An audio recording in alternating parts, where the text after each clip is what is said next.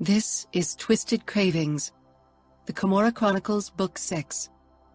Written by Cora Reilly. Narrated by Lucy Rivers and Jason Clark. Trigger warning. Twisted Cravings deals with many sensitive topics such as drug abuse, child abuse, violence, and torture, so please be aware of that. Prologue. Adamo. Blood coated her lips, a streak of color against her pale skin. Even the flaming red of her hair paled in comparison. She lay motionless on the cold stone floor, her wide eyes directed at the ceiling, but unseeing of what lay before her. I dropped the knife. It landed with a clatter, blood splattering around it. For a second, a sliver of my face reflected in the only clean spot on the sharp blade. For the first time in my life, I understood the fear people harbored when they heard my name. Falcone. Today, my expression justified their terror. Bloodshed was in my genes. All of my life, I'd fought this craving deep in my veins, had dimmed it with drugs and alcohol. But its call had always been present, an undercurrent in my body that threatened to pull me under. I hadn't let it. Instead, I'd thrown myself headfirst into its depth, had followed the current to the darkest part of my soul. For so long, this day had been my greatest nightmare, a fear beyond measure. But fuck, today felt like a rebirth, like a homecoming to my true self. My palms were sticky with her blood, and it felt perfect. No street race could ever compete with the thrill, the absolute high of a kill, and even less with the power rush of torture. Denying one's nature was living a lie. Only drugs in all shapes and forms had made it possible in the past. No more. People finally had a reason for the nickname they gave my brothers and me. The monsters of Las Vegas. My monstrous side had come out to play, but the revelry had only just begun. Chapter 1. Adamo.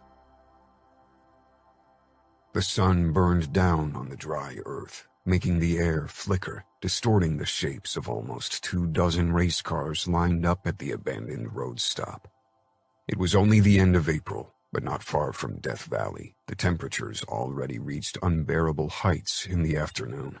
I killed the engine of my yellow BMW M4 and got out. Sweat almost instantly broke out on my skin, making my white tee stick to my skin. I was familiar with heat waves, having grown up in Las Vegas, but the unmoving air in this part of the country still often made me breathless. The heat wreaked havoc on the race cars and drivers all the same, which was why we chose the area for our qualifications. Many familiar faces nodded at me through the windows of their cars, staying in the cool shelter the indoors provided. Some of them never got farther than the qualifications, but others displayed serious talent. My steps faltered briefly, my gaze magically drawn to a streak of flaming red. For a moment, I was sure this was a Fata Morgana. Slowly, more and more of the red streak of color took shape. A long mane of red hair framing a pale face. Her red lips, the color of dried blood, curved into a smile around the cigarette dangling from her mouth. The smile wasn't flirty or particularly friendly. Challenge lay in her eyes. It was too soon for pit girls and groupies. They mostly stuck to the final races or swarmed around the winners of the qualification races after the finish line. And even if it weren't, I'd have known she wasn't one of those girls.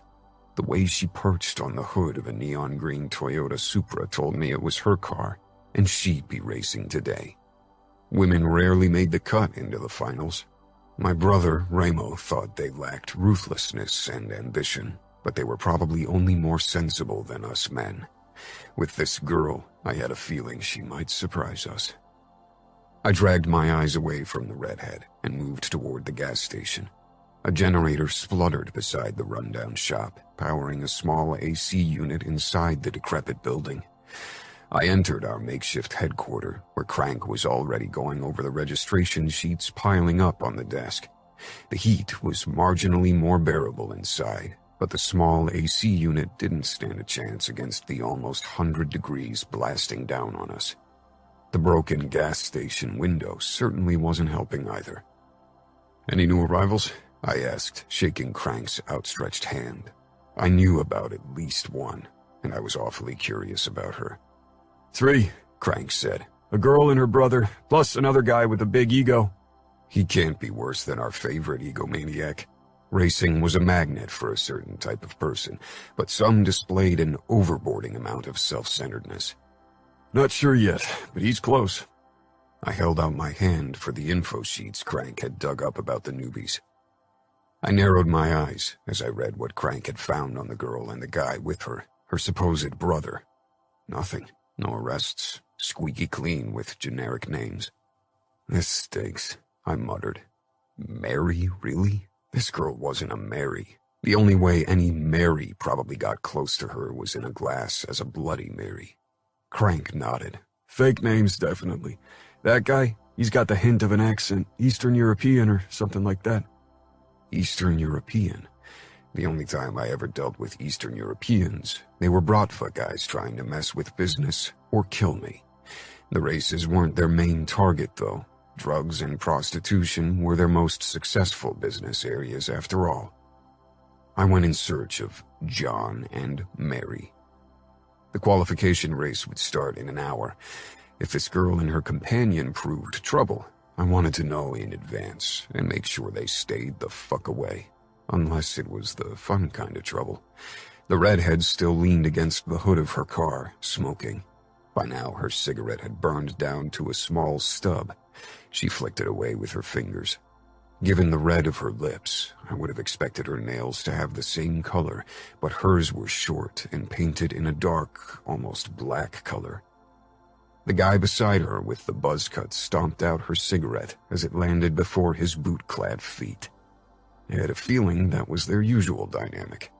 I strode toward them. John said something to Mary, but she only smiled at me. Her eyes didn't hold nervousness as I stopped in front of them. She lit up another cigarette. Maybe this was a small sign of unease, but it was difficult to say with this girl. Usually the Camorra tattoo on my forearm made most people shit their pants, even some of the people who knew me well, and they didn't even register with false names in my races. "Mary, John," I said with a hard smile. A bare nod from the guy. The girl took another deep smoke before she squashed it under a heavy black leather boot. "What lovely names." "Actually, it's Dinara." Fake John threw her a warning look. "Mary, what?" There was a certain edge to his words that belied English wasn't his mother tongue. "Give us a moment, Dima." She never took her eyes off me. Dima gave me a harsh look, promising me retribution, and something in his blue eyes made it clear that he wasn't unfamiliar with the act of causing others pain. But neither was I. He shoved away from the hood and stalked toward his car, a blue Nissan Silvia. "Dinara." She gave me a tight-lipped smile. "Mikhailov. Dinara Mikhailov." She said the name as if it meant something, or should mean something to me. I didn't make a habit of getting too involved in all the business areas of the Camorra. Organizing and driving the races was a full-time job. Sounds Russian. And not just that. It was the name of the fucking Pahan in Chicago, Bratva royalty. Mikhailov was a common name in Russia, though, so this didn't mean anything. "It is." "Why the fake names if you give them up at the first chance you got?" She shrugged. "Dima insisted, and it got me your attention." As if she would have needed fake names for that. This girl was hard to ignore. A Russian name would have had the same effect. Her smile widened, white against the luscious red of her lips. "You don't like Russians?" I walked around her car, taking a closer look at the paint job. Viper was written across the passenger door, and a snake curled along the side of the hood. Just a certain kind of Russian. She never took her eyes off me. I couldn't tell if it was due to worry that I'd do something to her car, or because she had trust issues in general. Probably both. And what kind of Russian would that be? I stopped beside her and leaned against the hood of her car, an open provocation. You didn't touch another's car without permission, and you definitely didn't use it as a chair. You want a race? She smirked. Quick thinking. I stifled a smile. I liked her sass. That takes courage. Few girls ever make the final cut. It's a rough game. People get hurt, people die. She rose from the hood, making herself taller than me. A flicker of anger lay in her eyes. I'm not like other girls. I have no doubts. I stood, towering over her again. This was my territory, and everything followed my rules. Even this girl would have to learn this. Good luck with the qualification race. Don't get yourself killed. I'm hard to kill. I nodded then with a smirk toward Dima, who hadn't let us out of his sight for a second. I headed back to Crank in the gas station.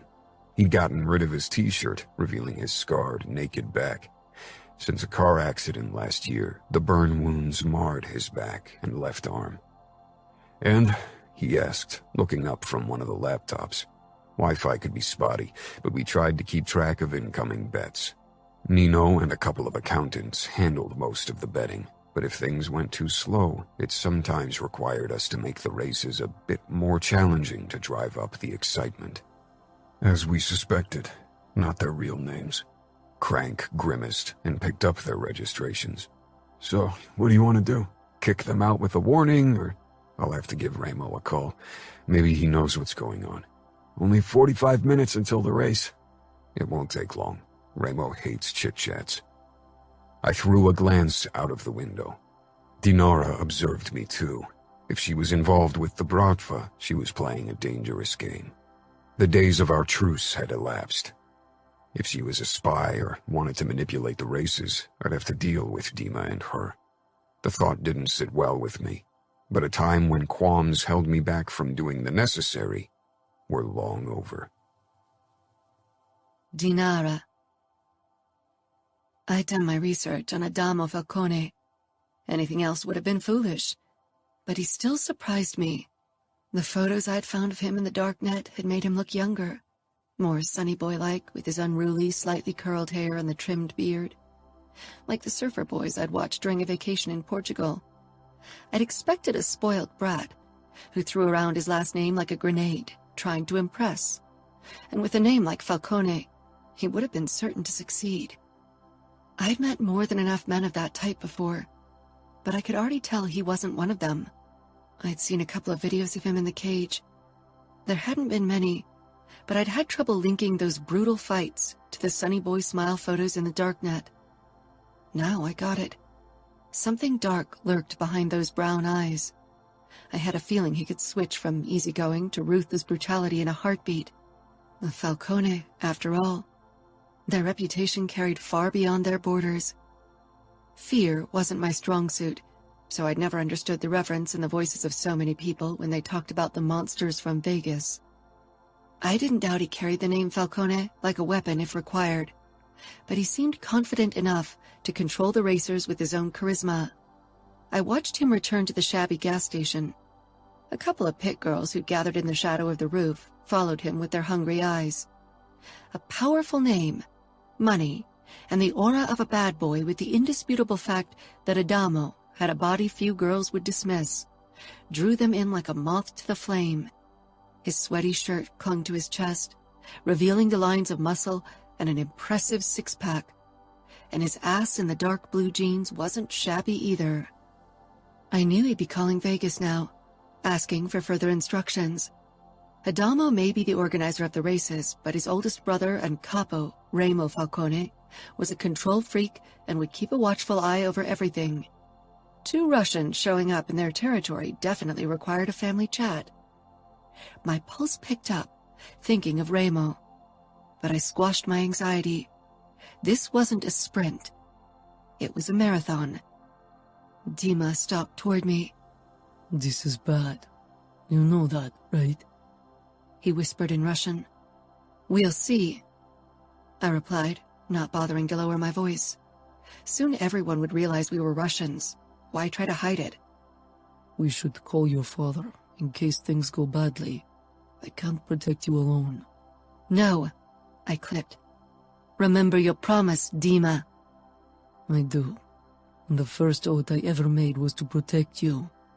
We'll be fine. I didn't feel the same amount of confidence my voice conveyed. Adamo hadn't been overly hostile, and I had a feeling Remo wouldn't hurt me.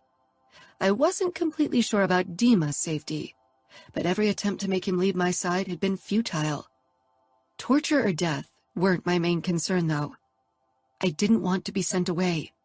I needed to get to know Adamo Falcone, get him to trust me, so he'd tell me everything I wanted to know.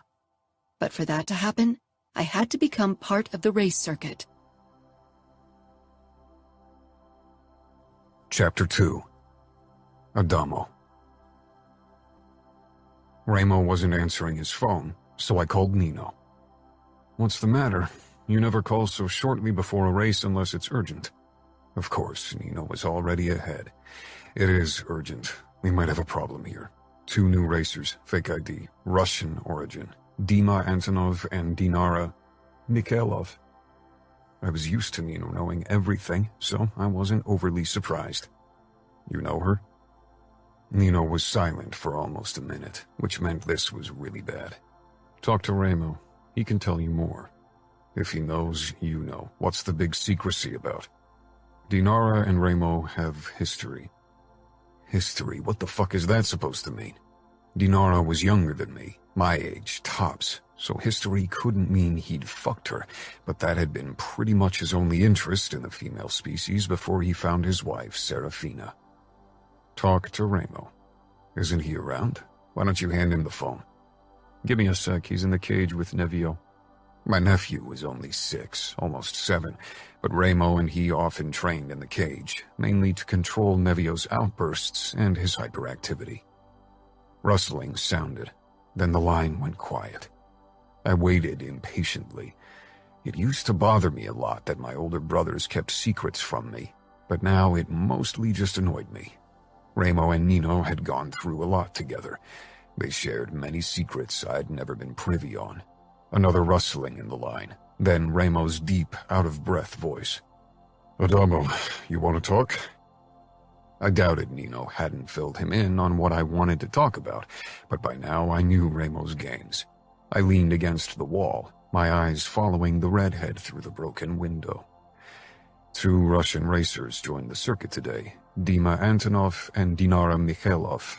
I'm wondering if it's a coincidence that Dinara shares the same last name with the Pahan of the Bratva in Chicago. Her eyes briefly met mine, and again that challenging smile hit me, as if she knew what I was doing and whom I was talking to. She didn't look worried at all. That either made her very brave or very reckless. The latter would explain why she was into illegal street racing. "No coincidence, no. She's his daughter." "His daughter?" I repeated in disbelief, mostly because Remo didn't sound shocked by the news or even worried. I'd hoped for some distant relative, but his daughter? Fuck. "And what the fuck is she doing in our territory? Playing car racer. Don't tell me this is a coincidence." "Did you talk to her?" "Yeah, she registered with some fake ID, she and a Russian guy with her. Probably her bodyguard. I doubt Grigory would allow her to walk around by herself." "You think the Pahan knows his daughter is in our territory?" "I think Grigory makes sure he knows about Dinara's whereabouts at all time." "How about you tell me why she isn't afraid to be in enemy territory? Why she revealed her name without batting an eyelash?" Remo was silent on the other end. While Nino had done it to think things through, Remo probably only wanted to play with me. I lost my patience. "Nino said you and her got history. History how? I'm taking a guess that you didn't fuck her at some point. You don't fuck minors, and I doubt you'd cheat on Fina." "Careful, Adamo. Just spill the beans. I don't have time to tear every answer out of you. I have a race to set up." "Then do it. I don't see a problem." "Oh, he didn't? You want me to detain her and that guy with her as leverage against the Bratva?" We hadn't been at open war with the Russians in outfit territory. They weren't our concern, but the Bratva and Camorra territory definitely was. They'd attacked our restaurants, had killed the father and grandma of my brother Savio's wife, Gemma. He was the least vindictive of my older brothers, but he definitely held a huge grudge against the Bratva. Not to mention that Ramo had declared war on Grigory for not helping him when the outfit kidnapped me. Having a Bratva princess in our territory, especially participating in our races, seemed like a particularly bad idea. Ramo was silent for a while. No, let her stay. I see no harm in letting her drive in our races. You see no harm? You sure Grigory will share your belief? I muttered. If Dinara got hurt or even killed in our races, even if deaths happened rarely, Grigory would raise hell. Ramo was keeping things from me. Again. Did he still think I couldn't handle shit? Hadn't I proved I wasn't a goddamn pussy anymore since I'd returned from New York? These last 3 years, I'd done everything necessary to make the races in our territory even more profitable. I'm sure Grigory would interfere if he had concerns. That's what I'm fucking worried about, and I'm a bit confused why you aren't, unless he didn't give a fuck about his kid. Oh, he gives a fuck, trust me. Just stop the fucking games and tell me what the fuck happened. You remember Eden? That whore working in the sugar trap? I'd never talked to her, much less touched her, but my friend with benefits, CJ, had mentioned her a couple of times. They both sold their bodies for money. She's Dinara's mother, ran off from Grigory with Dinara, and eventually wound up in Vegas, asked for help to stay hidden from Grigory. So what? You made a deal with Grigory and handed his daughter back to him on a silver platter and forced Eden to work as a prostitute to make her pay for kidnapping her own daughter? Savio once mentioned Grigory asked you to make her life hell. You always think the worst of me. His words dripped with sarcasm. My relationship with Ramo had been bad for a while, especially in my early teenage years, but we'd gotten past that point, even if we still fought on occasion. Why did you get your hands dirty? Why didn't you let Grigory handle her? He laughed darkly. You think she would have met a kinder fate at his hands? No, but I'm wondering why you'd take it upon yourself to have her punished. I'm a sadistic, twisted bastard, remember? Damn it, Ramo, that's bullshit and you know it. So you're saying I'm not sadistic and twisted? You are, but you always do things for a purpose. Ramo didn't say anything for a long time. Keep an eye on her. You think she's trying to get closer to us to reconcile with her mother? Find out the truth about her past that you don't want to share with me? I'm sure the past is the reason why she's there. As long as you keep an eye on her and make sure she doesn't get herself or you killed, we're fine for now. Keep me updated. His dismissal rubbed me the wrong way. I was used to his cryptic words by now, but sometimes they still drove me up the wall. I'll keep you updated, Capo. Ramo chuckled. You better do. How's the racing business going? Good. Didn't Nino give you a report with the numbers? We've been growing these last couple of years, especially with the expanded qualifications races. But I don't have time to chat now. I need to tell Dinara the good news. I hung up, and my gaze returned to Dinara and Dima. Ramo's lack of worry regarding their sudden appearance worried me. He loved the provocation and thrill of a conflict, even now that he was a married man, maybe more so. Maybe he saw the appearance of the Russian princess as a perfect chance to bring some heat into our life. I, on the other hand, wanted to keep my racing business running smoothly. It was my baby, one in which I invested my heart and soul. I needed to find out why Dinara and Dima were really here, and if they'd prove a problem. If they were, I'd make sure they'd leave our territory. Ramo could figure out another way to make his life more interesting, if torturing enemies and cage fights didn't do it anymore. Dinara still perched on the hood of her car, her red hair fluttering in the early evening breeze. Dima stood beside her with crossed arms, giving the surrounding racers suspicious looks. Not surprising, given the looks they were giving Dinara. Some of them were only amused and derogative, others flirting or downright leering.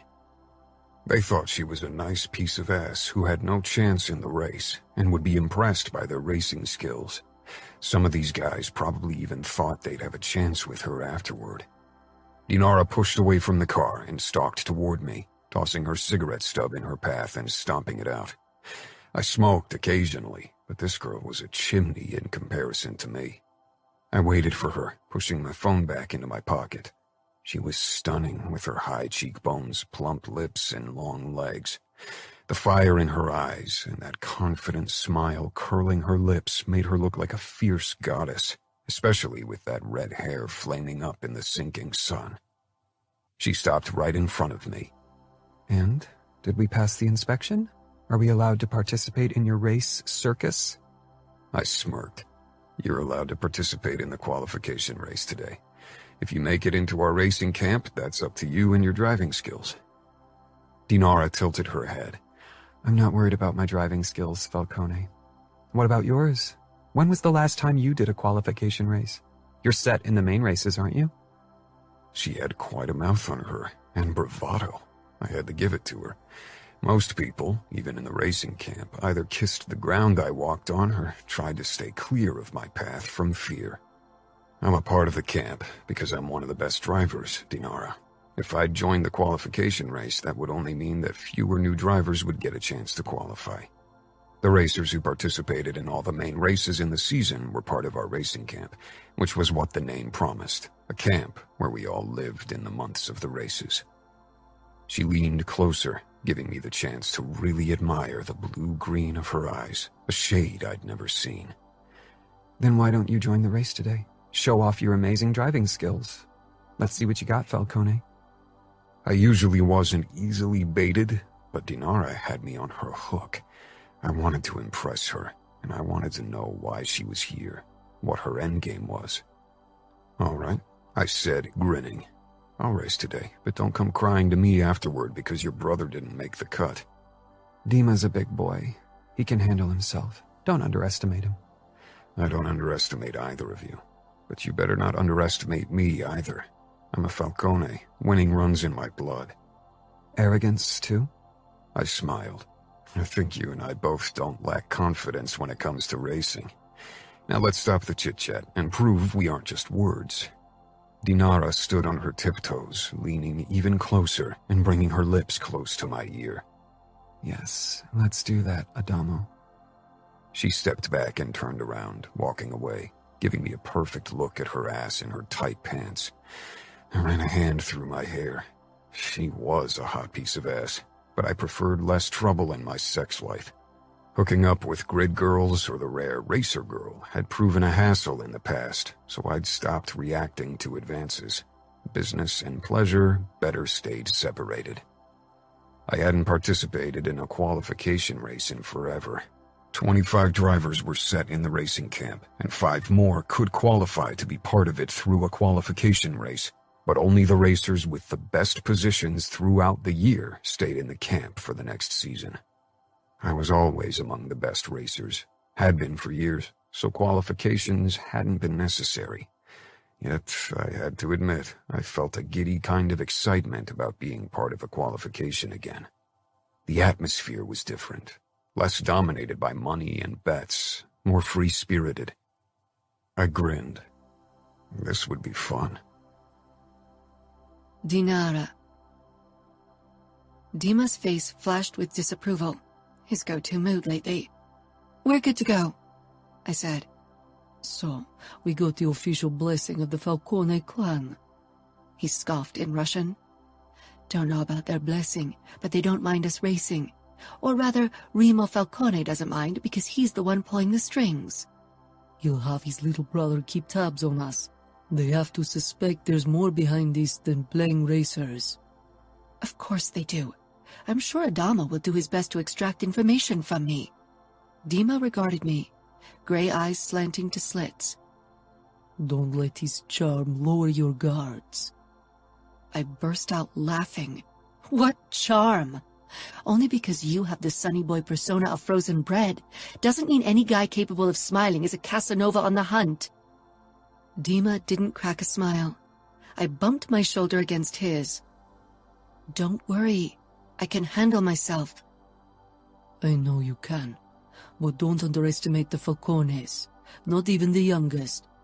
They don't take it lightly if they're being played. And out here, we're in their territory. Grigori would send the cavalry, but it wouldn't go over well with our men. I rolled my eyes. Don't conjure up ghosts, Dima. There won't be a reason for the cavalry or any other rescue missions. I kissed his cheek.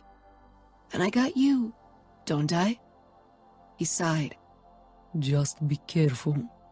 You know what your father will do if he finds out about this. One day he's going to dump me in an oil barrel.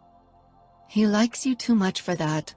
He'll give you a quick end, I said with a twisted smile. Dima let out a sharp laugh. Glad you find it funny. Everything will be all right.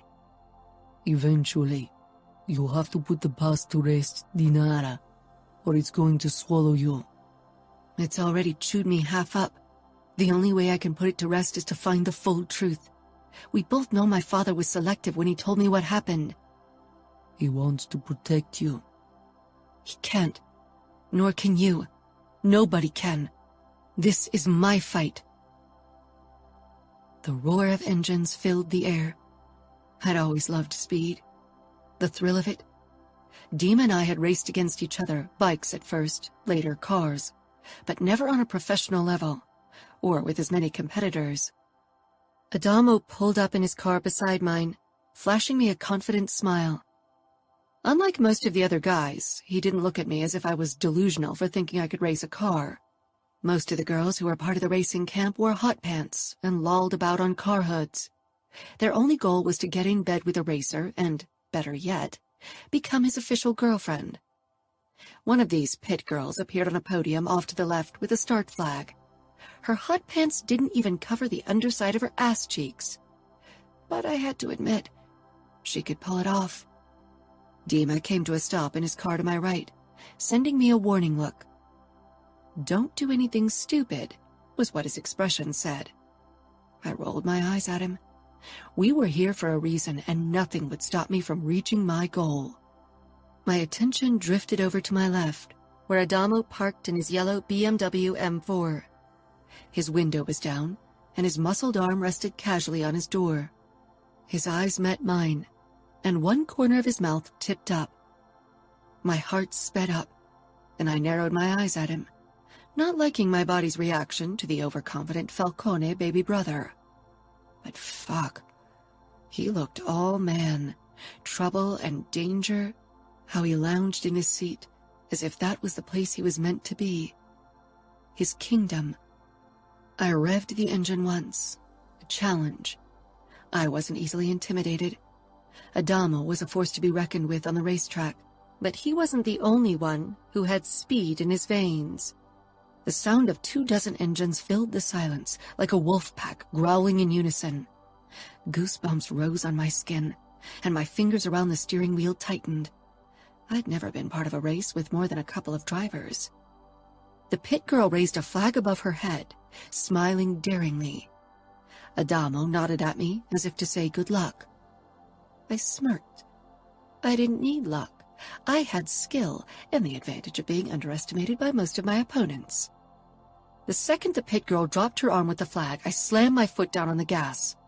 Viper shot forward with a roar, dust rising up and hiding my surroundings from me. For several seconds, I didn't see my opponents or the street before me, only the impenetrable sandstorm awakened by spinning tires. I steered the car straight ahead blindly, my foot on the gas not easing. Then finally, the dust settled, and my surroundings came into focus. And with them, Adamo's BMW, which was a car length ahead of me. Dima was still on my right, and another car had taken the spot where Adamo had been. We all drifted into the first bend in the road, but I barely reduced my speed, even as my car rammed into my unknown opponent. I sped up the second my car left the curve, my hands clutching the steering wheel to control Viper.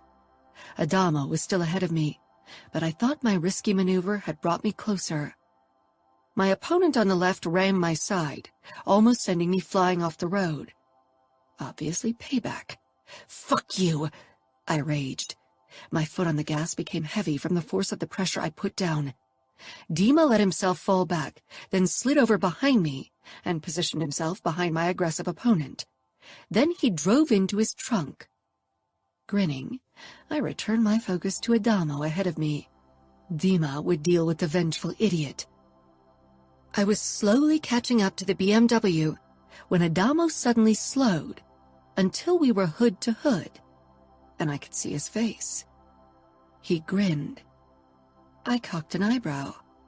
A sharp curve lay ahead of us, much worse than the one before.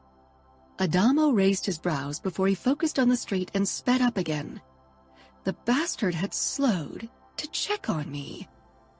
No matter how hard I jabbed my foot down on the gas, Adamo stayed half a car length in front of me.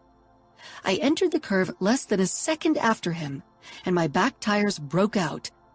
I held on fast and carefully steered the wheel in the other direction before I sped up once more and catapulted Viper and me out of the dangerous bend. 4 cars were only half a car length behind me, one of them Dima.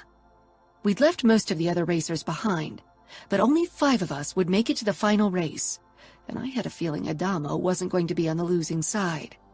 He was too good, and his car too damn fast. 20 seconds later, Adamo crossed the finish line first, and I came in after him. I let out a battle cry. Pulling up beside Adamo's parked car beside a makeshift winner's rostrum, I let down my window. Adamo was already getting out of his car. The sinking sun had turned the sky into a fiery blaze behind him. He pulled out a cigarette packet from his jeans. "Nice race, Falcone!" I shouted over the sound of the incoming race cars. His lips twitched around the cigarette, and he strode toward me. Again, I couldn't stop admiring his sun-kissed strong forearms and the outline of his six-pack through his thin white t-shirt. As if he knew what I was thinking, his smile turned cocky. He held out the packet to me through my window, and I gingerly snatched up a cigarette. Shoving the door open, I got out. "You risked a lot," Adamo said. I shrugged, stepping closer to him. "Can you give me fire?" I put the cigarette in my mouth. Adamo leaned closer with the lighter, one of his hands protecting the flame from the breeze. Out of habit, because I always did it with Dima, I guided his hand with mine, so the flame touched the tip of my cigarette. His hand was hot and strong beneath my palm. His eyes met mine, and for a moment, we were both frozen in the moment, in the realization of our sudden closeness. The second my tip kindled, I withdrew from Adamo and took a deep drag. My eyes scanned the other cars, worried about Dima. "He made it," Adamo said, as if my thought process was an open book to him. It was unsettling. "4th, but Kay won't be happy with the way you two rammed him. He'll file a complaint." I rolled my eyes. This is illegal street racing. If he can't stand the burn, he should stop playing with fire. Adamo chuckled and nodded.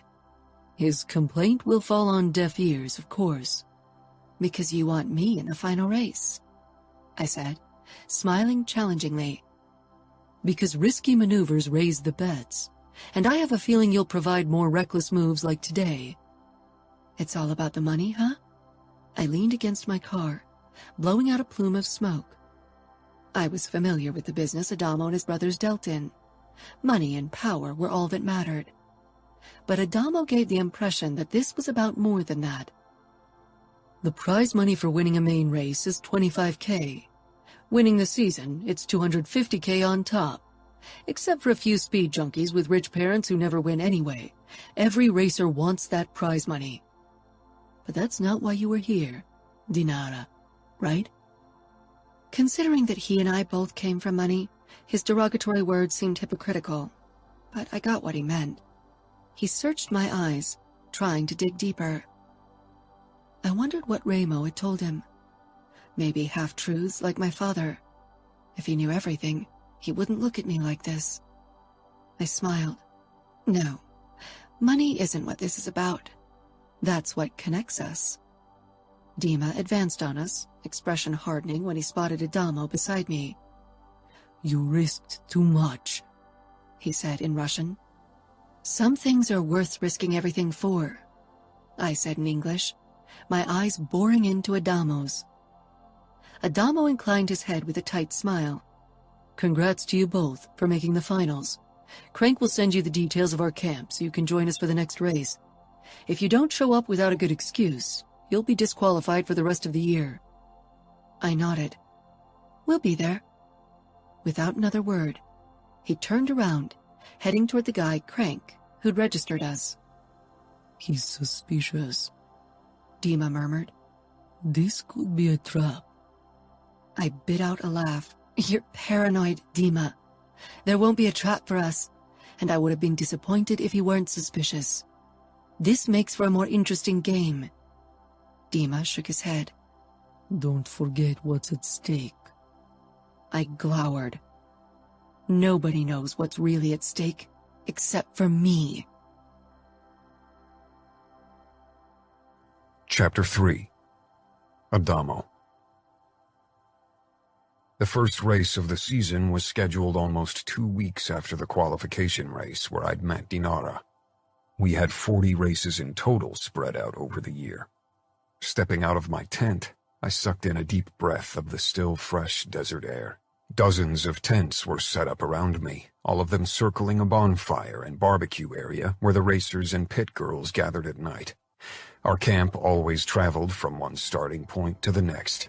Many racers spent the entire year in our racer camp, their only home. Some compared it to the Burning Man festival, but the rivalry between some drivers made it less of a free-spirited and relaxed place. It was the day before the race, the deadline when all drivers had to appear in camp.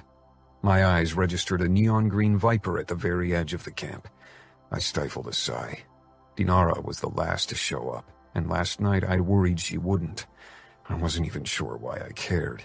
Her presence meant trouble.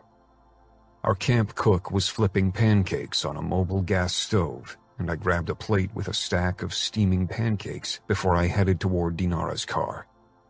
I didn't see her anywhere, only Dima, who hunched over a cup of coffee, leaning against the hood of his car. I gave him a curt nod, which he barely returned.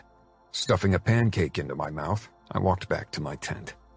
From the corner of my eye, a streak of familiar red caught my attention. Turning my head, I spotted Dinara. She came from the direction of the mobile showers one of our race workers transported on a truck from one camp stop to the next. Her hair hung in damp ringlets down her shoulders, and she didn't wear any makeup. A too big Van Halen t-shirt was knotted above her belly, and her jean shorts hung low on her hips, revealing a belly button piercing, which made me want to discover the rest of her body to find out if there was more body jewelry hidden beneath her clothes. Noticing my attention, she gave me a confident smile before she made a beeline for me. Her black biker boots looked huge on her, as if they weren't meant for delicate female feet.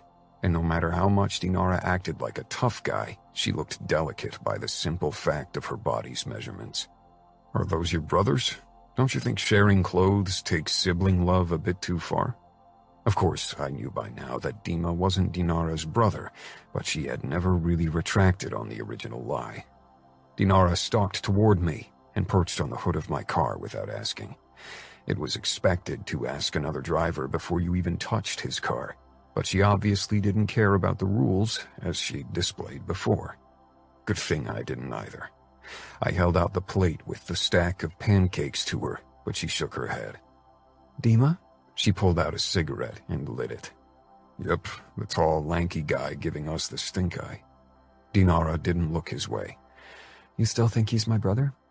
I leaned beside her, arms crossed, trying to look as if I didn't care either way as I stuffed another piece of pancake into my mouth. He's not? No, she said with a hint of amusement. He's not.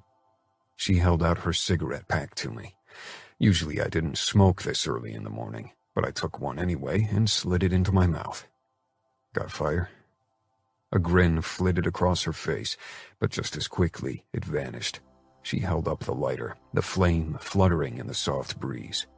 I set the plate down on the hood before I leaned closer until the tip of the cigarette dangled over the fire and lit up. Our gazes met, and she held mine steadily.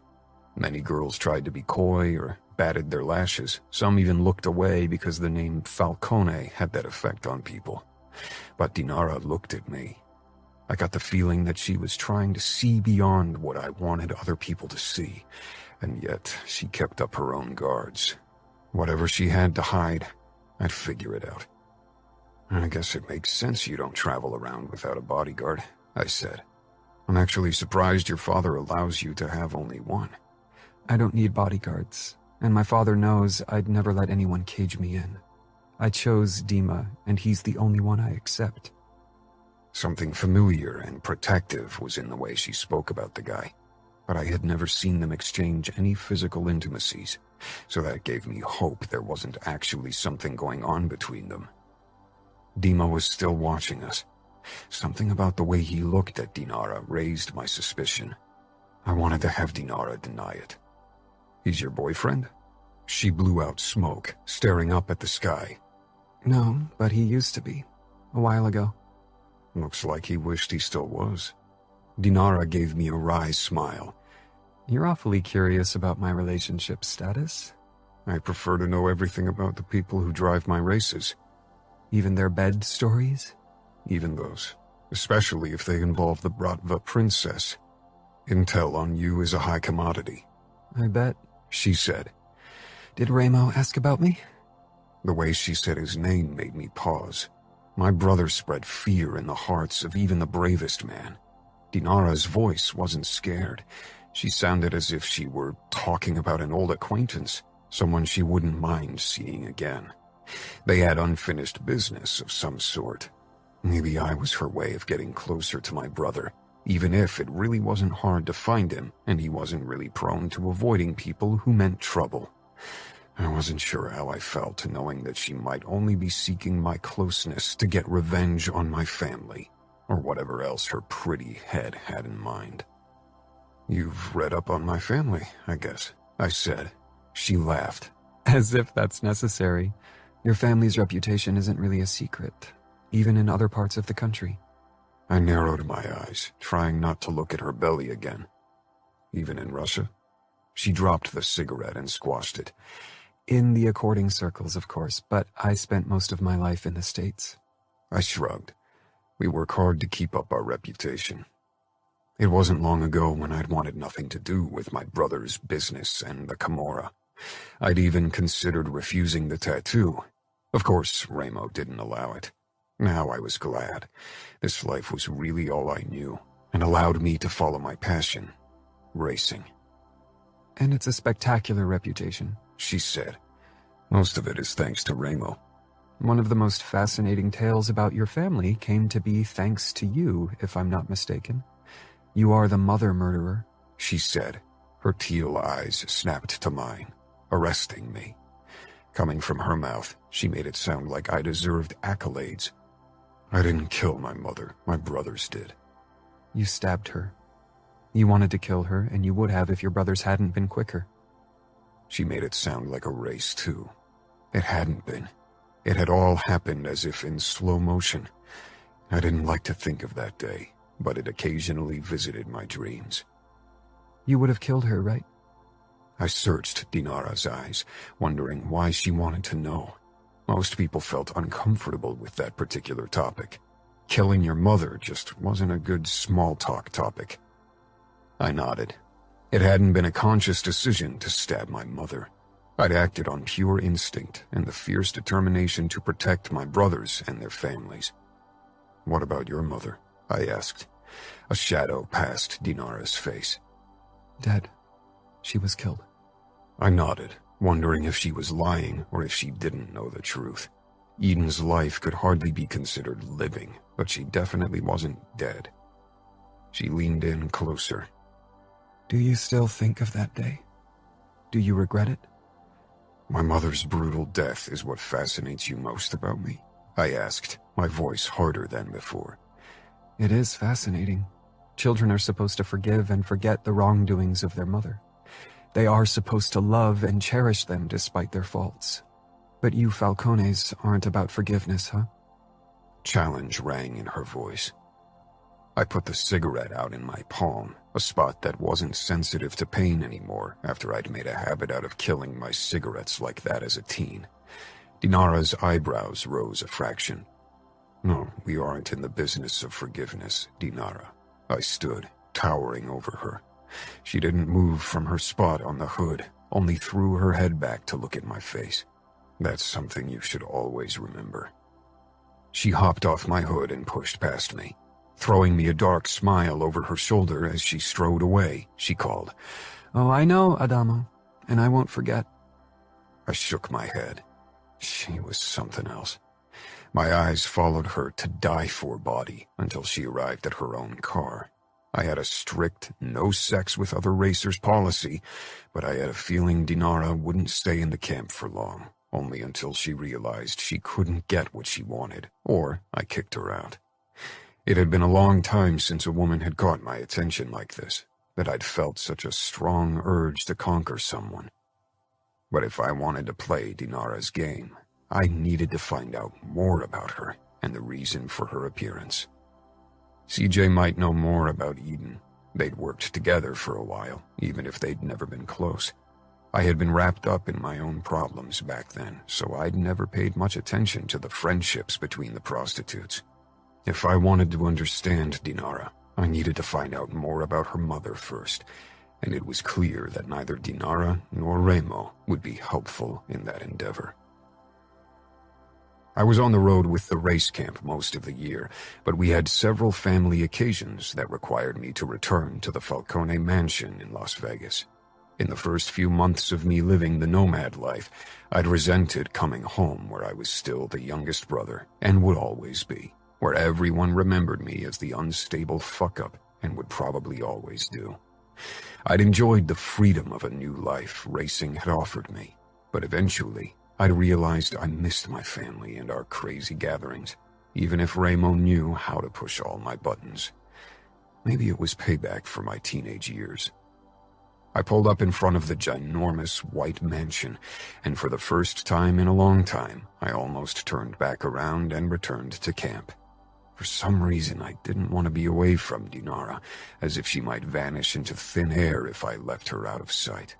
Seeing her drive in the main race for the first time and holding her own, finishing in the top 10 despite the strong competition, my admiration for the redhead had only grown.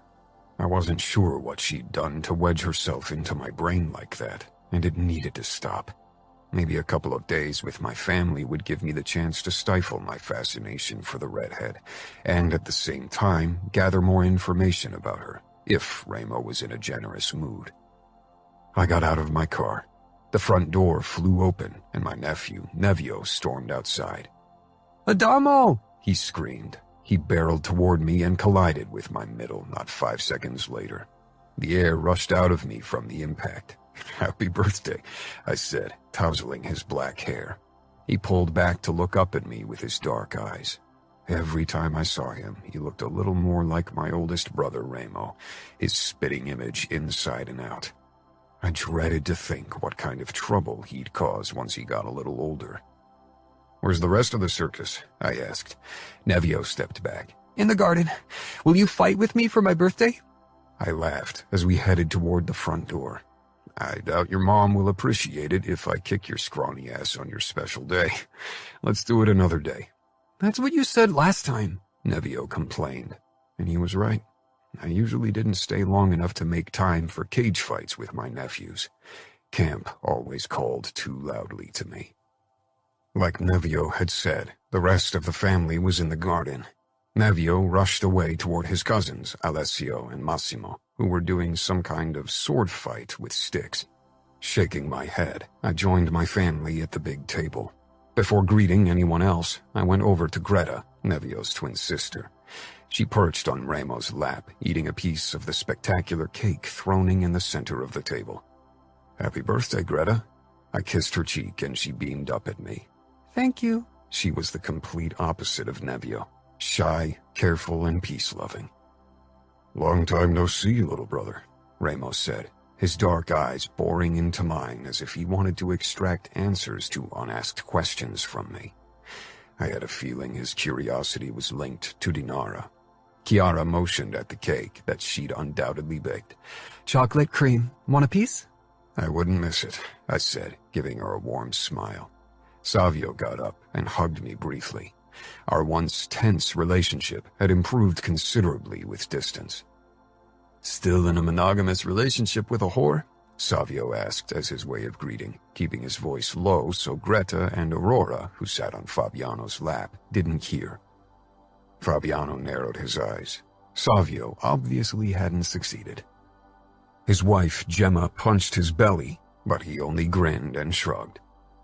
CJ and I are friends. Whatever happens behind closed doors isn't your business. I clapped his outstretched hand. That means yes, he said, rolling his eyes as he sank down beside Gemma once more. No, it doesn't, but whatever. Nino stepped out on the terrace. Chiara, I think your lasagna is ready to be taken out. He gave me a nod in greeting.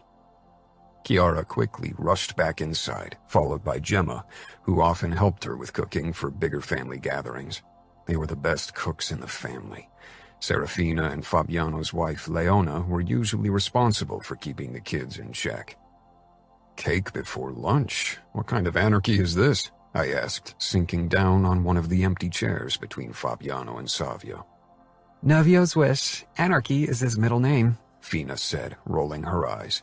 My wish too, Greta said softly. Fina gave her daughter a patient smile. Yours too, but we both know you always say yes to Nevio's wishes. Not always, Greta said, even quieter. Too often, mia cara, Ramos said, kissing her temple. Chiara and Gemma came back, both carrying casseroles with steaming lasagna. One of them is vegetarian with antipasti and lemon ricotta, and the other is a more traditional lasagna with pancetta and minced beef, Chiara explained. She and Greta both didn't eat meat, but the rest of us did, even if we'd gotten used to more vegetarian meals since Chiara had married Nino. The food is ready! Sit down! Fina screamed to be heard over the boys' rough swordplay. Alessio was the first to drop his sword and began trotting over to us. Massimo and Nevio kept clanging swords. Nevio, Remo called. Nevio's head swiveled around, and he lowered his sword. Massimo had already done so, and together they rushed over to us. Alessio gave me a smile, but like Greta, he wasn't an overly touchy-feely kid, at least with most people. Nino touched his shoulder, and the boy sank down beside him. Nevio and Massimo followed shortly after and plopped down in the two remaining vacant chairs. Massimo smiled broadly at me, sweat glistening on his face. He looked more and more like Nino every day. We finally dug in. Of course, dinner wasn't a quiet affair. Even when it had been only my brothers and me many years ago, that hadn't been the case. But the topics and entertainment had become less explicit and more PG-13. After dinner, I stepped away to smoke. Remo hated it, but I wasn't a kid anymore. Chiara came over after a moment. How are you? You look happy. I smiled, lowering my cigarette and blowing the smoke in the other direction. I am. What about you? Chiara's face glowed with happiness. How could I not be happy being surrounded by family? We miss you. I gave her a one-armed hug. I miss you too, but I belong with the racers. I know. Remo stepped up to us. Chiara, being the clever woman that she was, realized he wanted to talk to me. She excused herself and went over to the girls. So, how are things going with our Russian princess? She doesn't act like a princess, smokes like a chimney, and can drink any man twice her size under the table. She's a damn good race driver, too. Dinara and Dima were still mostly on the fringes of camp life, but they'd participated in the after-race party, and Dinara had drank half a bottle of gin by herself without any outward signs of being drunk. I hadn't talked to her since our conversation about my mother, even if it had cost me plenty of restraint to stay away. You sound fascinated, Ramos said with his twisted smile. I'm wary.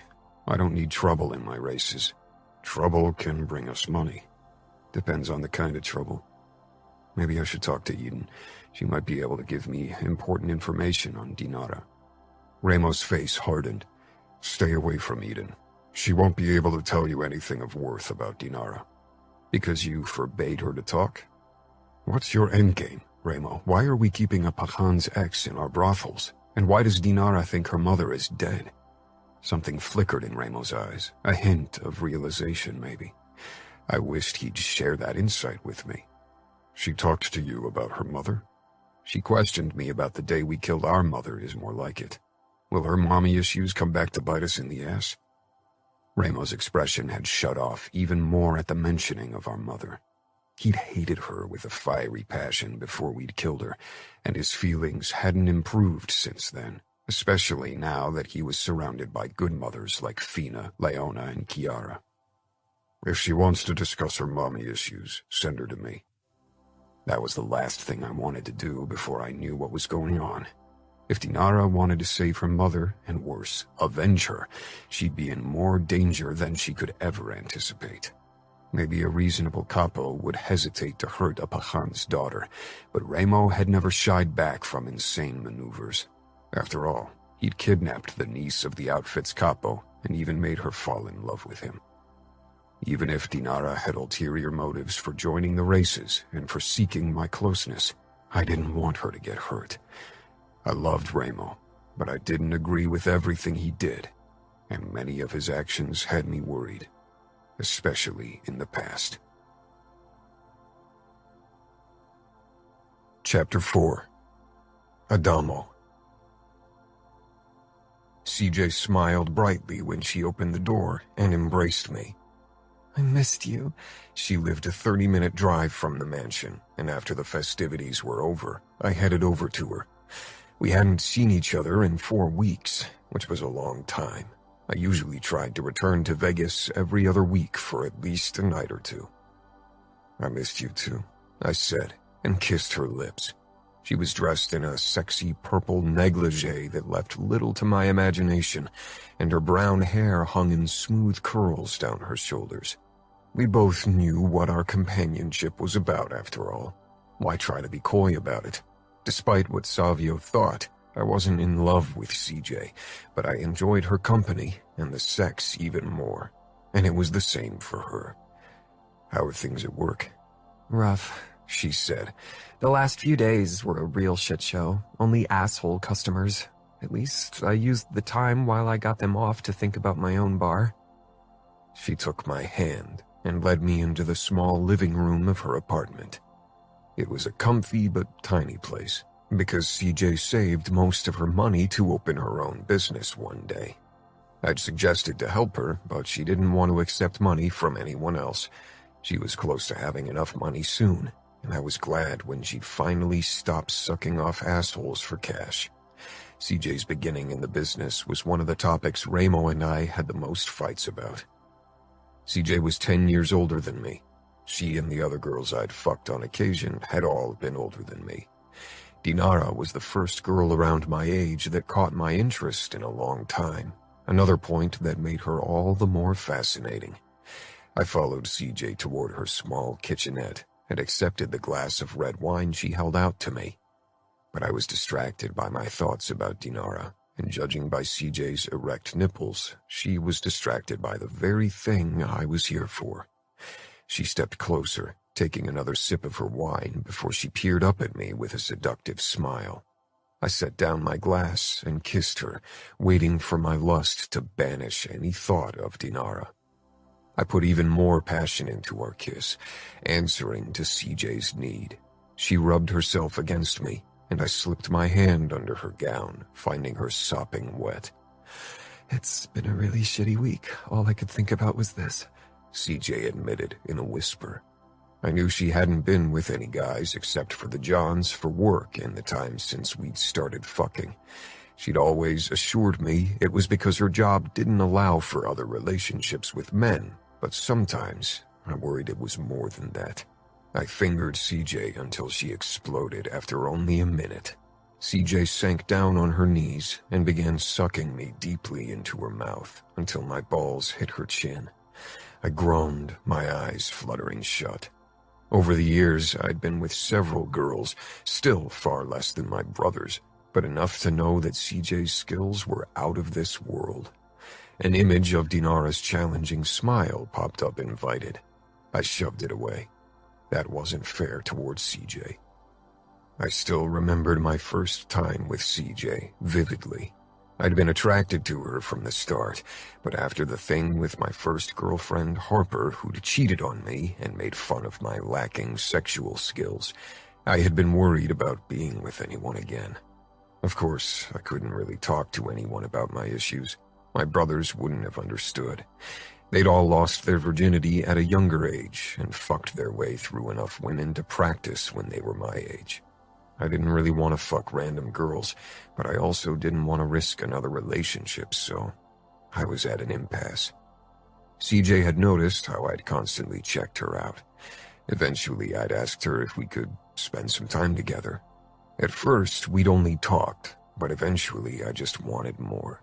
CJ was sexy, and she was safe, but I didn't want to use her, so I'd insisted she showed me how to get a girl off, and that's all we did the first few weeks, until we finally fucked. The first few months, I certainly wasn't a good fuck, and CJ probably only enjoyed half of the time we spent together, but I was a quick learner and determined to give her a good time. I kept my eyes on CJ as she sucked me off, worried I'd see another face again if I closed my eyes or looked away. After I came in her mouth, she straightened and ran her hands through my hair, her expression full of need. We talked and fucked. That's how it had always been. We weren't exclusive, but we shared a special bond. Maybe it was this bond that made me wonder if I could keep up doing this with Dinara thrown in the mix. There was nothing between Dinara and me, except for rivalry, fascination, and taunting. But I wanted more, and I had a feeling she wasn't completely turned off by the idea. Is something the matter? CJ asked carefully. She was sexy, and she'd had a hard week. So had I. We both needed this. She smelled of her vanilla shower gel, not something Dinara would use. I'm fine. I kissed her again, and as before, she answered with passion and need. We fumbled our way to her couch, already shedding the rest of our clothes on the way. I tangled my hand in her hair and gently pulled back, considering to stop this after all. Her gaze snapped up, and her lips pulled into a needy smile. Fuck. I gripped her arms and shoved her onto the sofa. To this day, CJ was the best lay I'd ever had, and much more than that. But these last few weeks, all of my fantasies had revolved around a redhead. I knelt before her and raised her heels onto my shoulders before I plunged into her. As always, when we met after a long time, we fucked all night until we were spent. That's when we started talking about everything that bothered us, but this time I had a more important topic to discuss than race car driving. What do you know about Eden? CJ lifted her head from my shoulder, looking surprised. Eden? Why are you interested in her? I'm interested in her backstory. Ramo won't share details with me, but I have a feeling something important happened. It might be useful for our fight against the Bratva. Lying to CJ wasn't something I enjoyed doing, and usually I just skidded around topics she wasn't allowed to know anything about. CJ sat up slowly, looking thoughtful. Most of the other girls and I kept our distance to Eden. In the beginning because your brother ordered us to ignore her, and then later because she really preferred to be on her own. I haven't worked in the same place as her in a while. I think she's now stationed in a dingy little club outside of Vegas. You girls talk. Did you never speculate about the whys for her special treatment? Donna was one of the few girls who were there when Eden first appeared in Vegas. She always said that Eden pissed off Ramo majorly. That's what I'd gathered. No new information, really. CJ smiled apologetically. Sorry, I wish I could help you. Maybe you should talk to Donna. She's waiting tables in the Red Lantern if you want to go looking for her. Talking to CJ was one thing, but going around questioning other prostitutes about Eden would definitely make Ramo furious. The more I pissed him off now, the less likely he'd listen to me if I put in a good word for Dinara in case she ever showed up in Vegas to do whatever she had in mind. The next day, I decided to give Ramo another try. I joined my brothers in our gym in an abandoned casino for fight training. Savio had been surprised when I'd asked him if I could drive with him. Nino and Ramo were already inside the fighting cage when Savio and I entered the vast hall. Most people who stepped into our gym, but few were allowed, couldn't stop staring at the chandelier dangling from the ceiling above the fighting cage. Ramo and Nino stopped fighting when they noticed us. Savio and I strolled over to the cage. Fabiano was waiting for his turn and kept himself busy doing bench presses. He sat up. "Hey, stranger." I gave him a short wave. Nino was already climbing out of the cage, making room for Ramo's next opponent. Fabiano rose from the bench, but I gripped his shoulder. "It's my turn," I said. He cocked an eyebrow, then shrugged and sank back down. "Knock yourself out, though Ramo's going to do that." "That's right," Savio agreed, chuckling. I didn't react. I wanted answers, and Ramo had avoided giving them to me. In the past, we'd shared some of our most honest conversation in the fighting cage. I hoped it would be the same today. Ramo's smile widened knowingly when I stepped into the fighting cage. It was difficult to trick Ramo into doing anything. He was a trickster himself, but I wouldn't back down this time. I was sick of fishing around in the dark. "That look in your eyes is a good start for a fight," Ramo said. I didn't bother taping my hands, raising them instead. "You ready to fight?" "Always." I was usually a cautious fighter, keeping my defenses up a long time and not one for risky moves, but today I immediately went into attack mode. Ramo took me up on my offer, and our next few hits bounced off our respective defenses before Ramo landed 2 hard punches in my stomach and 1 in my kidneys. Then I got my first hit in. I raced more than I fought, and Ramo was still the best fighter because he made sure to be in the fighting cage as often as possible, and not just for training. He fought against real opponents for money. If I wanted to keep this fight going long enough for answers, I needed to bring my A-game. 10 minutes later, both he and I were covered in sweat and blood. I was bleeding from a cut in my lower lip, and Ramo from one in his eyebrow where I'd opened up part of his scar, marring one side of his face. We did a water break, leaning against the mesh of the cage beside each other. "Ask," Ramo muttered between gulps of water. "Why does Dinara think her mother's dead?" "Rest is over," he declared, and I barely had time to put away my bottle before he sent a jab toward my face, but I dodged the hit. "Because he thinks he can protect her," Ramo grunted as he avoided my uppercut. "Protect her from what?" "From herself, I assume." Ramo sent me a wry smile. "But we both know protecting someone from themselves is fucking impossible, right?" I hopped out of his arm's length. Ramo had tried to save me from my drug abuse and wrong friends when I was younger. He'd only succeeded when he'd sent me off to New York, away from his protection. Sometimes the risk of falling without a safety net was necessary. That's what Ramo had learned from this experience. "For fuck's sake, why can't you tell me what the fuck is going on?" I growled, sending a hard jab toward his face, which he blocked. Ramo tilted his head with a dark smile. "There's something going on between you and Dinara." I glowered. Ramo always knew more than he should, and he enjoyed it. "It's none of your business, but there's absolutely nothing going on." Yet, not that I hadn't imagined it. "Some people might disagree with you. After all, Dinara is part of the Bratva through her family. You're fraternizing with the enemy." "Like I said, there's nothing going on, and don't play holier than thou. Fina used to be the enemy too, and now she's your wife." Ramo's smile became more dangerous. "You're right.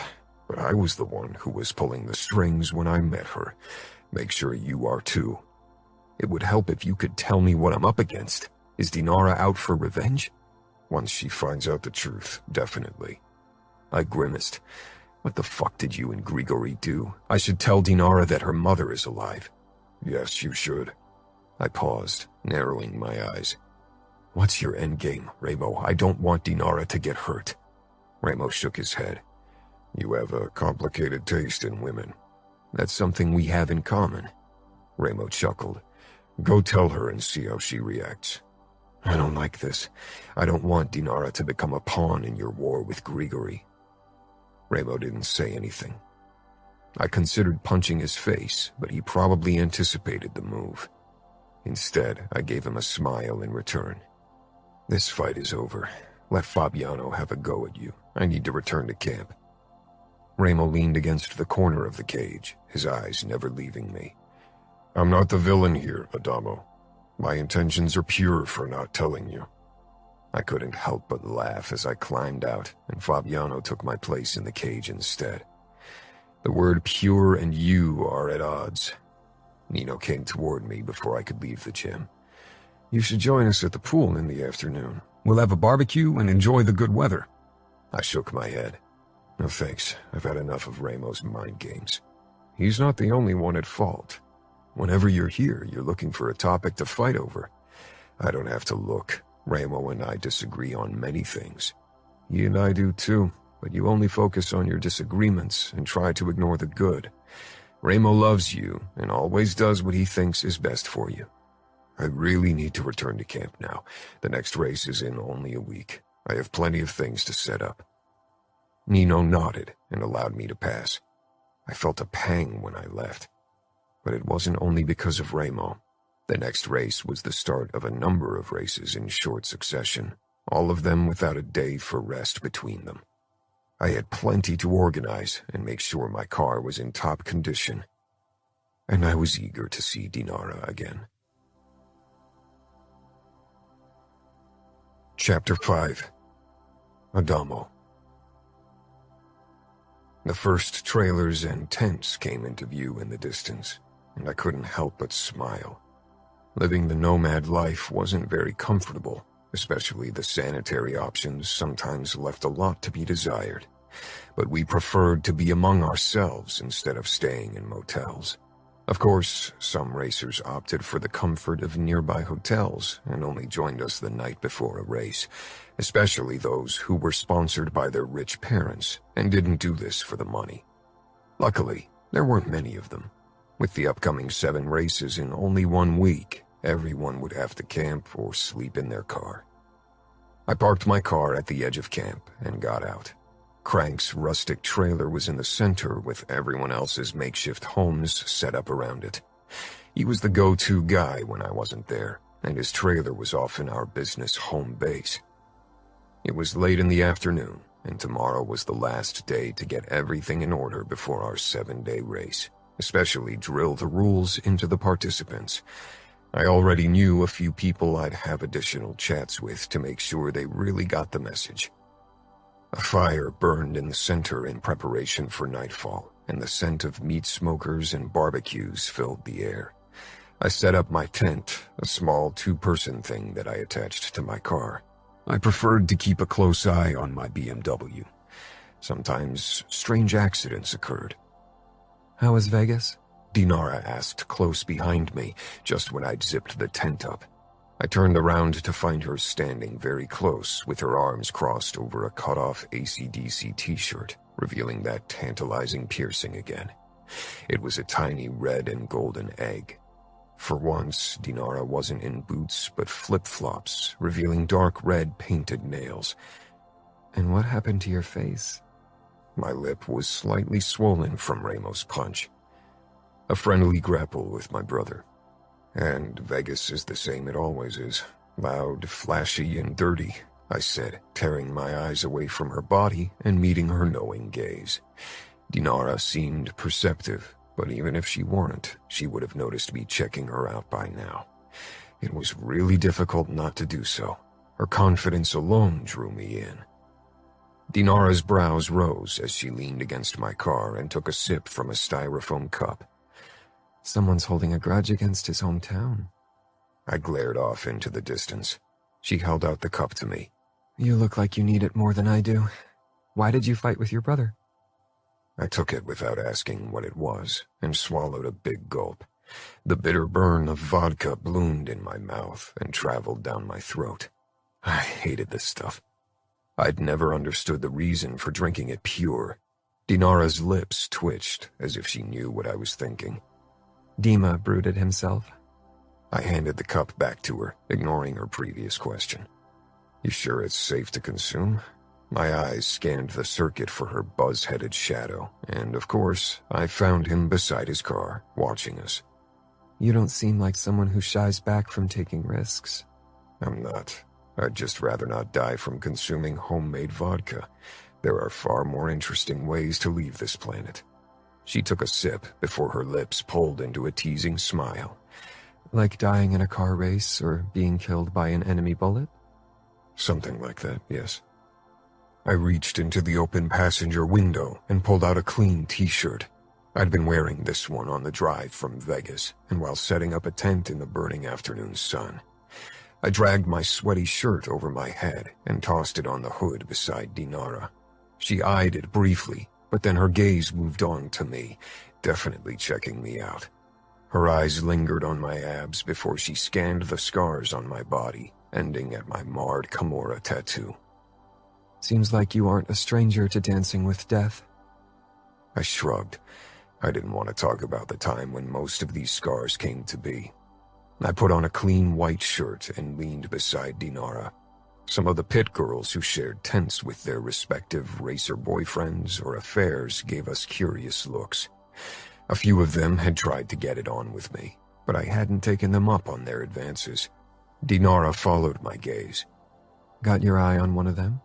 I chuckled. No, I don't mix business and pleasure. Dinara tilted her head. What an un-Falcone-like thing to do. Why limit yourself when you make the rules? You are kings in your territory.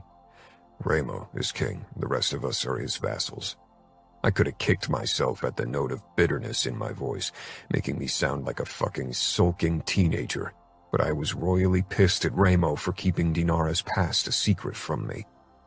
You are many things, but not a vassal. Sounds like you have ambitions to become a regicide to grab the crown for yourself. Fury raced through my veins at the accusation. Even when Remo sometimes drove me up the wall, he was my capo and my brother. I loved him and would rather chop myself to pieces before betraying him like that. I masked my first reaction, realizing it gave me the chance to figure out Dinara's true intentions. If I left the door open to me betraying Remo, she might see me as an ally to confide in her possible revenge plans. I stared off toward the horizon, leaving the question hanging between us. Dinara regarded me closely, but her expression was impossible to read. Did you give your brothers a report about the Bratva princess while you were in Vegas? She asked after almost a minute of silence. More and more people were gathering around the fire pit, sitting down on logs arranged around it, and the aroma of smoked ribs now drifted unmistakably into my nose. Music was turned up, a colorful mix of hits from the last few years, because tastes varied greatly in the group. There isn't much to report, is there? She shrugged and fixed me with a look as if she didn't believe me. I don't know why you're here. You're a mystery, and so are your reasons for seeking my closeness. Someone's overconfident. Maybe I just want to enjoy the thrill of racing. Big coincidence that you're joining the racing camp that's in the territory of the Camorra. You have history with us, and so does your father. What do you know about my history with the Camorra? She whispered harshly. For the first time, a crack in her beautiful mask showed. She hadn't been overly emotional so far. I was taken aback by her outburst, but I kept my cool. I shrugged. I know that your mother works as a whore in one of our brothels. Dinara froze, slowly lowering the cup from her lips. Blatant disbelief played across her face. My mother's dead. Her voice sounded terrified and elated at once. No, she's not. She is alive and in Las Vegas, working for us. Dinara tore her gaze away, frowning. She emptied the cup and set it down on the hood. I wished she would allow me to see her eyes, but she kept them carefully turned away, not willing to let me see her emotions. But the rest of her body gave me an inkling of her turmoil. Her hands shook when she reached into her pocket and took out a joint. She lit it and took a deep, shaky breath. You sure? The familiar sweet aroma of marijuana filtered into my nose, and a deep craving settled in my body. I'd given up on harder drugs during my time in New York after Luca broke a few of my ribs when he found me drugged, but giving up joints was harder, especially because many people smoked them at the after-race parties and barbecues. Maybe I should have backtracked, but Remo wanted me to tell her for whatever insane reason. Was I risking his life or Dinara's by telling her? But it was too late to back down now. Yes, I've met her several times over the years. That was an exaggeration. I'd never actually talked to her, only seen her in passing. I didn't remember much about her, not even if she'd been as beautiful as her daughter. She was a hazy shadow I couldn't focus on. Fucked her too, if she's one of your whores? I grimaced. No. Dinara rolled her eyes. Don't play indignant. I know how things work. Mobsters often seek the services of whores, and many of them even lose their V-card to one. I'm familiar with the business. The Bratva and the Italian mob aren't that different when you break it down. The way she said Bratva, I almost developed an appreciation for the word. I didn't fuck your mother, Dinara. I'm not in the habit of sleeping with every available pussy. I couldn't speak for my brothers, though. Remo had definitely fucked her in the past. I wasn't sure about Nino and Savio, but the latter had dipped his cock into anything before Gemma tied him down. Dinara nodded but didn't say anything. She looked upset. Dima had pushed away from his car and was slowly coming closer. A true protector. I wanted to kick his stupid Bratva ass. His expression wasn't that of a bodyguard, and not a brotherly friend either. She jerked to her feet and dropped the joint before stomping on it. I felt a pang I tried to ignore. I need to leave the camp and return to Chicago. I shook my head and stood as well. Tomorrow evening, the first race of the 7-day circuit starts. You need to be present in the afternoon to set up everything. If you miss the first race in the circuit, you can't join the race at a later point. Every race builds up on the previous, and if you miss 7 races, your chances of staying in camp are close to nil. I didn't want Dinara to disappear so soon. I wanted to keep her close, to find out more about her history and her. I'll be back in time. She clipped and started to move away. I touched her arm. We're almost 1,400 miles away from Chicago. She gave me a sardonic smile over her shoulder. Don't worry, I won't miss tomorrow's race. We aren't done yet, Adamo. With that, she walked away, and I was left to stare at her back, wondering if her last words were warning or promise. Dinara. Dima hurried toward me. What? I need a private jet from Salt Lake City in 30 minutes. Set everything up. Dima stared at me. He opened his mouth, but I wasn't in the mood to talk. I don't have time for questions. Get a jet. We need to leave now. We're taking my car. Dima didn't try to extract more information from me. Instead, he picked up his mobile and pulled a few strings with contacts before he gave a terse nod. Done. We settled in my car, and I hit the gas. We'd have to hurry if we wanted to reach the small private airport in time. It sat right outside of Salt Lake City. It was 5:30, so if everything went to plan, we'd board the jet around 6. What's going on, Dinara? Are you in danger? Did anything Falcone say upset you? Upset didn't even begin to cover my feelings about the news Adamo had given me. My mother was alive. For years, I thought she was dead. Everyone had led me to believe she was. My fingers around the steering wheel tightened even more until it hurt. I wasn't in the mood to talk now. My head was a mess full of worrying thoughts. A thunderstorm slowly building up and about to unleash its destructive power. Deep inside of me, my dark craving began its enticing chant, a siren's call I'd resisted for 10 months now. Dima gave up on talking to me for the rest of the drive, and when we pulled up at the airport with only 5 minutes to spare before the scheduled departure, I breathed a sigh of relief. After Dima and I had boarded the private jet and settled down on seats facing each other, the stewardess served us drinks and snacks. This could be a bumpy ride. A thunderstorm is brewing over Chicago. I gave her a quick smile. That's perfect. Obviously set aback by my reply, she excused herself. I took the glass and sipped at my gin and tonic while the plane began moving, and soon we were airbound. Dima never took his eyes off me. Won't you tell me what's wrong? Did you know about my mother? If Dima knew what I meant, he hid it well. His blonde brows pulled together. What about her? The problem was Dima was my father's man, would always be. He'd sometimes bent the rules for me, but ultimately, he'd never betray my father outright. That she's still alive, not dead like my father said. Dima shook his head. How do you know? Did Adamo put that idea into your head? I leaned forward, narrowing my eyes. Something in his voice was off. Our close bond made keeping secrets from each other a difficult endeavor. Did you know? Why would Adamo lie about something like that? Because he and his brothers are masters of manipulation. They are the enemy, even if you get cozy with Adamo. I'm not getting cozy with anyone, I gritted out.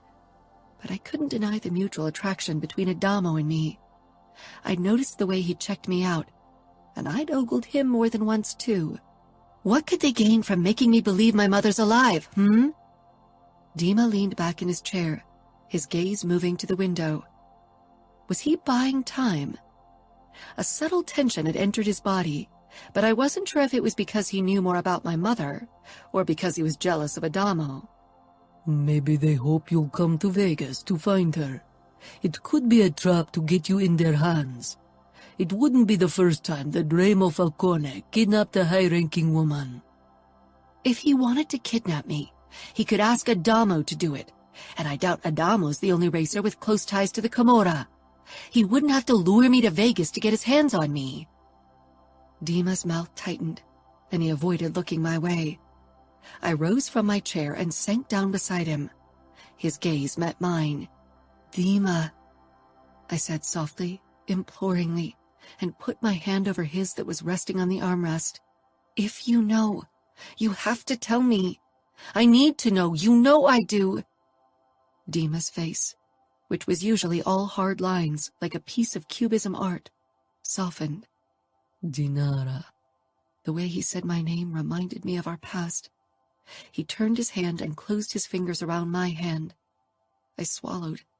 I didn't want to use Dima's feelings, or whatever feelings he tried to convince himself of having, to get what I want.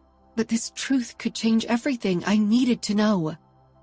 Tell me, I implored. He leaned a bit closer as if to kiss me. I tensed. I didn't want to have to push him away. I didn't have to. Dima scanned my body and retracted a few inches. His fingers around mine loosened, and his smile turned pained. What are you going to do with the truth? Same I've always wanted. Get closure. And revenge, Dima said quietly. I'm not sure you'll find closure on the path you're on. Revenge was daily business in our circles. Every man lived and breathed for revenge if they'd been wronged. But women were supposed to let others handle their problems, like helpless damsels in distress. Dima. My path was my business. I'd walk it alone if I had to. Dima let his head fall back. She's alive. Falcone told you the truth. Why did you lie to me? I asked, hurt. Dima was my closest confidant. We'd shared everything, or at least I thought so. Dima tilted his head.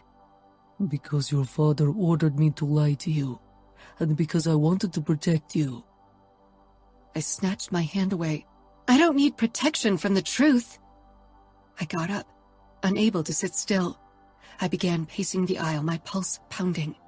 A tiny part of me had remained doubtful after Adamo's words, but now the truth glared brightly at me. It was my turn to accept it and decide how to proceed. It's my right to decide what to do with the truth. My fucking right. Dima nodded. Your father might not agree. He'll be furious if he finds out I told you. You didn't tell me. Adamo did. Dima let out a bitter laugh. Your new hero. I glared and sank down on the seat. Adamo's not the hero in this story, nor are you or my father. I'll be the hero in my story. I turned my gaze to the window, admiring the grim sky that matched my emotions tragically. Soon the clouds thickened, and rain pestered the plain. I ran my palms up and down my thighs, lingering on familiar ridges high up. The siren's call now rang in my blood. My dark craving was a strong opponent, my greatest foe, but also balm and friend in my hardest hours. He made the unbearable bearable, if only for a few hours. You are stronger than it. Dima said into the silence. He knew my body language too well. I gave a terse nod. I am stronger than you and my father think. 30 minutes before the estimated landing time, I grabbed the bag with my Chicago clothes and went to the bathroom to change. This had become habit, letting go of my style and freedom when I returned home, and becoming the girl my father wanted and needed me to be. A black limousine was waiting for us when we landed on a Bratva-affiliated airport outside of Chicago. I got in without a word, and let the ride pass in silence as well. I'd sent Dad a message shortly after we boarded the plane, announcing my arrival. Judging by his lack of surprise, Dima had informed him before I could. We didn't enter Chicago. Dad had bought 4 acres of land about 20 miles outside of Chicago because the home he had in mind needed space. The gilded gates slid open as we approached them. A long driveway with grounds reminiscent of Versailles led up to a splendid white and blue mansion. It had taken almost 2 years to build this smaller version of Catherine the Great's palace, which Dad and I had visited in St. Petersburg many times. I wondered if it gave Dad a sense of home, living in a mansion like this, or if it only reminded him of what he was missing. Sometimes it was harder to live with a lesser version of what we missed than to lose it altogether. The limousine parked at the base of the majestic staircase leading up to the front door, where Dad was already waiting for me in his usual dark suit. A member of the staff opened the door for me, and I slid out of the car. It always took a few seconds to find my balance on my champagne-colored pumps after days or weeks of living in boots. I smoothed down the silk and cashmere dress that matched my heels and headed toward Dad. Dima stayed back, but the hard look Dad sent him concerned me. Dad smiled, but it was strained, as if his smile was forced onto his face by invisible strings. Dima must have warned him about what I knew. I wanted to resent Dima for being my father's spy as much as my confidant. I dreaded the day he'd have to choose between us and I'd lose him for good. Maybe that was another reason why I'd ended things between us. The moment I arrived before him, Dad pulled me into a hug. I sank against his tall, strong form, smelling his familiar aftershave. He pulled back with my cheeks cupped between his big hands and pressed a gentle kiss to each of my cheeks. You look good, Katinka. I didn't smile, only stared up into Dad's pale blue eyes. He was only in his late 40s, one of the younger Pakhans, and his blonde hair still hid the gray streaks well.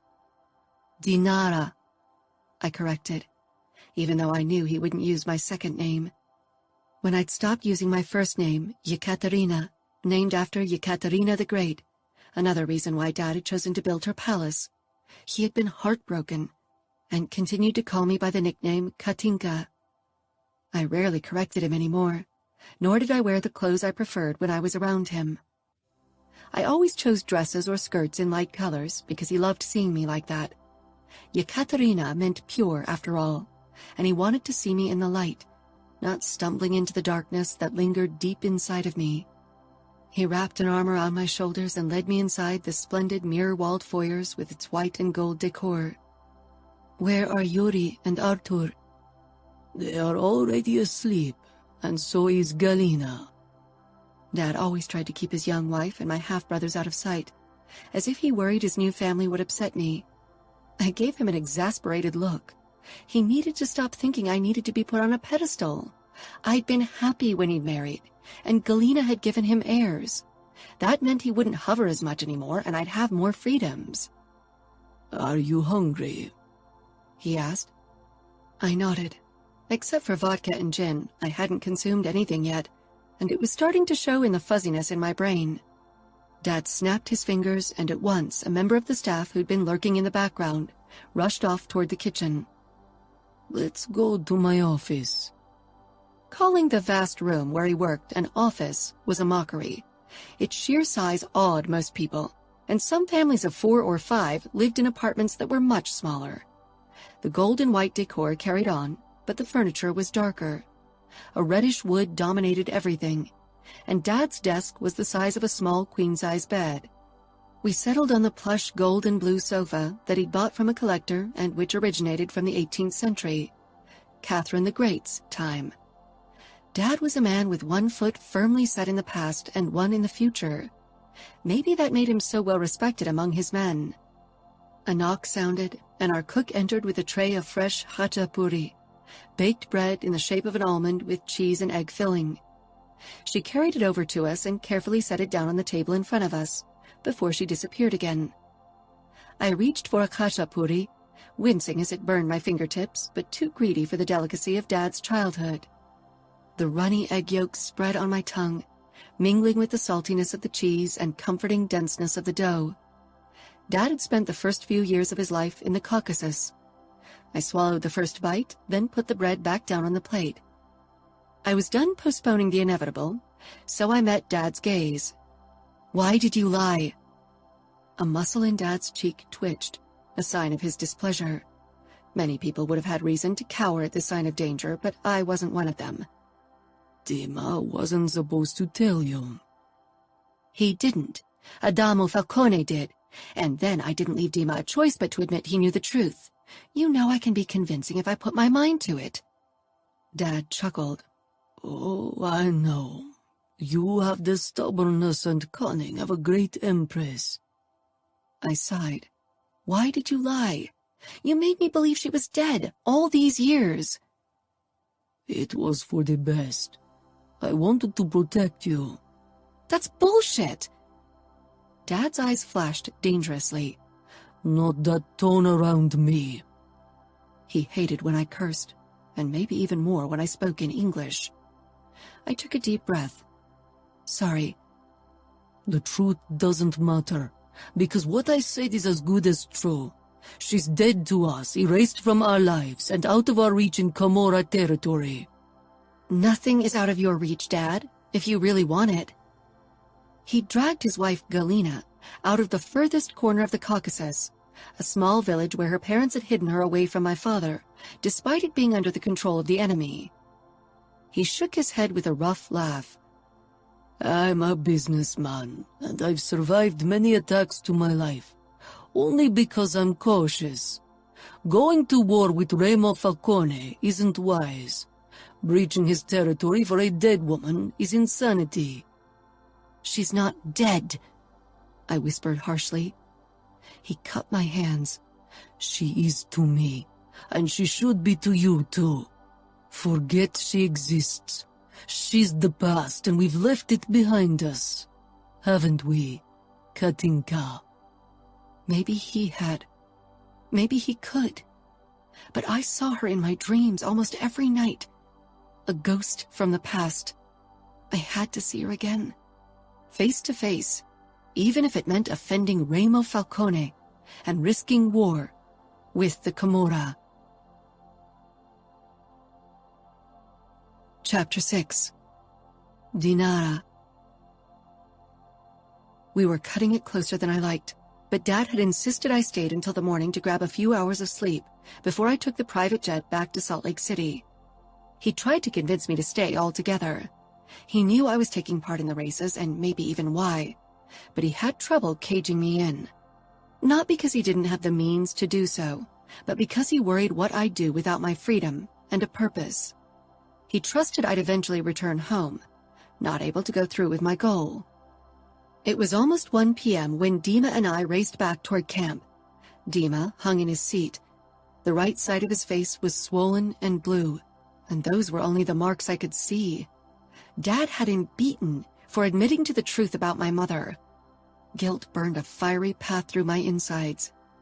Next time you don't come back with me. That'll only postpone my punishment. Then don't do things that'll get you punished for me. Maybe it would be best if you didn't follow me on this path anymore. Stay away before my father punishes you worse. His expression was wounded. I'll protect you, Dinara. It's my job, my desire. I sighed. We'd had that conversation before when I'd first decided to join Adamo's races. Dima could be almost as stubborn as I. We arrived at the camp. Most racers were busy tinkering on their cars, some of which were already set up in a sort of starting formation, 10 rows of 3 cars each.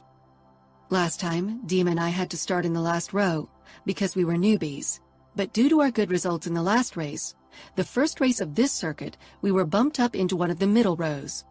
I hadn't bothered reading up on the point system and rules in detail. I always wanted to be first, and for that, I needed to drive fast and risk everything. Easy peasy.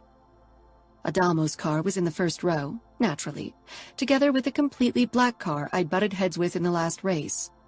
Its owner was an obnoxious, tall, rich kid from the suburbs of San Francisco. I parked my car next to Crank's trailer to ask for my exact position before I weaved into the grid. Dima heaved himself out of the passenger seat, clutching his left side with a groan. "Are you sure you can race?" I asked worriedly. I won't leave your side.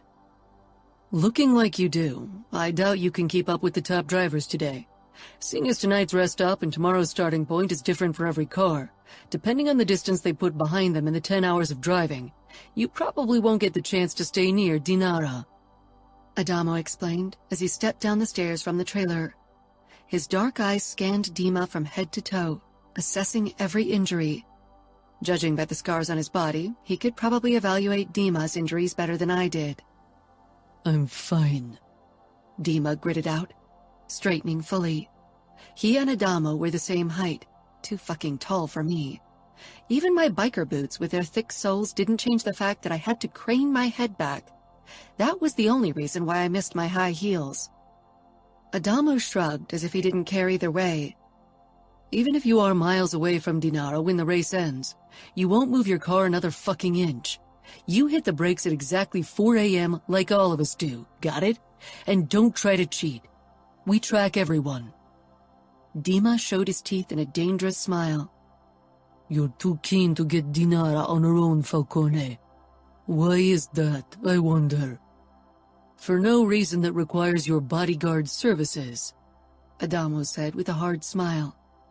I glanced between them. I don't have time for your bullshit. I have a race to win.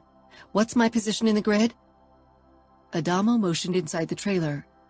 Crank's got the list. You gotta ask him. Go ahead, I told Dima, who grudgingly stepped into the trailer, but before he disappeared inside, he growled, I don't like the way he looks at you.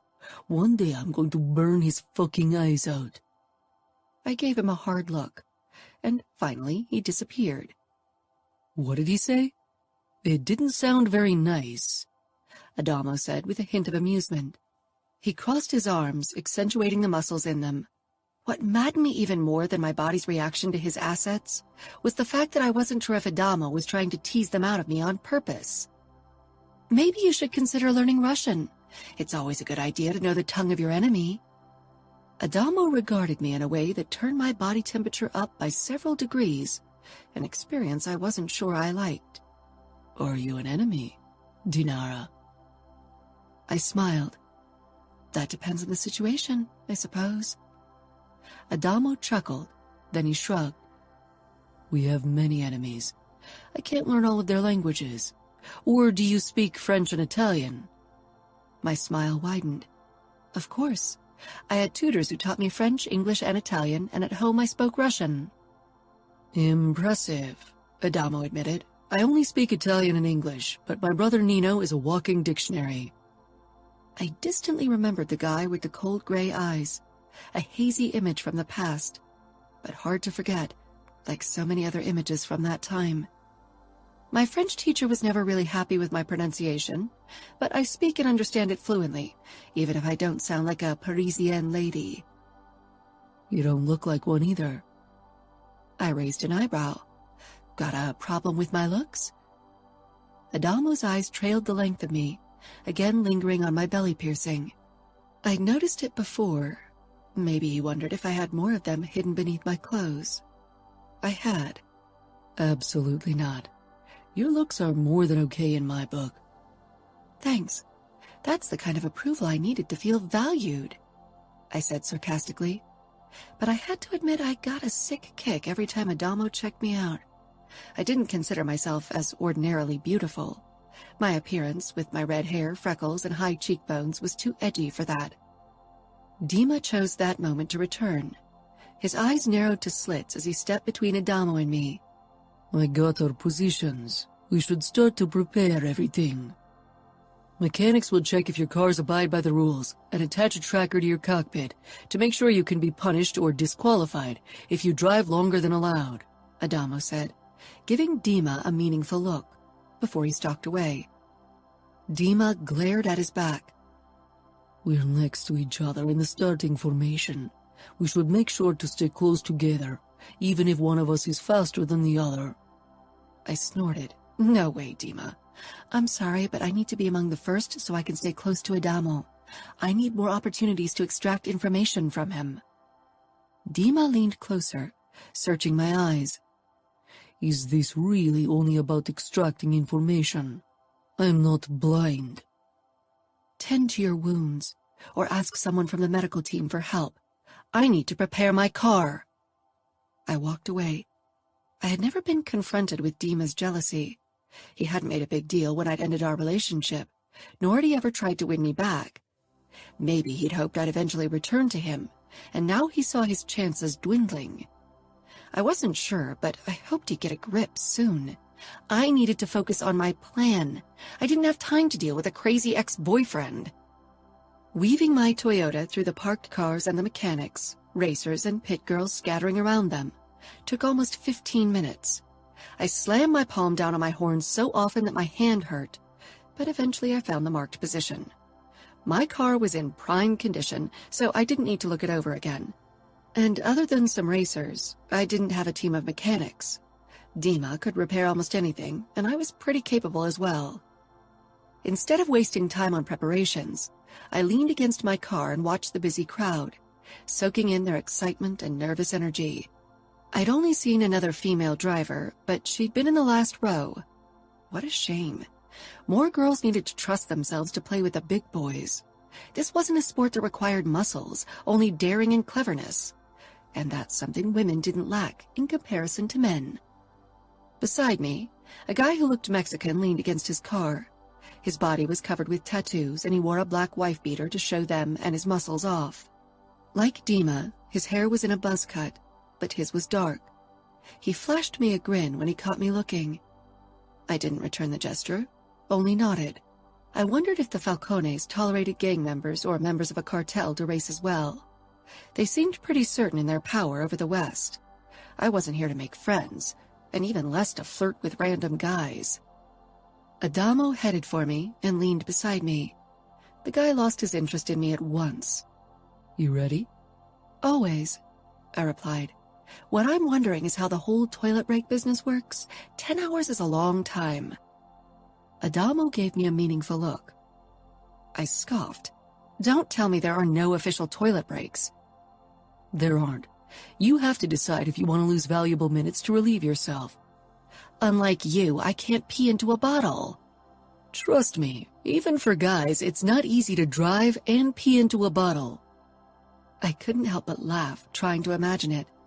But then my mind drifted off, only conjuring up images of Adamo's naked body. Not a good direction to take before a race. So, you really pee into a bottle? Adamo grinned. Whenever he did, he looked more like the dark surfer boy, and not the deadly Falcone brother. I wasn't sure which side of him drew me in more. Usually I allow myself 1 toilet break per race, at least in the first 5 races. The last 2 races, however, he chuckled. I won't pee into a bottle. But I won't risk falling back just because my bladder is an issue. Well, then maybe you should consider using a catheter. But I should warn you, a few very ambitious guys did last year and got a nasty infection. I scrunched up my nose. That's taking it a little too far. Not if you're in debt with the Camorra. Then you better find ways to get money. Right. You and your brothers are really clever when it comes to making money. I bet your father knows a few tricks as well. He did. But my father was better at putting up a sophisticated exterior, while the Falcones lived their madness openly. With a race of this dimension, won't we get into trouble with the police? We might. That depends on the county we're passing. Some are easier to control than others. A few sheriffs are definitely out to catch a few of us, and every year they succeed and 1 or 2 land in prison for a while. But like I said, mostly the police turn a blind eye to what's going on. We mainly drive in remote corners of our territory, not to mention in the evening or night. Then let's hope we don't get arrested today. I pushed away from the hood when Dima's car rolled toward us. Well, I'm sure your father will bail you out if you do, Adamo said with a shrug. But I didn't buy his disinterest for a second. He was trying to figure out how much my father knew of me, racing in Camorra territory. I don't like to rely on others to save my ass, I said. Dima was stuck behind a crew of 5 mechanics who were taking care of a car. I wondered how much funds you needed to have a team of that size around you. Money wasn't an issue for me. Dad's Black American Express paid for everything, and he never asked why I spent too much money. But I wanted to earn my expenses with prize money. Adamo followed my gaze to Dima. His ribs are cracked from the way he moves. He won't be able to stick to your side if you don't slow down for him. He'll need brakes. Dima is tough, and he knows I won't slow for anyone. I can protect myself. If you drive as fast as last time, you won't have to. You'll be at my side, and I can keep an eye on you during the rest hours. How chivalrous of you, I said. But I don't think I trust you, Falcone. He tilted his head, one corner of his mouth moving up. Maybe you shouldn't. I generally didn't trust easily, even if Adamo didn't strike me as a danger. For me, at least. I headed for the trunk of my car and pulled out a half-empty bottle of vodka and opened it. Drunk driving might make you reckless, but not necessarily faster, Adamo commented. I'm not getting drunk, but hard liquor dehydrates my body and makes me pee less. I won't waste time on a toilet break. Adamo shook his head. You stop at nothing to reach your goal. That's right. For a moment, we stared into each other's eyes. Then Dima broke the moment as he got out of his car.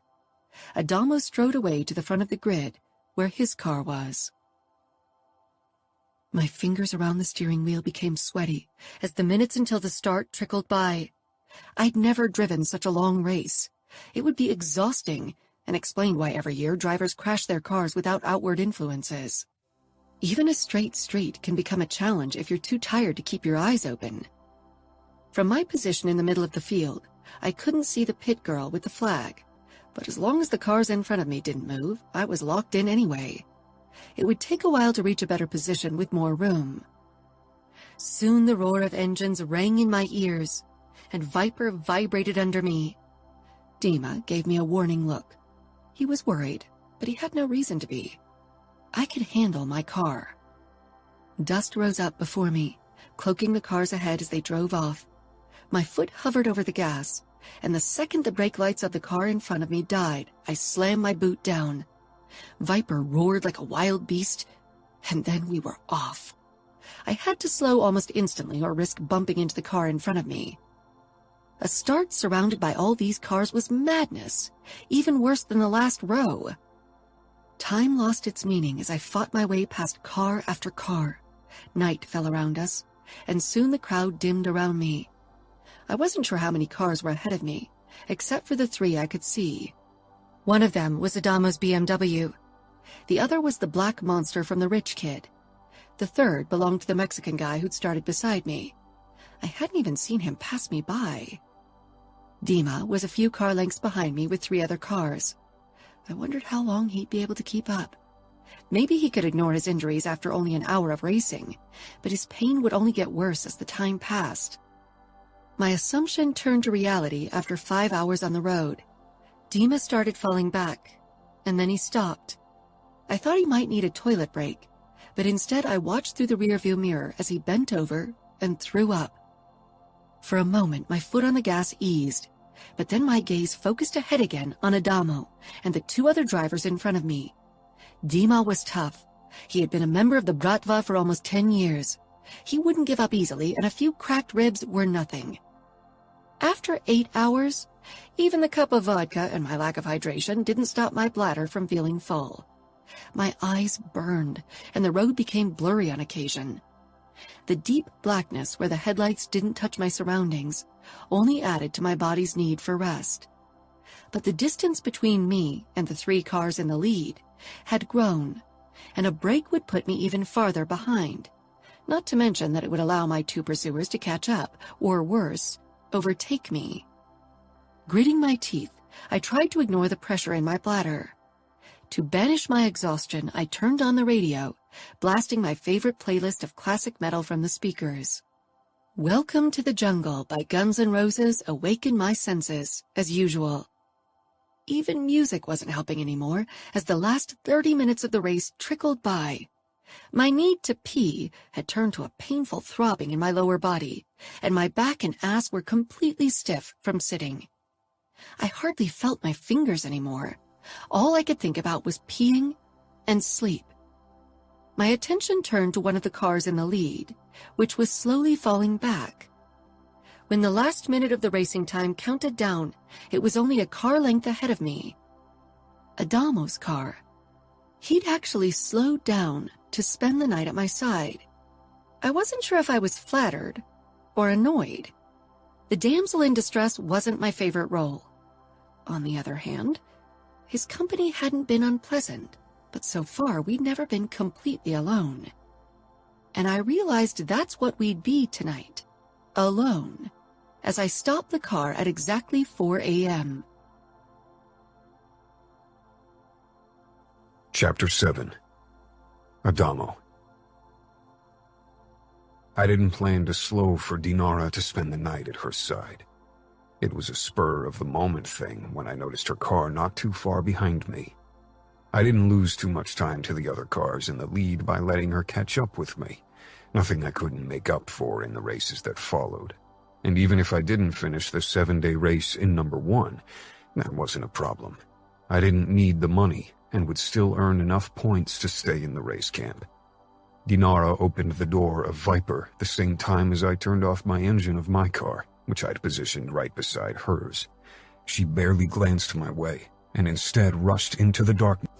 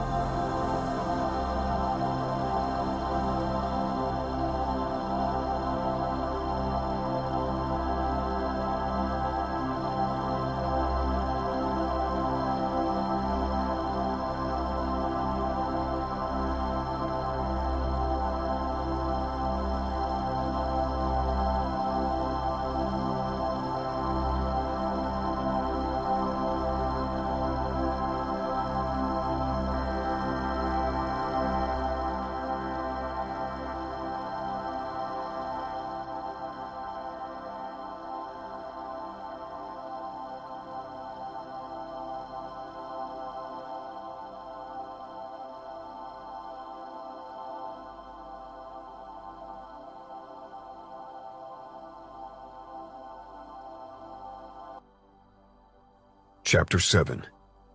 Adamo. I didn't plan to slow for Dinara to spend the night at her side. It was a spur-of-the-moment thing when I noticed her car not too far behind me.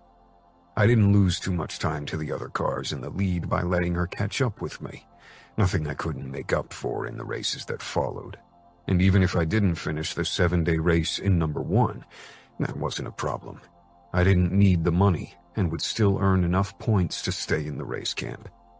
Dinara opened the door of Viper the same time as I turned off my engine of my car, which I'd positioned right beside hers. She barely glanced my way and instead rushed into the darkness toward the back of her car. I grinned, realizing why, which reminded me of my own problem. After I'd relieved myself in the darkness as well, I leaned against the hood of my car and stared up at the starry sky. This far outside of civilization, the stars always shone brightly, something I missed whenever I was in Las Vegas. I'd always considered myself a city person until I started living long stretches of time in camp in the middle of nowhere. Dinara advanced on me and propped up her hip against the hood. You shouldn't have done that. I made an innocent face, but she narrowed her eyes. Grinning, I said, I prefer your company to the company of the 2 assholes in the lead. And with you, I won't have to sleep with one eye open to make sure no one manipulates my car. Dinara scoffed. Who says I won't try to cut through your brake cable? Maybe I'll even stab you when you're asleep. I'm Russian, remember? Hard to forget. Dinara's looks had something exotic, especially her high cheekbones. I'll take my chances with you. Dinara rubbed her arms. She was only in a tank top and those skimpy jean shorts. I wanted nothing more than to run my palms over her smooth legs peeking out of them. I didn't pack any food. I don't suppose we can order takeaway out here, right? I come prepared, I said with a chuckle, and opened my trunk where I stowed a gas stove and a couple of cans with chili, cream of mushroom soup, and mac and cheese. Don't expect too much, though. Dinara scanned my selection. I've never had mac and cheese before. I gave her a disbelieving look. How can you live in the States without trying it? Our cook is Russian. She cooks recipes from my father's home, and I didn't really eat dinner with American families. We stayed among our own. That sounded familiar. My brothers and I had always stayed among ourselves, too, and my brothers still did. Then mac and cheese it is, even if it's a poor introduction to the dish. You should try my sister-in-law Kiara's version. It's out of this world. Dinara smiled wryly in the dim light of my trunk. Maybe we should wait with family introductions until we've at least shared a kiss. My pulse picked up, my eyes darting to Dinara's plump mouth, still smiling in that confident way. Fuck, I hadn't considered kissing her tonight. Now it would be all I could think about. There'll be a kiss? I asked with a slow smile, as if I hadn't imagined doing much more.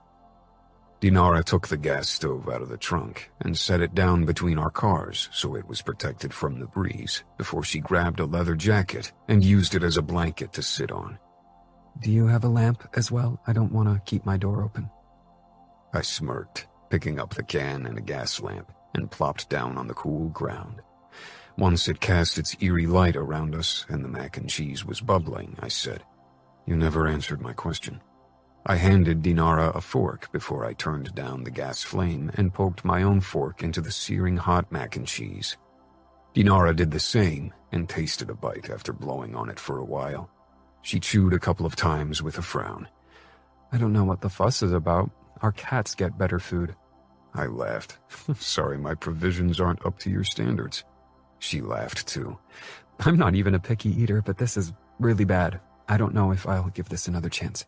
Trust me, if done right, it's delicious. Maybe one day your Kiara can convince me. She put another forkful into her mouth. Kissing would be a very bad idea, considering who we are. I met her gaze.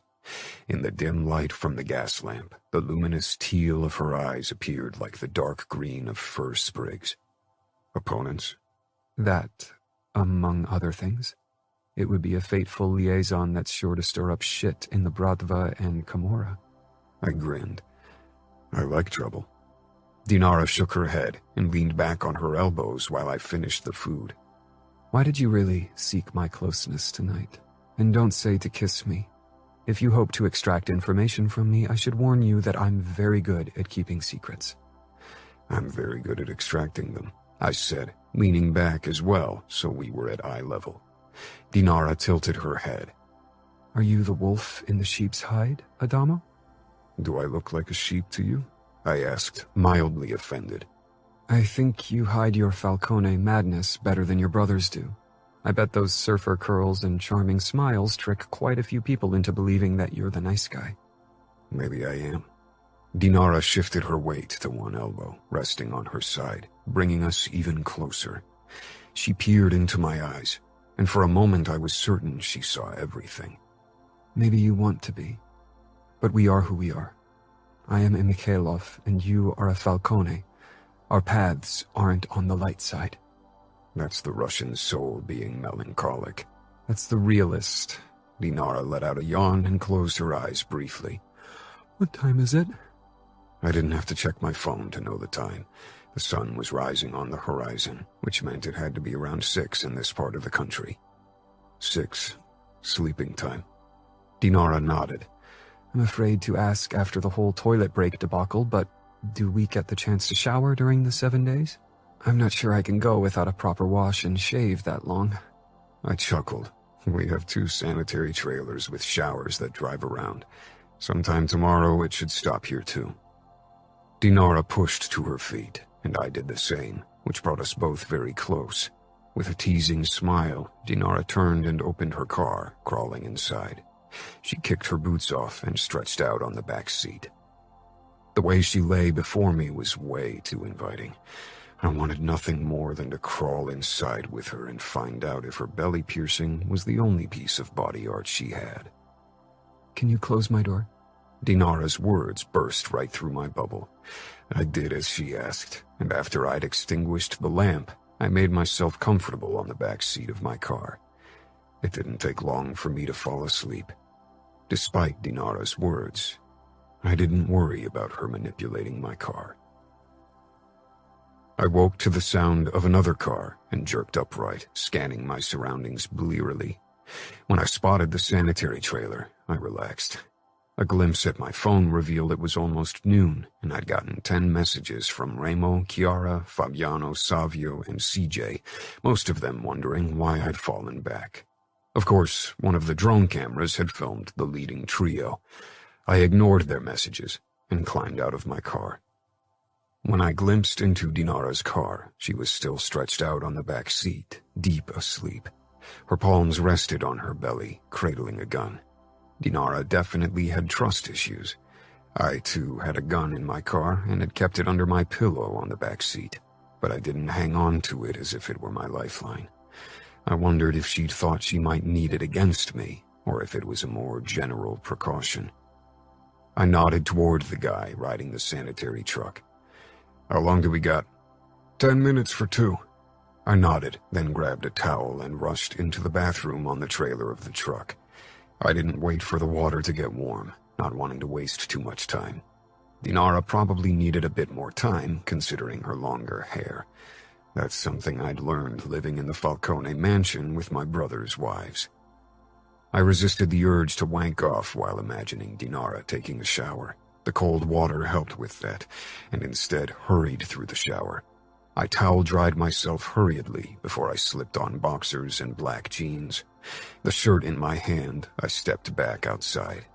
In the 3 minutes it had taken me to shower, the temperature seemed to have increased ridiculously. Dinara must have woken by the constant hum of the truck engine, because she waited in front of it with fresh clothes and a towel in her arms. She yawned. Some of her mascara had smudged under her eyes, and her hair was all over the place, but she still looked eye-catching. A dot of color and excitement in our barren surroundings. Endless sand and stone and dusty roads. I was starting to wonder if I needed to join you for the shower before the time was up, and I didn't get a chance to clean up. It took only 3 minutes. That gives you 7 luxurious minutes. After hearing her suggestion of showering together, I regretted not having prolonged my session. Dinara moved past me with a small smile. Thank you. I don't think showering with you would have been a good idea anyway. With that, she disappeared inside and closed the door.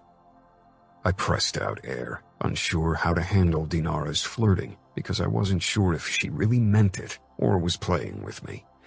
Maybe both, but every day I cared a little less about the latter. Two could play a game. I let the hot midday sun dry my hair, even if that increased my curls. Women loved them, and I preferred that they made me look different than my brothers. The driver had already put a bag with provisions on each of our hoods, and I grabbed mine and took a bite of the chocolate muffin as I waited for Dinara to emerge. When she finally did, I almost choked on my bite. She was dressed in her usual jean shorts, boots, and tank top, but for the first time since I'd known her, her top was white and clung to her body. Her hair was dripping water down her shoulders and front, slowly turning the fabric transparent. After a wave at the driver, Dinara headed toward me. My eyes were magically drawn to the outline of her perky breasts through the sheer fabric and the piercing in her left nipple. Dinara grabbed her breakfast and propped herself up against the hood of my car. The corners of her mouth twitched with amusement. If it bothers you, wait for the sun to dry my top. It won't take long. I'd never be able to unsee Dinara's nipple piercing, nor stop wondering how it would be to play with it. I could only imagine how much more sensitive it made her breasts. "It's a pleasant sight," I said with a smirk once I'd torn my eyes away from her chest. Dinara let out a laugh before snatching her own muffin and taking a large bite. "Did it hurt worse than the belly button?" I asked eventually, unable to stifle my curiosity. Dinara nodded. "Yeah, it hurt like hell, but I've had worse, and I really love the result." When I risked another glance at her left breast, I realized the piercing had gemstones on both ends, but the fabric didn't allow me to make out more. The sound of a drone camera made us move apart, and Dinara slipped inside her car. She'd avoided being interviewed so far, and didn't seek the cameras at all. That didn't change over the next few days. She and I spent 3 more nights in the same place, but the longer the race lasted, the less we talked. Exhaustion was too prominent. But even just sitting beside Dinara in front of the blue gas flame felt right. I enjoyed her company, maybe because she treated me like a normal guy, no reverence or respect. I had a feeling she wouldn't hesitate to kick my ass if I pulled some shit. I waited for her to bring up her mother or my brothers again, but she didn't. Maybe it was tactic, and I definitely was still wary of her. She had a reason to be here, and yet I couldn't stay away from her. On the last 2 nights, however, I made sure to keep up with the leading duo. Dinara and 2 other cars followed us not too far away. I finished second. Maybe I could have won if I hadn't decided to spend a few nights at Dinara's side, but I didn't regret it. She managed to finish in 4th place. Dima, whose injuries had hindered him as expected, came in as one of the last. He looked royally pissed during the awards ceremony, especially when my name was called as second.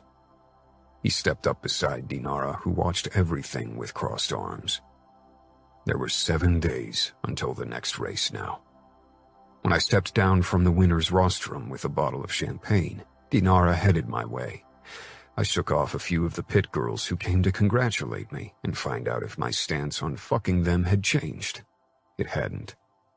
"You're not just words and a big name, Adamo.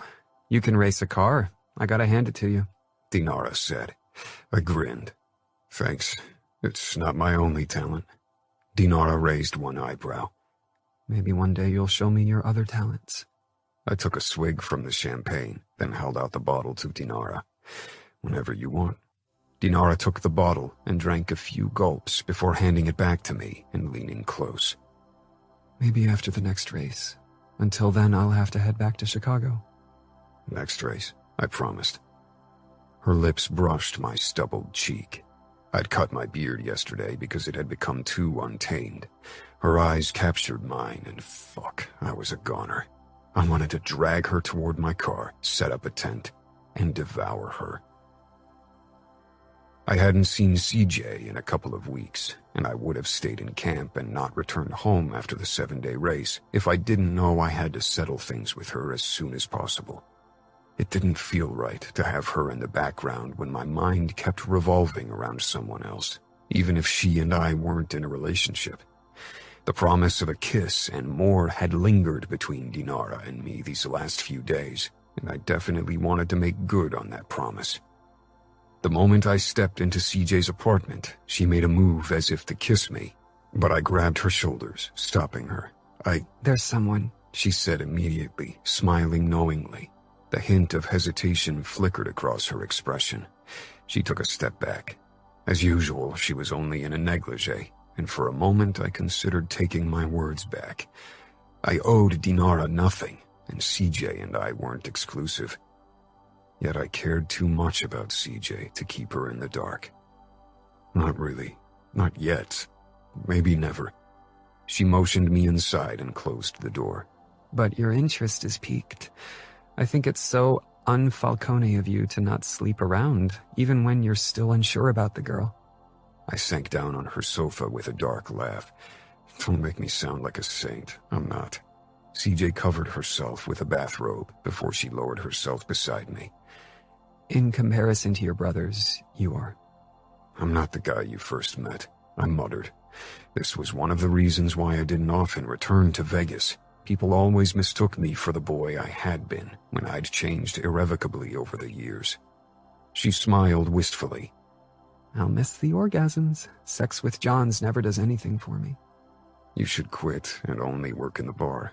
Then you can find a boyfriend who'll give orgasms to you. She shrugged. Soon. Until then, I can use the money. Will we still see each other? I hesitated. I wanted to see her, because beside the sex, we'd shared many meaningful conversations, but I wasn't sure if being just friends would come easily. I wasn't sure about CJ's true feelings about me. I'll be pretty busy with racing in the next few months, but I want to stay friends. CJ pursed her lips. I'm a big girl, Adamo. I can be only friends with you. How about we just see how it goes? This just being friends business. She nodded. When I left her apartment an hour later, a weight had lifted off my shoulders. I realized my sexual relationship with CJ had stopped me from pursuing Dinara like I wanted to do, but now nothing was in the way anymore. Maybe Dinara was a bad idea, most likely even, but I wanted her, and this wasn't about big emotions or marriage. I wanted fun, and I had a feeling Dinara was the same way, even if she also had ulterior motives for seeking my closeness. Dinara. Something about Adamo's behavior was different when he returned from his Vegas trip. He seemed less distant, and the looks he gave me didn't need much interpretation. Adamo wanted to get into my pants. I didn't not want him to try. I was attracted to Adamo. He was the complete opposite of Dima, my only boyfriend, and maybe that made out part of his special appeal. Dima, of course, noticed as well, which soured his dark mood even further, since his disastrous results in the 7-day race.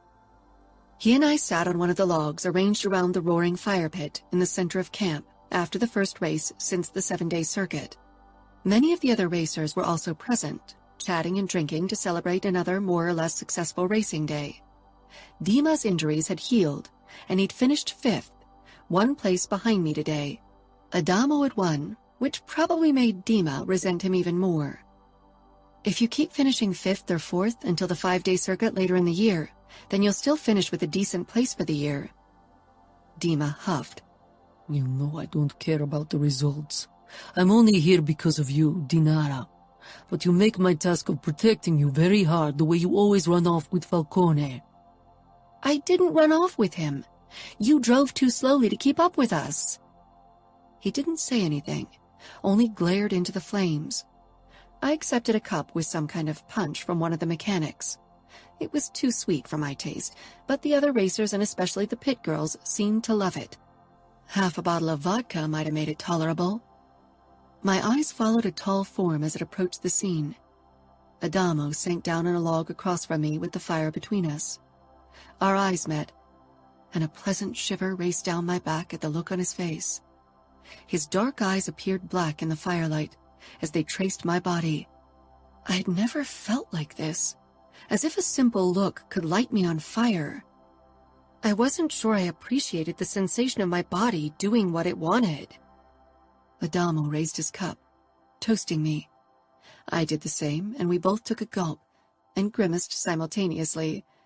I couldn't help but laugh, and Adamo's face flashed with an answering grin. Dima cursed low under his breath and shoved to his feet. I'm all to bed. We don't have a race tomorrow. You don't need to get your beauty sleep, I said, even though I kind of wanted him to leave so I could interact with Adamo without Dima's surveillance. Even if I didn't owe Dima anything, flirting in front of him felt wrong.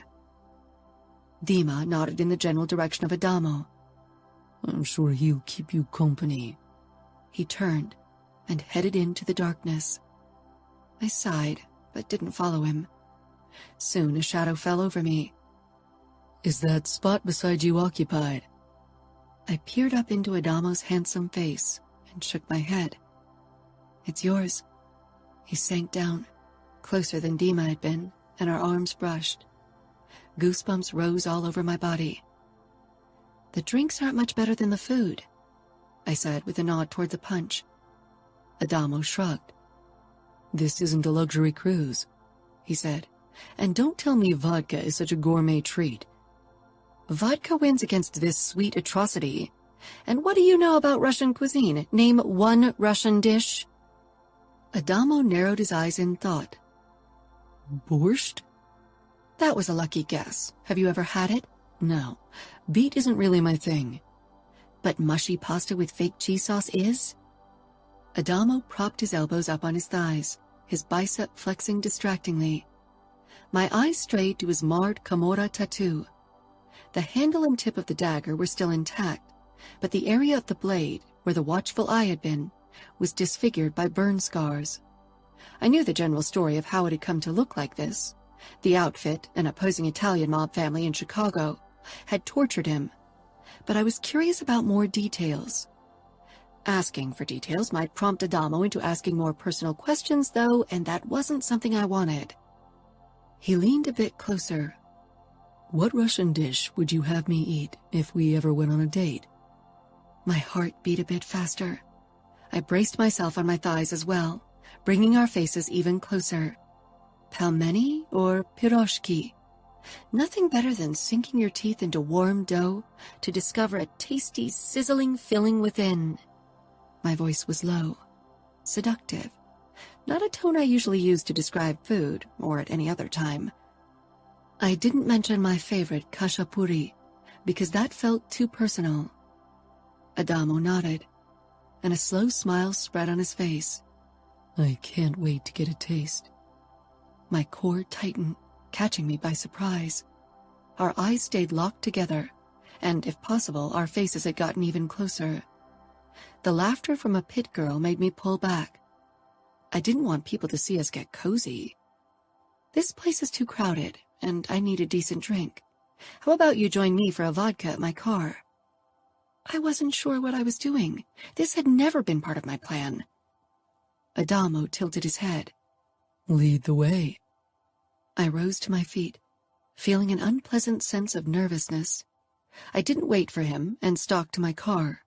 It was parked at the very edge of camp, cloaked by complete darkness. Dima's car was gone.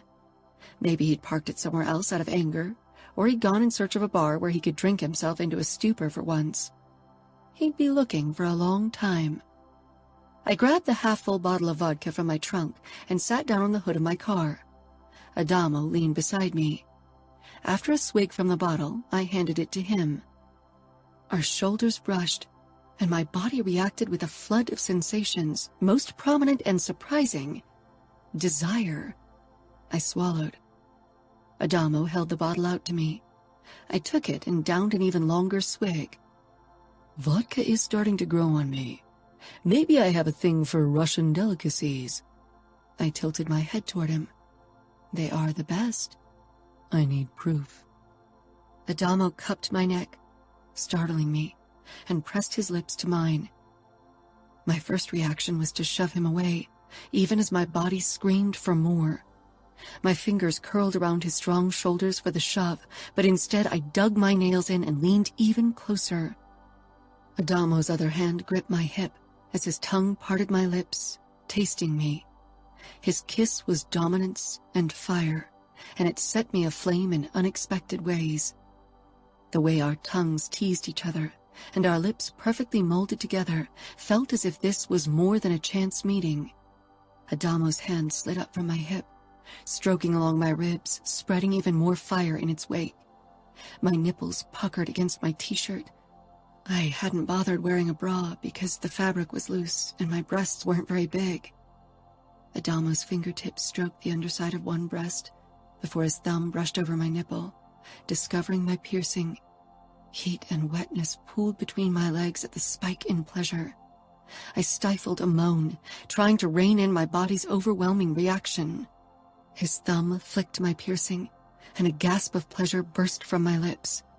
He seemed to control my body with only a few touches. My body yearned for more. My brain demanded control. Control. I needed it. I jerked free of Adamo's hold and his intoxicating kiss, panting and tingling all over. Chapter 8. Adamo. For a moment, Dinara looked almost frightened, but maybe it was the distant firelight throwing dim shadows across her face. It was difficult to make out details so far away from the only light source. Dinara's red lips pulled into a daring smile that went straight to my dick. I thought you didn't mix business and pleasure. Her voice was throaty and breathless. My heart was pounding in my chest, and my cock was already pressing uncomfortably against my jeans. I hadn't felt a desire this strong in ever. I don't, usually. It wouldn't be the first rule I broke. I had a long history of things I shouldn't do. Dinara seemed a good reason to add another one to the list. I took out the cigarette package from my back pocket. What about you? Do you mix business and pleasure? Dinara didn't say anything. The fall and rise of her chest were unmistakable, even in the dim light streaming from the distant fireplace, our only light source. We were so far out and away from civilization that the darkness was almost impenetrable outside of camp. The headlights of the surrounding cars had all been shut off when their owners had gone to sleep or joined the campfire. Dinara pulled out a joint, her fingers shaking. I couldn't interpret her physical reaction to our kiss. She lit up the joint and put it in her mouth, causing my mind to create more explicit associations. It glowed brightly as she sucked in a deep breath. After another drag, she handed the joint to me, and I took a deep inhale, feeling its effects hum in my veins. I dropped my cigarette packet on the hood for an after-sex smoke I'd hopefully require.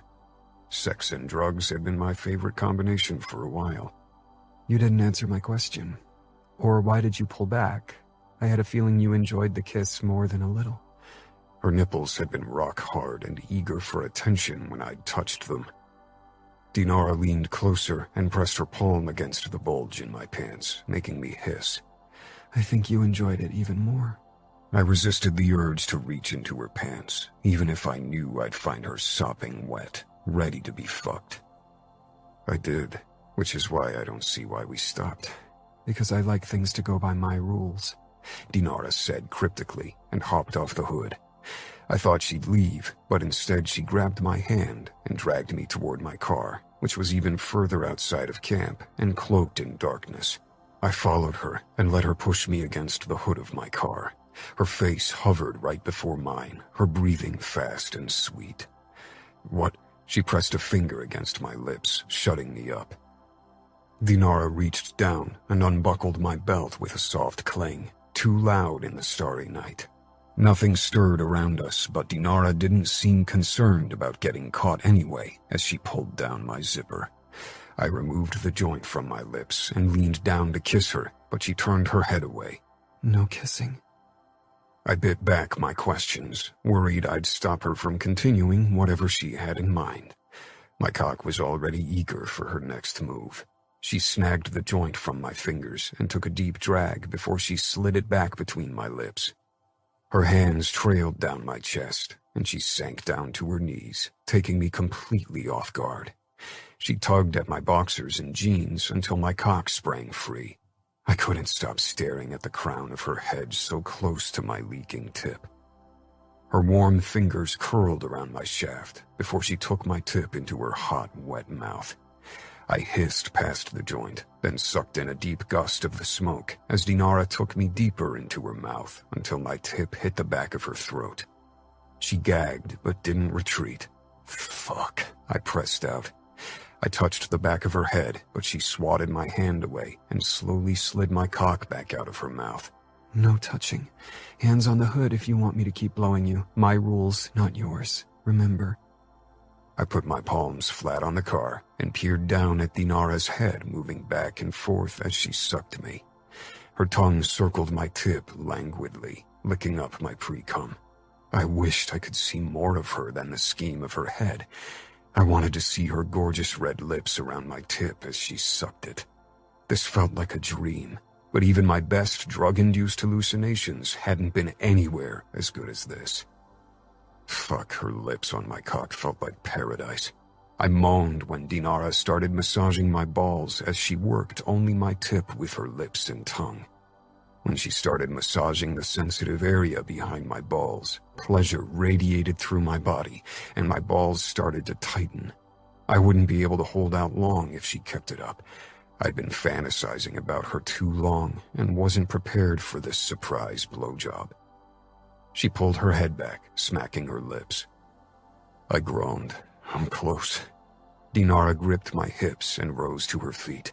In the dim light, the curl of her lips mocked me. I know, Adamo. She leaned forward and pressed a kiss to my cheek. Even a Falcone needs to learn patience. She took a step back. I was frozen, my balls still pulsating, my cock desperate to spurt out a load. With a last smile, she turned around and walked off. I stared at the sway of her hips until her body merged with the shadows, and she was swallowed by the dark. The inside lighting of her car flared up, illuminating Dinara, a tantalizing sight that now taunted me. She slipped into the back seat, and before she closed the door, she glanced back at me. Then the darkness absorbed her again.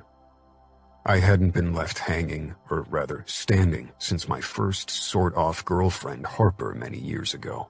Fuck, she was toying with me. Blood still filled my cock. I was too fucking turned on to hope my erection would disappear anytime soon.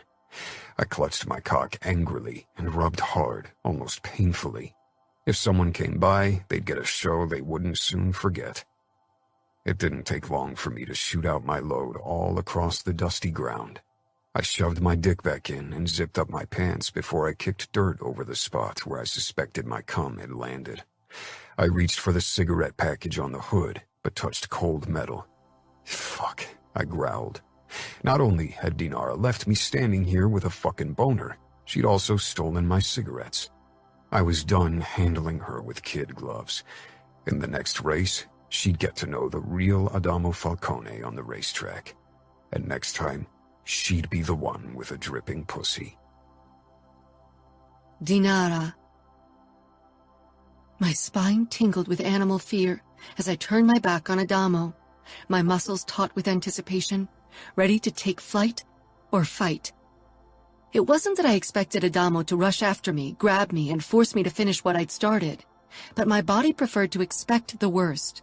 That way people had a hard time catching you off guard. No steps rang out, nor did Adamo call me nasty names. I meandered my way past the other race cars until I reached my Toyota. I opened the door. Then I couldn't resist to risk a glance over my shoulder at the man I'd left with a raging hard-on. Adamo, too, was looking my way. Even in the dim light, I could tell that he hadn't bothered closing his pants yet. I didn't think it would be this difficult to walk away from Adamo, from sucking his dick no less, but I'd enjoyed the play of power. I'd gotten high on it. If there was one thing I had trouble resisting, then it was a good high. I hadn't expected it to be like this with Adamo, but he filled me with an explosive energy only drugs or racing had done so far. I climbed into the back seat, kicked off my boots, then threw the door shut, cloaking myself in darkness. I locked the car, reached for the Glock under the front seat, and put it on my belly as I stretched out on my back. Sleeping in the car wasn't comfortable, but sharing a tent with Dima seemed unwise after our recent argument. I didn't even know when he'd be back, or if he'd be back at all. Maybe once things had calmed down. But I actually preferred to keep an eye on my car even at night. Many racers had a lot to lose when they didn't make the podium. The money up for grabs meant salvation for them, a way to pay off their debtors, probably also Camorra, or maybe Bratva, or post bail for a family member. Despair made people do foolish things. I wouldn't give them the chance to slip my tires or cut my brake hose. I was still wide awake, though, so I peered out of the window.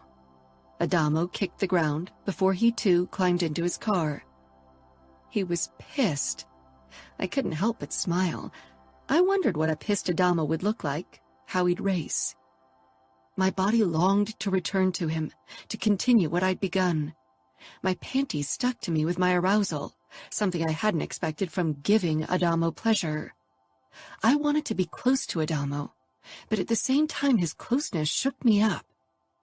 My eyes began to droop, but I held on to consciousness for a long time, until finally, sleep won. A hard knock at my window woke me. The sun was only just rising over the horizon. My fingers on my gun tightened as I tried to get my bearings. Dima's face peered inside. Frowning, I sat up, wincing at the stiffness in my back from sleeping half-sitting up on the back seat. I unlocked the car, and Dima ripped open the door at once. A cold gust hit my body. This early in the morning, it was really bearable out here in the desert. "What's wrong?" I asked groggily, pushing to the edge of the seat and swinging my legs out of the car. Dima's eyes were bloodshot, and dark shadows spread under them. He looked as if he hadn't gotten much sleep, and possibly drunk more than he was used to. I pushed into my boots and stood. Dima glowered, taking a step closer.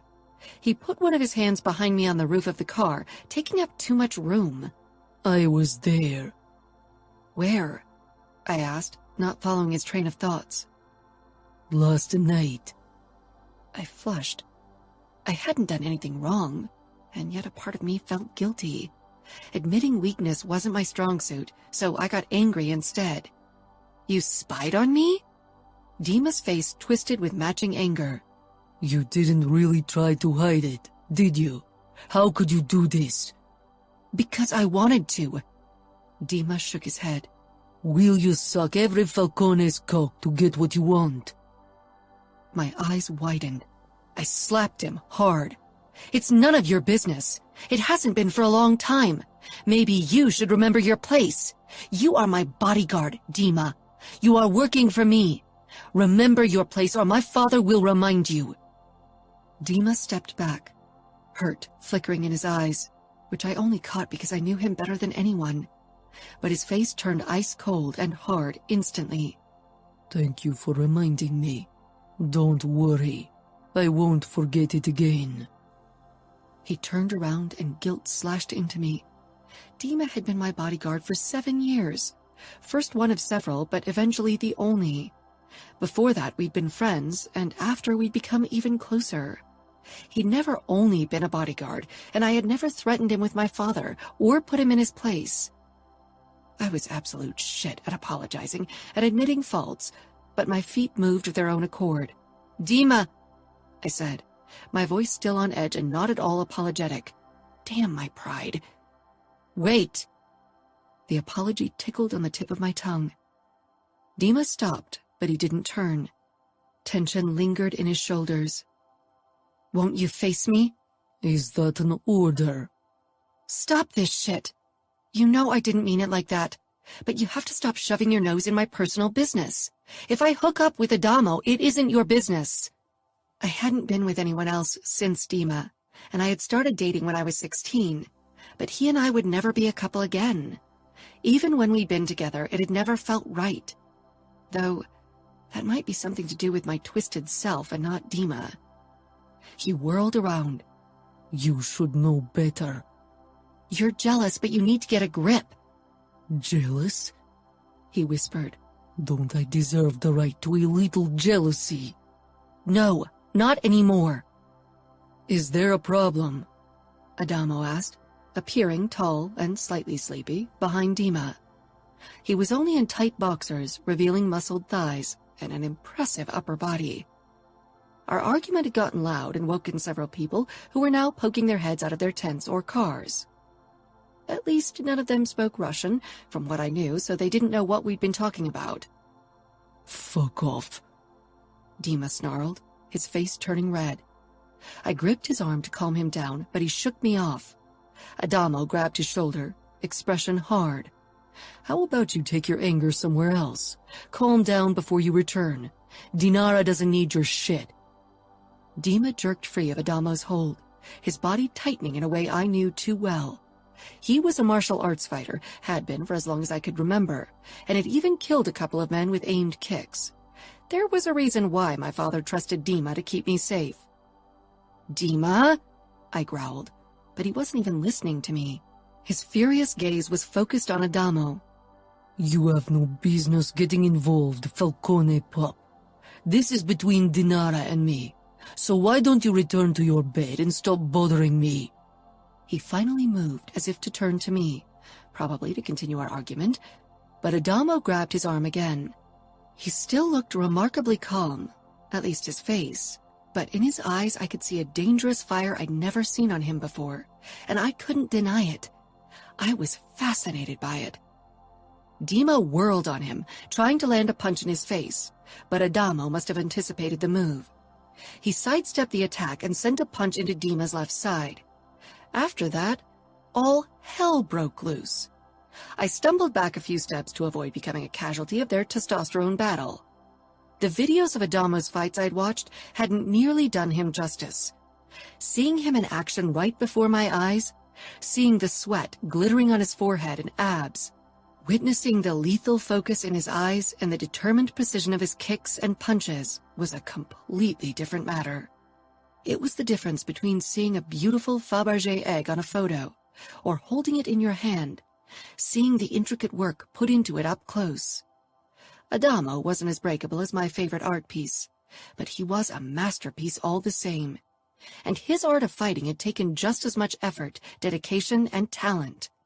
I'd always thought Adamo was a reluctant fighter. In videos it had sometimes appeared that way. But now, as he exchanged punches and kicks with Dima, he looked like he'd been born to fight, as if the demand for blood and violence rang in his veins, called to him like my dark craving often did. A crowd gathered around us, shouting encouragement and soon exchanging bets. Dust whirled up around the battle, burning in my eyes. "Stop it!" I screamed. But I wasn't insane enough to step between them. They were like fight dogs. If you tried to get between them, you'd be the one they'd bite. Crank stumbled toward us, looking taken aback by the violent scene before us. Blood splattered the dusty ground. He waved at two tall, dark-haired men, probably Camorra members. My suspicion was confirmed when they came closer, and I caught sight of the tattoo on their arm. Even they had trouble separating the two fighters, but eventually they dragged them apart. Dima's left eye began to swell shut again, when it had only just started to look better after my father had him beaten. His nose was busted too, and dripped blood on his white t-shirt. Adamo had a cut in his right cheek. He wasn't wearing a shirt, nor shoes, but his skin was covered with blood splatters, and his eyes were wild and hungry. He reminded me of a predator who tasted blood for the very first time, and had become addicted instantly. I shook my head. Was this really necessary? The pit girls whispered among themselves. Some even gave me taunting smiles. I bared my teeth at them in a dangerous smile that I'd inherited from my father. They averted their eyes, and I met Adamo's gaze. He calmed and stopped struggling against the man who held him. "You didn't have to defend me against Dima. He's always on my side." Adamo scoffed. It didn't look like that to me. I glared and turned to Dima, who had become very still. I wondered if he was really still on my side, but I couldn't imagine it being any other way. His jealousy would have to stop eventually. Maybe I should point out to him that he'd been with a few girls since I'd broken up with him, and I never made a scene because of it. Dima turned to the guy who held him. "Let me go." The guy looked at Adamo, which was ridiculous in itself, but of course Adamo was the highest-ranking Camorra member present. He was number 4th after his 3 older brothers after all. "Let us go," Adamo ordered in a hard voice, and both men loosened their hold. Dima stepped back. "Don't worry about my interference again. I'll attend to business in Chicago from now on." I doubted he'd really leave me out of sight. He'd stay close so he could intervene if anything happened, but I'd call my father just in case to tell him I'd sent Dima away. Dad would be pissed off and try to convince me to return home, no doubt. "Dima, let us talk once you've calmed down, all right?" He didn't say anything, only stalked off toward his car. "If you miss a race, you risk disqualification," Crank called, but Dima didn't react. He got in his car and drove away. I sighed. Adamo wiped the back of his hand over his cut, not taking his eyes off me. Slowly, the crowd scattered. I wondered if last night had been worth the fight with Dima. What had it really accomplished except pissing off my best friend, and probably Adamo too? I hadn't thought it through. I'd reacted out of fear, which was a stupid thing to do. Because I'd felt like losing control, I tried to exert control over Adamo in the easiest way I could think of. Now I created a mess, and my body still hummed with desire when I looked at the man before me, especially covered in blood because he'd fought for me. It was such a damsel in distress thing to think, to feel turned on by, but my base instincts were obviously stronger than my stubbornness. Chapter 9. Dinara. My attention was all over the place during the next race, so even though I started in the front row right beside Adamo, I finished as 10th. Of course, Adamo had played a huge part in my bad result. He cut me viciously after the start, so I briefly lost control of my car and taken a detour over the bumpy shoulder of the road. Not that I hadn't done the same to other racers, but so far Adamo hadn't showed me his ruthless side. I had to admit it only made me desire him more. I didn't want to be coddled by anyone. That night after the race, the following party was boisterous, and soon most people were drunk or passed out. I'd only drunk a glass of the slightly less disgusting concoction with peach schnapps someone had created. Adamo and I had kept an eye on each other all through the evening, but hadn't talked. Now that Dima wasn't my shadow, many other racers came by to chat, and many of them were more interesting than I'd given them credit for. As the crowd dwindled, I got restless. Something in me called to seek Adamo's closeness, but I resisted. To my surprise, he sought me out when I was heading back to my car. "Already leaving?" he asked, close by, making me jump. I threw him a glance over my shoulder. Nothing kept my attention. Adamo caught up with me. "Maybe I can. I bought a bottle of the best vodka I could find in the last liquor store we passed by. How about we share a drink?" I stopped. After how our last encounter had ended for him, I was wary of his motives. Trust wasn't something I handed out freely. Despite my distrust, I nodded and followed him toward his car, which was far away from most of the others, dark and secluded. We shared a drink in silence, leaning against the hood of his car, our shoulders brushing once more. With the music from the party in the background, for once a slower melodic piece, this felt almost romantic. "Are you pissed?" I asked eventually. "Life's too short to hold grudges." "That's not a motto I live by." "I bet," Adamo said.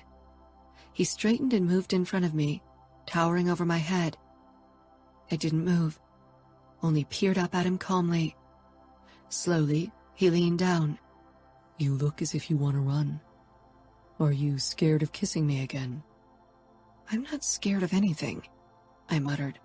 But I'd rather not have to kick you in the balls because you feel the need to avenge your hurt pride and forget what the word no means. Adamo braced one hand on the hood, bringing our faces so close together, the heat of his lips seared mine. I'm fluent in the meaning of no, Dinara. Don't worry, and my pride isn't easily hurt. But tell me, are you saying no to a kiss? I should have. Last time I'd lost myself completely in it, but having Adamo so close, especially his mouth, clouded my judgment. I bridged the distance between us, rushing my lips across his. Adamo didn't need another invitation. He tore the control over the kiss out of my hands, and I let him, too delirious by every stroke of his tongue. Sleeping with Adamo had never been part of the plan. Maybe if I'd known more about him, about his dark sides, which called loudly to me because they reflected the darkness deep within myself, I could have anticipated it would come to this. His grip on my neck tightened as he deepened our kiss. He tasted like sin and darkness, and he could kiss in a way I'd never considered possible. My body tingled from the simple friction of our lips, from the soft caress of his tongue, and the taste of him. Soon the tingle turned into a pulsating need, and my panties became damp. I was losing myself in Adamo again, losing control of my body. I snapped back to attention, forcing my mind into stark focus and submitting my body to its command. It had never been difficult. I'd practiced control for years, depended on it. I reached for Adamo's belt and unbuckled it, snatching my mouth away from Adamo's dangerous lips.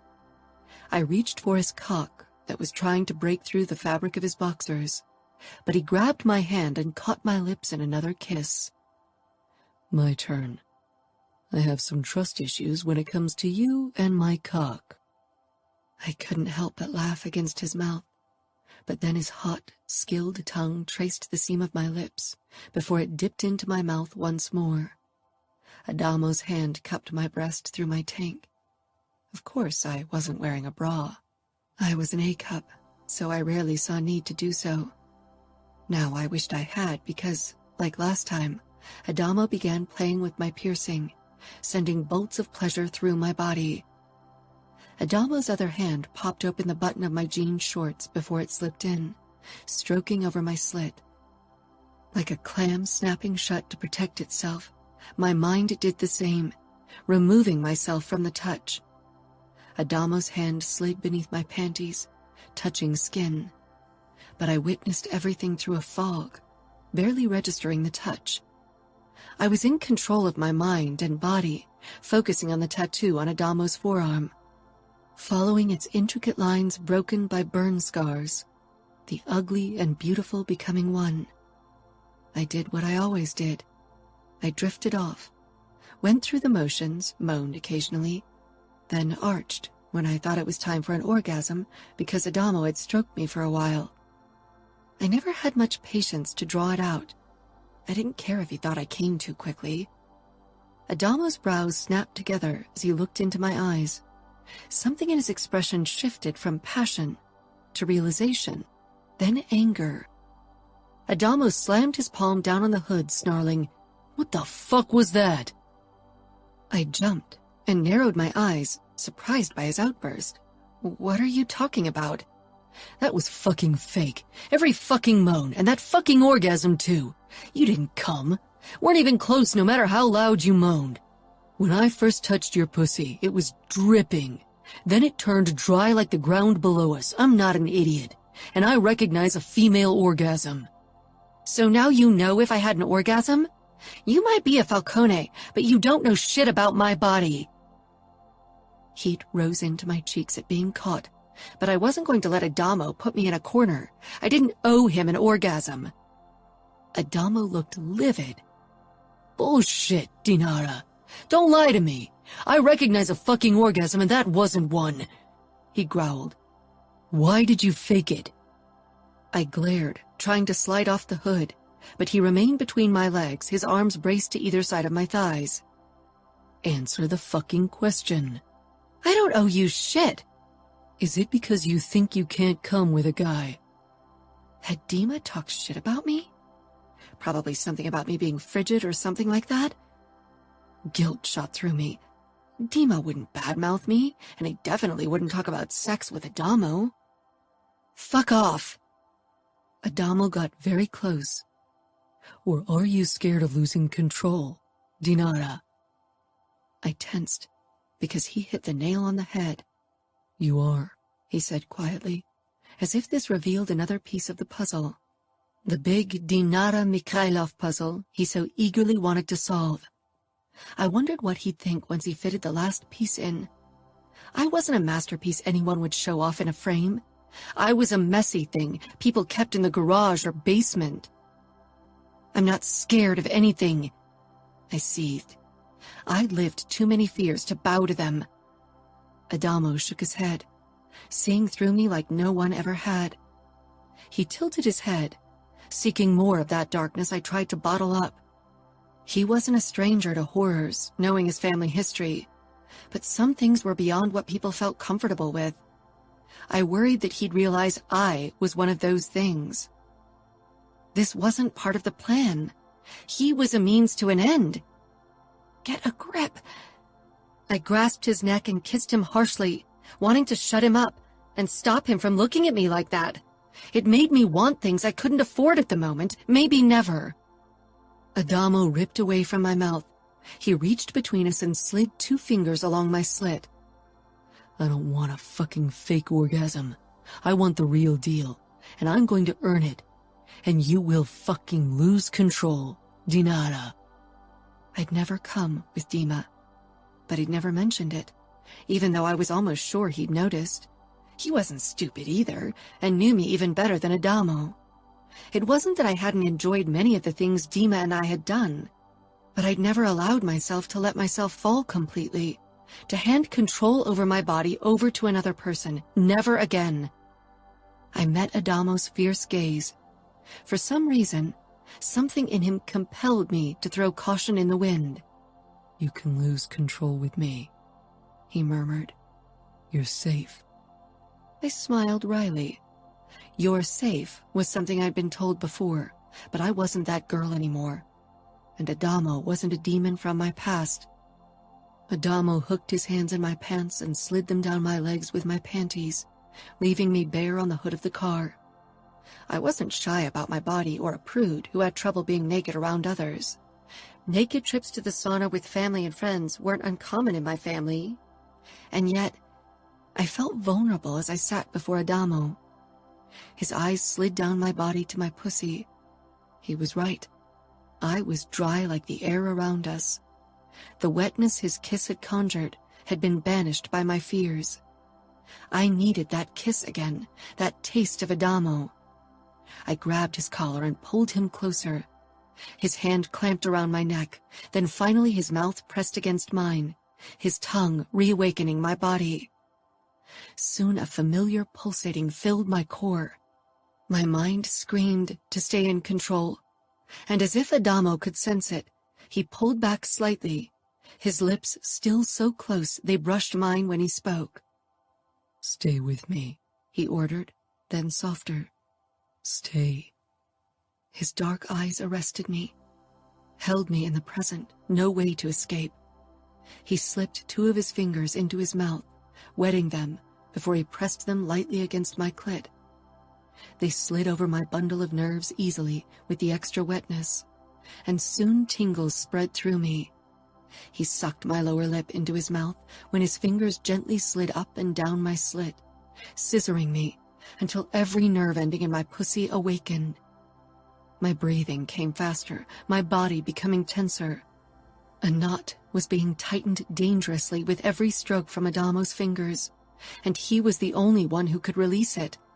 He controlled my body, every delicious sensation I experienced. He gathered the wetness between my folds and spread it over my clit, circling it. His breathing was coming faster now, too. He never took his eyes off me as he drove me higher. The sensations became overwhelming, the knot ready to burst. Yes. Adamo rumbled, his eyes appearing black in the darkness, like they belonged to the devil I'd made a pact with. He pushed 2 fingers into me and twisted them. I sucked in a sharp breath, on the edge of falling. My mind screamed for control, my body for release. With every thrust, he twisted his fingers, hitting a delicious point deep within me. My eyelashes fluttered, wanting to lower and sink even deeper into the sensation, but I stayed rooted in the moment. His gaze held mine as he fucked me with deep, precise strokes. A moan slipped out, not planned, not forced. It fell from my lips like a sigh of relief. My inner walls began tingling, like they'd never done before, began spasming and clenching around Adamo's fingers. I couldn't hold back.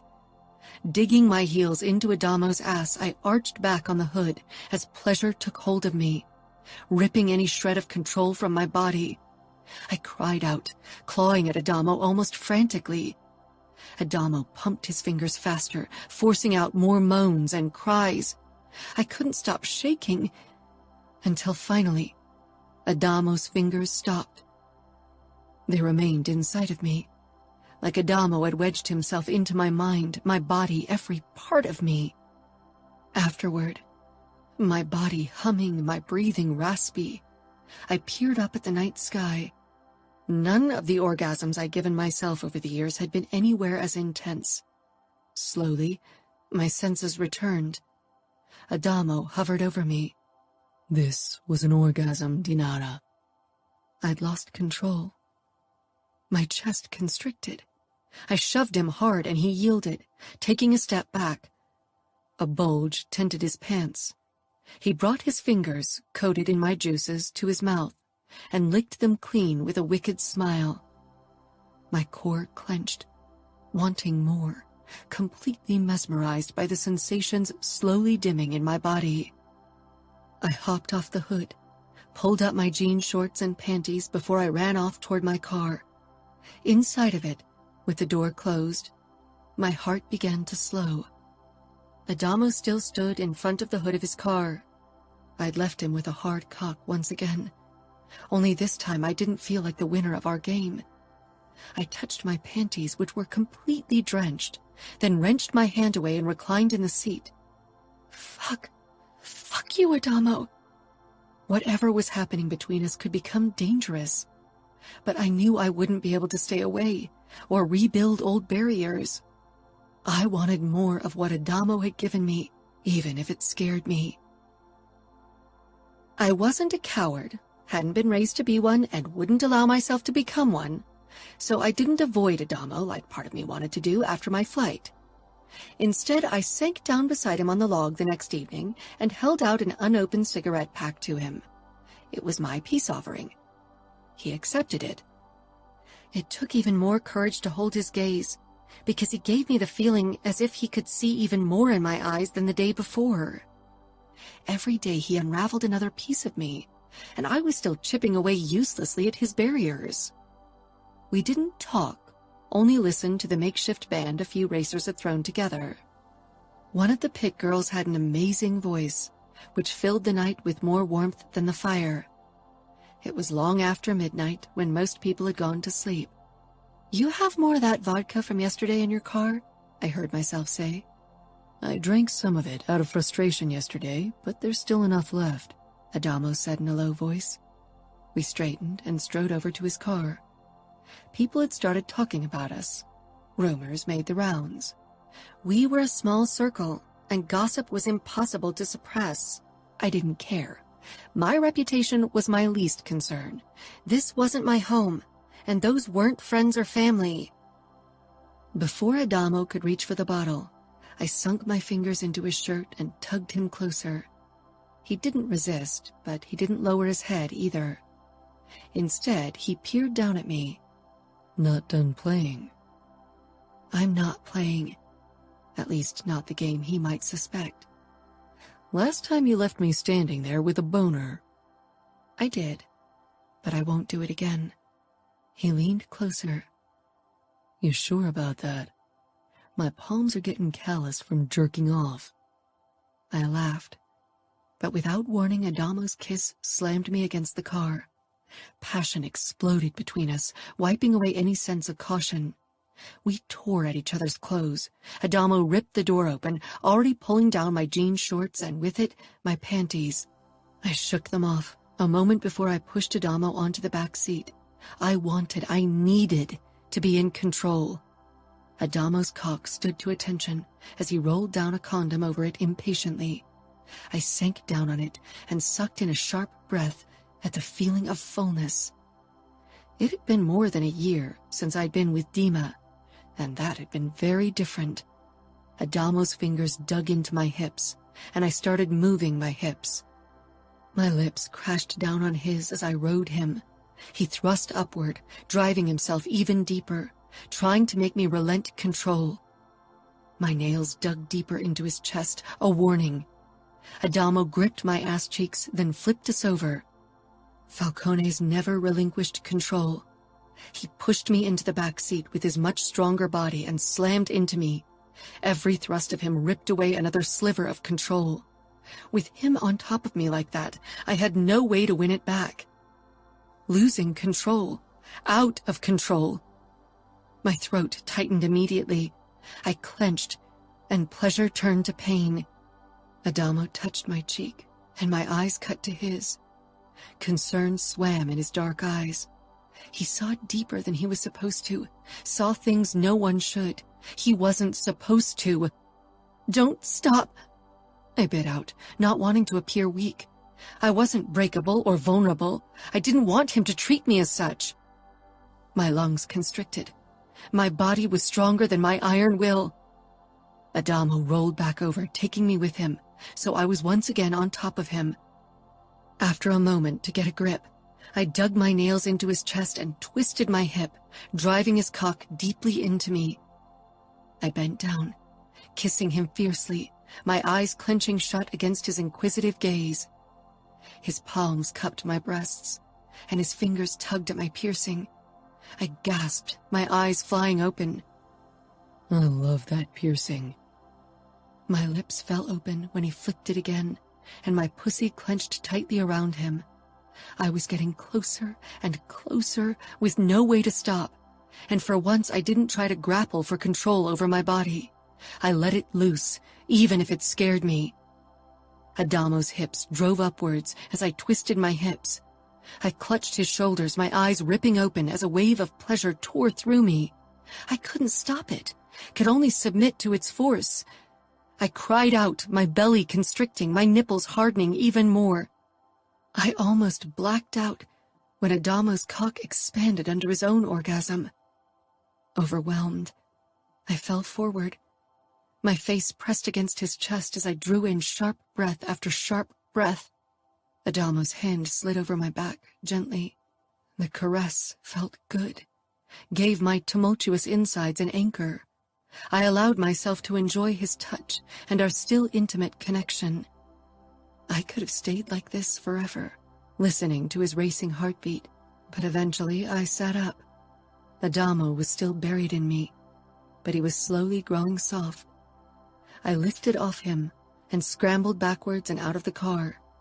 Adamo didn't try to stop me. He didn't say anything at all, only removed the condom and knotted it. I fumbled for my clothes in the near dark and awkwardly put them on. They were dusty and stuck to my sweaty skin. I looked at Adamo, and again part of me wanted to stay, to crawl back into his car and stretch out on the back seat beside him. I trusted that side of me even less than I trusted Adamo. I wasn't sure what to say. I'd never screwed someone I wasn't dating, and I didn't know how to handle Adamo or my feelings. Eventually, I just turned around to walk away. Before I was out of earshot, Adamo said, "Good night, Dinara." Chapter 10. Dinara. Until I saw Adamo again the next day, I wasn't sure how I'd react, if I'd try to bring our relationship back to a less intimate state.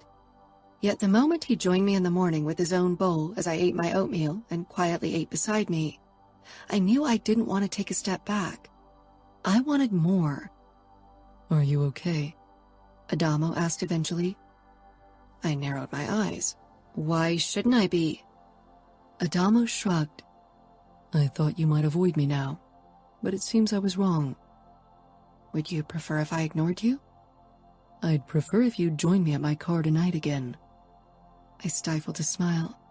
Deal. Adamo and I didn't waste much time when I arrived at his car. We kissed as if we were long-lost lovers with limited time to enjoy each other. Maybe that wasn't too far from the truth, because time was definitely not in our favor. I was Russian, he was Italian, and even if the racing camp might have blurred some lines, our families were at war. Adamo moved us backward toward his car and hoisted me onto its hood, never ceasing his kiss. His fingers found my piercing. Then he tugged the shirt over my head and pulled out of the kiss, only to lower his lips to my breast. His tongue teased my nipple, flicking the piercing back and forth. I released a sharp breath, my legs parting out of their own accord. Adamo pressed a palm against my crotch. I wondered if he could feel my wetness, even through the layers of fabric. My fingers pressed into the hood, my breath coming in short bursts. Every muscle in my body tightened, and my heart pounded wildly in my chest. Adamo stepped back, and I almost protested until my pride snapped my mouth shut. Adamo opened the button of my jean shorts, then slid them down together with my panties, and squatted in front of me. He looked up at me. His face was shrouded in shadows, but I knew he was waiting for me to give my okay. After yesterday, his actions had been more cautious. I didn't want him to hold back. I wasn't fragile. My throat was dry, too dry to speak. I parted my legs wide. I wouldn't half-ass this. I was sopping wet for the man before me. His tongue traced a wet line along my inner thigh, raising goosebumps and making me shiver. I wondered if he could feel the ridges from the past on my skin. So far, he hadn't mentioned them. A man with as many scars as he had might have learned to not ask questions about other people's marks. The night air felt cold against my sopping wet center. I didn't take my eyes off Adamo, didn't lean back. This position gave me a sense of control, even if Adamo would soon rip it from me. He moved on to my other thigh and dragged his tongue along my sensitive skin there. "When are you going to lick me?" I asked, but my voice lacked the sarcasm and bravado I'd wanted to put into it. I wanted to feel his tongue on me, in me. "Soon," Adamo rasped, and his following exhale ghosted over my wet pussy. I bit my lip, tense with expectation and anxiety. The idea of losing control like last time still tightened my chest, but my body was calling for more, louder than any doubt and anxiety. And then Adamo's tongue swiped over my slit, slowly, tracing around my clit before he nudged apart my folds with just the tip of his tongue. My teeth sunk into my lower lip as his tip caressed my sensitive flesh, slowly delving deeper until he reached my entrance. My head fell back for a moment, my eyes wide in awe at the sensation Adamo created with a brush of his tongue. He circled my opening, his breathing now more audible. His lips closed around my sensitive folds, sucking, and I inhaled sharply. "Do you like it?" Adamo murmured after a while, his voice heavy with desire. As if to emphasize his question, he swiped his tongue upward and nudged my clit. "Don't talk," I gritted out. "Lick me." His fingers cupped my ass cheeks and he really dove in, less gentle, louder.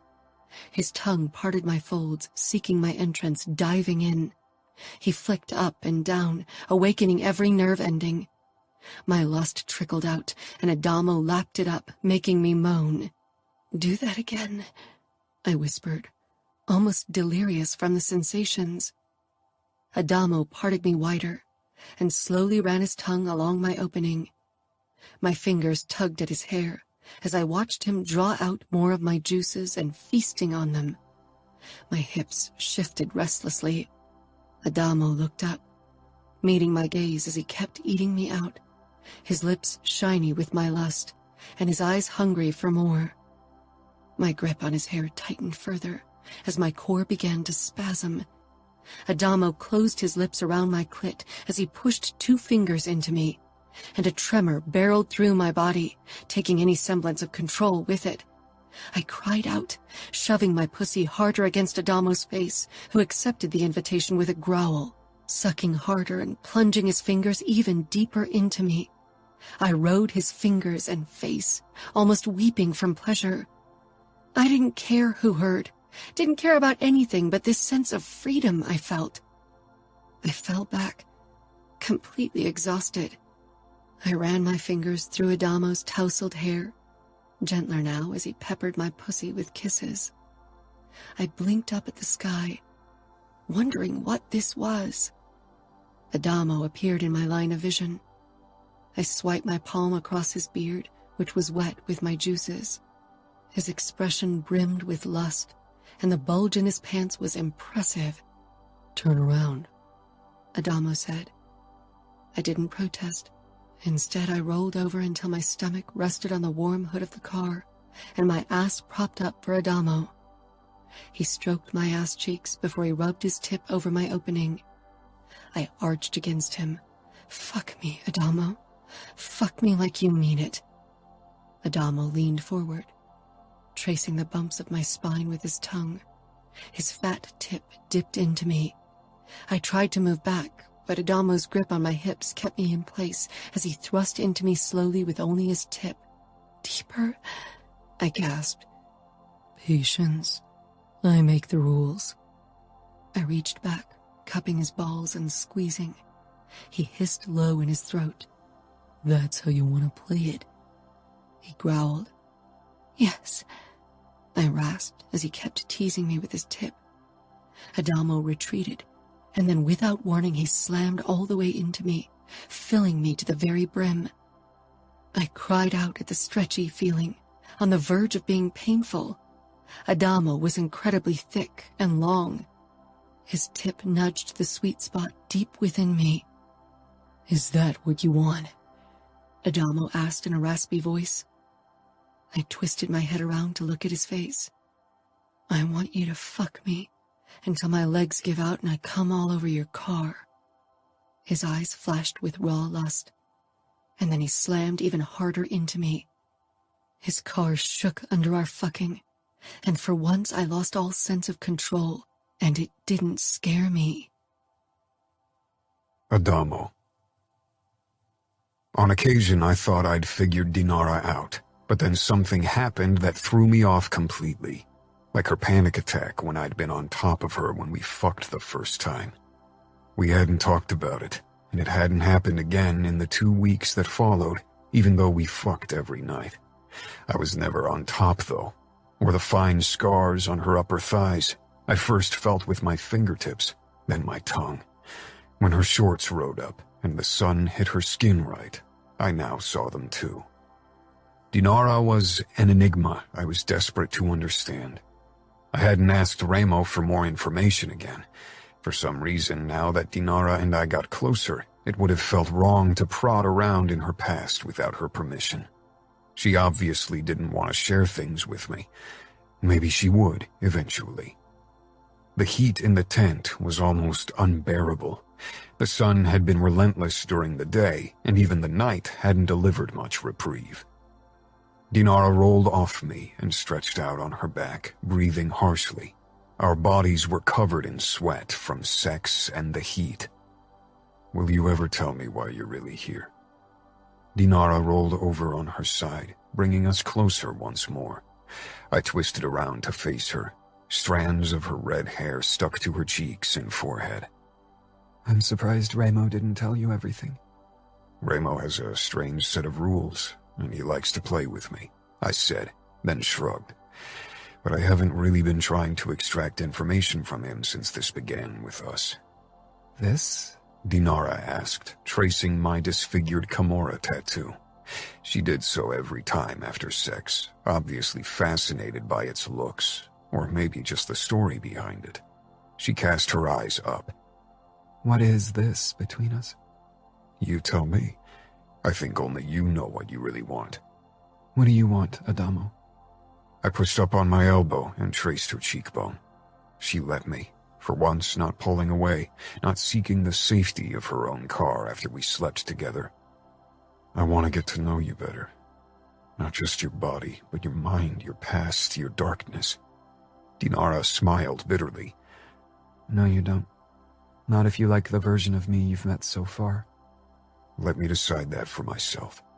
I doubt there's anything that could make me see you in a different light. And if it's darkness you harbor, I have more than enough of my own, so I don't shy away from it. Dinara looked up at the tent ceiling. I stroked her belly and played with her piercing. What exactly is it?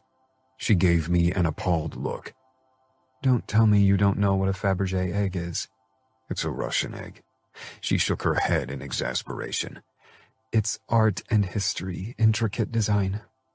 I bent over her belly to take a closer look at the tiny egg dangling from her piercing. It was red with gold decor. This is an original? It was custom made for me by the same manufacturers who create the bigger Fabergé eggs. But why did you choose that for a piercing? Her brows crinkled. It's part of my history.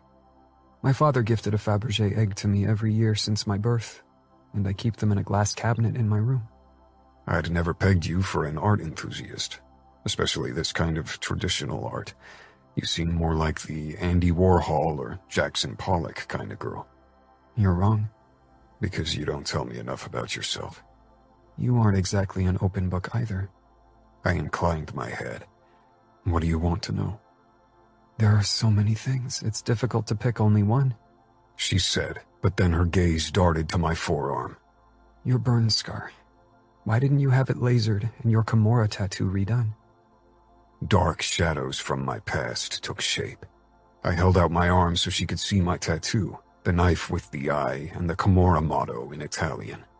But most of the words were unreadable, twisted and distorted by the burn marks just like the eye. That day changed me. It awakened a side of me I thought didn't exist. The tattoo in its disfigured state is my reminder and also a warning of what lurks beneath. In the first few weeks and months after my capture and the torture, I'd woken with nightmares every night. I'd never had my power stripped from me like that before, rendering me at the mercy of someone else.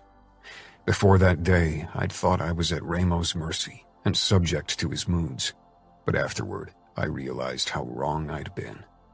Ramo never meant to hurt me. He took care of me in his own twisted way. It took being in the hands of the enemy to realize it. Did you never seek revenge for what's been done to you? The pain inflicted on you? The outfit targeted you to punish your brother. You were still young. It didn't surprise me that Dinara knew details. After all, Grigori knew all about it, and he obviously didn't mind sharing information with his daughter. Maybe Russian mob bosses didn't coddle their daughters as much as Italians did. I had occasionally dreamed about revenge, especially in the beginning. I'd spent hours imagining how it would be to have one of my tormentors in my hands and do to them what they'd done to me. But eventually, I had stopped obsessing over revenge. I left the past behind me. I don't need revenge. I don't care what happens with the outfit. Nino and Ramo deal with them. I don't think revenge helps anyone. I can't believe you aren't furious, she whispered. I am, but I'm channeling whatever anger's still left from that time into racing and fighting. That's enough. It wasn't quite the truth. That day had awakened something I had more and more trouble suppressing. My dark side. A side I still feared and despised often. The rare moments of acceptance and the peace they'd brought me scared me even more, however. She traced my burn scar. The skin there wasn't sensitive to touch or pain, but the one around it all the more. When Dinara's fingertips trailed higher, discovering a small scar on my bicep and then the scars on my chest, goosebumps rippled across my body. Are these from your torture as well? Not all of them. A couple. The rest are from fights and my time in New York with the Familia. I think it's strange that your brother trusted another family enough to send you there. Even when my father makes peace with others, that doesn't mean he trusts them enough to send someone he cares about there. I asked Ramo to send me there. I needed to get away from my brothers, from their shadow and their protection. In New York, I wasn't treated special in any way. I was a nobody. I had to do the dirty work, and their capo punished me when I messed up. No matter where you go, you are never a nobody, Adamo. Even if you're away from your brothers in Vegas, your name carries weight, like mine does. We carry our names as burden and shield. The only way for us to be anonymous is to take on a new name and become someone else. Have you ever considered doing that? Leaving your father and the Bratva behind? Starting new? Dinara shook her head. It's in my blood. It's part of my life. I don't like all aspects of the life, but I don't want to run from it, she said, tracing my scars. I told her about every scar, and when I finally fell silent, her face was inches from mine. I ran my palm over her upper thighs and the thin scars there, a silent question. Dinara sighed, turning her face to the ceiling once more. Sometimes we are our own worst enemy. I nodded, because it was a truth I'd learned in the past. I'd suspected the ridges were self-inflicted. They reminded me of the scars some of my junkie acquaintances had had on their wrists from cutting. Why? I asked. I took drugs to cover up old pain, but they made me numb in every sense, and so I tried to feel something, even if it was pain, as long as I decided what it was. Something about Dinara reminded me of myself when I hadn't been clean for very long. Drugs were a thing of her past, like they were in mine, but I wanted to know the reasons for her addiction. What kind of old pain? Her expression closed off. The truth about me that your brother hides will change the way you look at me. But tell Ramo I gave him permission to share it with you, if that's what he needs. Ramo never asked for permission, not from anyone. I doubted that was the reason why he'd been holding back the truth from me. Dinara climbed on top of me, letting her hair curtain my face. One day, you'll have to take me to Vegas with you and show me your city. You mean lead you to your mother? Dinara's lips brushed mine. And if I said yes? I don't think it's a good idea. Not unless Ramo allows a meeting. He won't be able to keep her from me forever. I sighed, raking my hand through Dinara's hair. I fear you're using me against my brothers. You should know that I'm loyal to them. I know, she said simply, and kissed me. I pulled back. You won't be able to sway me, even if part of me wants to do whatever you ask. Shut up, Dinara murmured. I allowed her to silence me with her lips. I wasn't sure what secret Ramo would reveal about Dinara. I hoped it wouldn't make me waver, wouldn't make me want to help her even against Ramo. My brother had done some twisted shit in his life, and I feared the thing with Dinara's mother was another on that list. I often disagreed with what my brothers did, but I stood by them. What if Dinara's secret made that impossible?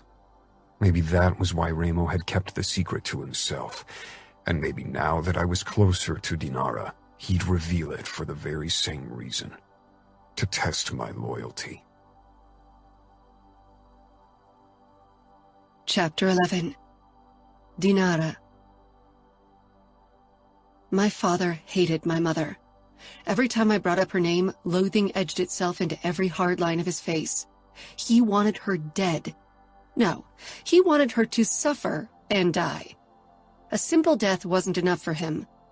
As Pakan, he had the means to kill almost anyone, to make their last hours as excruciating as possible, and he certainly didn't have qualms about it. But my mother was in Camorra territory, at the very center of it in Las Vegas, under the watchful eyes of none other than the Camorra's capo, Ramo Falcone. Ramo Falcone was only a distant memory of a young girl, and he was what stood between me and my mother.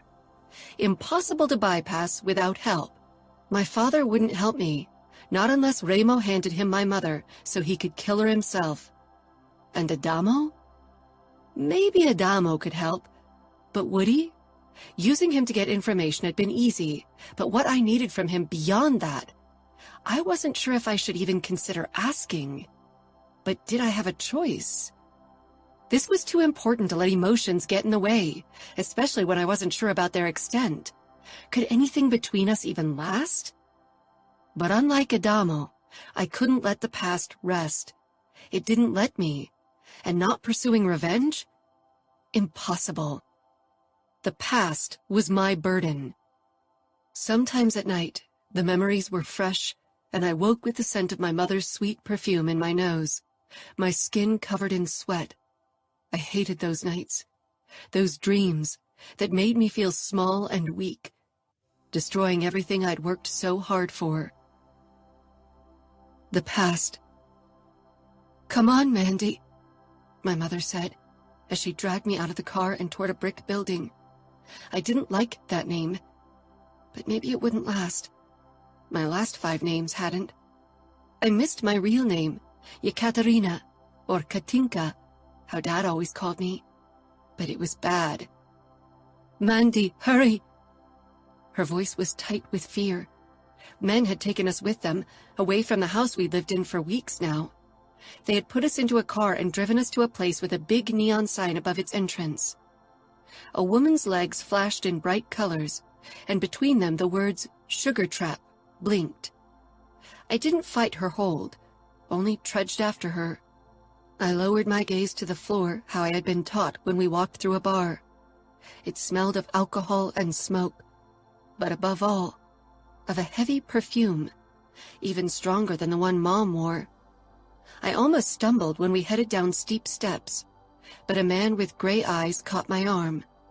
He released me, and Mom pulled me even closer. We arrived in a room without windows.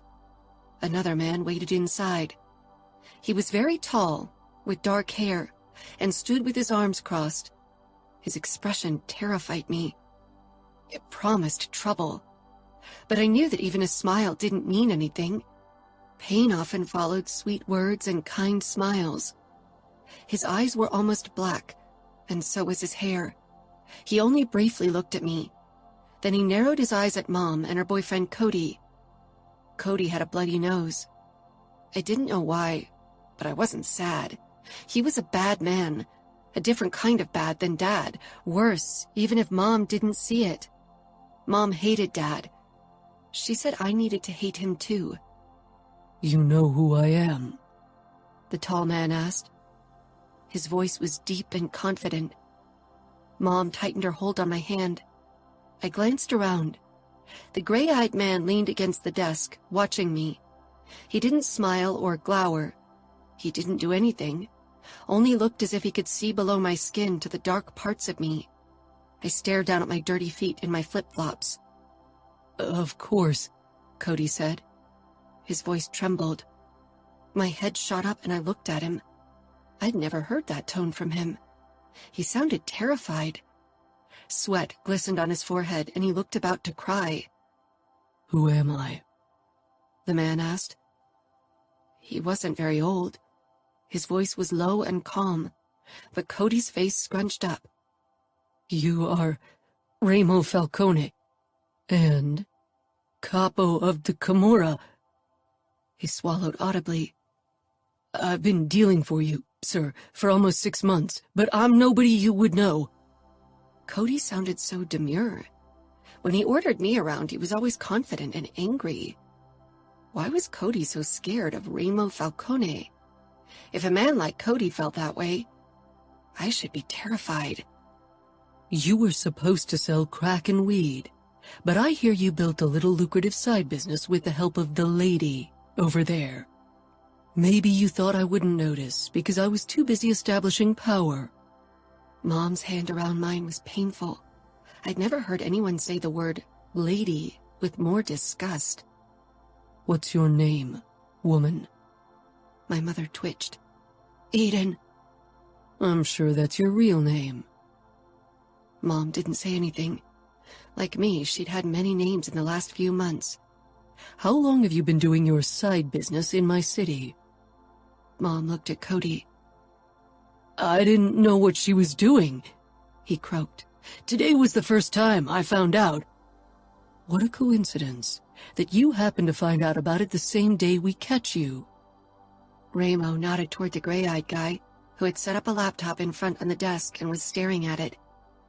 My brother grabbed a few discs from your place. I assume they won't prove your words to be false, right? Cody paled. Ramo turned to Mom again. How much money did you make? I don't know. I never got money. You got a roof over your head, and enough drugs to forget the past and black out the present, too, right? Ramo walked closer to Mom, towering over her and me. In my city, I make the rules and no one goes against them. I didn't know, Mom said. It was Cody's idea. Cody glared, but lowered his head when Ramo turned to him. How much further does your business reach? Are there others we should know about? No, it was only us. Is he telling the truth, Eden? Ramo asked. Yes. We only just started. Only just started? Sounds as if you had big business plans without involving the Camorra. Mom tucked a strand of her beautiful red hair behind her ear and gave Ramo that smile she usually only gave her boyfriends. I could tell you about the customers. I'm sure you could make so much more money with it. We were never professional. If you and your Camorra organized everything, you could make millions. Ramo smiled, but it wasn't a nice smile. You think so? You should take a look at this, the other man said. Ramo turned and headed toward the desk. He looked at the laptop for a couple of minutes. Silence reigned in the room. The faces of both men didn't show any emotion as they watched the screen. Ramo shoved away from the desk. Did you sell these videos on the darknet? Cody didn't react. He only blankly stared down at his feet. He looked as if he was praying, but I doubted he believed in anything. Yes, we did. You could make even more money with it than with your racing and cage fighting, Mom said. She reminded me of the mom she'd occasionally been back at home with Dad. Ramo only stared at me, not saying anything. Mom released my hand and touched my shoulder. I met her gaze. She gave me an encouraging smile. Why don't you show Mr. Falcone how nice you are? I nodded. I'd heard those words often in the last few weeks. I looked at Ramo Falcone, and he met my gaze. I forced the smile all the customers liked and padded closer to him. My flip-flops smacked loudly in the silence. At first I hadn't wanted to do it, but it had only made things worse. Mom had told me I needed to behave, then things would be better, and eventually I had done what they wanted. It still hurt, but Mom felt better when I didn't fight. She'll do whatever you want, Mom said. My cheeks hurt from smiling. Ramo didn't look at me like the other men had. He didn't tell me how pretty I was and what a good girl. Suddenly his expression shifted to something dangerous, something wild, and he looked away from me. He stalked past me and grabbed Mom by the throat. Cody had done it before. It had bothered me in the beginning, but now I felt empty too often. I knew I shouldn't be okay seeing Mom getting hurt, but everything in me was hollow. Ramo, the other man said. Are you really trying to give me your daughter for a joyride? You think I'd tolerate disgusting shit like that in my territory? His voice became a low hum. I bet you'd even watch me fuck your kid. You despicable whore wouldn't bat a fucking eye, as long as you get your drugs and are far away from Grigori. Mom blanched. Ramo, Nino said firmly, nodding in my direction. You really think that shit's still going to damage her after the shit that's been done to her? Dad? I asked. Mom never talked about him, and if she did, only to tell me bad things. Ramo's eyes slanted over to me. His fingers still held Mom by the throat. Cody was crying in the background. Nino, take the kid upstairs. Give her food and decent clothes while I handle this situation." Mom sent me a begging look. I didn't react. "Begging doesn't work, Mom. Don't you remember?" Nino appeared before me and held out his hand. "Come on, Yekaterina." My eyes widened. I put my hand in his and followed him outside. Before the door closed, I heard Mom whimper. "Please don't hand me to Grigori. You wouldn't believe what he'd do to me." "Probably the same thing I'd do to fucking scum like yourself." Nino led me upstairs. He picked up a Coke for me at the bar. Then we headed into a room with a bed and bathroom. I took a hesitant sip from my Coke, then gave him the smile Mom had taught me. He shook his head. "No need for that ever again, Yekaterina. Your father will be here soon. Then you'll be safe." I nodded, even though I didn't know what safe meant anymore. I remembered feeling safe, distantly. I remembered lying in Dad's arms as he read me Russian fairy tales. Mom didn't allow me to say anything in Russian. "You can take a shower, and I'll ask one of the girls to bring you clothes." I nodded again. He nodded too. "You're not going to run, are you? I don't want to lock you in." "No," I whispered. I didn't want to run anymore. Ever since Mom had taken me with her, things had been bad. I wanted them to return to how they used to be. He nodded. Then he walked out. I looked at the bed, remembering the bed I'd been in less than an hour ago. A bed in Cody's basement. I shivered. The old man who'd been in it with me hadn't come with us.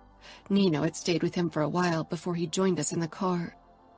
The look in Nino's eyes afterward had reminded me of the look that I sometimes saw in Dad's eyes, or even Ramo's eyes just now.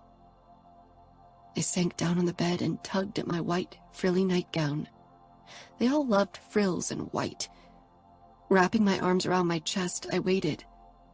I hated the silence. Usually Mom always allowed me to watch whatever I wanted on TV after the men left, for as long as I wanted.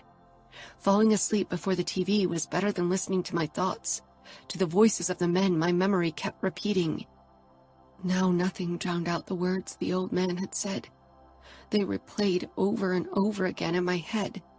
"Sweet little girl, good girl, give Daddy what he needs."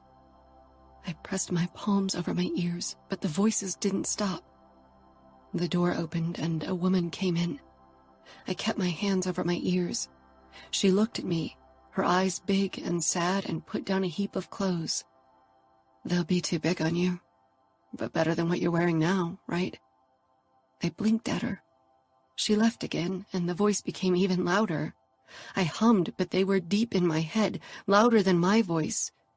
I rocked back and forth, wanting out of my head, out of my body, away from the voices. I felt so tired. But if I closed my eyes now, faces would join the voices. My palms hurt and my ears rang, but I pressed even harder, my nails scratching my scalp. "Stop!" I gasped. "Stop!" But the voices kept on whispering. Stop never worked. The door opened again. Ramo stood on the threshold. He stepped inside and I shut up. Humming loudly made people think you were strange. I slowly lowered my hands. Blood and skin stuck under my nails from where I'd hurt my scalp. My pink polish had peeled off in places. I was momentarily distracted by a red stain on Ramo's gray shirt. "Did you kill Mom and Cody?" I asked. Ramo raised his eyebrows. Dad had always tried to hide everything bad from me, but Mom had told me everything. Ramo was like Dad. He had the same dangerous glimmer in his eyes. They were killers. Mom said they were bad, but neither Dad nor Ramo had hurt me. The nice men Mom had brought home, they had. "No, I didn't," he said. He crouched before me, meeting my gaze. The other men preferred to tower over me. He didn't look sad or as if he felt pity for me. He looked as if he understood me. Why not? He smiled a strange smile. "Because they aren't mine to kill. I didn't understand. Would you be sad if your mother was dead?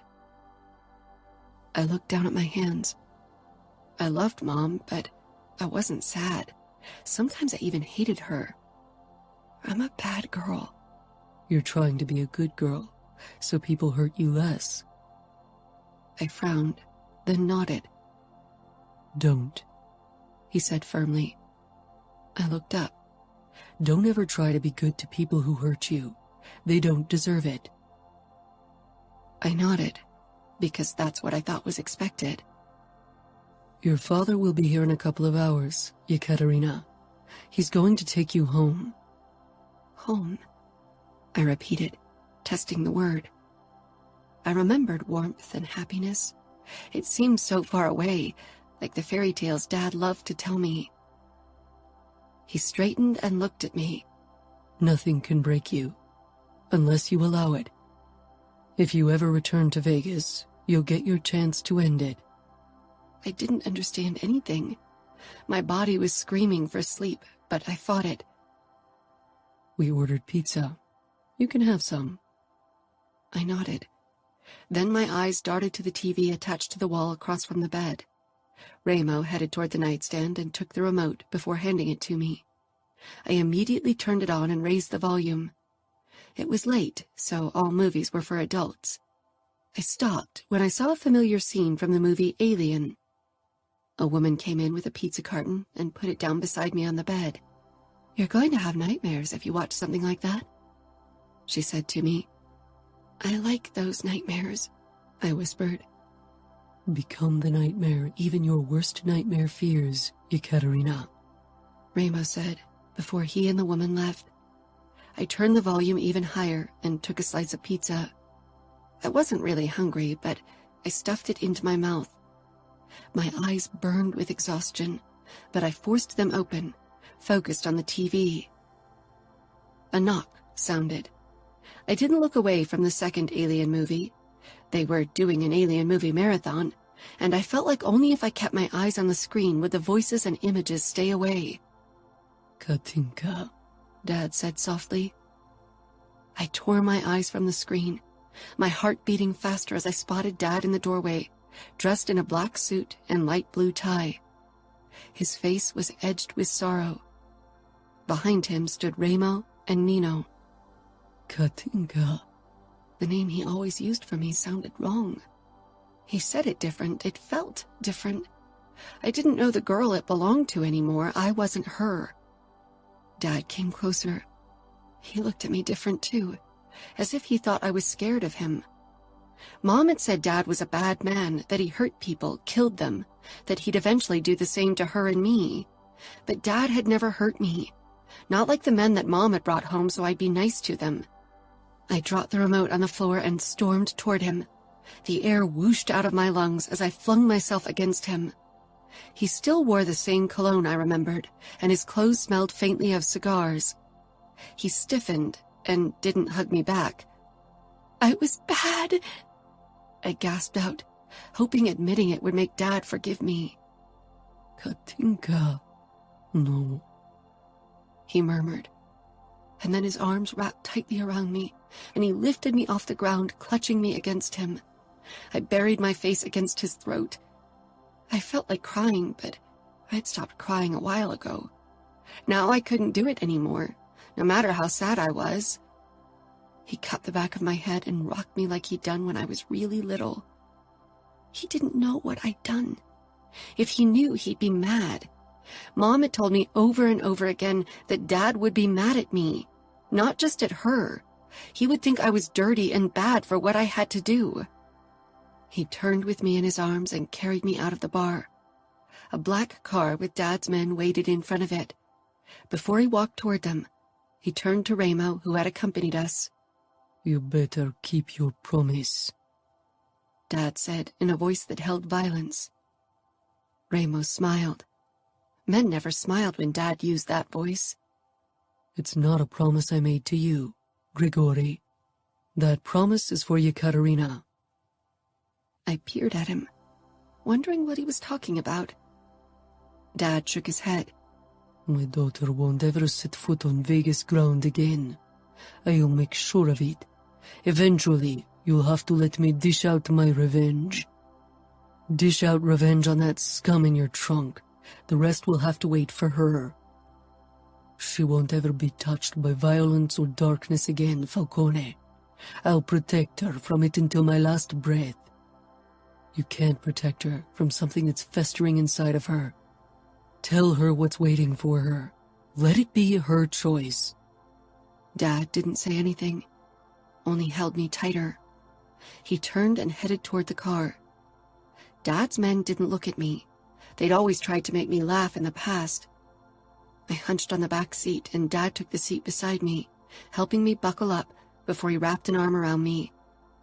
He gave me a look that reminded me of the one time I'd broken my favorite porcelain doll.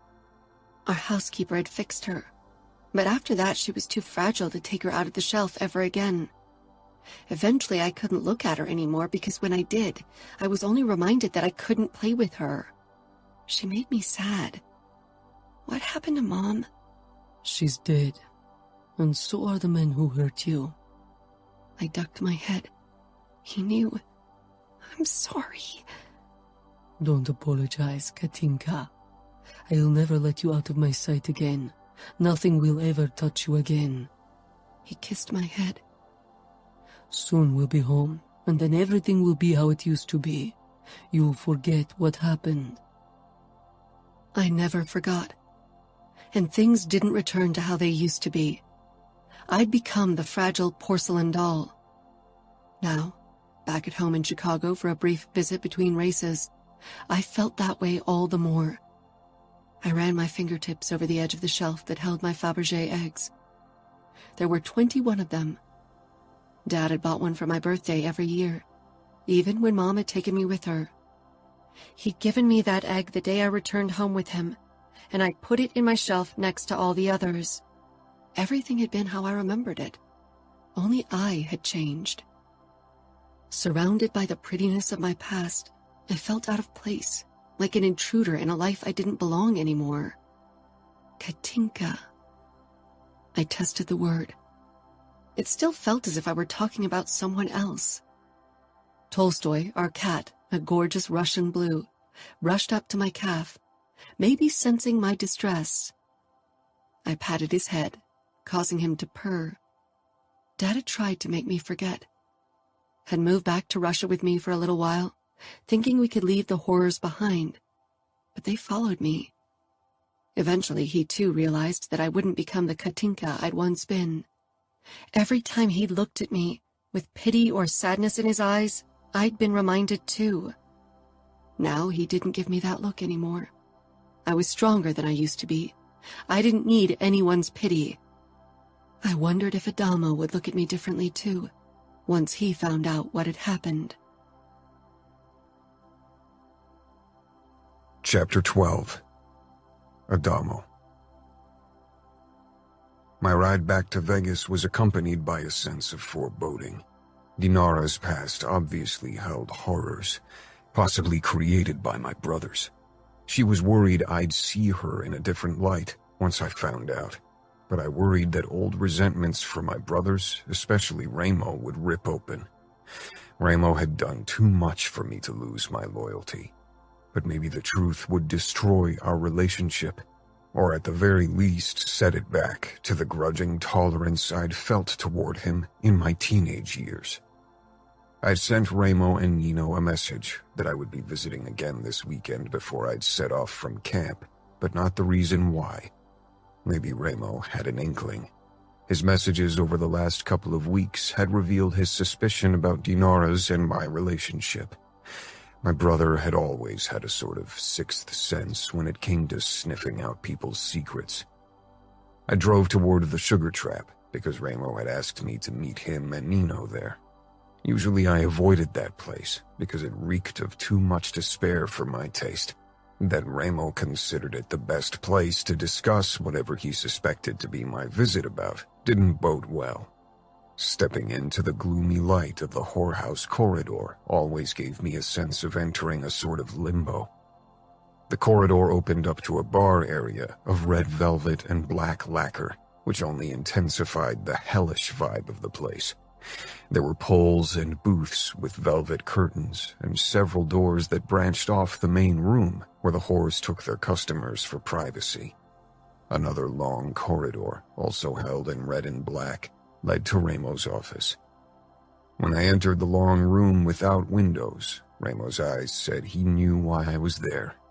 Nino sat on the sofa, eyeing me with a hint of disapproval. He thought I sought fights with Ramo, but that wasn't the case. But unlike Nino, I had a conscience, and it sometimes clashed with Ramo's ruthlessness. Your visits are becoming more frequent again, but this isn't a simple family reunion, is it, Adamo? Ramo asked, arms crossed in front of his broad chest. He was in workout clothes, probably because he'd kicked the living hell out of the heavy bag hanging from the ceiling between his desk and the sofa. His dark eyes held a hint of suspicion. Maybe it was my own emotion reflecting back at me. How are things with Dinara? Nino asked calmly, trying to be the de-escalating presence, but accidentally poking the beehive. I narrowed my eyes. She's still part of the races, and we've been talking often these last few weeks. It wasn't a lie, but certainly not the truth either. Ramo's answering smirk told me he knew. I didn't care. He hadn't said I should stay away from Dinara, and even if he had, I wouldn't have listened. Her closeness called too loudly to me. Getting in bed with the enemy was something he and I had in common. You want answers about Dinara. Answers she's unwilling to give you. Answers she's unable to give me. It seems you are the only one who knows every aspect of her past. You and Nino. I nodded at Nino, who kept his usual poker face. Not that I would have expected him to show any kind of reaction. His wife Chiara and his kids were the safest bet to tease an emotion out of him. Before his marriage to Chiara, everyone had been convinced he wasn't capable of feelings at all. Dinara told me she wants you to tell me the truth. Is that so? I hope you reminded her that I don't take orders, nor do I need permission. Keeping her secrets isn't only for her sake. That's what I thought. If you worry whatever you'll say will shock me or make me resent you for your actions, you're forgetting that I know you, Ramo. I know every despicable act you've committed. Nothing could ever shock me when it comes to you. Ramo's face turned hard. Nino, why don't you gather the info Adamo demands? Nino got up without a word and headed over to the computer on the desk. He threw Ramo a warning look. Maybe the secret protected both of them. What do you think you will discover today? Ramo asked. Dinara went through some shit in the past, something to do with Grigori and you. Her mother tried to run away with her, but you caught them and delivered Dinara right back to her father. You kept Eden for yourself for whatever twisted reason. So maybe Eden and Dinara did something in our territory that pissed you off. We both know you were even more psychotic back in the day than you are now. I remembered the days when Ramo and Nino had fought over Vegas, when blood and violence shone in their faces when they returned home from their raids at night. I was fucking pissed at the time. Grigori too, Ramo said. I wonder if you think Dinara needs your support against me, and would you give it to her if she asked for it? Are you testing my loyalty? Should I?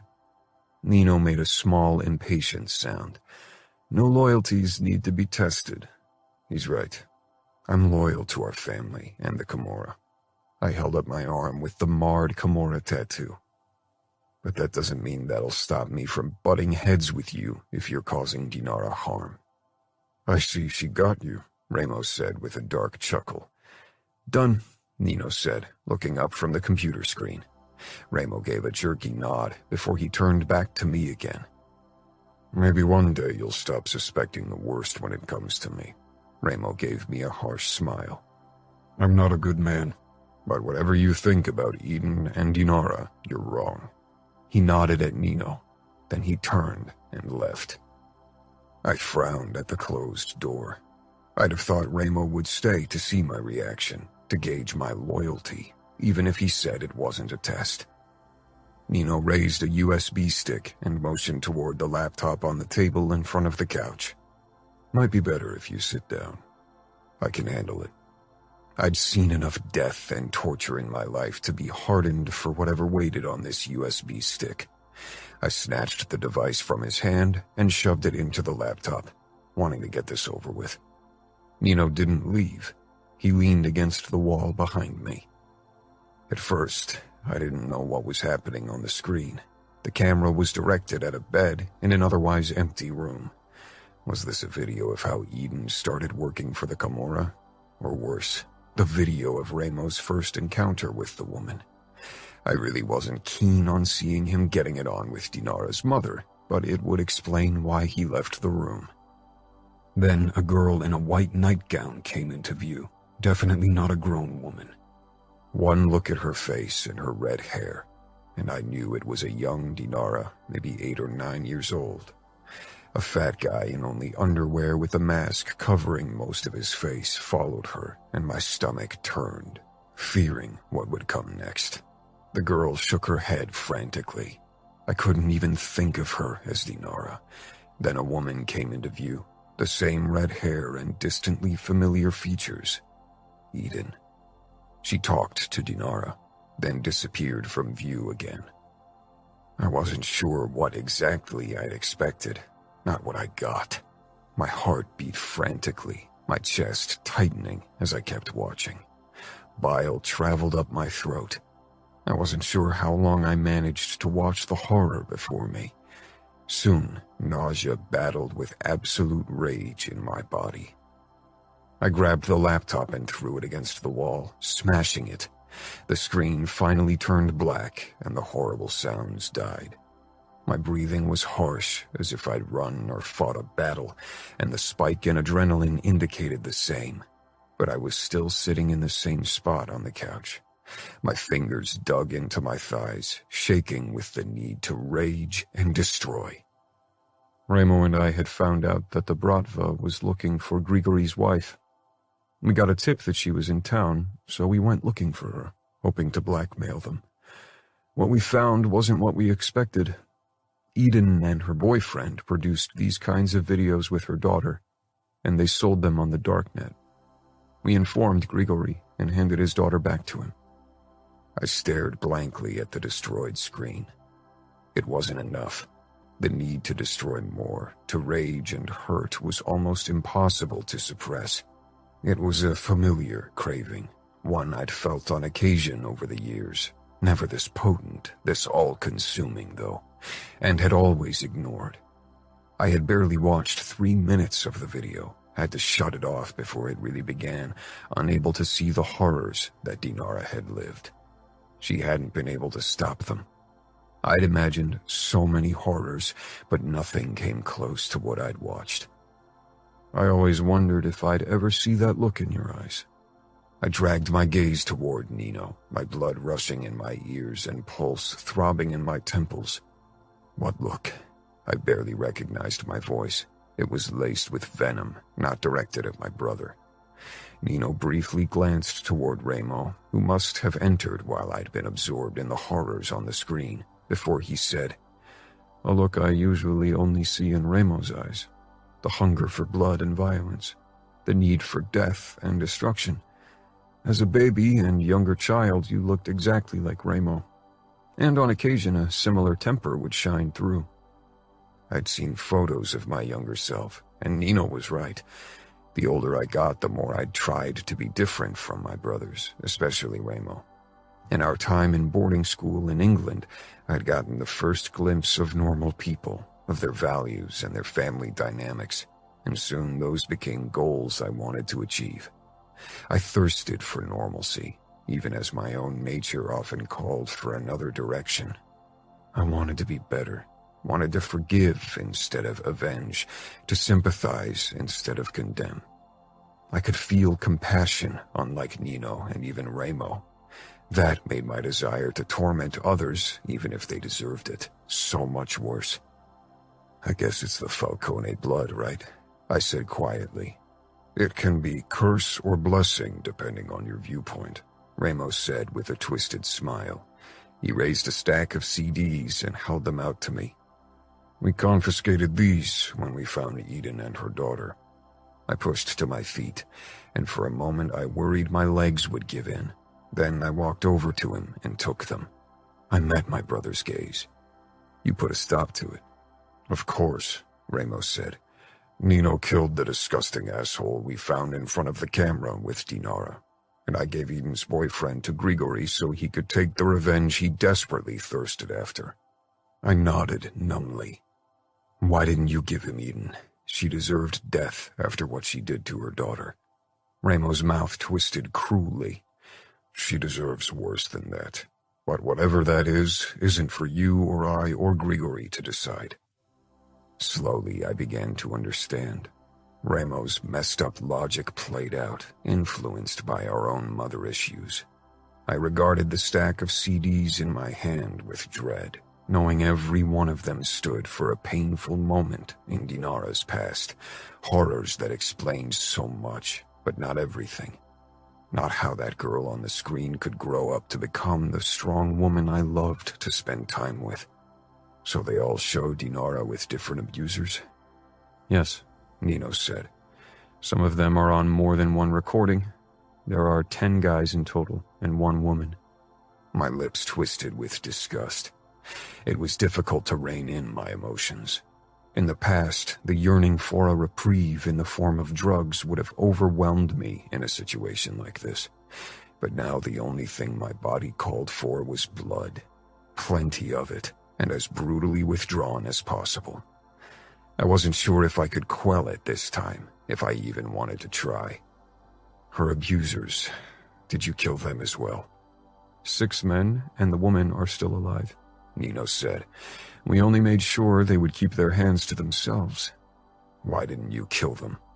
But I knew, for the same reason why Ramo hadn't killed Eden and hadn't allowed Grigori to do it either, because that wasn't their right. "Tell Dinara," Ramos said. "We know the name of every person on the recordings and their whereabouts.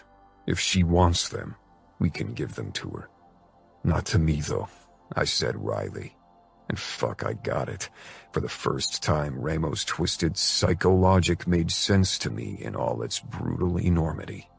If he gave me their addresses, I'd pay a visit to each of those fuckers and torture them to death.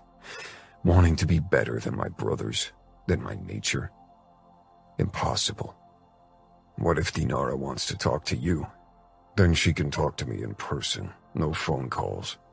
I narrowed my eyes. "Dinara will be safe in Vegas." The words didn't come out like a question as I'd intended, but more like a statement with a threatening undertone. Ramo tilted his head.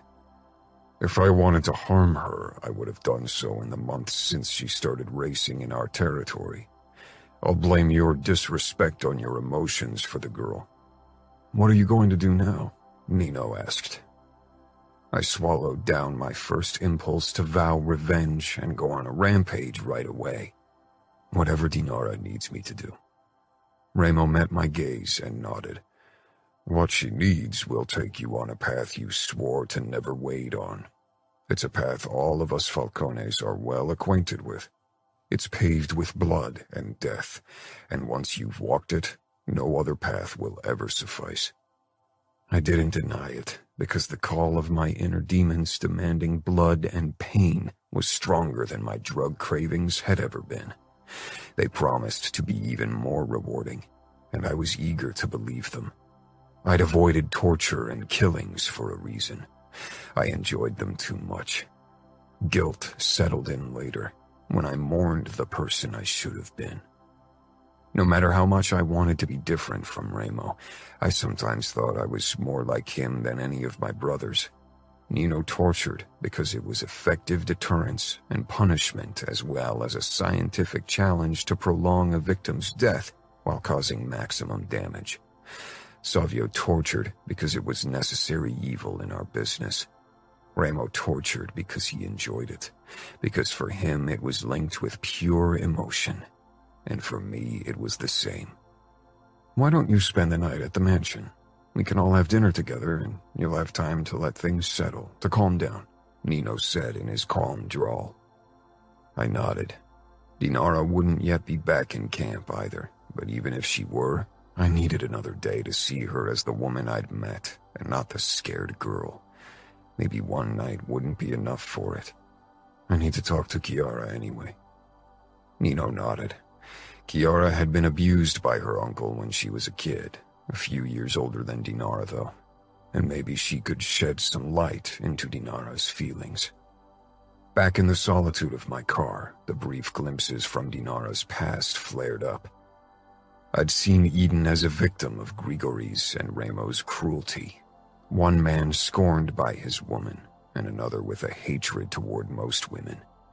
It had seemed the logical explanation. When the mansion appeared in front of my windshield, I breathed a sigh of relief. For the first time in a long time, I was desperate for the chaotic atmosphere of my home, for its distracting nature. I didn't want to be left with my thoughts. The moment I stepped inside, the kids crowded around me, talking all at once, eager to tell me about their adventures and hear my recounts of the last few races. Ramo and Nino were already in the common area, sitting at the long dining table with their wives. Neither Fabiano and Leona nor Gemma and Savio were present. Maybe they had date nights. Chiara was listening to something Nino said. Then her gaze cut to me, and she smiled kindly. Fina got up and hugged me briefly, her keen blue eyes checking my face. I supposed I was looking out of it. You're not going to lose your shit again, she whispered. I smiled wryly, remembering my teenage ways of dealing with difficult situations. I'm not a boy anymore. You're not, she agreed, and stepped back to make room for Chiara while she ushered the kids to the table. Why don't you help me grab the food from the kitchen? Chiara asked. I nodded and followed her down the long corridor into the vast kitchen. In the past, when it had been only my brothers and me, and our nutrition had mainly consisted of takeout pizza, the room had seemed a waste of space. That had changed since our family had expanded and women who enjoyed healthy options on occasion joined us. When I risked a peek into the oven, I laughed dryly. Chiara's eyebrows rose. What's wrong? Is it burned? She hurried past me and ripped open the oven to check on her casserole. No, I said. It's just that I only recently told Dinara about your mac and cheese after she had her first taste of the dish out of a can. Chiara closed the oven and turned it off, but made no move to remove the casserole. Instead, she leaned against the kitchen counter with a mildly surprised expression. You told her about our family? I shrugged. Bits and pieces. Not much. But I promised her your mac and cheese would convince her of the dish. Chiara tried to stifle a smile, but failed. You two spend a lot of time together. It must be serious if you even consider introducing her to us. Suddenly, I felt on the spot.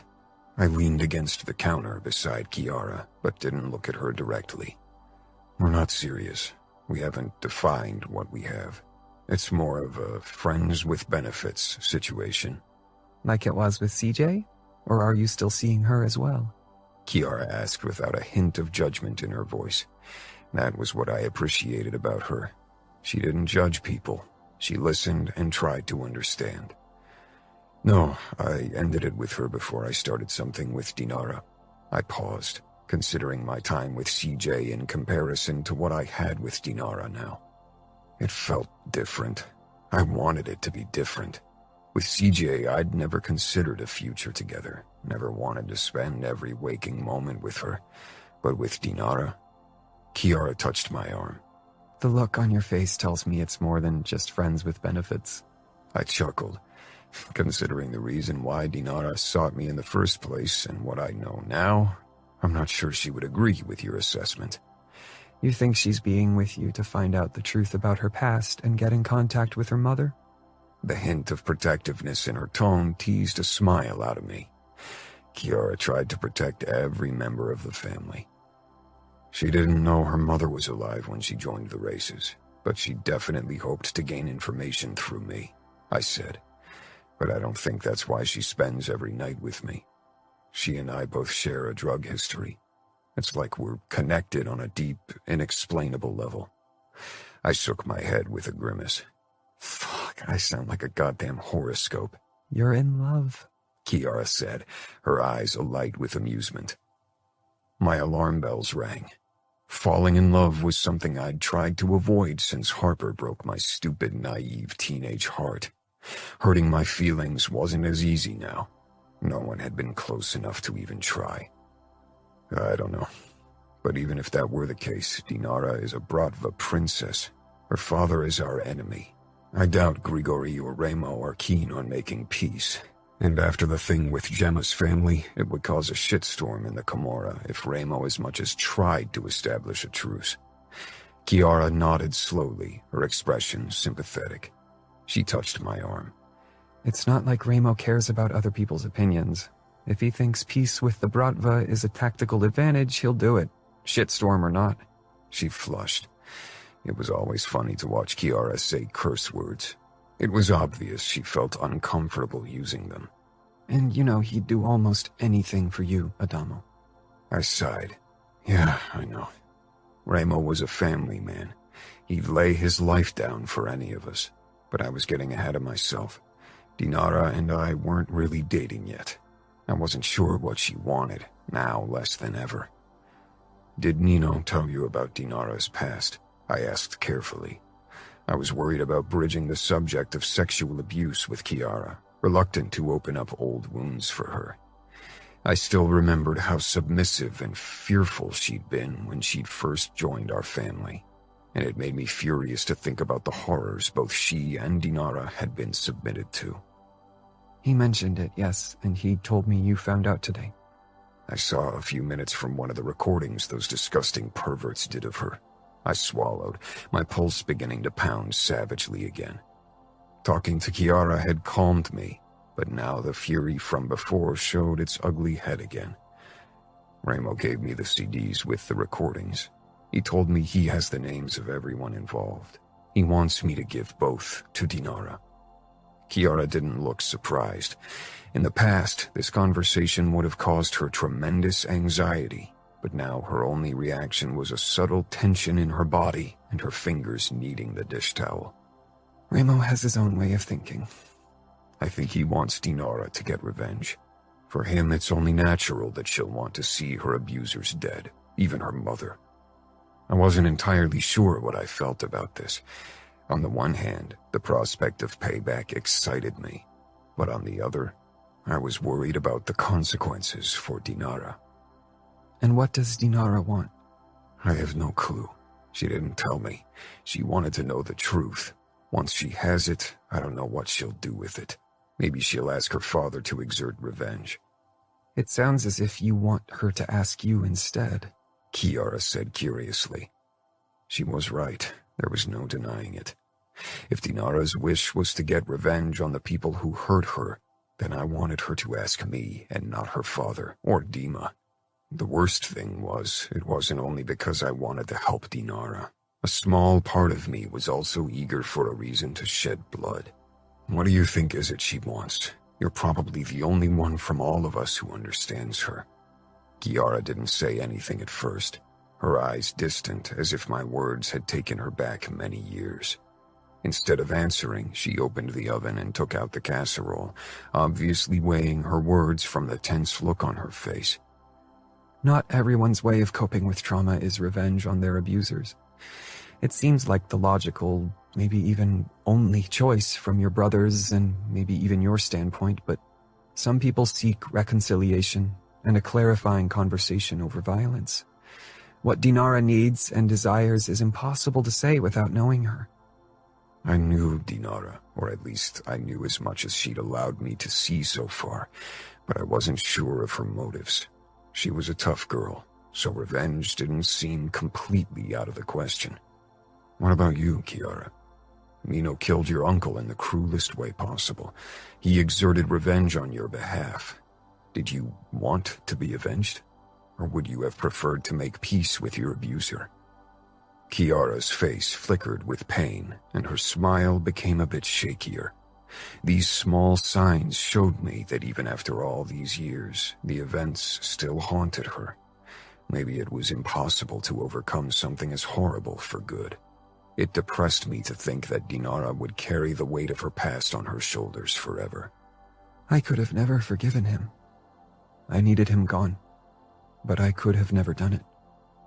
I don't think I could have even asked for it if Nino hadn't decided to do it. He took the decision, the weight of it off my hands. Maybe I could have saved my uncle from his fate, but I didn't want to. If he'd lived, I'd have always feared he'd come for me again, even if Nino protected me. To find peace, I needed his death. So you're grateful to Nino for killing your uncle the way he did?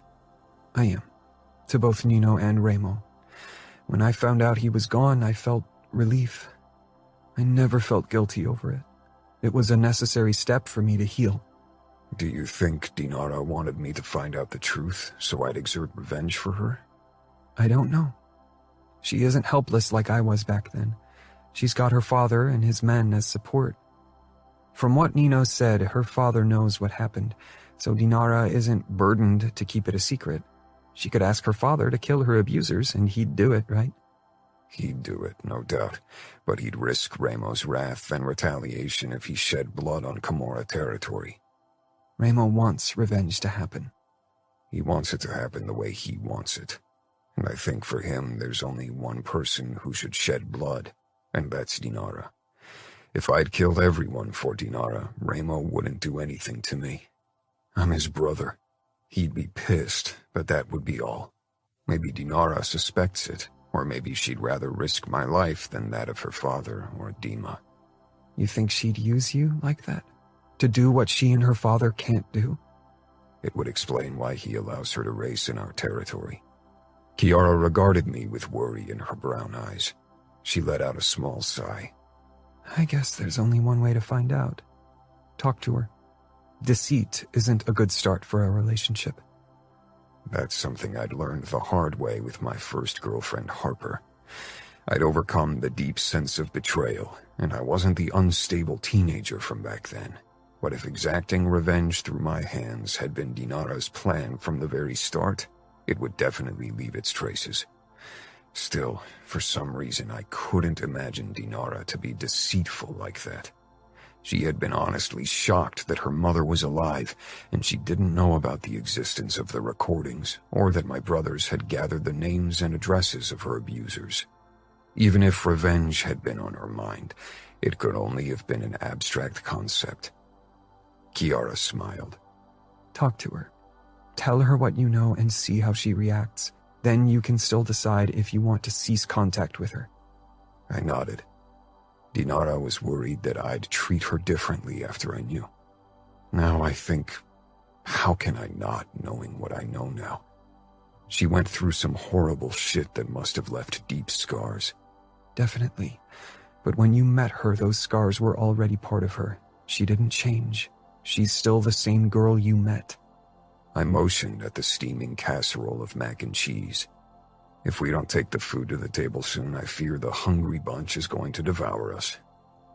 Kiara squeezed my forearm briefly before she grabbed a bowl with salad. I carried the casserole and tried to enjoy a chaotic evening with my family, even as my mind kept whirring with a myriad of thoughts.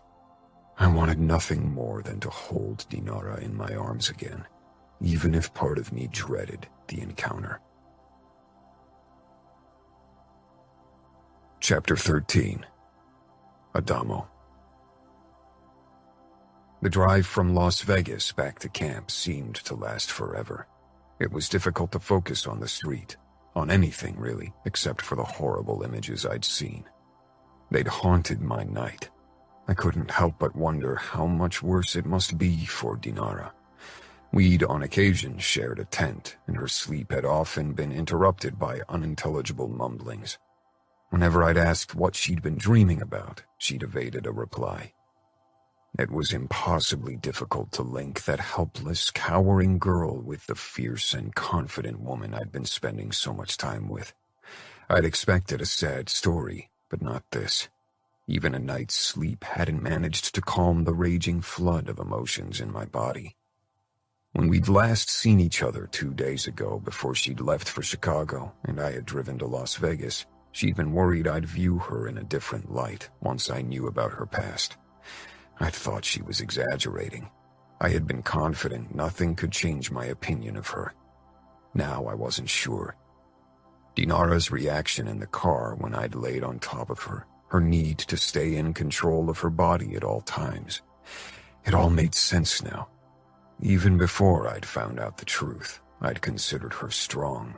Now her strength seemed almost inhuman. When the first tents of camp came into view, my chest tightened.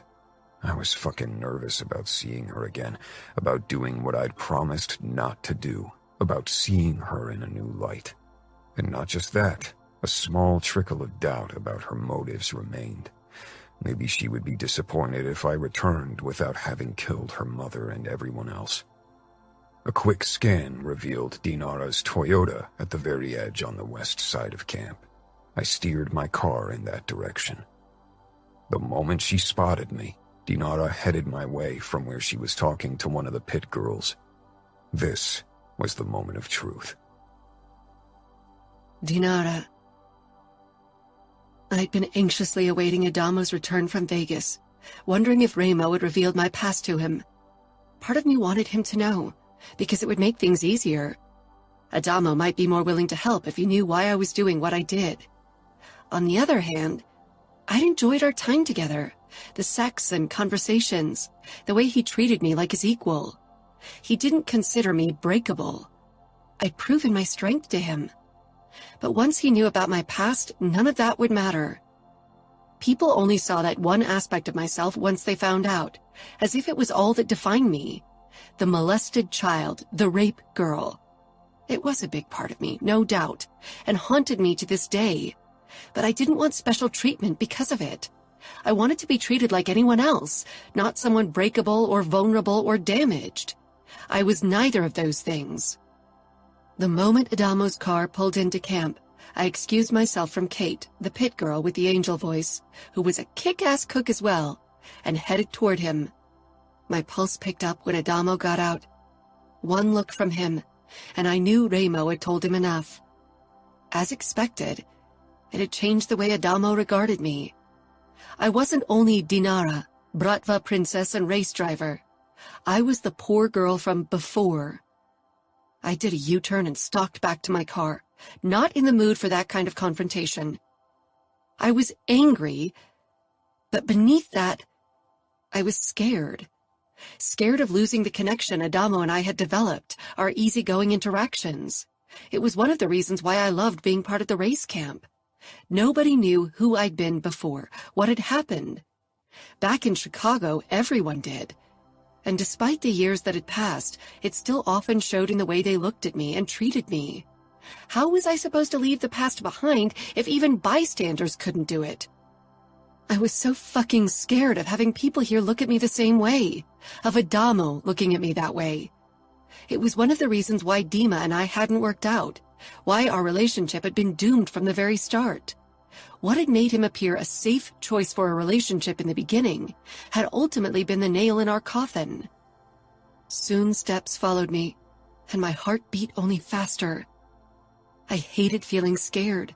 It reminded me of that girl Adamo now mistook me for. I never wanted to be her again.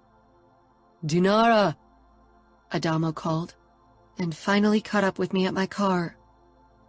I whirled on him and stared into his eyes, waiting for him to say something, but at the same time so fucking scared of what that would be. Adamo touched my shoulder. Even that simple touch seemed more hesitant than any of our touches in the past. Adamo watched me, not saying a word. He didn't have to. His eyes spoke a clear language, the tongue of pity. I hated nothing more than that. So Remo told you everything? I'd given Adamo the okay. I'd given Remo the okay. But maybe a stupid part of me had hoped Adamo would let it rest. It was idiotic. Eventually he'd find out. It was inevitable if I wanted to move on with my plan. Adamo ran a hand through his hair and glanced away. A myriad of emotions swam in his eyes. Yeah. Not everything, but enough. He wasn't telling the truth.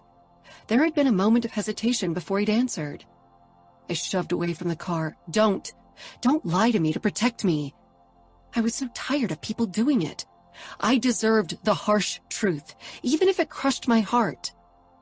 Adamo pushed his hands into his pockets. His expression cranked up the compassion. And I could not bear it. What exactly did he say? I seethed, so fucking angry, but at the same time bursting with despair. All because of Adamo, of the way he might handle me in the future. I'd never felt anything similar with Dima, as if my heart might splinter. Does it matter? Of course it does, I sneered. Can you imagine how frustrating it is to be in the dark about something that concerns you so integrally? Because of the way you're looking at me, I know you're pretty shaken up about what Ramos said. He's maybe the only one who knows everything because he's the one who handled everything back then. Even I don't know everything. Only the lies and half-truth that my father, you and your brothers, told me. I could feel the treacherous heaviness in the back of my throat, the prickling at the back of my eyeballs, harbingers of tears. Not going to happen. Crying was a sign of weakness I hadn't allowed myself in a long time. The craving for relief swelled like the tide, unstoppable, slowly eating away at my resolve like the waves took over the sand. I fumbled for a cigarette, even though I hated the taste, the smell, the feel of the soggy paper in my mouth. I'd never be a smoker because I enjoyed it, but it was better than nothing, better than the alternative. I needed something to soothe my anxious mind, to silence the call of my dark craving. Adamo came closer, his keen eyes scanning my shaking fingers. Maybe he knew the telltale signs. After all, he was intimate with dark cravings as well. I steeled myself for his touch, but his hands stayed lodged in his jeans. His dark eyes searched mine. Taking a deep drag, I turned my head away, giving him my profile. I'm not lying, he said, then took a deep breath. Ramos showed me a video of you. And what happened? I felt the color drain from my face, and my throat corded up. Too many years had gone by for me to remember everything, or even the majority of what had happened. I remembered bits and pieces, nightmarish events that haunted my sleep in disjointed episodes or flashes of still images. I'd worked hard to forget as much as possible, had used alcohol and drugs to speed up the process. My vocal cords froze up, and I couldn't say more. Anger battled with horror and frustration in my body. Again, others knew more about me and my life than I did. Adamo came even closer, so very careful, as if he feared I'd take flight. Running had never solved a thing. I hardly watched anything. Only a couple of minutes until I realized where it was heading. I couldn't bear to watch further. I glowered. You couldn't bear to watch? I lived through what you couldn't even watch. I wasn't even sure why I was angry about that. A big part of me was glad he hadn't seen more of my horrors. A tiny part was still ashamed when I thought of what had been done to me. It was an ugly voice even years of therapy, drugs, and distractions hadn't silenced. Adamo nodded, his expression kind and solemn at once. I wanted to punch him as hard as I could. Instead, I balled one hand to a fist and took another deep drag from my cigarette. My fingers were shaking, letting the smoke rise up in an erratic zigzag course. I know, he murmured in a voice like silk. I shouldn't have watched it at all without asking for your permission first. This was taken in your personal space. I scoffed. Trust me, nobody cared about my personal space back then. I shivered, as remnants of memories flickered at the back of my mind. Words, scents, images that had left permanent marks in my subconscious. Dinara, He released a breath. I met Adamo's gaze. Say whatever you have to say. I'm not breakable, Adamo. What happened back then didn't break me. Whatever happens now and in the future won't break me either. My voice was pure steel, just like the protective coating slowly covering my heart. What do you mean? Adamo asked, looking honestly confused. I don't have any intention to do something that could hurt you, much less break you. The look in your eyes now, when you look at me, It means what we had is over. What we had. We hadn't even put a name to it, hadn't allowed us to define something that went against many odds. I hadn't allowed myself to put too much importance into our liaison. I tried to tell myself it was only about having fun and getting closer to a Falcone. But now that I saw our bond crumble right before my eyes, I realized it had been more than just fun. More than I should have ever allowed. More than my father would ever accept. He bent his head, capturing my gaze with his. His scent, warm and spicy, wrapped around me. How am I looking at you? I laughed bitterly and pointed the glowing tip at his face. Like this. The same way my father looked at me when Ramo handed me back to him. As if I was a broken puppet. Your favorite puppet that you took out to play every day, but suddenly it had an irreparable crack, and now you can't ever play with it again because you fear it might break apart if you do. So you'll put it on a shelf and hardly ever look at it, because whenever you do, you're sad about what you lost. That's how you look at me, Adamo. So go your merry way. I'll survive. I wouldn't let our relationship continue, because Adamo acted out of pity, because he didn't have the balls to end it with poor me. I was a survivor. I would survive Adamo walking away. Not without my dark craving, but I would survive one way or another. Still, my stomach twisted at the thought that this could be our final goodbye. Even if goodbye was inevitable for us. Adamo shook his head. Bullshit. I never played with you, and I won't go my merry way. We aren't over, and I won't allow you to put a wedge between us. He gripped my shoulders, not gentle at all, and my stupid heart pounded with hope. Nothing changed between us. And yet everything had. His eyes told the truth. If we wanted a chance, Adamo needed to see me as the girl I'd been before he'd known the truth. He had to see me as a separate being from the poor girl from the video. I wasn't sure if he could. Dad had tried and failed. I never resented him for it. He was my father. I accepted the way he looked at me because we were family. But I wouldn't do the same for Adamo. I couldn't. I needed this part of my life to be only for Dinara, and not poor abused Katinka. Then fuck me, Adamo. Fuck me like you would have 2 days ago, and not like I'm breakable. I dropped the cigarette and crushed it under my boot. Or can't you do it now that you feel pity for me? Adamo cupped my neck, heat and anger battling in his eyes. I don't pity the girl in front of me, Dinara. I pity that girl from the past, but you are tough as nails. You don't need my fucking pity. I nodded, as much to confirm his words as to convince myself that I'd really left every bit of that little girl behind.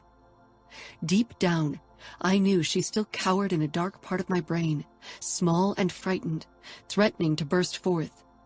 I wanted her out of there, and by now I had an idea how to finally succeed. Fuck me, I breathed. Adamo jerked me against his body, his tongue dipping into my mouth. I opened up for him, threw my arms around his neck and molded our bodies together. Adamo squeezed my breast through my tank, then tugged at my pebbled nipple. I raked my fingers through his wavy hair, bit down on his lower lip, only to soothe it with my tongue a moment later. He pressed his palm against my crotch, and I arched against him, wanting to feel his touch on bare skin. "Get a room!" someone called. I was too disoriented from our kiss to know who it was. Adamo grabbed my hand and tugged me along. I followed him, my heart pounding wildly in my chest, my center tingling with need. Adamo dragged me into the old gas station, past a surprised Crank. "Get out," Adamo snarled.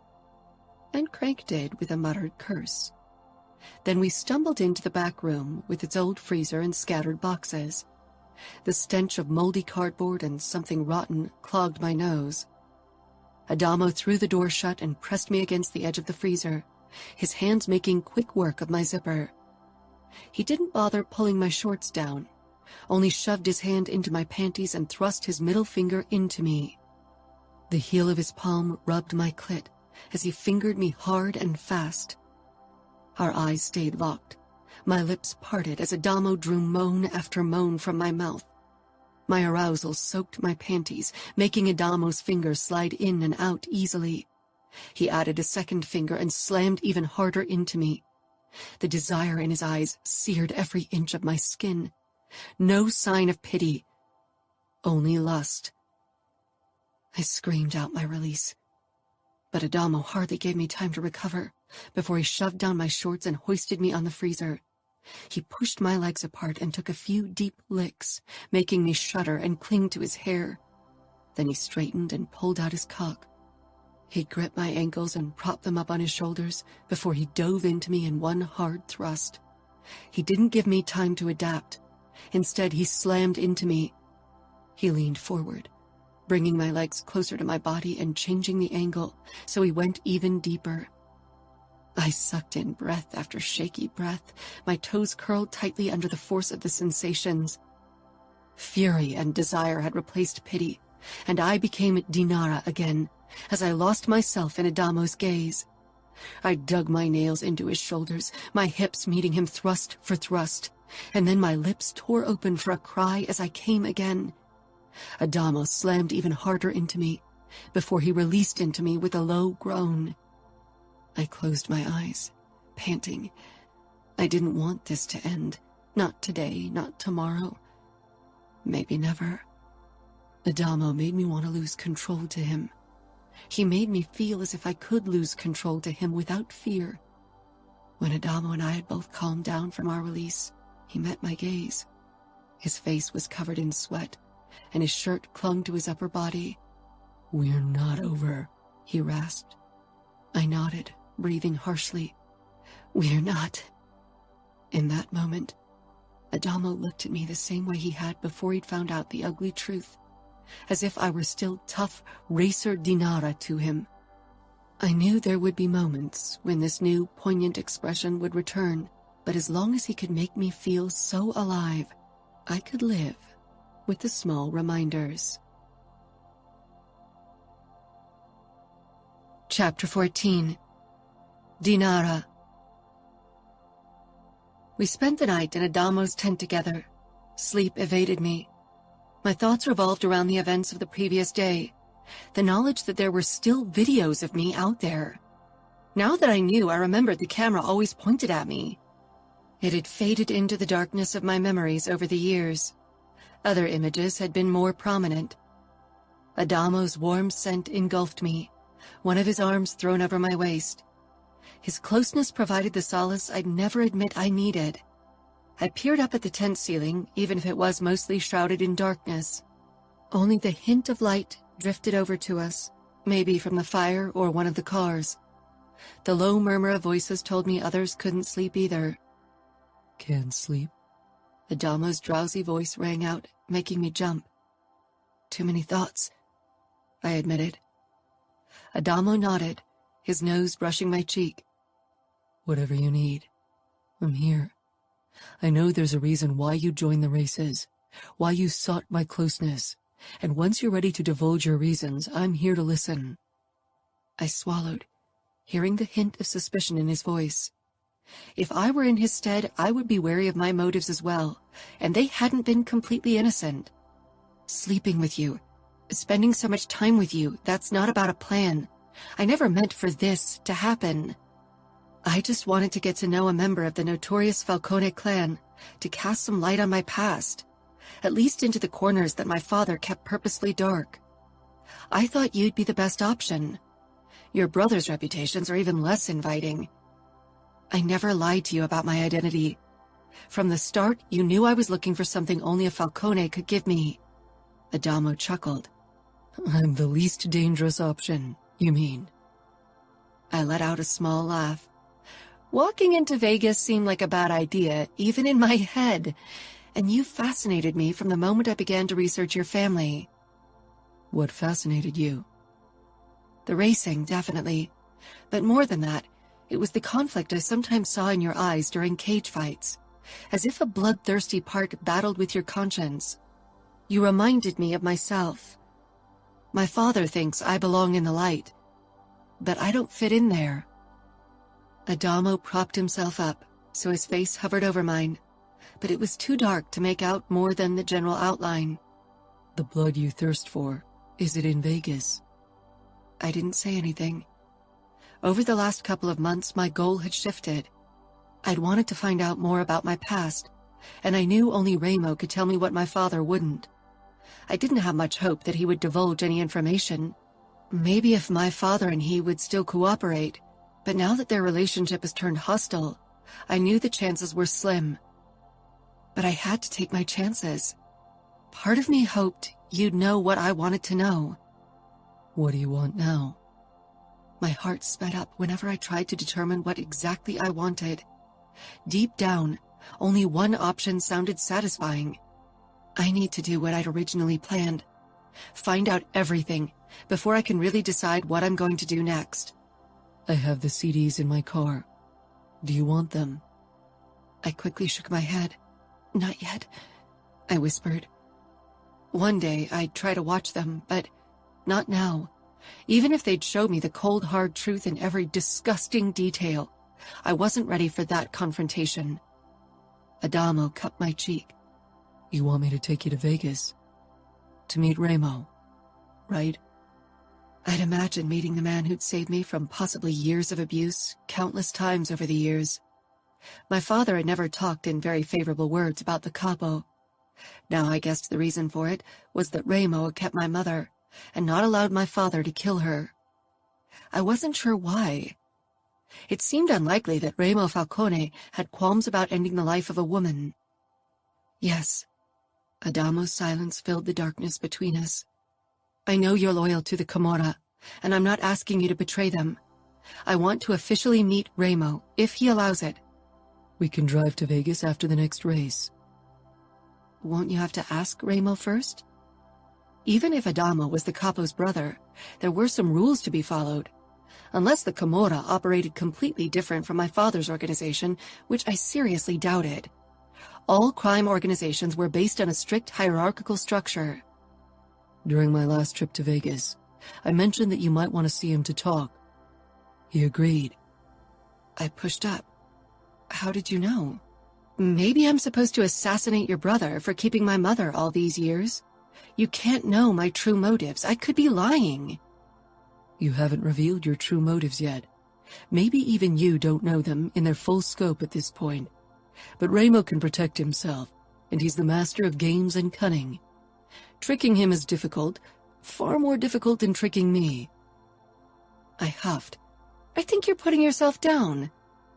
No, I'm very good at reading people, and even at manipulation if I want to be. It's the Falcone gene.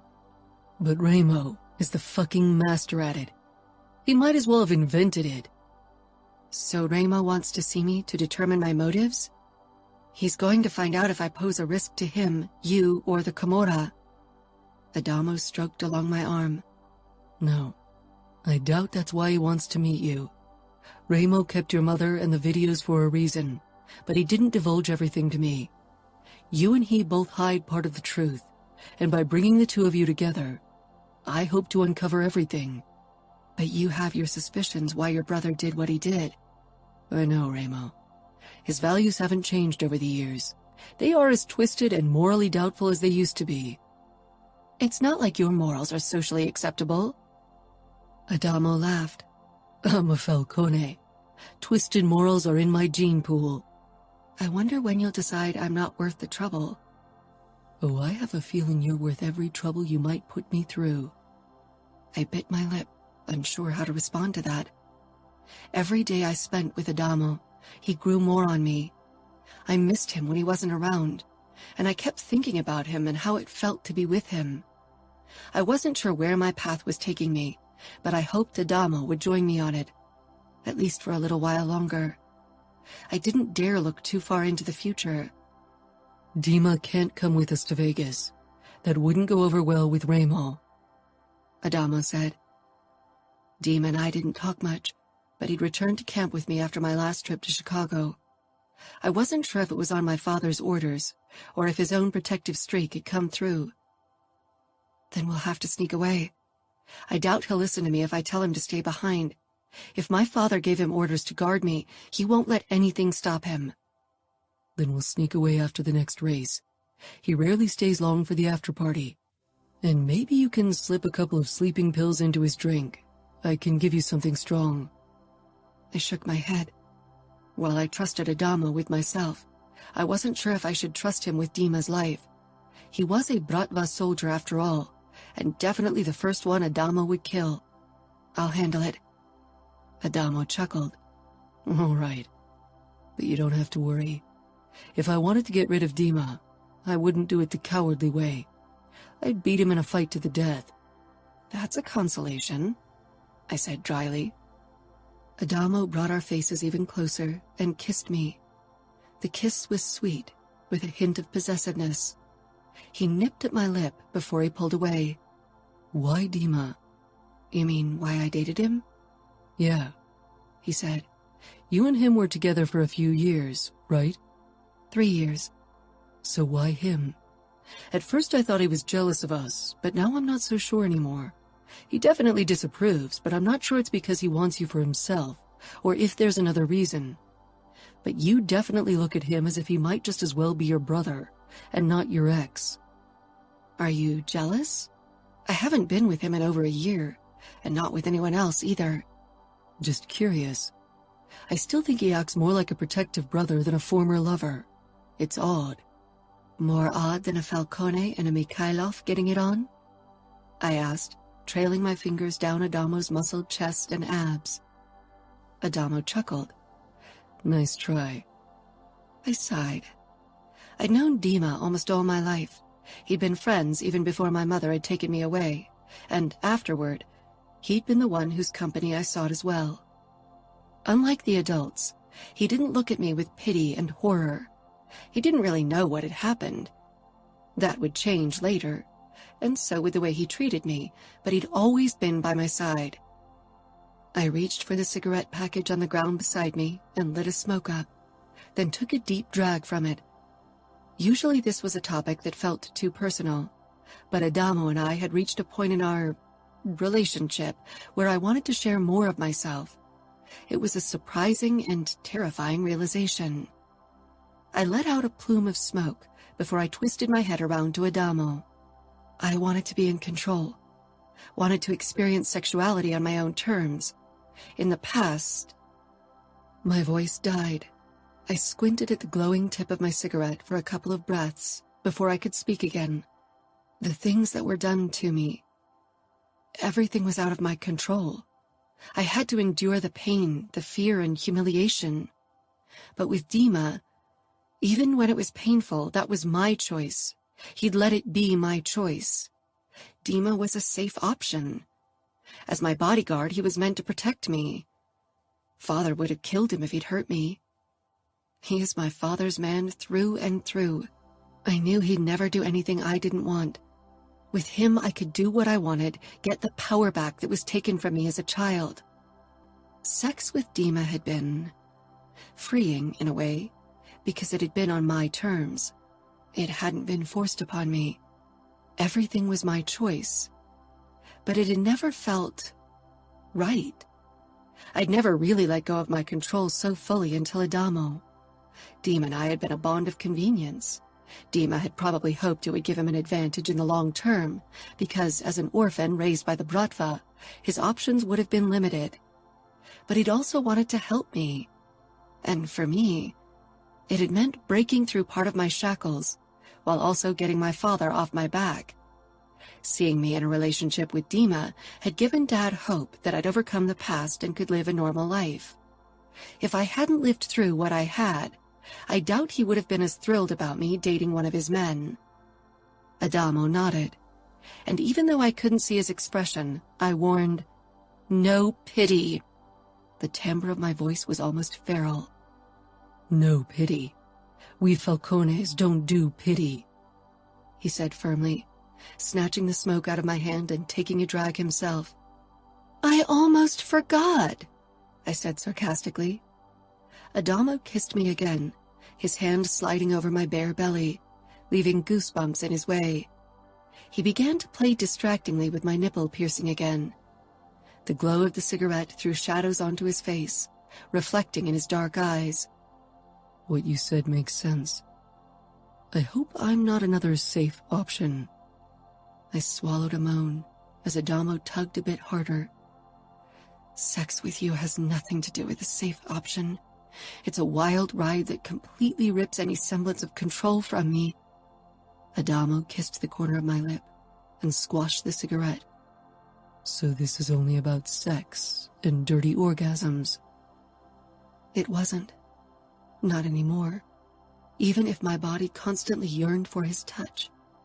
I raked my fingernails over his chest and abs. What else would it be about? I really enjoy all the dirty orgasms. You never complained. Adamo bent over my nipple. No complaints whatsoever. Every dirty orgasm your skillful mouth and pussy milk out of my cock are very appreciated. He flicked my nipple with his tongue, then moved lower, his warm breath ghosting over my belly. He buried his face in my pussy, licking up my lust for him. I don't hear your pussy complain either. Shut up, I gasped. And he did, while his mouth and tongue played my pussy like an instrument. Losing control had never felt better. During the race the next day, I had a hard time focusing. One reason was lack of sleep, because Adamo and I had kept each other busy until the early morning hours. The other were thoughts of my upcoming meeting with Ramo distracting me. I'd be closer to my mother than I'd been in over a decade. The only time I'd ever really seen her had been in nightmares. Would reality be worse? I wasn't sure if I wanted to see her. When I'd thought she was dead, I'd always wished for a chance to confront her. But now that the option was real and in my reach, my chest constricted at the mere thought. Even if the past still haunted me on occasion, I had it under control most days. What if seeing her would rip open wounds I couldn't close again? I finished the race in 15th place, my worst result so far. But despite my ambition, even that barely registered. All I could think about was that we'd head out to Vegas early in the morning. Dima didn't join the party after the race, and instead hid in his tent right away. I went after him. I wanted to check on him, and I still needed to give him the sleeping pills so he wouldn't get in the way of our plan to head to Vegas. I really didn't need an escort of my father's men at my side. That wouldn't make Ramo give up any of his knowledge. He'd kick us out with blazing guns. Dima? I called. I couldn't really knock at his tent. A form shifted inside, and eventually the flap opened and Dima poked his head out. He was only in his boxers, a sight I'd seen countless times before, but it felt awkward now. The tattoo of the crossed Kalishnikovs branded his chest, the sign of the Bratva. What do you need? I held up the 2 cups with vodka. We didn't share a drink after the race. No reason to celebrate, right? We both didn't do well today. Dima had never much cared about succeeding in the races. He'd stayed for me. Vodka is right in any situation. To commemorate, to celebrate, and just because. The flicker of a smile ghosted across Dima's face before it disappeared. I handed him one of the cups, and he accepted it as he stepped out of the tent. The dose wasn't too high. It would make sure he fell asleep soon, and would sleep until the morning. His light slumber would otherwise prove tricky. We bumped cups before we emptied the vodka in one gulp, followed by a hiss. I grinned. It was a homemade vodka from Dad's cook, and stronger than the stuff you could buy in stores, especially in the States. Widowmaker was one of its nicknames among Dad's men. Dima scanned my face. I'm worried about you, Dinara. Since you found out about your mother, you pulled away from me. I feel like you don't trust me with your plans anymore. I scoffed, even if he'd hit the nail on the head. You pulled away because you don't like me with Adamo. I gave you room. Don't make the mistake of trusting him. A wolf is still a wolf, even covered in sheep fur. You aren't a sheep either. I don't have any sheep in my life, and don't forget, I'm a wolf myself. Dima laughed. You are. My gaze drifted back to the party. People were dancing around the fire, already drunk on whatever concoction they'd brewed today. Adamo talked to Crank, but he kept throwing glances my way. You better return, Dima said coldly. He's waiting. I sent him an exasperated look, but he slipped inside the tent and closed it. The moment I reached the party, someone grabbed my hand and pulled me into a dance circle around the fire. I was too stunned to tell them off. Instead, I allowed my body to sway to the music. Adamo grinned as he watched me. As we passed him by, I grabbed his shirt and tugged him along. For seconds at a time, I forgot what lay ahead and lived only in the moment, existed in the beat. My boots stirred up the dry earth as I danced to the music. The after-party was still in full swing when Adamo and I snuck off toward his tent. Nobody got suspicious since we'd done it before. By now our affair wasn't a secret anymore. Luckily, people didn't stick their noses in our business. Most of them had secrets of their own they wanted to cover up. The only one who commented on it at all was Dima. I wondered if he'd mentioned anything to my father, but I doubted it. Dad would have asked me about it if he knew. It was 4 a.m. when Adamo and I dismantled the tent and got into his car. Adamo hardly touched the gas and instead let the car roll away from camp slowly. When we were a good distance away, he sped up and we hit the street toward Vegas. My gaze followed the monotone landscape, only occasionally broken up by Joshua trees or stone formations. How long will it take? The ride takes about 3 hours, maybe 4, depending on traffic once we reach Vegas. And Ramo knows we're coming. I sent him a message. He and Nino will wait for us in the sugar trap. The sugar trap. The name rang a bell, and eventually the image of a neon sign with spread legs formed in my mind, as if dragged out of murky waters. With the memory came a tight sensation in my belly. Will we ride back right away? Adamo slanted me a cautious look. Maybe you'll need more than just a couple of hours. I booked a hotel for us at the Strip. Camorra owned. You don't have to spend the night in a hotel with me instead of with your family. I know they don't trust me. It's such a burden to spend the night in a 5-star hotel with a gorgeous redhead, instead of having my family shove their noses in my business and ask me a million questions about you. My eyebrows shot up. What kind of questions? My sisters-in-law want to know all about you. A secret girl in my life has them all dying from curiosity. Secret girl in Adamo Falcone's life? I like that title. Before I could think about it, I reached for his hand, and before I could pull away again, Adamo linked our fingers. He gave me a knowing smile, and silence fell over us. Sometimes I lost myself in the warmth of his eyes. They made me feel as if I could entrust him with every dark secret I harbored. My pulse spiked at the flood of emotion this realization brought on, and looked away. I peered out of the window, trying to recall what I remembered of Ramo and Nino Falcone, and Las Vegas. I hadn't understood who they were back then, except the men who'd freed me from my daily hell and given me back to my dad. For a while, they'd seemed like heroes. But eventually Dad had made it clear that whatever they had done was for business reasons, to create a shaky truce with the Bratva. Dad had lied about Mother's death, so I wasn't sure how much of his tales were false too. Yet the Camorra wasn't really known for their altruistic agendas. When Las Vegas appeared on the horizon, my belly flipped, and my mouth became dry. Over a decade, the girl who'd left this city long ago didn't exist anymore. Or so I hoped. How long? I asked, my voice hushed. Adamo squeezed my hand, but even his touch didn't calm me now. 10 minutes.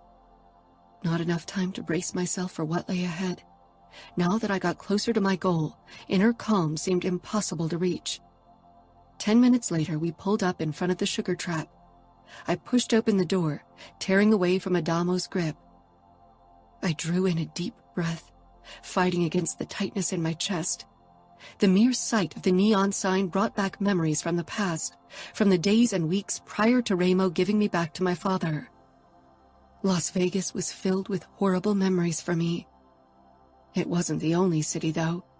Even before Mother and I had moved here, she had allowed the men who gave us shelter to abuse me. Dinara? Adamo asked carefully, walking up beside me. I'm fine. I pressed out before he could ask. Lead the way. Adamo took my hand, and I let him as he led me toward the shabby black door leading into the sugar trap. It was a whorehouse, the first establishment of the sort I set foot inside since that fateful day many years ago, and the place that would determine my future. Chapter 15. Dinara. Adamo opened the door and held it open for me. I stepped into the dimly lit anteroom with its cloakroom and a huge black bouncer sitting at a table. His eyes briefly narrowed on me before they moved on to Adamo, and he gave a curt nod. Adamo didn't say anything, only gave the man a tense smile before he led me along. My legs felt leaden as I followed him into the bar area of the sugar trap, where Johns could check out the selection of whores and chat with them until they went into one of the back rooms for the actual deed. Now the area was mostly deserted, except for a dark-skinned man behind the bar counter, taking stock of the liquor cabinet. It was still too early for customers. My eyes took in the red leather booths, black lacquer decor, and the dance platforms with silver poles. The color scheme hadn't changed, nor had the general vibe of the establishment. But it seemed smaller now, and less daunting. For the small, distraught girl from the past, everything had seemed so much bigger.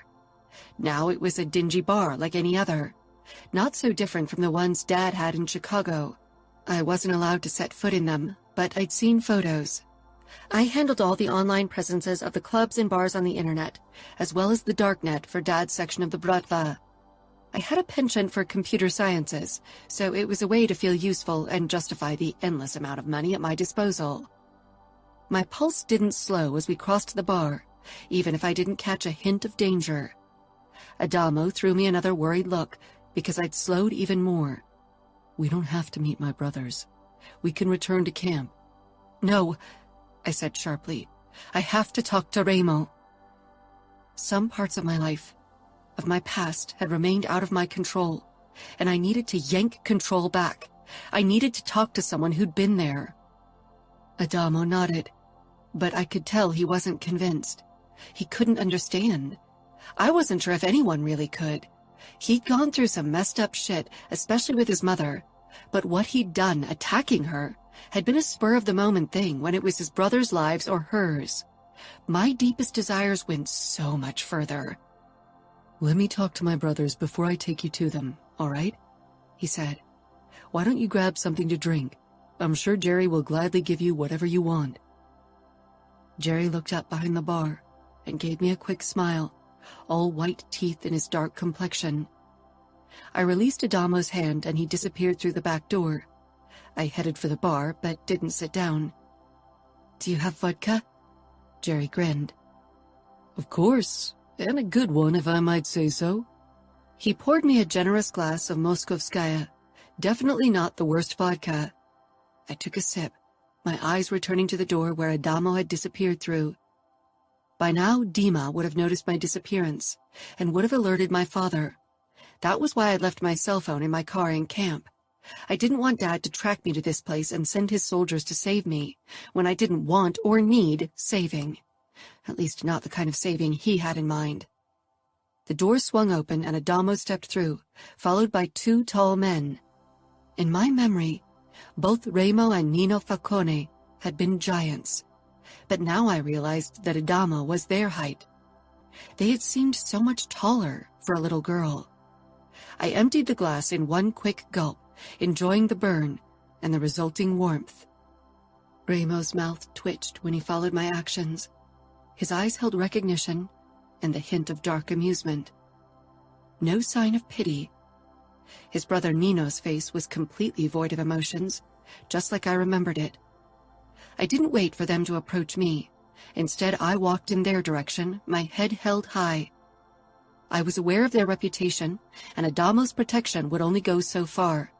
They were his brothers, and even if he enjoyed my company, his loyalty lay with the Camorra and his family, as it should. I held out my hand to Remo. "It's been a long time." Remo nodded, with another twitch of his mouth, and briefly shook my hand. "Indeed. You changed." Adamo positioned himself at my side and touched my hip. I briefly glanced his way, surprised by his closeness and his open sign of our togetherness. I couldn't deny that it warmed my chest more than the vodka had done. Both Nino and Remo glanced at Adamo's move, but didn't comment. Dad would probably have attempted to kill Adamo at this display of affection. "Haven't we all?" I said. "Change is inevitable." Nino inclined his head and shook my hand. "How about we continue our conversation in the office?" "That sounds reasonable," I said. Remo and Nino exchanged a look before they headed back through the door. Adamo smiled encouragingly, his thumb sliding along my hip. "You are safe in Vegas." His dark eyes held absolutely no doubt. "I know," I said, and briefly kissed him. We followed his brothers, past a long row of closed doors. My belly flipped when I recognized one of them as the door to the room where I'd spent my night. More memories from that day took shape.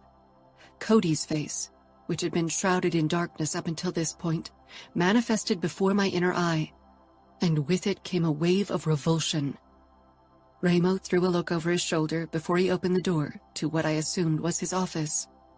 He scanned my face, and I steeled myself, remembering Adamo's words about his brother's talent to recognize other people's weaknesses and darkest emotions.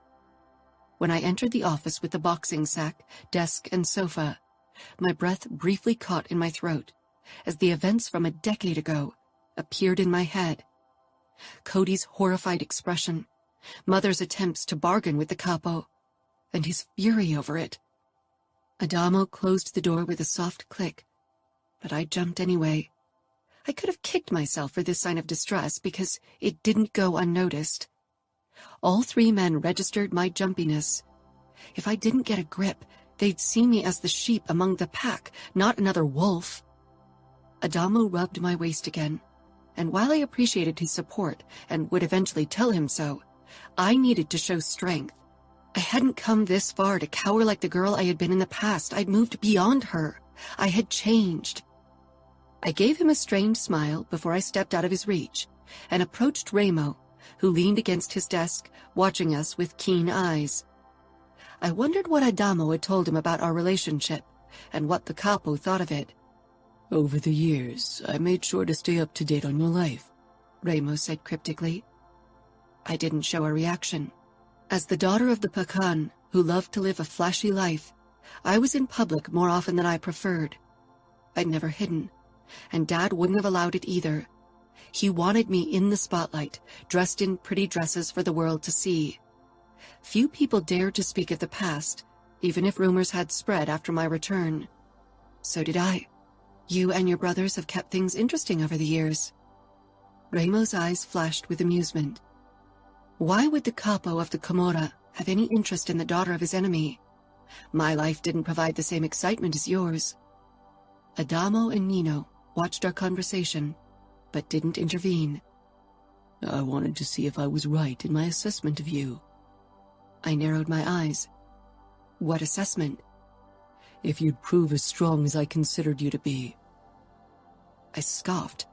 I was a scared child who allowed people to use and abuse her. I wasn't strong. I'm not the same person I used to be. I changed. Remo pushed away from the desk and moved closer, towering over me, which caused Adamo to tense. I met Remo's gaze unwaveringly. Maybe it was foolish of me not to fear him, but I could only see him as the man who'd freed me from my tormentors. "Even back then, I saw your strength, even if you couldn't. That you are here today shows I was right. Maybe you changed on the outside, but deep down, you are the same resilient child that survived." I swallowed, because his words awakened emotions I didn't want to deal with. Adamo took a step closer, and his protective expression didn't bode well. This was between Remo and me. If I wanted to get to the bottom of my past, I needed to talk to Remo alone. I had a feeling he wouldn't be as forthcoming with information, as long as I needed Adamo as my babysitter and bodyguard. He was testing me. I cleared my throat and looked at Adamo. I need to talk to Remo alone. If Remo was surprised by my request, he hid it well. Nino exchanged a look with his older brother before he left without another word. Adamo, however, pulled me against his side. What's the matter? Your brother and I need to talk, alone. Still don't trust me, Adamo asked Reilly. No, I growled. That's not it. But the truth I'm going to find out today is my truth. One I want to process before I share it with anyone else, even with you.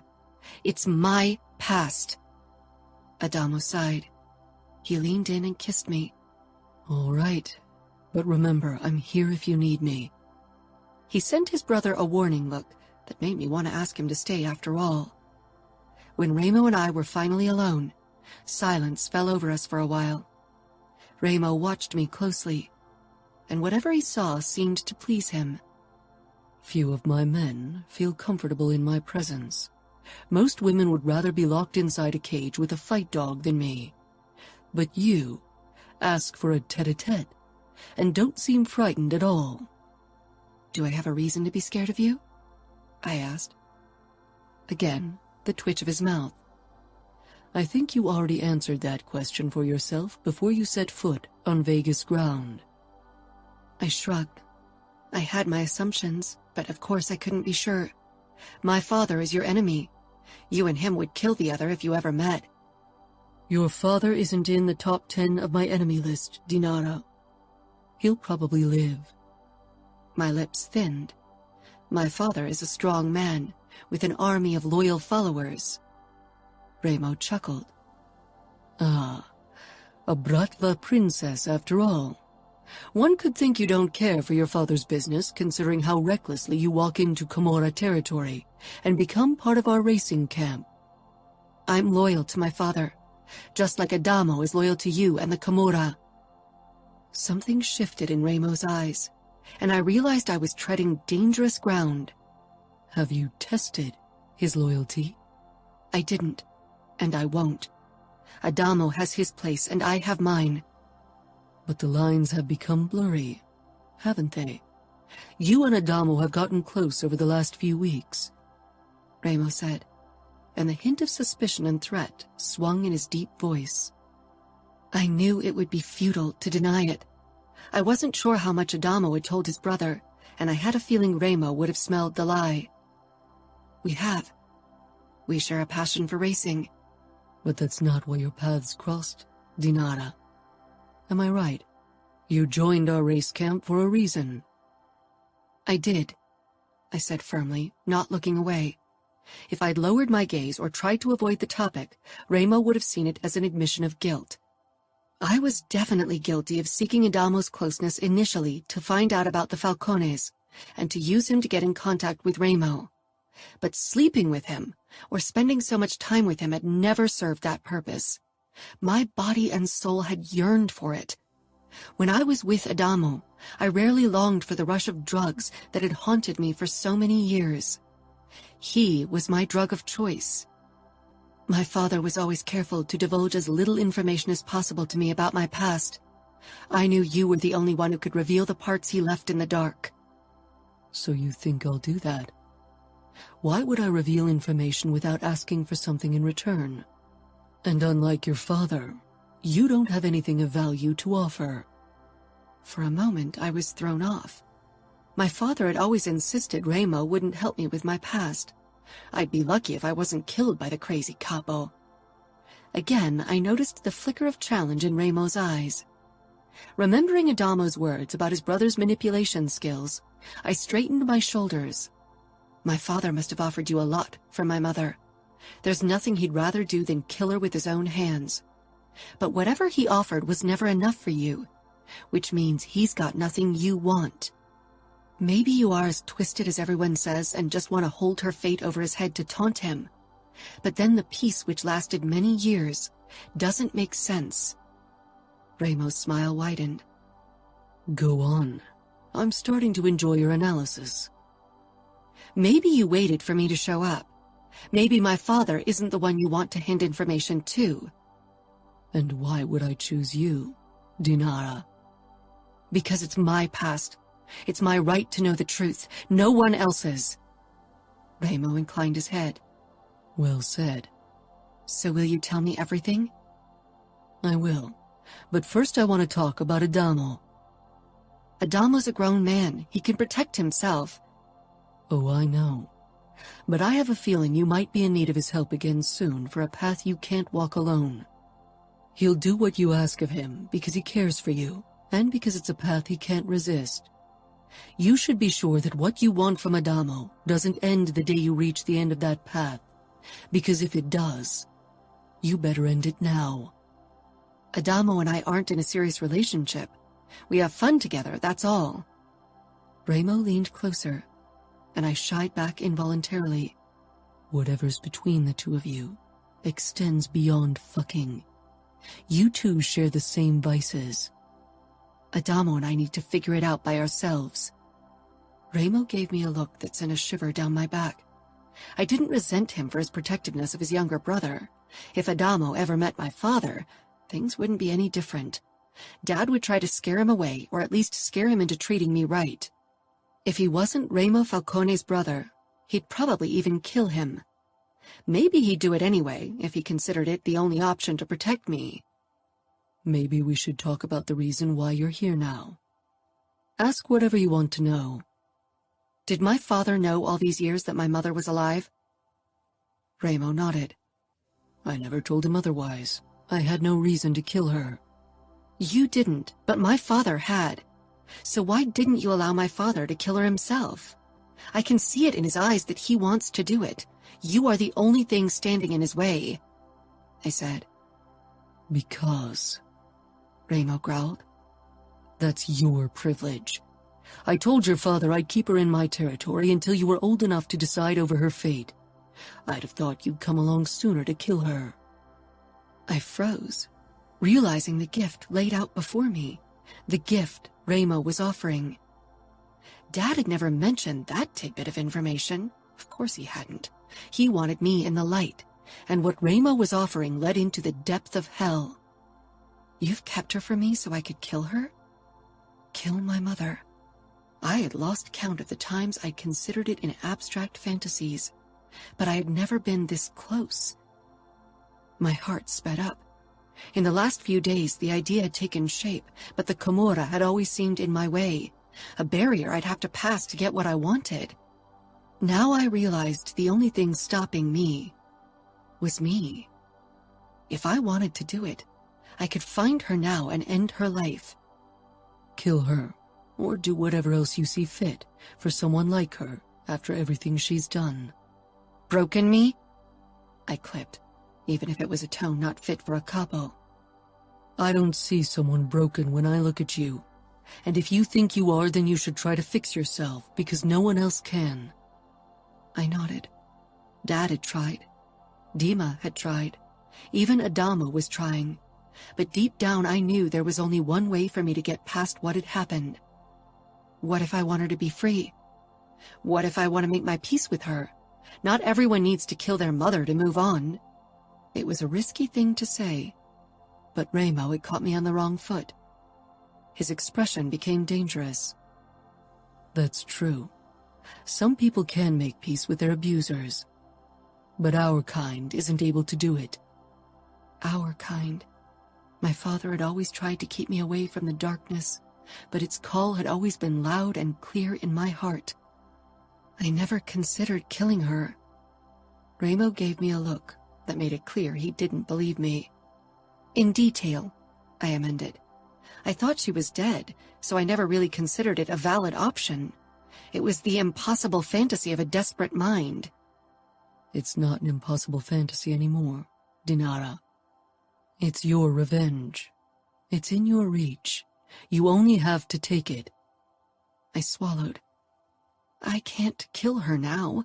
Not yet. I've never killed anyone, I admitted. I'd never even witnessed someone being killed. I had, by accident, walked in after a killing once when Dad had shot one of his soldiers in his office. But the man had been dead and lying in his blood. I hadn't looked into his eyes in his last waking moments. Ramo shrugged. No one's without fault. I snorted. Some people might see it as a virtue to refrain from killing. Those are usually people who've never seen the dark side of life and tasted how good it can be if you bend it to your will. I have seen enough darkness. I paused, trying to really feel inside of me. I didn't doubt I could pull a trigger if given the right incentive, especially to protect myself or people I cared about. But revenge was a different beast. It stemmed from an even darker urge. Yet, I wanted to follow its calling. Chapter 16. Adamo. I practically bounced on the bar stool as I waited for Dinara to talk to Ramo. It didn't sit well with me that she had to deal with him alone. Ramo wants to help her. There's no reason for you to be tense, Nino drawled. He sat on the bar stool beside me, regarding me with his usual analytical, calm expression. Would you have been relaxed to have Kiara in a room with Ramo in the beginning? Kiara needed to feel protected, and she only trusted me. Dinara seems like a woman who can handle herself. She won't let Ramo intimidate her. You don't have to worry. He narrowed his eyes in consideration. But your comparison proves that your relation to Dinara goes beyond the physical aspect. You care for her on an emotional level. I tore my eyes away from his. It's complicated. Indeed. Steps sounded, and the door to the back corridor swung open. Dinara was awfully pale when she stepped into the bar. That was a look many people displayed after some alone time with Ramo. I jumped off the stool and hurried over to her. I touched her shoulder, drawing her gaze to mine. Are you all right? Dinara nodded distractedly. Yeah, she laughed hoarsely. Or maybe not. What did Ramo say? Dinara held up a piece of paper with a handwritten note. He gave me the address of the bar where my mother works. Dinara, I said slowly. Ramo had always wanted to kill our mother for what she'd done to him and my brothers. Revenge had been his driving force. For him, it was impossible to comprehend that not everyone followed the same logic as him. Take me there, Dinara said, not allowing me to voice my worries. I could feel Nino's gaze on us, probably analyzing our body language to assess our level of emotional connection. I sighed and resisted the urge to walk into Ramo's office to confront him. It would have been hypocritical anyway, because avenging Dinara had been on my mind since I'd found out about her past. But I wanted to protect her from it. Nino gave us a curt nod as we walked past him and to my car. Dinara was tense beside me as I headed toward the address. I'd been to the bar only once before. It was one of our shabbier whorehouses, not a place I enjoyed spending time in. What will you do when you see your mother? I asked. I remembered seeing my mother for the first time in years when I was a teen. She was in an asylum, a seemingly broken woman who wanted peace. Back then, I'd wanted to move beyond my brother's constant need for blood and death. I wanted to be better. Instead, my desperate attempt to change fate had only thrust me deeper into my predetermined path. Dinara turned to me, her teal eyes wide. I don't know. I assume Ramo gave you permission to kill her. He did. He gave me permission to do to her whatever I want. He called it my privilege. That sounded like my brother. You don't have to do it. You have options. What options? Dinara whispered harshly. It's not that I haven't considered killing her. Every night since I found out that she's alive, I've been dreaming about how I'd see her die. Your brother didn't put the idea in my head. It's been there all along. She tipped against her temple. I took her hand, linking our fingers. Did you imagine killing your mother before the day you stabbed her? She asked. For a long time, I believed killing my mother wouldn't change anything. Part of me even hoped we could make peace with her and become at least a dysfunctional family. I wasn't born when she hurt my brothers. I'd always only heard the stories, and even those were sparse. Remo tried to keep the horrors of the day that my mother tried to kill them away from me. But I needed to realize the horrible impact she had on our family for myself. Nino had once recounted how our mother had cut his wrists, drugged baby Savio, and tried to cut Remo as well before she set the room on fire. Remo saved Nino and Savio from a cruel fate. Our mother had still been pregnant with me then, and if she'd succeeded with her devious plan, I would have never even been born. I realized I'd been silent for too long, lost in my thoughts, and so I continued with my story. When I saw her that day, trying to kill everyone I cared about and smiling while she did it, I realized what she was, that she was the root of my brother's problems, of all of our struggles. Our father hadn't been better than her, but he at least was dead and couldn't cast his dark shadow over us anymore. In that moment, I wanted to kill her, and I never regretted it. I'm glad my brothers did it, though. It was their privilege. Did it help your brothers to see her dead? To kill her themselves? I considered that. I had never really talked about it with my brothers. The topic of our mother's death had been buried with her corpse. She was gone. Maybe my brothers talked about it with their wives, but definitely not with me, and I'd never dared to talk about it. Putting the past to rest had been a huge step in finding happiness for me. I'm not sure it helped them. It didn't change them. By then, we all were already too messed up to find our way back onto a different path. But maybe it gave them peace of mind for a while. Dinara swallowed. Peace of mind was what I wanted when I sought you and the truth. I wanted to uncover the ghosts of my past that kept haunting me. Wanted to confront them and put them to rest. But I didn't know so many of them were still around. You mean your mother and your abusers? She nodded. I pulled the car into the half-empty parking lot of the whorehouse and killed the engine, but made no move to get out because neither did Dinara. She slanted a cautious look toward the front door of the establishment. It was a simple steel door in a brick building without any windows at the front. I squeezed her hand. I'm here. Dinara gave a more resolute nod and shoved open the door. I released her and got out of the car, following her toward the entrance of the whorehouse. She froze in front of it and turned to me, her eyes frantic. She reached for my gun holster, but I stopped her with a gentle touch. You can't shoot her in the middle of a bar. If you want to kill her, you need to do it somewhere private. Dinara pulled her hand away, looking lost for a moment. Will you give me your gun when I need it? I don't have any weapons on me. Can you shoot? Dima taught me. You can have my gun if you need it. I still thought Dinara looked too out of it to make this kind of monumental decision so shortly after having the option handed to her on a silver platter. It's my decision, she clipped, her eyes becoming more focused. My past, my decision. Don't try to stop me. I won't. I promised. She took a deep breath before she stepped into the building, followed closely by me. The air was thick with smoke, spilled beer, and sweat as we headed into the dimly lit bar of the whorehouse. A couple of men sat at the bar, chatting with prostitutes, and half a dozen booths were occupied as well. In some of them, the whores and their customers had already moved past chatting. In our better establishment, any kind of touching was limited to the back rooms, but here, things were handled a bit more openly. One of the whores was rubbing a fat guy through his pants while he was pawing at her breasts and slobbering all over her neck. Dinara didn't seem to notice. Her eyes scanned the room, and I did the same, but didn't spot anyone who could be Eden. Let's go to the bar counter, I said. The men at the bar checked out Dinara hungrily, but the look I sent them made them avert their gazes hurriedly.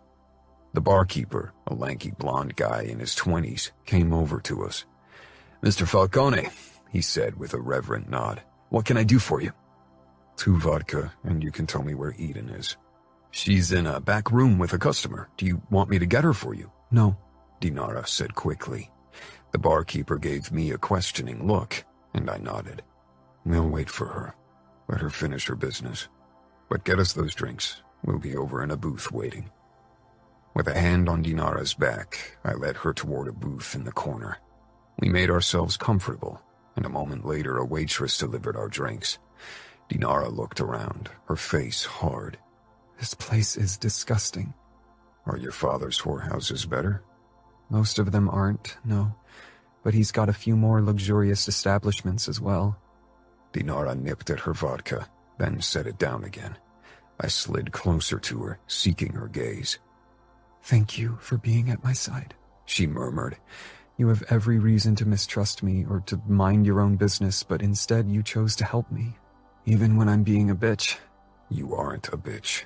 You are stubborn and strong-willed. A slow smile spread on her beautiful face, but it dropped rapidly. Her eyes snapped toward the bar, and I followed her gaze. A woman and a man had just stepped back into the bar through the back door. The man had his arm wrapped around her waist, and she was leaning into him, giving him a flirty smile. Her hair was colored a burgundy red, and her skin was tanned, but her cheekbones were unmistakable. Dinara froze. It's her. She sounded small and terrified, like that girl in the recordings. I ran my thumb over her hand, hoping to give her strength. I narrowed my eyes at her mother, who was still all over her customer. Hatred burned in my veins. Hatred and a hunger for revenge on Dinara's behalf. I wished she'd ask me to handle the woman for her. I wouldn't hesitate, pretending otherwise would have been a fucking lie. I wouldn't even have qualms about it.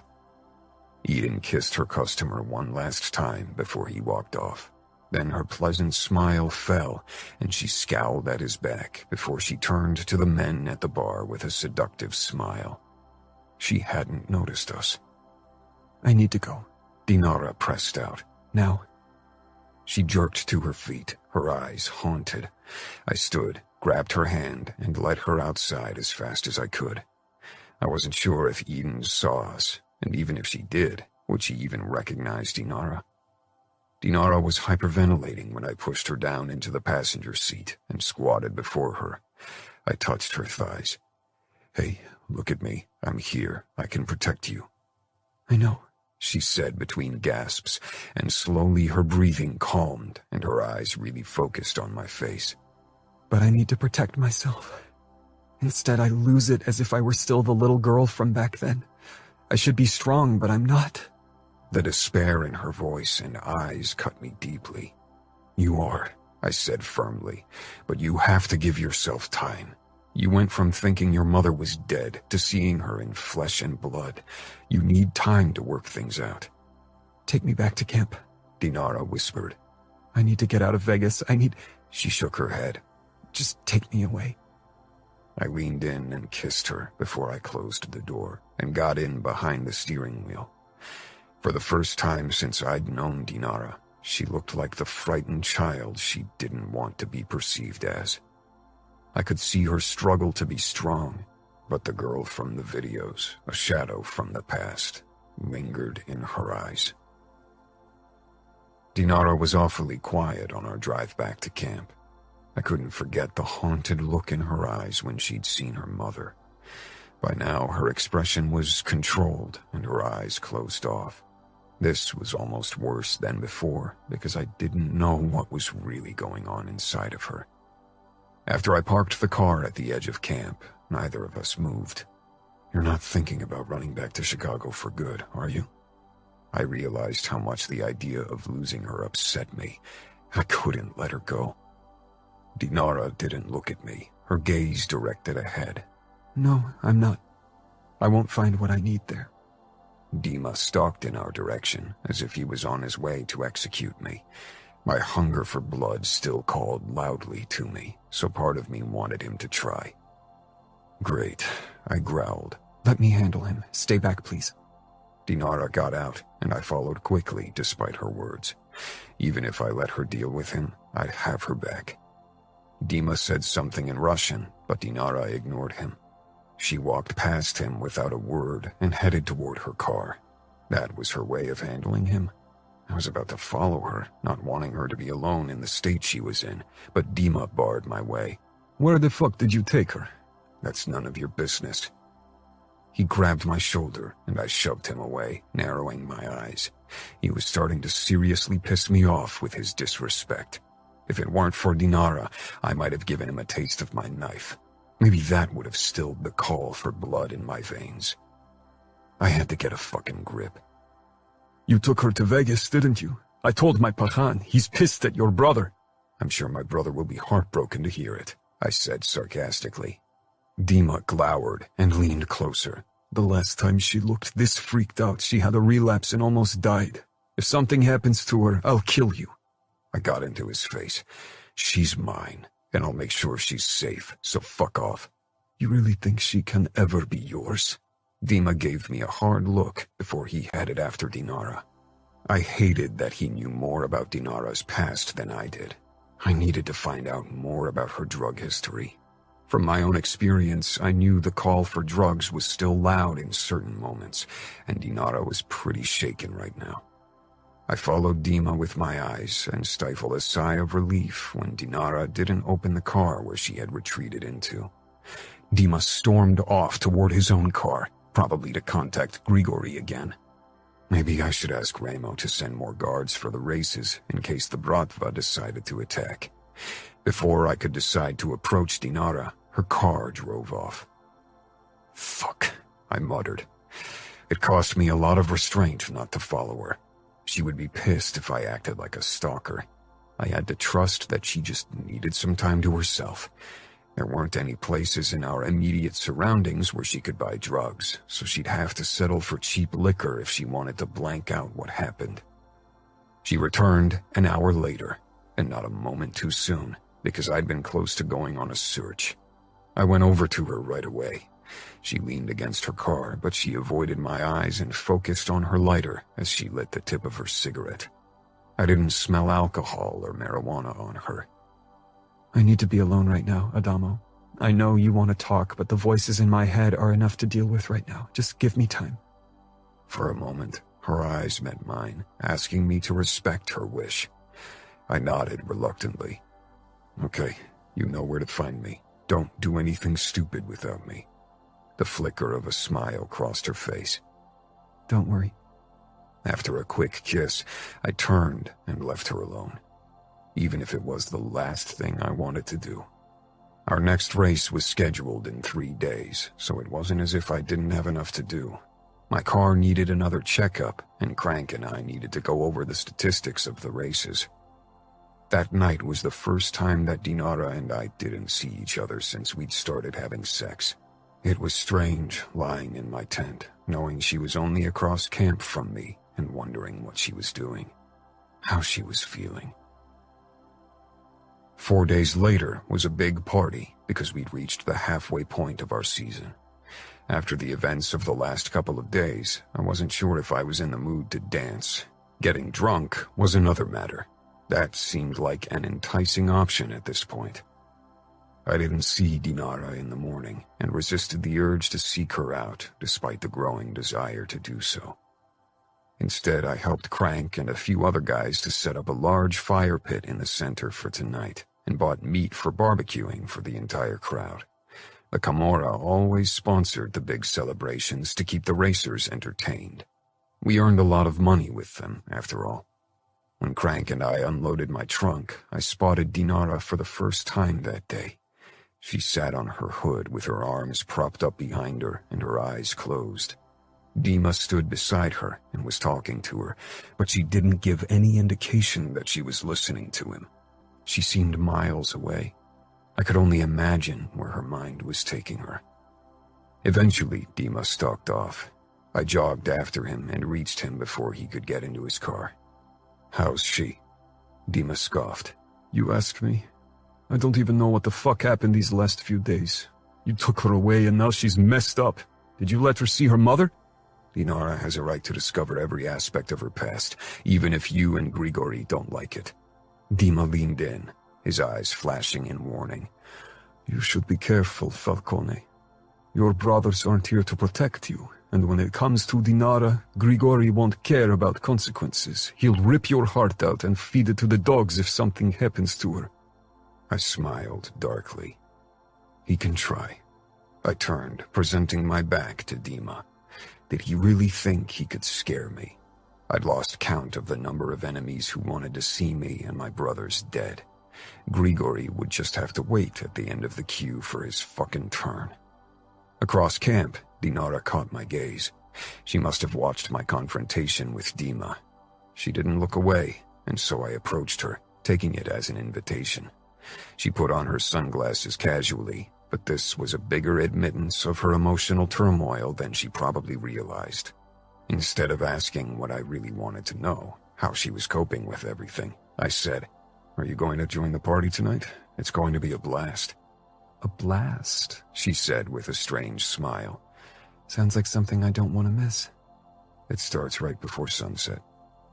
It was strange not being closer to her, not touching her, but Dinara still leaned back on her hood and didn't make a move to seek my closeness. If she still needed room to process everything, I'd give it to her. "I'll be there." I nodded, resisting the urge to rip away her sunglasses to see the look in her eyes. Instead, I backed off and returned to Crank.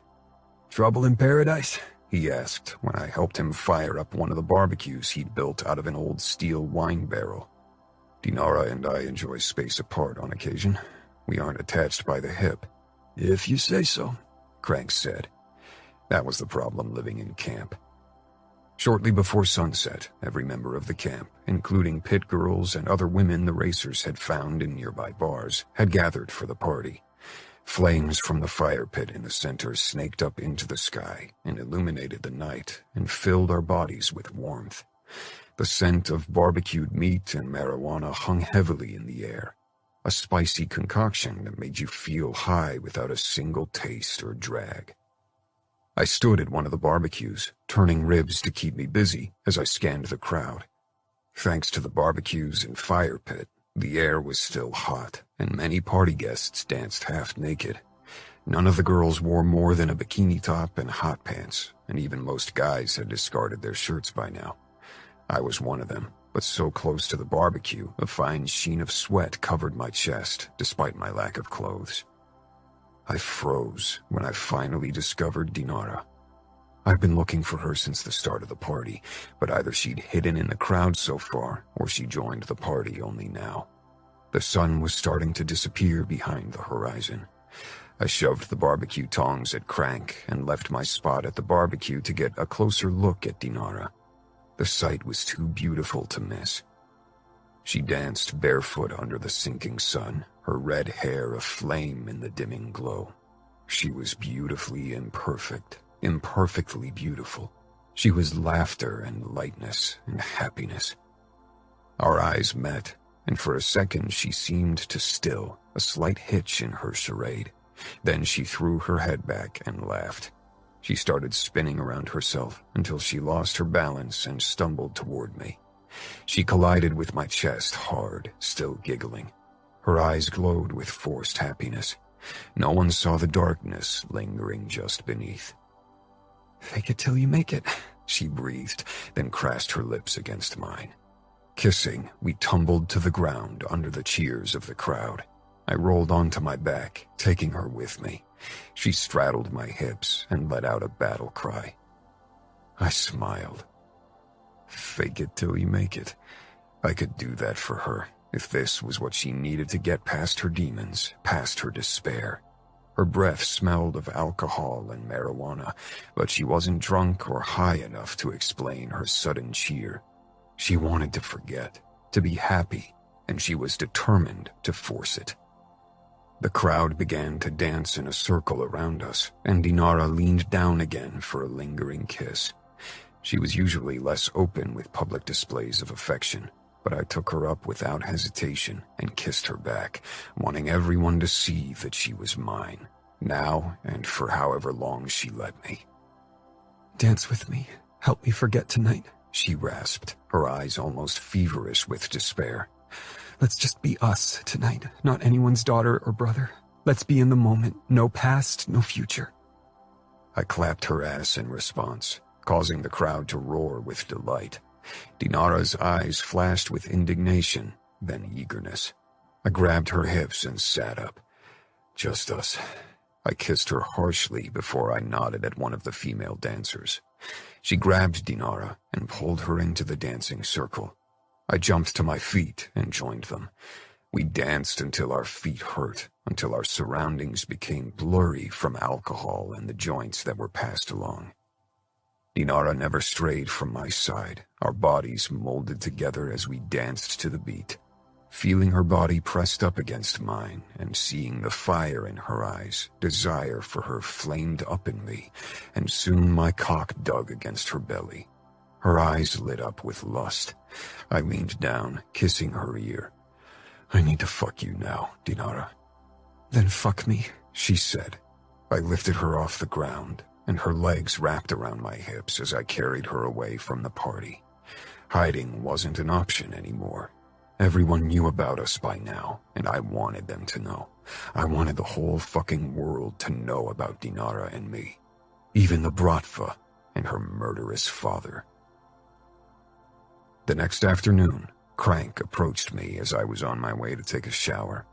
My head was throbbing with a headache.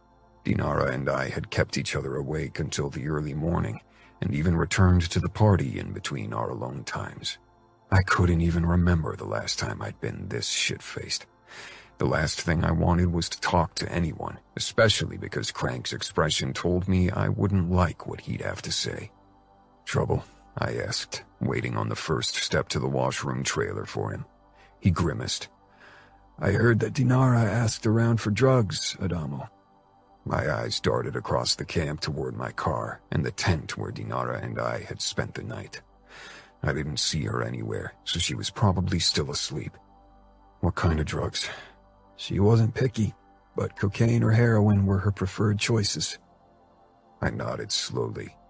There wasn't a rule against drugs during the races. Several racers were loyal customers of the Camorra's drug dealers, mostly ecstasy and LSD, though. And I knew that many people had been high on more than weed last night. I didn't get involved in this side of our business.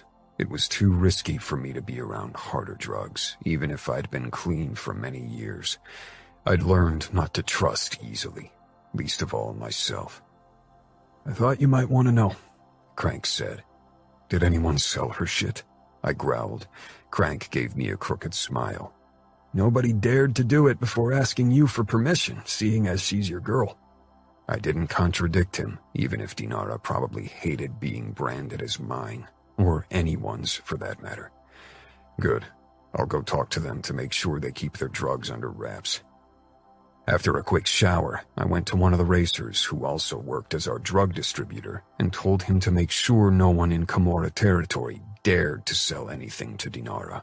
Word would spread soon. She was mine, and whoever dared to provide her with stuff would pay with blood. I headed back to my tent, but Dinara had disappeared. So I went in search of her, and eventually found her at her Toyota. She leaned under the open hood of her car, tinkering with the engine. Her long legs peeked out of her jean shorts, and the soft bumps of her spine invited my tongue to trace them. But I held back my need to be close to her. We had issues to discuss first. Noticing me, she straightened and narrowed her eyes. "What's wrong?" I leaned against the car, trying to stifle my annoyance. She acted as if last night hadn't happened and was back to her distant self. But the paleness of her skin and the way she squinted into the light revealed the truth of last night's revelry. This is my race, and people tell me things. Nobody deals with drugs unless they have the okay from the Camorra. "I know. That's why I asked someone if they could buy me stuff. I anticipated that I'd have a hard time getting anything myself because people seem to think you can decide what I do or don't do." "You didn't come to me." "You wouldn't have sold me drugs, or would you? Judging from your pissed look, I'll get a lecture now. I'm really not sure if I have the brain capacity after last night." "Oh, of course I won't let you buy drugs. I took the shit myself. Heroin, cocaine, even crystal. I know what it does to the body. It ruins you, Your body, your mind, everything. Dinara. I laughed bitterly. I have danced with the devil before. I know what it does. Part of me was glad for Adamo's concern, but the bigger part felt caught and defensive. I was so tired from last night, from trying to forget my twisted feelings. At the party and with Adamo, I'd forgotten about my mother for a few hours. But this morning, everything had slammed right back into me. I couldn't escape reality. At least not for long, not without my old vices.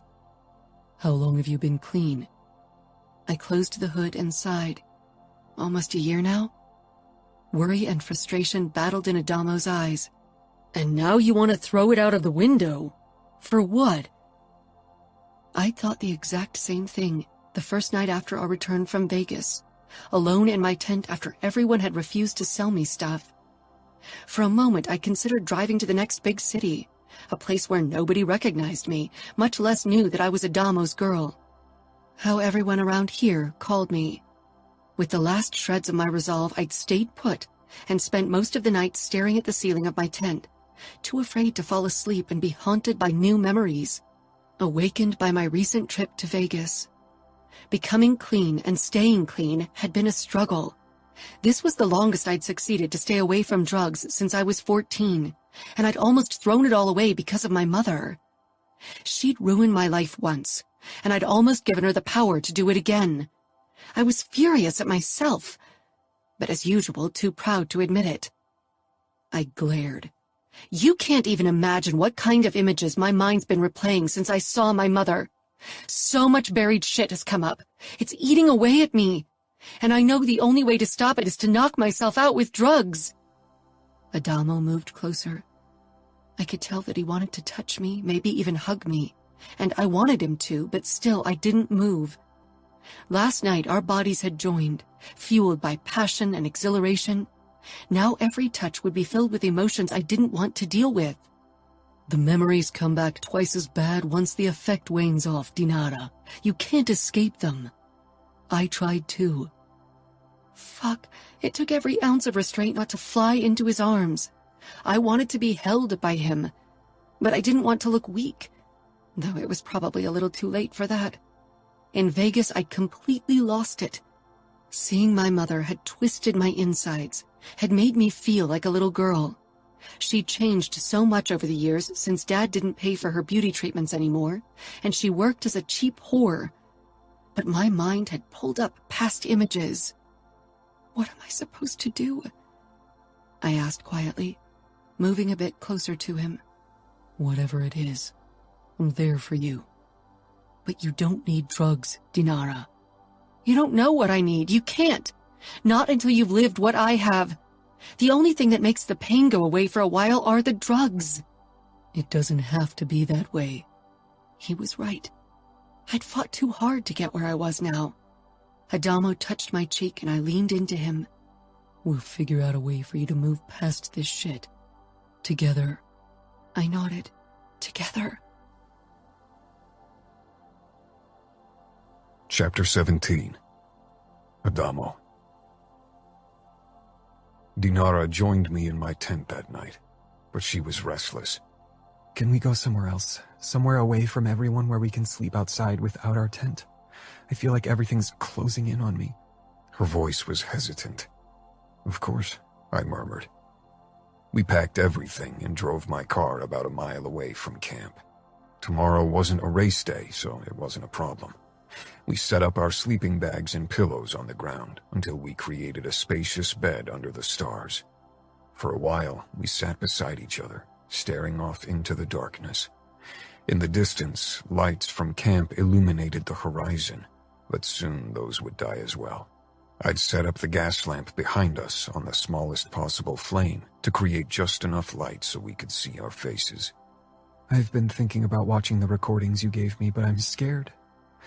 If seeing my mother already unsettled me so much, what will seeing all those guys and what they did do to me? She snapped her mouth shut, regret passing her face. In the months since I'd known Dinara, I'd learned one thing about her. She hated admitting weakness. or what she perceived as weakness. I linked our fingers. "If you want, I can be present when you watch it," I said, even if the thought of seeing Dinara's abuse turned my stomach over. Watching a few minutes had already been too much, but for Dinara, I'd do it. She twisted her head around to me. "I don't think I want you to see me like that, not more than you have already seen." She shook her head. "Fuck, this is so messed up." "I could burn them for you. If Ramo hadn't given them to me, you would have never known they exist. Just pretend you never found out." "He wanted me to have them so I can see my abusers and decide over their fate. Your brother is all about Judgment Day, isn't he?" I chuckled. Not in a religious sense, but an eye for an eye is definitely his style. Though he wouldn't settle for an eye, he'd take the eyes, the tongue, and at least one organ before he'd consider it even. "What would he do to my abusers?" Probably the same thing I'd been fantasizing about. It was ironic that I'd spent most of my life trying to be better than Ramo. Torture them until they beg for death, until every part of their body is broken, and their mind, too. He'd make sure the other abusers would find out what's happening, so they'd piss their pants knowing they were next. He'd work his way up from the least guilty fucker to the number one, keeping the best for last. My voice rang with eagerness and dark hunger. I raked a hand through my hair, my blood pounding in my veins. Dinara regarded my face. "Sounds like you gave it plenty of thought." I smiled twistedly. I'm a Falcone. Twisted shit is in my blood. She scooted closer and leaned over me, pushing me back. Her hair curtained our faces as she straddled my hips. She became serious. "There's only one other thing that can help me move on. Not drugs, and definitely not forgiveness." "Tell me." But deep down I knew what she wanted, what she'd ask of me, and with the same certainty I knew I wouldn't deny her. Fuck, I wanted it to happen. I shouldn't want it so much. "Help me kill her. Help me kill every single one of them." She kissed me harshly, then reached between us and rubbed me roughly through my pants. Gripping her neck, I returned the kiss with even more force.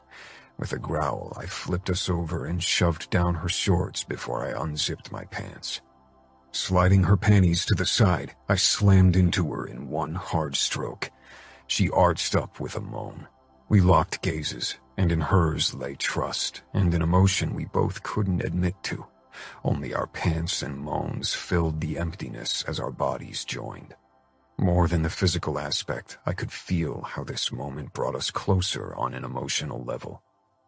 Afterward, we lay beside each other, both of us silently watching the starry sky. Dinara took out a cigarette and lighted it, then took a long drag before holding it out to me. I'd been trying to stop smoking again, but today wasn't a good day to begin this quest, and I doubted the next few weeks would be better. I took the butt and inhaled deeply. "And? Will you help me?" I blew out a plume of smoke, blacking out the beautiful night sky. Yes. There was no hesitation in my voice, not a flicker of doubt in my mind. Dinara rested her head on my shoulder, and I wrapped my arm around her. "I've never killed anyone, not even really hurt anyone." I couldn't say the same. As a Falcone, it had fallen upon me to become accustomed with violence from an early age. If you can't do it, I can do it for you. Dinara propped her head up. "No, I don't want to use you as my assassin. That was never the plan. Fuck, when I came here to find out more about my past, I didn't think it would end with me making a plan to go on a killing spree with you." I searched her face. I couldn't detect a hint of a lie in her voice. "But you were curious about me and my brothers killing our mother." "Of course I was. If you meet someone who's stabbed their mother, it's bound to be the most interesting thing about them, even if your life probably entails many interesting incidents." "Your father is Pahan. Your life certainly hasn't been boring either." Dinara's mouth pulled into a tight line. "Dad tried to give me the life of a princess, or rather, life of a tsarina. My wardrobes are filled with more dresses than I can ever wear, and I own jewelry that's worth many millions. There's staff for every little demand in our home. I attended balls in Russia and parties in Chicago. I lived a boring life. It sounds like you lived the life of someone else. I can't imagine you in a ball gown exchanging pleasantries with stuck-up people. I felt like an imposter. Then why did you do it? Why didn't you tell your father that wasn't you? He knows that's not me, but he hopes that's who I could become. He thinks it's a sign for my continued suffering that I don't enjoy meaningless revelries like many other girls in our circle do. He thinks he could fix me by showing me that side of life. And I humor him because it makes him feel better. I see it as my job and I get paid very well. I chuckled. That's one way of looking at it. But waltzing over dance floors was only a small part of what you did. Dima took me on adventures, to races and parties, to parts of Chicago I shouldn't be setting foot in. But your father knew. Dima is his man. He tells him everything. But Dad accepted the untamable part of me and allowed me to live it as long as he didn't have to witness it. Maybe he'll eventually accept that this is who you are, untamable and strong, because you want to be, and not as a sign of past horrors. Maybe. She agreed, but doubt filled the word. You mentioned that your brother has the names and addresses of the men who molested me. I'll call him in the morning and ask him to email them to me. He'll probably be pissed if he finds out I'm dragging you into this mess with me. Ramo was all for vengeance and bloody vendettas, especially if they involved horrible mothers, but he was certainly wary of Dinara's motives. He thought he still needed to protect me when I was perfectly capable of protecting myself. I've been considering asking Dima to help me, maybe even my father. They both would kill every person who hurt me. I frowned. I told you I'd help you. There's no reason for you to ask anyone else, especially because Ramo won't be happy if your father breaches our territory.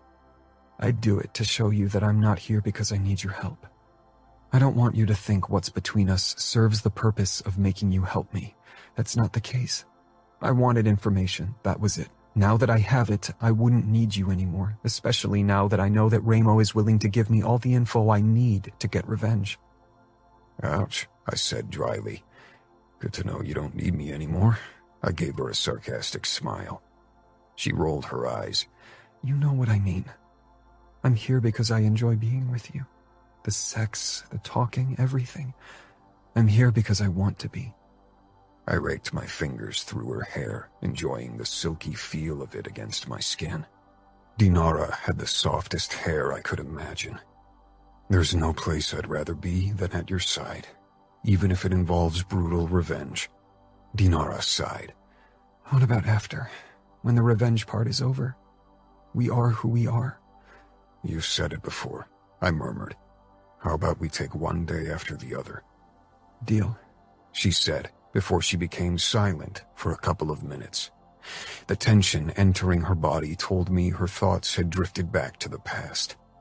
I think we need to make them watch the recordings when we confront them, before we deal with them. That serves two purposes. They'll be reminded of their sins, and you'll be angry enough to exact revenge. Dinara huffed out a dark laugh. Do you think I'll need further encouragement to kill them? If you've never killed, maybe. The first kill is always the hardest. Was it for you? It was during an attack to save my own and my brother's lives, so I didn't have time to think. I just pulled the trigger. My hardest kill was the one after. The one Ramo had me do to become a Camorrista. He made me angry at the guy before I had to shoot him. It made things easier. I suppose it does. I don't think anger will be an issue, but what if I freeze up like I did with my mother? What if I become this helpless girl who can't do anything? I'll be there to shake you out of it. If you really want to kill them, then I'll make sure you can do it. Fuck, we're both twisted. You realize it, right? I made my peace with it, I said with an ironic smile. Have you considered how you want to kill them? With a gun, quick and easy, or with a knife, more personal, and given that you don't have experience stabbing someone, more painful? You'll probably need a few stabs to kill. Do you want to torture them in advance, or do you have another death in mind? Dinara pressed her forehead against mine. Maybe it's a bad sign that none of what you just said freaked me out. If me saying it would already freak you out, Then we don't have to hunt your abusers down. Yeah, Dinara breathed out slowly. I think shooting our first victim would be best. That way I can get my first time over with quickly. I don't think I could just shove a knife into someone, much less several times. Maybe I'll consider it for the later kills. I can show you how to do it.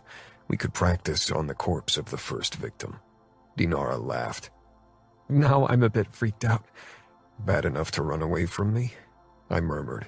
In the past, I'd always kept this part of me safely hidden, especially when I was around girls, but even around my family. With Dinara, I felt as if I could finally reveal this twisted, morbid side of myself. Never, she said firmly, nipping at my lower lip. Eventually, Dinara fell asleep in my arms, and like so often before, she mumbled and twisted in her sleep. I brushed a strand of hair from her forehead, wondering if this path we'd embark on was the right choice for Dinara, if it would dispel her nightmares, or only add new ones. Dinara. We left camp right after the next race. Adamo had printed out the list with the addresses of my abusers. I scanned the names, but they didn't mean anything to me. They never introduced themselves with their real names. The names didn't hold the horrors of the past, but I knew their faces would. Even if they'd changed over the years, I'd recognize their eyes. Those always haunted me the most. The eagerness, the hunger. Adamo and I checked into a shabby motel at the interstate right outside of Reno, a place more fitting for our journey than a nice hotel.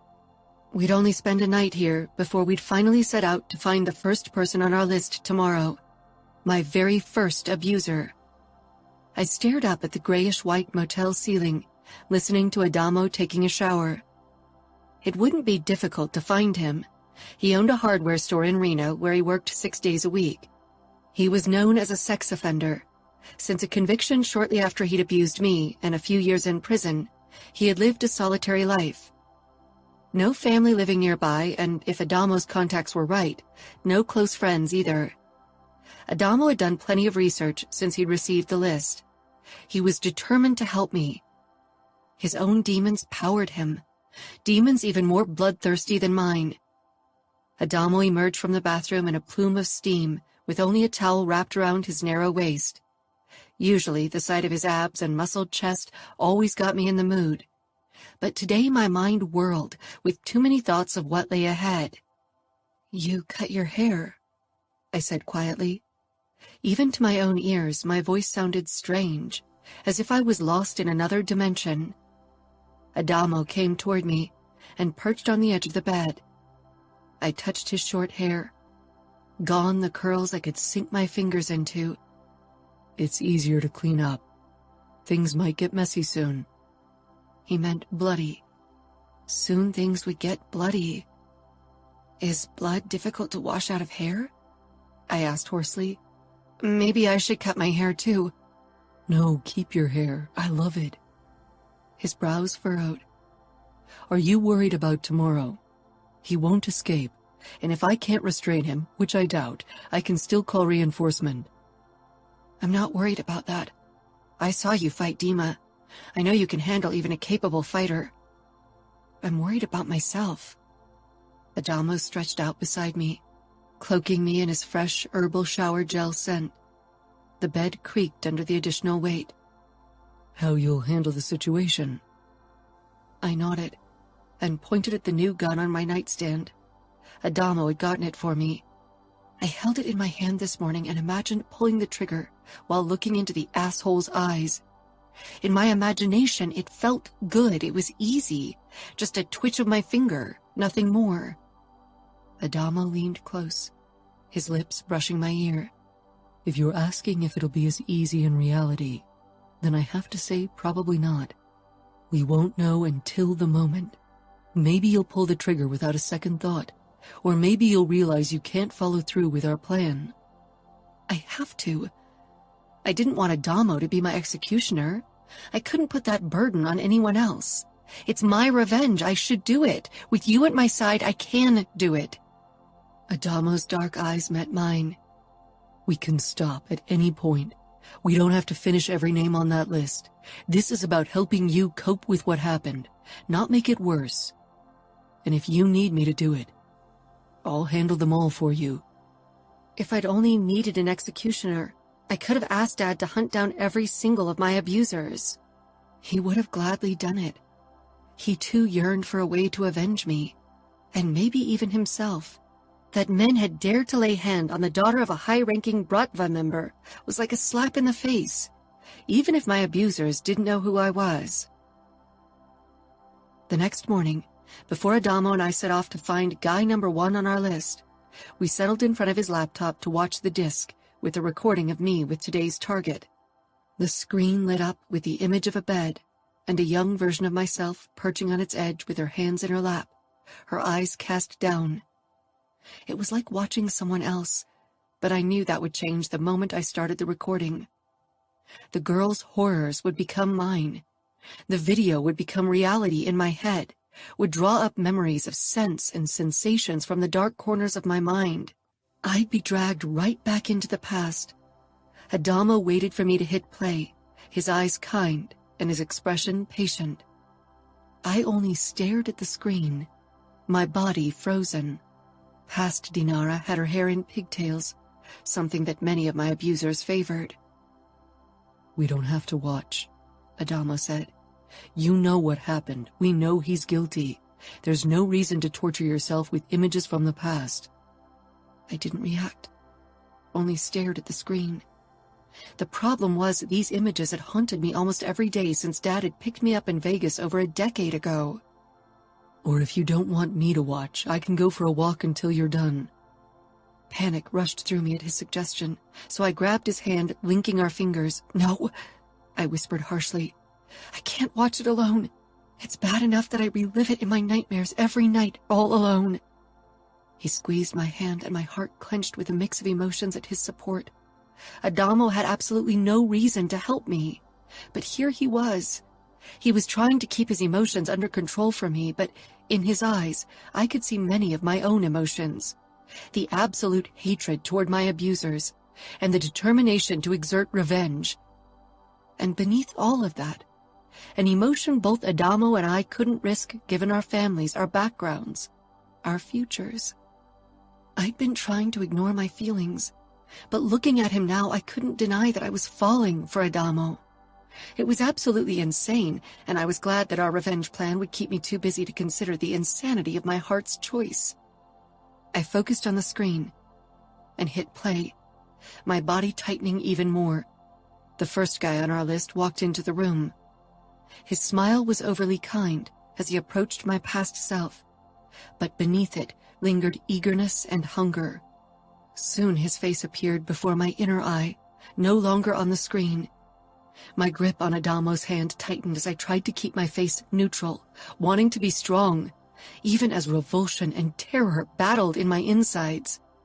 My throat corded up, and cold sweat broke out on my body, plastering my clothes to my body. When the man sat down beside young Dinara on the bed and touched her leg, I hit the pause button, stopping the video. I released a harsh breath, my pulse racing in my veins as past fears drove up my adrenaline. I can't watch it. It's okay. We can still dispose of all the discs. I shook my head. We'll take it with us to him today. I want him to watch it, even if I can't do it. All right, Adamo said simply. I kissed him before I scooted to the edge of the bed. Let's go, now. I needed to move before I lost courage. Locked into this motel room, I felt like a caged animal. Adamo didn't hesitate. He stuffed the disc and the laptop into a bag before he followed me. He'd asked if I wanted him to pack material for torture, but I had said no. Killing another person would be challenge enough. Torture was out of the question, even if every single of my abusers deserved it. I wanted them dead. That would be enough. Adamo parked at the curb across from the hardware store where the guy worked and also lived in a back room. It was already late in the afternoon, and the shop was supposed to close in half an hour. We didn't talk as we sat together in the car. Adamo had grabbed a bag with donuts, but I couldn't force more than a bite past my corded-up throat.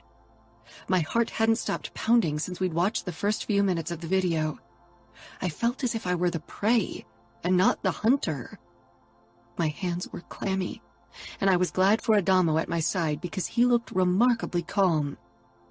"It's time," he said eventually, and I realized that almost 30 minutes had passed without me realizing it.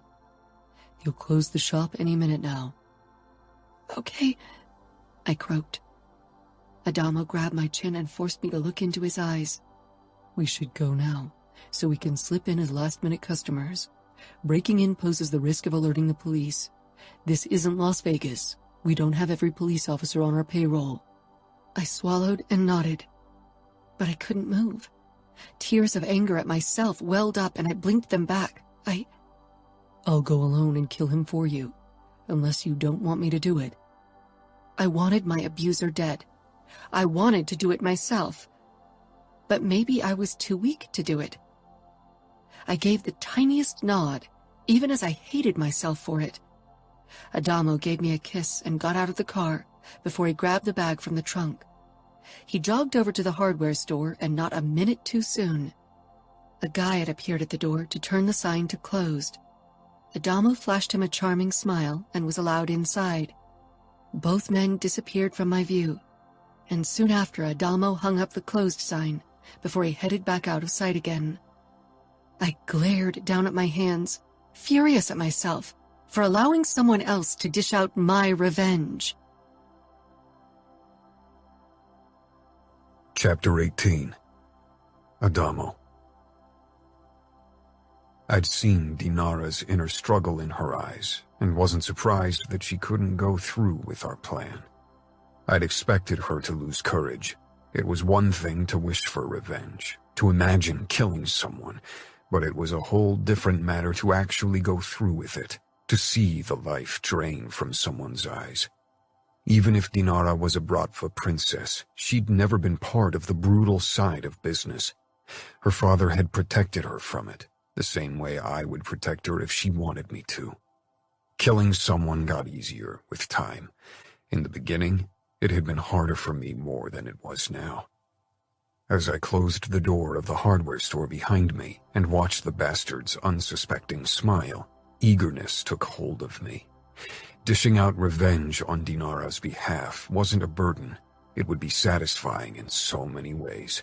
Maybe I could even keep pretending that I wasn't enjoying it. I turned the lock and then gave number 1, the first name on our list, a dark smile. His expression fell, fear flaring up in his eyes. Maybe he thought this was a robbery. He wouldn't be that lucky. He was older than on the videos, but it was him, no doubt. Even if Ramo hadn't provided me with the whereabouts of our targets, I would have recognized the man before me. The mousy face, the same unshaven appearance.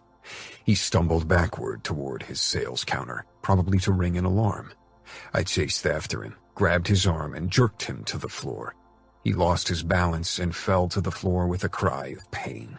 His wide blue eyes met mine. "I don't have much money. You can have it all." "This isn't about money," I said as I circled him. I shouldn't be enjoying this as much as I did. I'd always resented Ramo for playing with his victims. Confusion flickered in the man's eyes. I pulled my gun, and the color drained from his face. I calmly walked back to the shop door and turned the sign to closed before I returned to number 1. Following Dinara's request, I hadn't packed any torture instruments, but a hardware store was the land of milk and honey for someone like me. "I hear you like little girls." He looked caught before he quickly shook his head. "That was a long time ago. I changed. I paid for what I did." I took out the laptop and showed him the first image of Dinara on the bed. "You sure as hell didn't pay for what you did to her." Horror entered the man's eyes. Being confronted with your own depravity must have stung. "But you will," I promised. "This girl on the screen? Her name is Dinara, and she wants you to die. She doesn't want me to torture you, but maybe I'll do it just for myself." I had dreamed about it last night. A knock sent a wave of tension through my body. The man cried out, "Help! Call the police!" I kicked his right side, on level of his kidney and liver, silencing him effectively as he gasped for breath.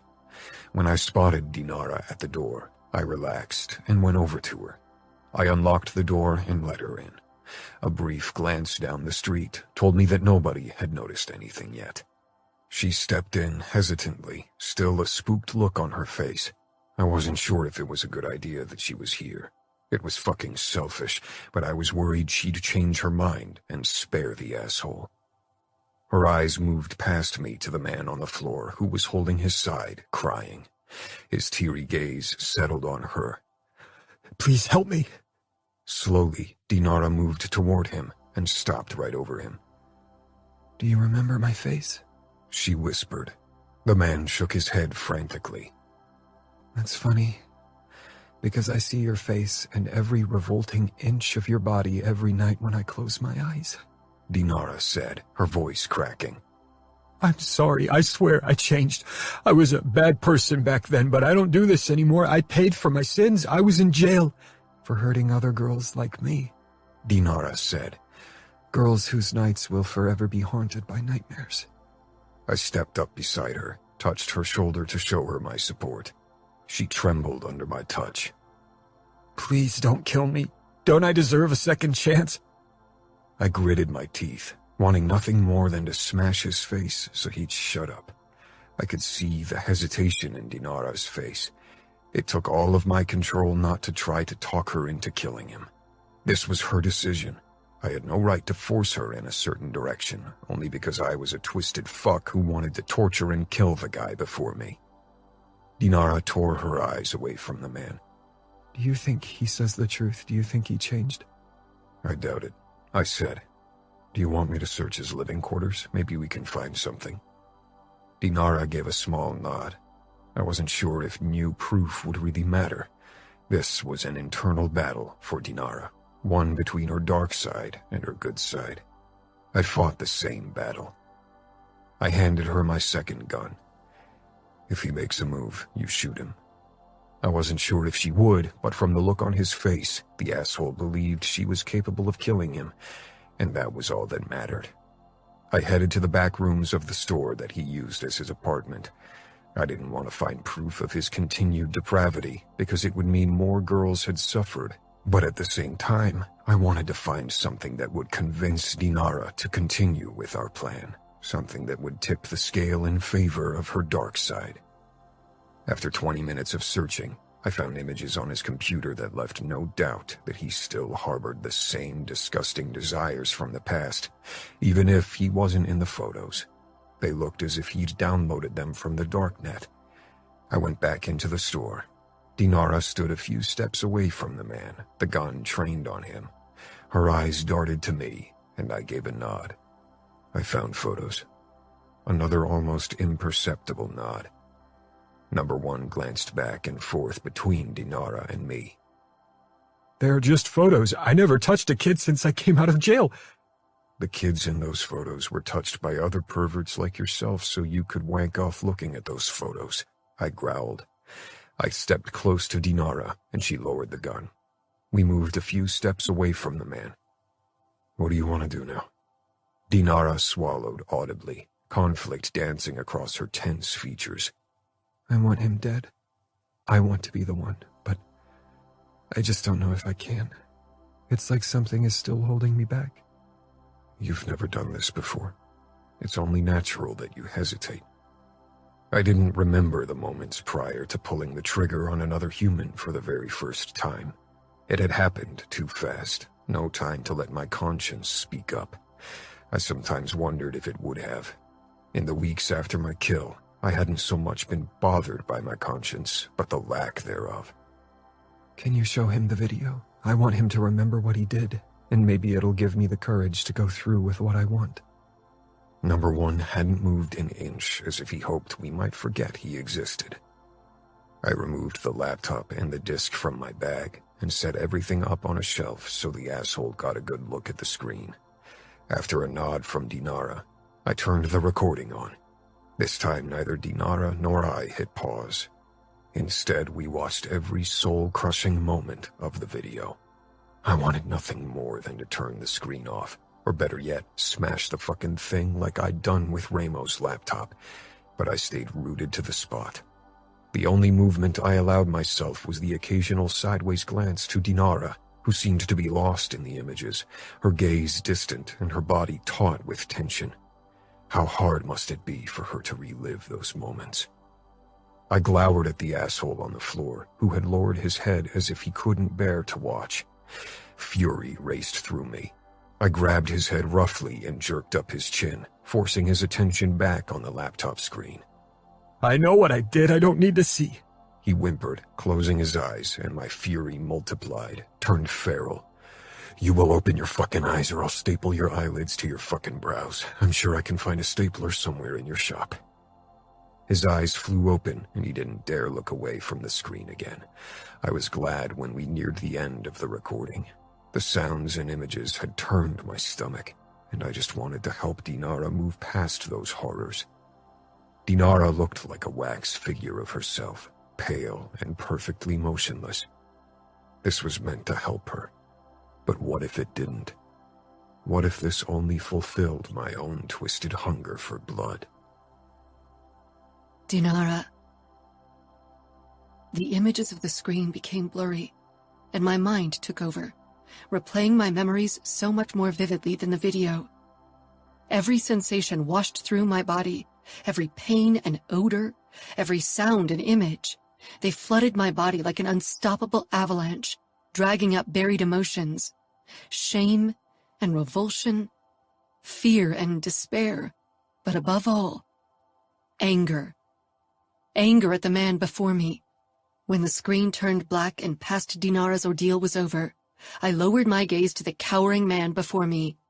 He begged me with his eyes, pretended to be a victim, when he was a monster who'd ruined my childhood to satisfy his own needs. I'd remembered his eyes and his words, the names he called me and the name he wanted to be called, even before I'd watched the video. I remembered his low breathing, his aftershave and the sweat underneath it. I moved closer, took a deep inhale. Even his aftershave was still the same. A new flood of images, the same I'd replayed before, wanted to flare up for a repeat performance. But my mind fought the onslaught. Revulsion welled up in me, followed by panic, but I didn't allow it to take root, and finally anger ruled over everything else. My hands were shaking, and my throat was tight as I set down the gun on the counter. Adamo watched the move with a frown.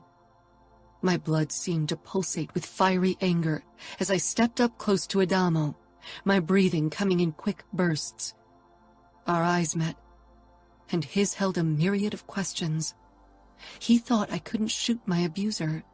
Maybe he even thought I'd show him mercy and let him live. I'd considered it when I'd first stepped into the hardware store and seen the pitiful guy. But whenever the thought had tried to take root, every fiber in my body had fought it, and the voice calling for retribution had chanted louder. I took a deep breath and slanted another look at the man. Hope had entered his expression, and he gave me another begging look. Over a decade ago, nobody had cared about what I wanted, about my begging. No mercy. Without thinking about it, I reached for the knife in Adamo's chest holster, curled my fingers around the cold handle. Adamo didn't stop me as I withdrew the sharp blade with a satisfying hiss. I'd never used a knife in a violent way, and I wasn't sure what I was doing as I stumbled toward my abuser. He tried to scramble backwards, but I followed. My heart beat in my throat, and my surroundings became a blur as I lunged at him. He brought his arms up, tried to fight me off, but I lashed out at him with the knife, flung it at his flailing arms, his upper body, every inch of him I could reach. He tried to fight me off, and Adamo's voice rang in the back of my head, but the man's screams drowned it out. I couldn't stop, even if I didn't even see what I was doing. My vision was blurry with tears and blood. My palm and my thigh stung, my cheek throbbed. But my hand with the knife still arched down on my abuser until I was dragged away, and someone was holding me tightly in their arms despite my struggling. I gasped for breath. Every intake stung in my chest. Shh, Dinara. Everything is okay. Calm down. He's dead. Calm down.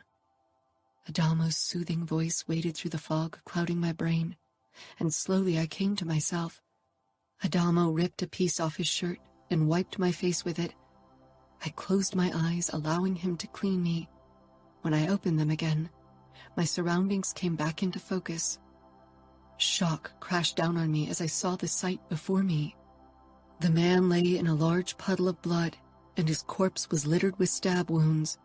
His hands, his arms, his chest, his face, his throat.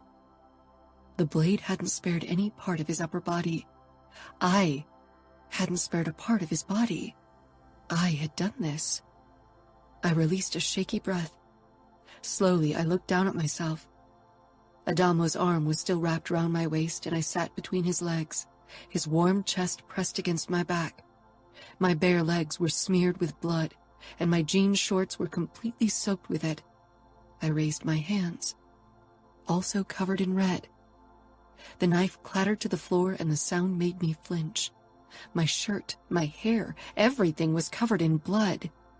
And the shred of fabric Adamo had used to clean my face and eyelids was now red. I blinked, stunned by what I had done. "Why did you stop me?" I said, but my voice sounded distant, as if something was blocking my ears. Maybe more blood. I shuddered. Adamo took my hand and turned it, so I saw a long but shallow cut in my palm. Then he pointed at another, deeper cut in my calf. "You cut yourself in your state, and I didn't want you to seriously injure yourself.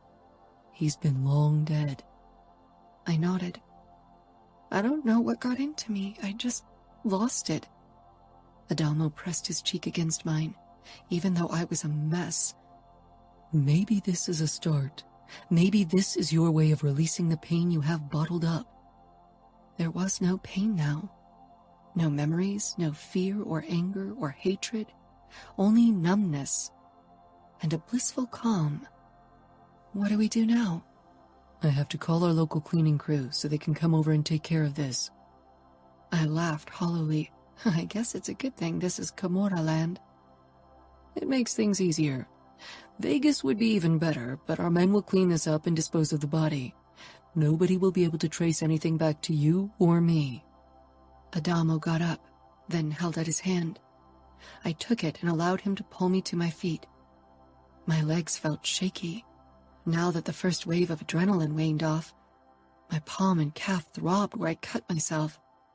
The realization that my blood mingled with the blood of my abuser sent a new wave of revulsion through me, and I couldn't suppress a violent shudder. Adamo touched my arm, seeking my eyes. "Dinara." "I have to shower. I need to get rid of his blood." I sucked in a deep breath, realizing I was close to panicking, something we really couldn't use right now. "You could shower in the back." I shook my head jerkily. Just the idea of using the same shower my abuser had used made me feel even sicker. "In our motel," I pressed out. "Okay," Adamo said slowly, as if he was talking to a frightened child, and maybe that was exactly the impression I gave off. "I need to call the crew first, and we need to clean up a bit and find something to cover our bloody clothes with. We can't cross the street looking as if we'd bathed in blood." I nodded, even if my desire to flee was getting stronger by the second. Adamo picked up his phone for 2 quick calls before he appeared in front of me again. I was busy staring at the remains of my abuser. I was worried I couldn't kill someone. Worried I wouldn't be able to pull a trigger. Instead, I slaughtered him with a knife. This is so much more messed up than shooting someone. Adamo stroked my cheek. "It's more personal. What this man did to you was very personal, and you paid him back in a personal way as well. It's not that strange if you think about it." "I think most people would disagree with you. Nothing we do is normal." "Who cares?" "Yeah," I whispered. 30 minutes later, we left the hardware store. Adamo, who looked less like a bloody mess, had gotten the car and parked at the curb right in front of the hardware store. His cleanup crew was already busy sorting out the mess I'd caused. They'd even brought me new clothes to wear, instead of my own, for the ride back to our motel. I'd awkwardly freed my hair from the blood in the sink of the customer bathroom, but my skin was itching all over. I needed to shower as soon as possible. The moment we entered our small motel room, I headed right into the bathroom and closed the door. I needed a few minutes to myself to process everything that had happened. As the hot water streamed down my body, I closed my eyes and let the tears I'd held back stream down my face. For a long time, I didn't move, and with every passing moment and every tear I shed, I felt a little lighter, as if the murder had lifted a weight off my shoulders. There still remained plenty of ballast on my soul, but it was a beginning. Chapter 19. Dinara. After my shower, I chanced to glance at myself in the mirror. I'd missed a spot of dried blood near my temple. I reached for a towel and rubbed it away. My eyes were calm, not full of adrenaline or haunted. No sign that I'd killed a man in a bloodthirsty rage less than an hour ago. Turning away from my reflection, I stepped out of the bathroom, my hair still damp and only a towel around my body. Adamo was on the phone, nodding as he listened to what the person on the other end had to say. All right, thanks. Good work. Adamo looked up and rose from the bed before he approached me. He cupped my cheeks in his warm palms, his eyes searching mine without saying a word for what felt like forever. I let him, found inner peace as I lost myself in his gaze. The brutal events of the day hadn't left a trace in his eyes either. You okay? I searched inside myself for a feeling of unease, of a deep unsettling sensation, but I was calm. I shook my head and pressed myself against Adamo. I'm fine. That's good. The crew got rid of the body and cleaned every inch of the store. Nobody will suspect anything. It'll take a while before anyone will notice he's gone, and hopefully the police will just think he moved away to avoid the rumors. I nodded, but my mind had already moved on from the man I'd killed to the next name on the list. Adamo pulled back. Let me take a shower, then we can talk some more. He headed into the bathroom, but unlike me, he didn't close the door. I stretched out on the bed and turned my phone on. I turned it off since yesterday to avoid calls from Dima and my father. As expected, my mailbox was overflowing with messages from both of them. As if Dad could sense my phone being turned on, he called again. Taking a deep breath, I picked up. Dinara, where the hell are you? Are you all right? Do you need help? The words were fired at me rapidly, making it difficult to understand them. I'm fine. I don't need help. I'm dealing with matters. What kind of matters? Nothing for you to worry about, Dad, honestly. I'll be back in Chicago soon. Just give me some time and space. The more time I spent with Adamo, the less I wanted to return to Chicago. I felt out of place there, now more than ever. And while I missed Dima, he and I had moved apart over the last year. I have been giving you plenty of time and space recently. Few men in my position would allow their daughters to walk around in enemy territory. That's where you still are, right? Yes, but you know I'm not in danger. Do I? You're hunting the past, and that's never a good thing. Nobody holds grudges better than you do, Dad. And nobody clings more stubbornly to the past. I get that from you. He made a displeased sound. Dima should be at your side. You aren't meant to be alone. I'm not alone, I said. Dad scoffed. You think a Falcone is going to protect you? Don't make the mistake of becoming too friendly with them, Dinara. It's a slippery slope. What did Dima tell you? I saw a video of you and the youngest Falcone dancing and kissing. The last was said with blatant contempt. Once I'd made sure the shower was still running, I said, You don't have to worry. There's nothing between us. He's a means to an end, not more. He helps me get what I want. Guilt settled in the pit of my stomach for lying to my father like that, and for talking about Adamo as if he didn't mean anything, when every day we were together he captured more of my heart. I was glad that he couldn't hear me talk like that. Even though Adamo couldn't talk Russian, I didn't want him to be present when I spewed such hurtful lies. And what is that? To kill the past. Don't let this man drag you into the dark. If anything, I was dragging Adamo into the dark. But even that didn't ring quite true. It felt as if we were going this path as equals, hand in hand, driven by our demons. Promise not to send Dima to get me, or I'll dispose of my phone and you won't be able to talk to me until I'm done. I want daily messages telling me you're okay, and I'll track your whereabouts. If you don't message me a day, I'll send men over, even if it means war with the Camorra. I sighed. I knew that tone and that it was futile to discuss the matter further with him. All right. The shower was turned off in the bathroom. Luckily, I could hear a knock in the background on Dad's end. Dad was silent for a moment, as if he was listening to someone. I have to go, Katinka. Be careful. Always. He hung up, and I lowered the phone with a deep sigh. Bad news? Adamo asked carefully, leaning in the doorway with only a towel wrapped around his hip. My father worries about me. Will he send men? No. As long as I give him daily updates that I'm alive, he won't act. He trusts me. But definitely not me, Adamo said, walking toward me. And he won't ever do it. He was right. My father wasn't a man who trusted easily, and certainly not a member of the Camorra. It doesn't matter, as long as I trust you, I said. Adamo sank down beside me. And do you trust me? Would I be here with you if I didn't? Adamo shrugged. Maybe I'm your only option. I shook my head. I could do this on my own. I know the addresses of every person on our list, and after today, we know that I can go through with killing them. So if it was really just about convenience, I wouldn't need you beyond this point. Adamo smiled mirthlessly. Then why am I still here? I don't need you to kill them, but I need your support, your encouragement. When you are close, I just feel better, more secure in who I am. You don't need me, but you do, he murmured. I sighed. Maybe it doesn't make sense. Maybe you just need to admit that you need me.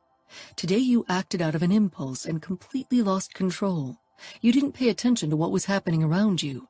If the same thing happens next time, you'll need me to make sure nothing happens while you're in your zone. Like hurting myself. Or someone walking in on you. I doubt you would have noticed if someone had suddenly walked into the hardware store. You're right. It was as if I was possessed. I leaned closer to Adamo.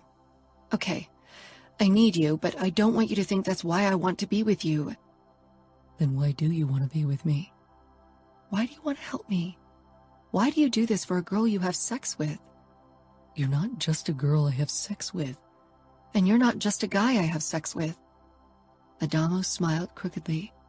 One day one of us has to be brave and put a name to what we have. Do we? I whispered. Adamo lay back on the bed and pulled me against him, one arm wrapped around me. Who's going to make us? Maybe we'll want certainty at some point.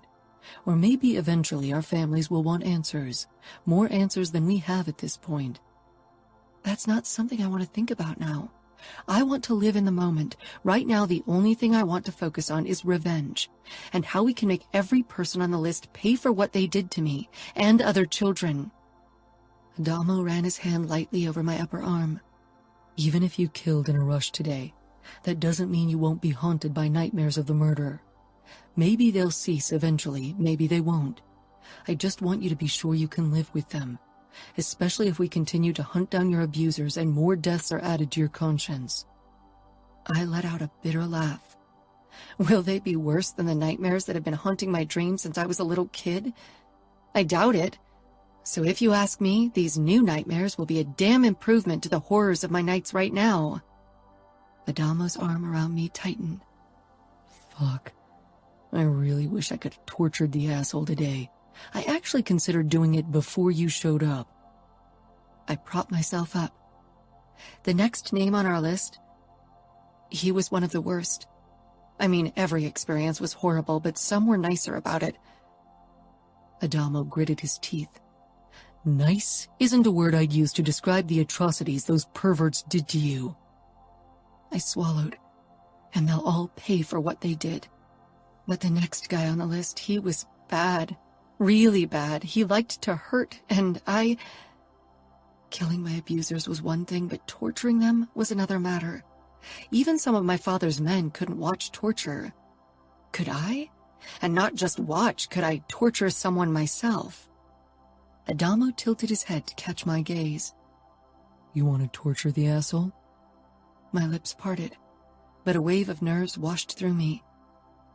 I want him to suffer before he dies. He will if you want it. I can do it. I should at least be part of it. This is my revenge, and I don't want to be a coward. It's not about being a coward. Torturing someone takes a lot out of you. It's different than the act of killing. You have to face the victim's despair, pain, and begging, have to relish in it, and use it as another tool of suffering for them. How many of you tortured? I know Ramo and Nino are famous for their special talent, but I didn't hear any stories about you. I tried not to get involved in torture, except when it was absolutely necessary. Both Nino and Ramo wanted me to gain some experience, but eventually they stopped forcing me to participate in these sessions. If even Adamo, who was a Falcone, couldn't bear to torture someone, how would I be able to do it? If it bothers you, if it gives you nightmares, then I don't want you to do it, not for me. If I want them to suffer, I'll have to do it myself. I won't ask you to do something you hate. Adamo chuckled darkly and pressed a fierce kiss to my lips. It's not that I hate it, or that it haunts me in nightmares, Dinara. I enjoy it too much. That's the fucking problem. I relish in the act of causing others pain, at least when I think they deserve it. I wish it were different, but I'm messed up.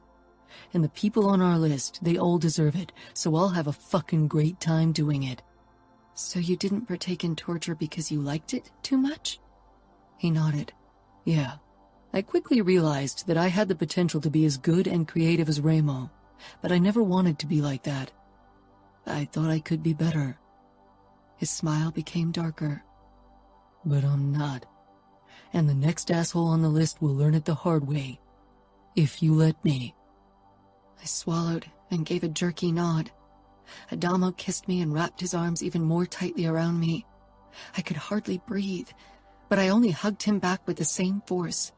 After the events of the day, after everything we'd just discussed, my body rang with the need to be as close to Adamo as possible. I didn't care if it made me look weak or needy. Adamo made me feel as if it was okay to not be strong once in a while. He pressed a kiss to my forehead, and I closed my eyes, feeling safe. The next morning, we headed out for the next stop on our road trip, Sacramento, the home of number 2 on our list. Even though this was my path to vengeance, Adamo and I were in this together. I was glad that I didn't have to take this difficult journey alone. The windows of the car were rolled down as we took the Interstate 80 to Sacramento. Warm air tousled my hair, and my eyes were closed. The low beat of a rap song blasted from the speakers. Adamo's fingers around mine kept me rooted, as they always did when images from the past replayed in my head. This time they hadn't overpowered me. I'd summoned my personal demons to find the right mindset for what lay ahead. Adamo parked in front of the house of number 2 and killed the engine. The house wasn't how I'd imagined it. I'd expected a forlorn, unkempt place, something that reflected my own dark feelings whenever the face of him replayed in my memory. He had been the fear of my past. Goosebumps rose all over my body. The front yard was immaculately kept, with perfectly trimmed lawn and a beautiful white porch. This looked like a place of happiness. Are you sure he lives here alone? Not alone, no. He shares the house with his mother, but he doesn't have his own family. Does she know? I asked. Yes. She gave him an alibi in a case, but he was convicted anyway. I nodded, wondering how she could live with what her son had done. But she wasn't my concern. But she isn't home now? No. She works in a gas station. We're clear to go in. Clear to go in. I smiled wryly. You make it sound as if we're a SWAT team. We're going to kidnap him, so we have to be as stealthy. This is a good neighborhood, so people will report suspicious behavior. Adamo shrugged. We'll be fine. Let's wait here for him to return home from work. We sat in silence for almost an hour, before a car pulled into the driveway and a short but heavily overweight man got out. His hair had thinned and turned gray, but even from afar, his face sent a shudder through my body. My fingers clamped around my knees and my breathing became uneven as my pulse sped up. I was torn between the urge to run and the desire to attack. Dinara? Adamo said softly. I dragged my eyes away. Adamo's brows furrowed. You are safe. The roles have switched. You aren't his victim. You will be his judge. I know, I said, and the words said aloud banished the fear from the past into the darkest corner of my mind, where little Katinka still cowered helplessly. Today, she'd get justice. Chapter 20. Dinara. My fingers shook with nerves and excitement when Adamo dragged the struggling man into the basement of a Camorra storage. Considering that his death wouldn't be quick, Adamo had chosen the place for its remote location. The walls were thick and would contain my abuser's screams.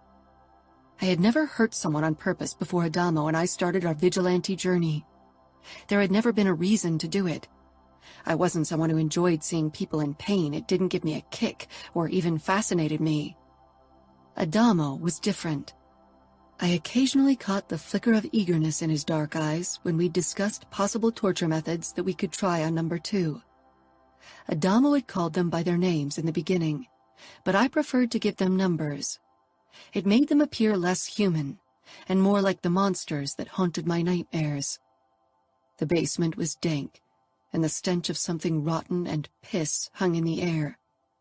Maybe rats. A few smaller puddles of water littered the floor where the ceiling leaked. We could have used one of the Camorra torture rooms. They are better equipped and cleaner, Adamo commented as he shoved the struggling man toward the wall. He collided hard with it and fell to his knees with a pained gasp. No, I said firmly. I'd already accepted too much help from the Camorra, and technically still was, even if Adamo didn't do this in his capacity as a Camorrista, but as my lover? Boyfriend? I pushed the thought away. Number 2 turned around and stumbled to his feet. His eyes sought mine. They lacked emotion, and I vividly remembered the blank look in them as he laid hands on me many years ago. He'd paid extra. I remembered that, too. My mother hadn't wanted him to see me again, but eventually Cody convinced her because the money was too good. 3 encounters, 3 horror-filled hours. I didn't remember much of them, as if my mind had blacked out parts to protect me. Adamo held the knife out to me, a smaller, curved blade, not meant to kill, but maim or skin. After he pinned my abuser on the ground, Adamo used duct tape to bind the man's hands and feet together. The man struggled against his restraints, and for the first time, true fear flashed in those pitiless eyes. I nodded with a bitter smile. That's what I felt. I remembered the choking fear, the daunting panic, and eventually the heartbreaking realization that I was helpless, that even my mother wouldn't stop him. But today I was the one in control. I approached him slowly, my fingers around the blade tightening. "Do you remember me?" I asked. The man's brows furrowed as he scanned my face. "No, I swear. This must be a misunderstanding." It wasn't.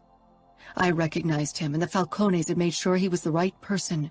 There would be no mistakes, no regret, no mercy. I glanced at Adamo and gave a short nod. Adamo unpacked his laptop and set it up in front of the man. "Watch it closely," Adamo said, fury tinging his voice. Violence twisted his expression. I took strange consolation in the realization that even if I'd fail, Adamo would be there to do what I couldn't. The video began, and the man's eyes widened with surprise. I stepped back, allowed him to watch the videos of us. On occasion, eagerness flickered in his eyes, and my stomach tightened at his obvious excitement over what he'd done to me many years ago. I wanted to believe that people could change, that they could better themselves, but so far Adamo's and my experiences proved the opposite. Adamo leaned against the wall to the man's right with balled fists. It was obvious how difficult it was for him to hold himself back. Every time my abuser showed signs of enjoyment, Adamo's body rocked forward. I turned the video off when I couldn't bear another second. I allowed myself a few deep breaths to steel myself, to lock little Katinka away deep inside my mind before I confronted my past tormentor. "Do you remember me now?" His gaze snapped up to mine. He didn't say anything, but the nervous back and forth of his eyes told me he was trying to think of an excuse. I lifted the knife. He began struggling against his restraints again and screamed at the top of his lungs for help. I flinched at the volume, goosebumps rising on my skin.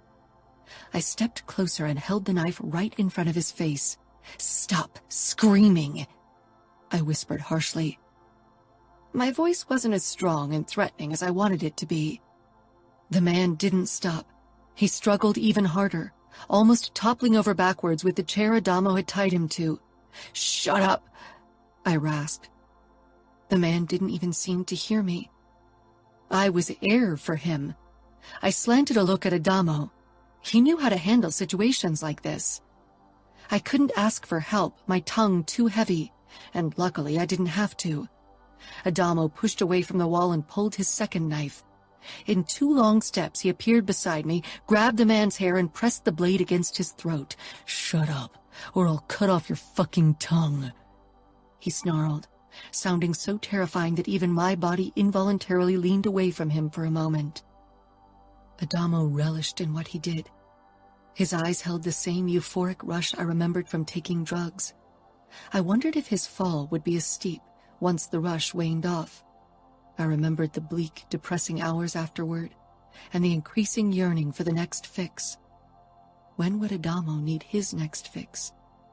Adamo's gaze slanted to me, frantic, eager, hungry. "He's yours. Mine. Mine to judge, to torture, to kill." I lifted the knife, scanned the sharp blade. Holding my breath, I jabbed the knife into his thigh. My eyes widened, my knuckles turning white around the handle, shocked by my own actions. The man cried out harshly, eyes wide and agonized. Blood soaked the fabric around the blade, which was still buried inside his leg. "Twist it," Adamo murmured, voice compelling. I tightened my hold, but didn't move. Adamo covered my hand with his. "I can help." I nodded. He guided my hand, turning the blade clockwise. The screams escalated, buried themselves in my head and raised goosebumps. My body revolted against my actions. I shook my head and Adamo released my hand. I jerked it away from the knife. "Do you want me to do it?" Adamo asked. I took a step back. I didn't look at number 2, only at the man I was falling for more every day. He wanted to help me, but beyond that, he thirsted for the violence. He wanted this, needed this, maybe as much as I did. "Yes," I whispered. Adamo fixed number 2 with a bone-chilling look, a hunter ready to tear into his prey. Adamo ripped the knife out of number 2's leg before he sliced it across his abdomen, creating a shallow cut, painful but not lethal. I backed away and watched, fascinated and terrified by Adamo, by his focus, his eagerness, his skill. I couldn't help but wonder if I was the reason for the awakening of his bloodlust, if my request had broken through his walls and unleashed an unstoppable hunger. "Adamo," I whispered eventually. He dropped the knife, his eyes darting to me. It took a heartbeat before they really saw me. "He's yours now," he said in a raspy voice. I nodded and grasped the gun. Pulling the trigger was easy, and strangely enough, felt almost like an act of mercy. Adamo. The shot rang in the dirty basement, followed by utter silence. I breathed harshly, trying to come down from my euphoric high. My pulse was pounding wildly in my veins, and I felt almost invincible and overall exhilaratingly alive. Slowly, I became aware of Dinara's presence again. She stood a few feet from me. She'd watched everything without a word, every second of me losing control. I must have looked insane as I'd lost myself in the blood revelry. Fuck, I couldn't believe I'd let it consume me like that.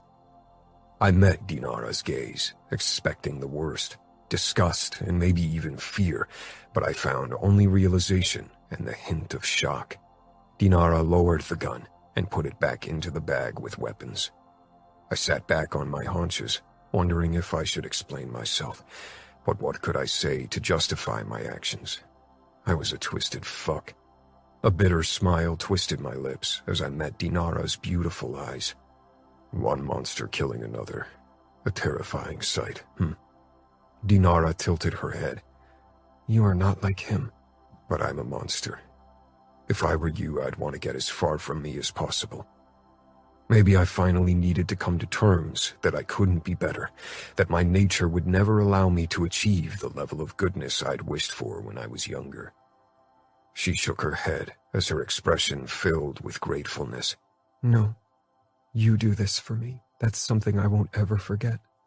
And I sure as hell won't go anywhere, Adamo. I do this for you, yes, but a small part also does it for me because I want it.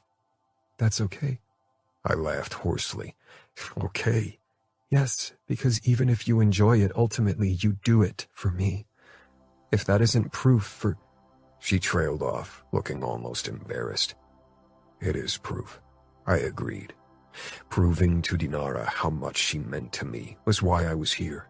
It was why I started, but it wasn't why I kept going once I lay my hands on my victim. Once I'd begun my dark task, I was lost. Lost to a deep yearning and dark hunger. I staggered to my feet. My legs felt unsteady, as if I'd ridden a roller coaster too often. This after-torture sensation came closer to a drug rush than anything ever had, and anything ever could. Dinara grabbed a towel from my bag and handed it to me. I took it. My hands were coated in blood, and my clothes were soaked. They were ruined. I remembered when Remo and Nino had returned home like this, and I'd feigned disgust when I'd really felt fascination. Dinara watched me calmly, and I wondered what she saw. I remembered the sick fascination I'd felt when I'd first seen Remo and Nino in action. Even back then, part of me had wondered how it would feel to lose myself in something as depraved, but I'd fought it, had resisted for as long as I could. Dinara scanned the remains of number 2. If the sight unsettled her, she hid it. Once my hands were clean, I touched her arm, drawing her attention back to me. I'm fine, she said quietly. I'm glad you did what you did. He deserved it, but it's not something I can do. I realized that now. You don't have to. I can if you want me to. I wanted to feel this high again. Dinara could probably see it in my face. I don't want to be the reason why you lose control, she said. A dark laugh burst out of me. I touched her cheek. You really think it's your fault I'm like this? That's the Falcone gene and my bloody upbringing, not you. Dinara pressed a soft kiss to my lips. Let's get out of here. I don't want to give him another second of my life.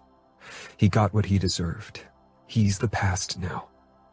After calling the cleanup crew, Dinara and I headed back to our motel. It was better than the dump in Reno, but definitely not a place that invited you to stay longer. Dinara sat cross-legged on the bed when I emerged from the bathroom after a long shower. She was staring down at the list with her abusers. She had already crossed off number 2. I sank down beside her. I wonder how I'll feel once we can cross off the last name. That was her mother's name. We hadn't discussed her end yet. Dinara avoided the topic. No matter how much she hated her mother, killing her would be different to every other kill. You'll feel freed, I said, It was the outcome I hoped for. How do you feel? Dinara asked, changing the topic as usual when we discussed the end of our vendetta. I scooted closer to her and wrapped an arm around her shoulders as I considered my feelings. I didn't feel guilty, not even slightly. He'd deserved everything I'd done. Good. Back to normal. Dinara raised her eyebrows. Normal isn't a word I'd use to describe you. Ditto, I said with a grin, but I became serious when I saw the honest concern in Dinara's eyes. This is about you, not me. We're doing this so you can bury your past and find peace. What I'm feeling isn't important, but I'm not lying. I feel fine. The better question is how you feel. Dinara frowned as if she was listening into herself. It's surreal, all of this. For so long, these people haunted my nightmares, and I could do nothing. But now I'm no longer the victim, and it feels good. I want to keep going. We will keep going, but I think it's good for us to have a break for a few days before we move on to Vegas. When Dinara and I first had made the list and discussed our revenge plan, we'd agreed to return to camp after the first 2 kills to drive 2 races before we'd head to Vegas where the rest of the abusers lived. It would give us time to cool off and would keep the speculations in camp to a minimum. I know, Dinara said. But now that we've begun, I hate to stop. You don't want time to doubt our actions, I guessed. Dinara shrugged. Maybe. I can't imagine my conscience becoming a problem, not with the way I'm feeling now, but She sighed. I don't know. I don't want to risk it. I want all of them to get what they deserve. They will, because my conscience sure as hell won't become a problem. Dinara smiled strangely and kissed me. To think that I'd ever fall for an Italian mobster. She snapped her lips shut, eyes going wide. The high from the torture was nothing to what I felt now. I opened my mouth, but Dinara clapped her hand over my lips. Don't say anything, not now. My eyes crinkled in amusement. Kissing her palm, I nodded my agreement. Slowly, Dinara lowered her hand. I never thought I'd fall for a Bratva princess either, I rushed to say. Dinara kissed me hard. Shut up. I don't want to talk emotions, not now. Not yet. After everything we've done and everything we plan to do, you're scared of emotions? I teased. Her eyes begged me to shut up, and this time I did. Instead, I pulled her against me and showed her with my body what I felt. No words needed. Chapter 21. Adamo. Dinara and I returned to camp and participated in the 2 following races, but our hearts weren't into it. The list occupied our thoughts. It was futile to pretend otherwise. We headed for Las Vegas the morning after the 2nd race, unable to push our vendetta off further. We were both antsy. We paid for another shabby motel on the old part of the Strip. A place like that felt more fitting to our quest than a 5-star hotel. We wouldn't be returning to camp until every last name on our list was crossed off, no matter how long it took. The races could wait. The next few kills went smoothly, without torture. Easy kills that Dinara executed with a gun. I held back my own cravings for blood, allowing her to do this on her own terms. Worse than resisting my thirst for blood was watching the recordings. Every minute burned itself into my head, and sometimes even followed me in my nightmares. Dinara lay stretched out on the bed beside me after we'd crossed off number 6, completely naked and gorgeous beyond words.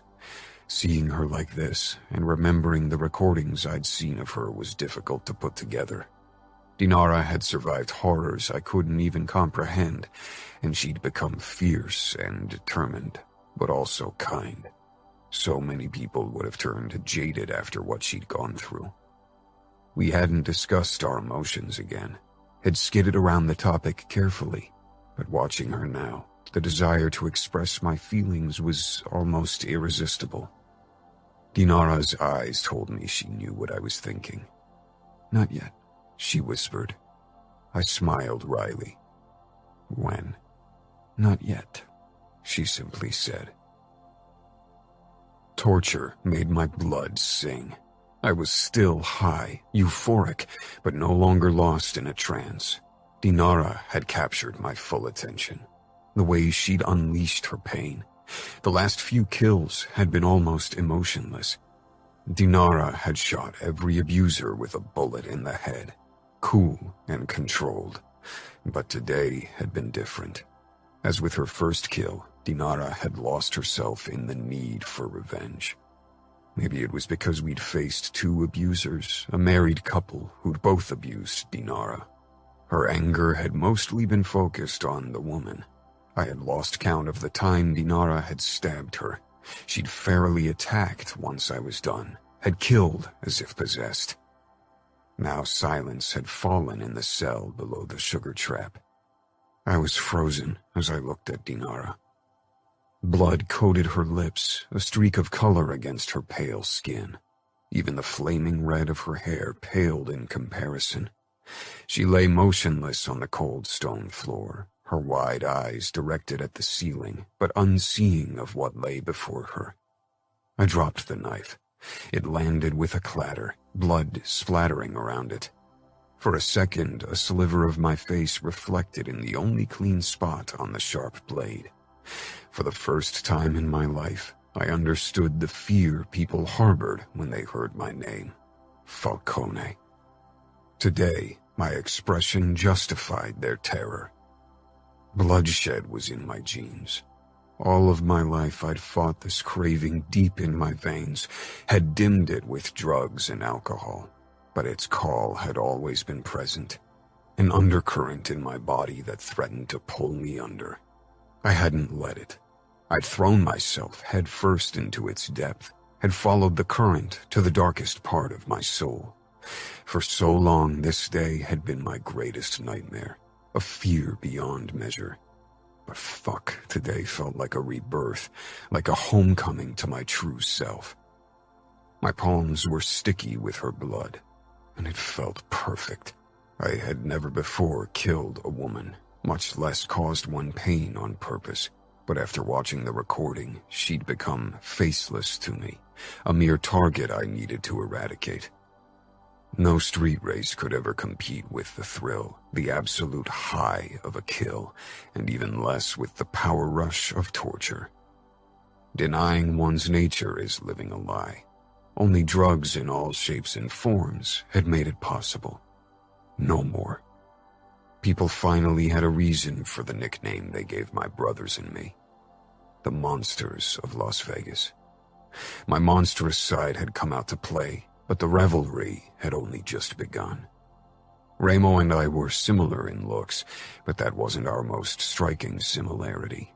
His cruelty and brutality had appalled me most of my life, because it reflected a part of me I despised. Today, I made peace with him and me. I had Dinara to thank for that. She turned her head and blinked at me, her chest heaving. Will it always be like this? Like what? I asked hoarsely. I wasn't even sure why my throat ached. Unlike our victim, I hadn't screamed. I had hardly said anything at all. She drew in a deep breath, as if she needed time to sort her thoughts, to form the right words. I'm equally horrified and disgusted by what we did as I'm feeling exhilarated and empowered. Will it always be like that, this conflict tearing at my chest because I lost myself completely to the bloodlust? Just pulling the trigger is different, but this personal kill. She sighed. I moved closer to her and sank down on my knees beside her. I don't know. She searched my eyes. What do you feel, Adamo? I considered lying, masking my true feelings. Not horror, not disgust. My gaze strayed toward the corpses, waiting for a flicker of regret, any kind of emotion a normal person would feel. But there was nothing, only the need to repeat what I just experienced. When I looked back at Dinara, realization filled her expression. The monster was difficult to hide once you took it out to play. You like it more every time we do it. I smiled darkly. You know what they call us Falcones. Remo and Nino would be so proud of me if they could have seen me like this. Pride goes before a fall. I'd always given them shit for what they did, for what they enjoyed doing, and now here I was. She pushed into a sitting position and reached for my hand, linking our fingers, our palms stuck together with the blood of our victim. I couldn't have done this without you. I can't go on without you. You want to stick to our plan, even your mother? Yes, she said without hesitation. I want to make them pay, every single one of them. They must bleed. I squeezed her hand. And bleed they will, Dinara. Their screams will drive away the ghosts their actions left in your soul. Dinara shook her head with a small smile. She pressed a kiss to my lips. It tasted of blood and tears, and even that didn't disgust me. Poet and killer. You never cease to surprise me, Adamo. Her eyes shone with resolve. I think I'm falling for you. Surprise washed through me. What happened to not yet? Dinara shook her head. Why should I be scared? There were probably 100 reasons why our emotions should scare us, but I didn't give a damn about a single one of them. I cradled her neck, pulling her closer. I'll go every step of the way with you. I'll give you the justice you deserve, even if it takes my last breath. No, she whispered. Neither of us is going to give their last breath for these disgusting creatures. We are going to live when their blood has long been spilled. I kissed her again, harder this time, my tongue parting her lips. My hand roamed her back. Dinara pulled away with a shake of her head. I can't, not like this. She motioned at her blood-covered state. Not beside them. She nodded at the bodies. Could you? I wished the answer would have been no, but my veins pulsed with the remnants of adrenaline from the kill and desire. I could have fucked Dinara right here on the cold, blood-soaked floor. I pushed to my feet and held out my hand. Don't ask questions if the answers could scare you. Dinara gripped my hand and I pulled her to her feet. She touched my chest, nails digging in. I won't ever be scared of you. Her face moved very close until it was all I could see. Because your monster won't ever hurt me. I nodded, because that was true. Let's take a shower and grab something to eat. We have a long day tomorrow. Dinara slanted a look toward the corpses. What about them? Don't we have to get rid of them? I took out my phone and called Nino. He and Remo were upstairs in the office and would handle the situation. It'll be dealt with. Dinara nodded. We headed upstairs, covered in blood and strangely elated. On our way out of the bar, we ran across Remo and Nino. Remo met my gaze, but he didn't say anything. I gave him a small nod. Today, maybe for the first time ever, I really understood him, and he saw it in my face. We'll deal with the corpses, Nino said matter-of-factly. A nervous energy surrounded Dinara as we stepped out of the sugar trap, but the closer we got to the car, the calmer she got. She opened the passenger door and released a small laugh. We really did it. We're almost done with our list. Only one name remained, a name we avoided mentioning. I could practically see the weight falling off her. Euphoria was banishing any hint of anxiety. For now, her demons were put to rest. They weren't gone for good, however. I was intimately familiar with demons of the past. They'd come back to haunt her, but they would have lost some of their power over her. We did, and we won't stop until you got what you want. We got into the car, and I hit the gas, racing away out of the city. Dinara reached over, her palm covering my cock through my jeans. I slanted her a questioning look. Her lips dragged into a teasing smile, but in her eyes, darkness mixed with lust. Fuck, and it turned me on. I would have fucked her right there with the dead bodies. She rubbed harder. I slowed the car, wanting to pull over. She shook her head. Keep driving. Fast. I chose side streets that were less crowded at this time of the night. My foot pressed down on the gas again. Dinara nodded and lowered her eyes to my bulge. She unbuckled her belt and scooted closer before she opened my zipper. After a bit of fumbling, my cock sprang free and she took it into her mouth. I hissed at the feel of her wet heat. Her tongue rimmed my tip before she sucked me even deeper. One of my hands tangled in her red mane as her head bobbed up and down. My eyes were fixed on the street ahead, racing through the near darkness. I moaned when Dinara sucked only my tip while her hands palmed my balls through the jeans. The wet sounds of her mouth working my cock filled the car. My fingers tightened in her hair when I hit her throat. She pulled back slightly, only to work my tip even more feverishly with her mouth and tongue. My fingers locked tighter around the steering wheel as the first treacherous pulsating took hold of my balls. Dinara sucked me harder, her fingers massaging my balls into orgasm, and then pleasure shot through me, and I released right into her mouth. Groaning, I pumped my hips, my foot on the gas slacking, while Dinara milked me dry. Fuck, I growled as I almost swerved the car off the street. Dinara raised her head, smiling darkly, her lips coated with my cum. Her tongue darted out, licking it up. Your turn now, I rasped, steering the car toward the side of the road. She grabbed the wheel, pushing the car back on the street. Keep driving fast. I shook my head. Can't eat you out while I'm driving. Even my driving skills aren't good enough to drive blind. She grinned wickedly. Finger me and drive. I sped up once more as I watched Dinara slide down her pants and thong in one move, revealing those sexy lean legs and delicious pussy with the trimmed red hair.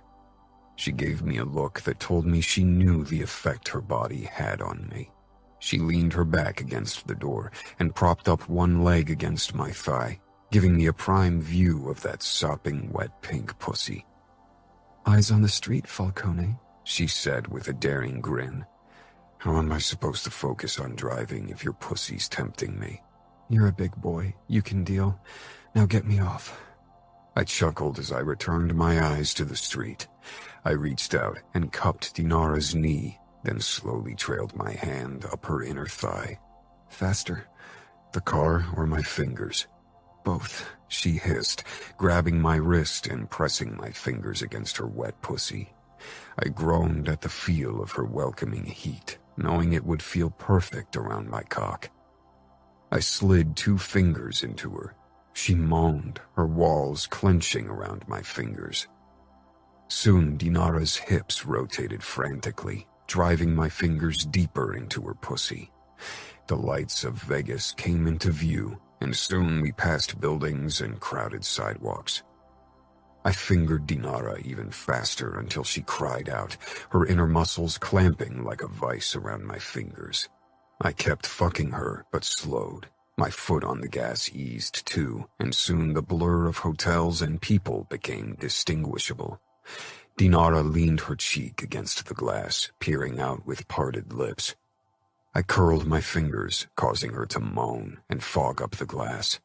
I pulled into the parking garage of a random hotel and parked at the side. The moment the car stopped, I shoved my seat back. Dinara didn't hesitate before she climbed on my lap and lowered herself on my cock. The passengers of passing cars gave us wide-eyed looks. It was only a matter of time before their reports would lead security or even the police here. I grabbed Dinara's neck and pulled her down for a kiss while my other hand palmed her firm ass as she rode me. Our bodies seemed to become one, and our surroundings faded to the background. We clung to each other almost desperately, as if this was the last time we could ever be close. When we returned to our motel room that night, our mood was solemn. We'd almost reached the end of our list, and with it the end of our vigilante journey. After that, we'd have to return to our normal life, or as normal as our life could be. We crawled into bed together, both on our backs, our arms touching. "What are we going to do after the last kill?" I asked. Dinara blinked up at the ceiling. "I hope I'll feel freed." "I hope so too, but that's not what I meant." She rolled over to face me, her smile solemn. "I know. I suppose you will return to the race camp?" "The season is as good as over, and with all the races I missed, I can't make a top 10 position anyway." Dinara nodded. She stroked her fingertips along the stubble on my chin and cheek. "So you'll return to Vegas to celebrate Christmas with your brothers?" Christmas seemed light years away, even if there was only a month until Christmas Eve. "That's the plan, yes," I said slowly. "But I thought you could join me."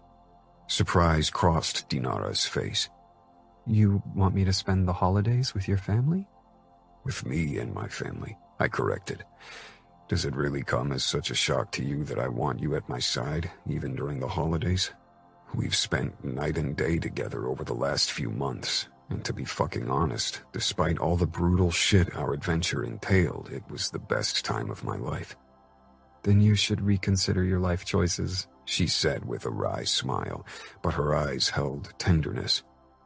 "It says a lot about me and you that it was also the best time of my life. We're fucked up." "So what?" "Once we're done with the list, you'll still be a Camorrista and I'll still be the daughter of the Chicago Pajan. Is there a way this can work?" Her lips brushed mine, and her eyes held hope and anxiety.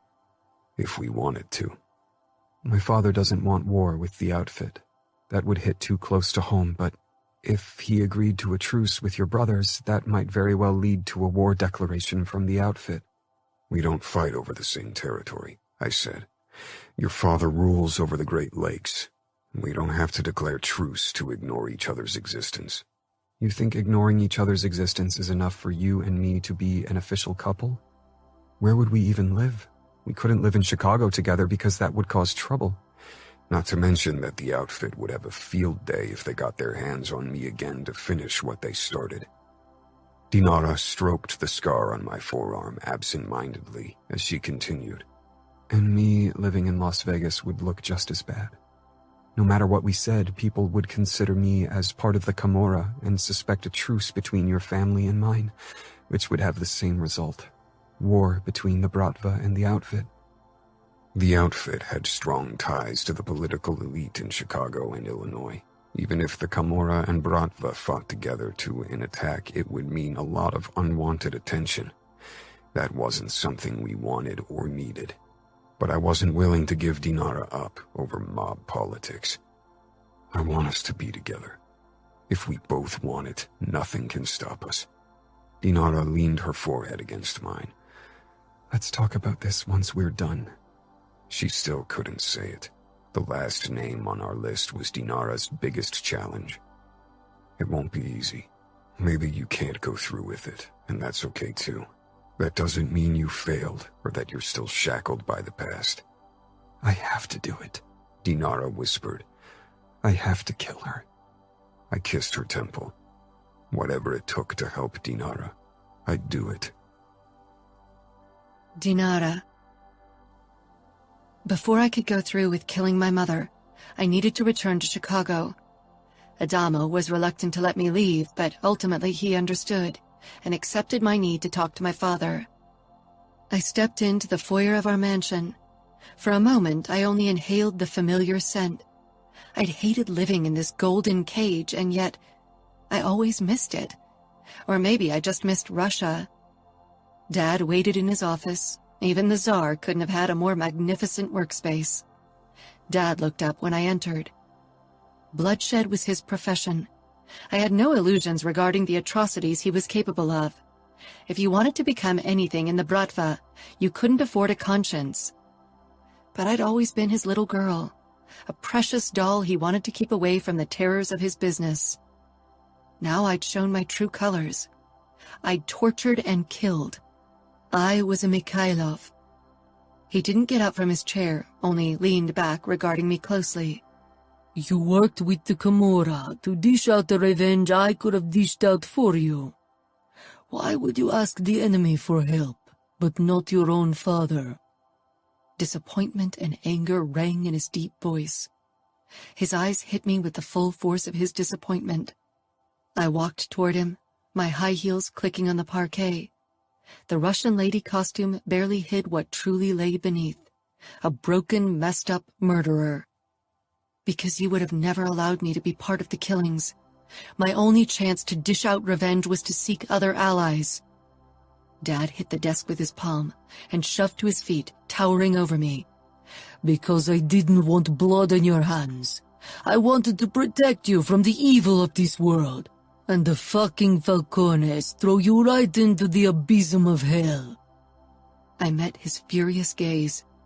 Grown men fell to their knees before this man, but I'd never been scared of him. Maybe I was a fool for thinking I was safe from his cruel side. Protecting me now, against my will, I might add, won't make the past undone. I know you feel guilty for being unable to protect me back then. The fury multiplied, his eyes practically burning up with rage. But behind it, guilt flared up. The Falcones never had the power to throw me into any abyss, because I've been living in a fucking hell for years, from the moment the first bastard raped me. Dad gripped one of the expensive Fabergé eggs from his desk and tossed it against the closest wall. It shattered with an ear-splitting crash, and every beautiful piece fell to the floor. The word rape was one we'd skidded around so far.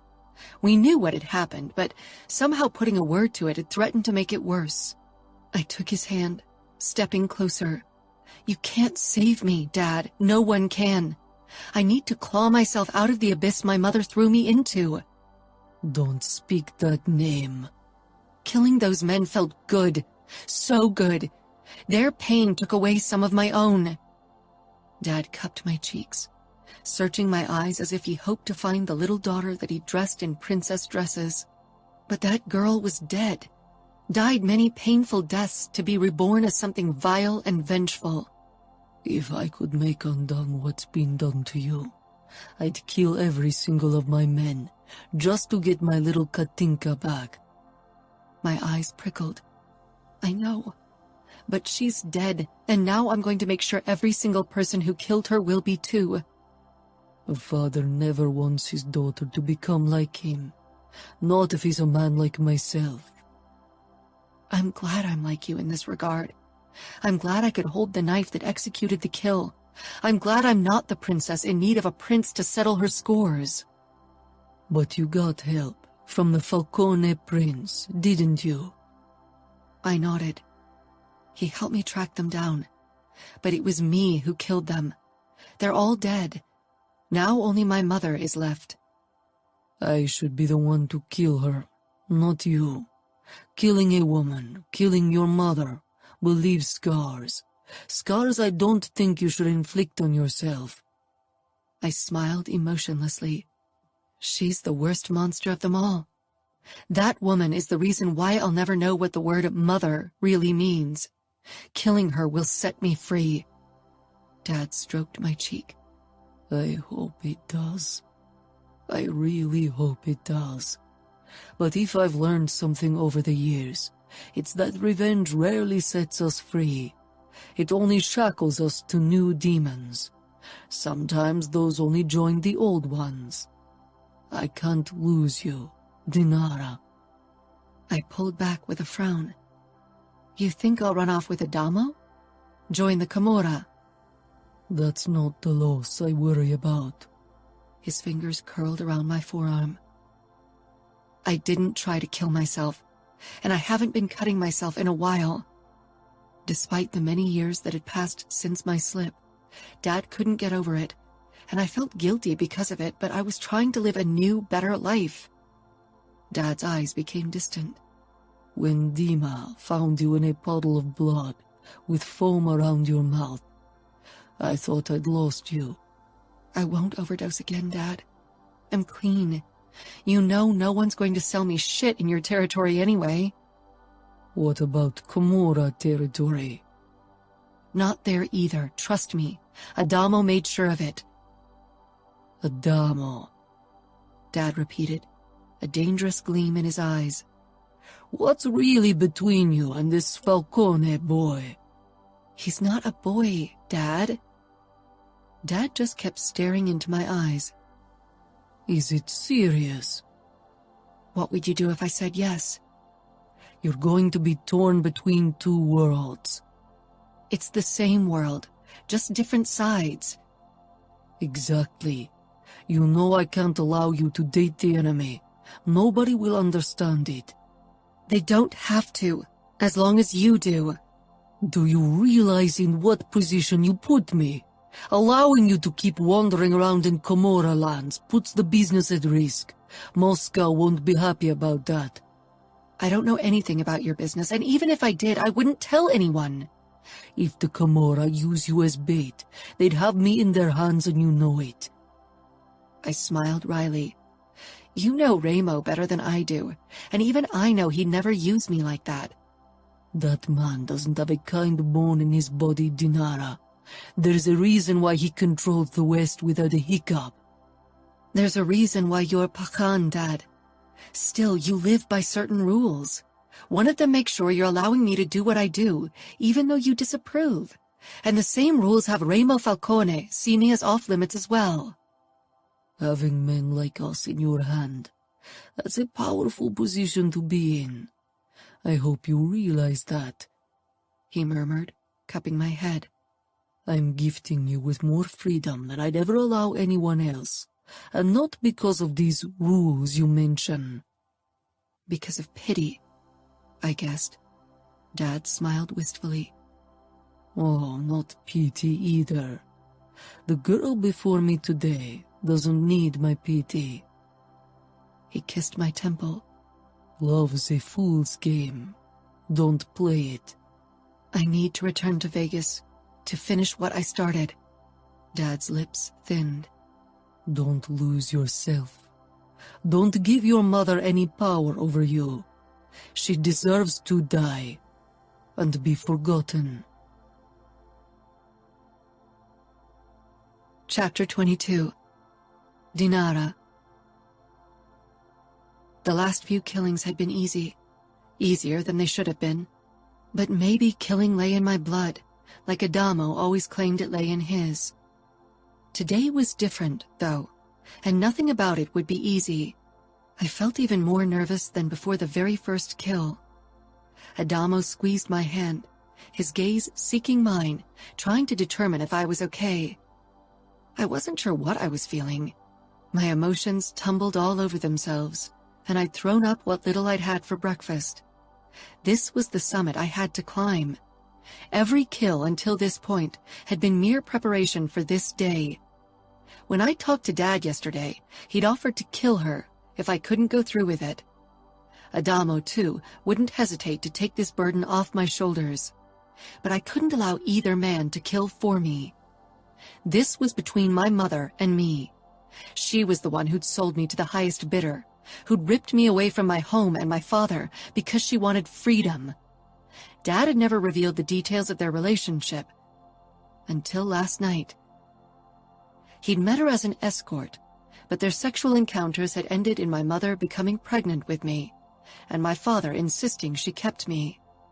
Later, he forbade her to work as an escort, sent her into a rehabilitation clinic, and forced her to live in his mansion, so I had a mother. He'd wanted me to have parents, but my mother had never wanted to have me, to be a mom, to be clean. She wanted her life back, and when it became clear my father wouldn't give it to her, she used me as a means to punish him and to get what she wanted. Dinara, Adamo asked, worried. I snapped out of my thoughts. We were parked in front of the apartment building where my mother lived. She tried to run away yesterday after she must have found out about the murders, but a Camorra soldier had kept watch over her place. Now she waited for us to arrive. I wondered if she knew that she'd share the same fate as every other name on our list, or if she hoped for mercy. I grasped the door handle. I'm ready. My voice sounded resolute, determined, calm. the opposite of what I was feeling. Adamo and I took the elevator up to the 3rd floor, then headed toward the last door on the left. A dusty, stale stench lingered in the corridor, and the carpet had seen better days. Adamo knocked. I balled my hands into fists to stop them from trembling.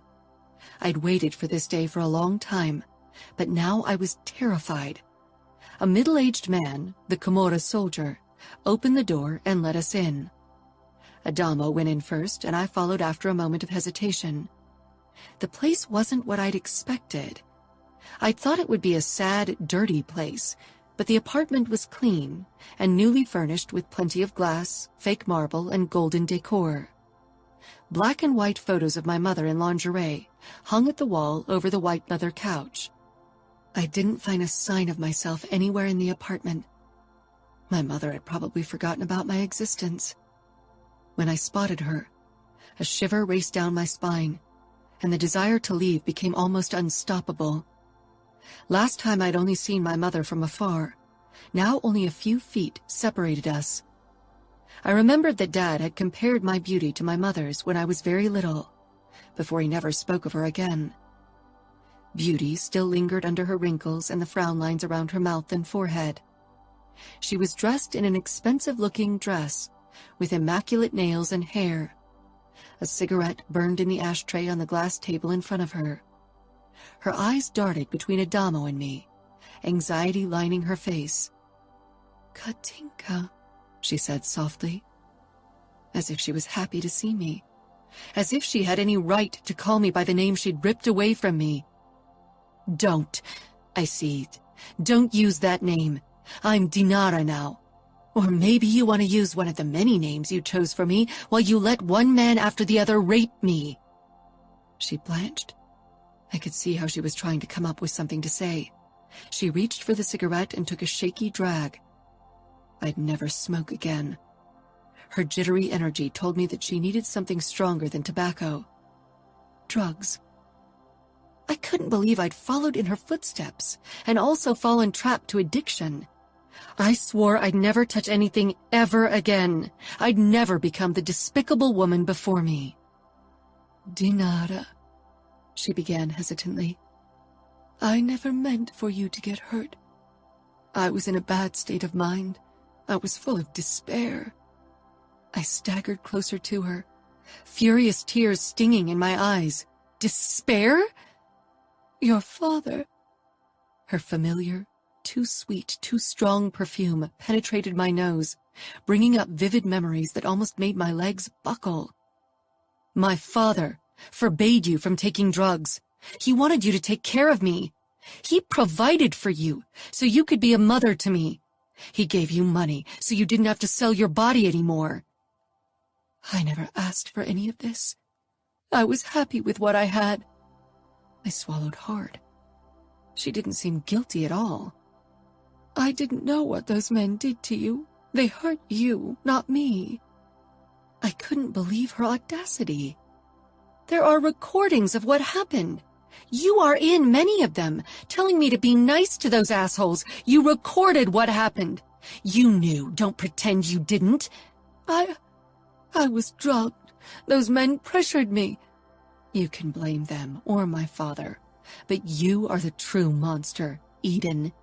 They at least didn't know me. You should have loved me." She made a move as if to stand, but Adamo sent her a warning look.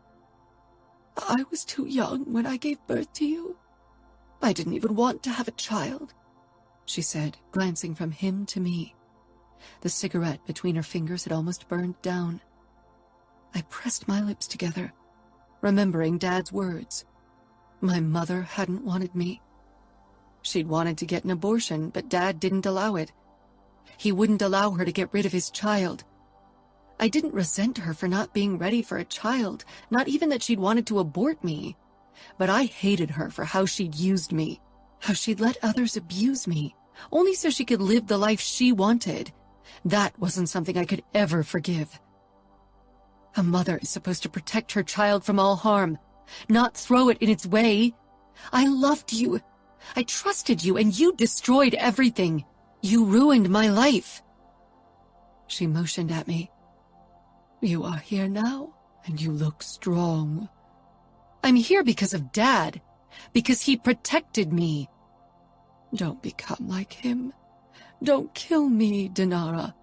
I can leave the States so you'll never have to see me again. Maybe you can run from what happened, but I can't. It'll always be a part of me.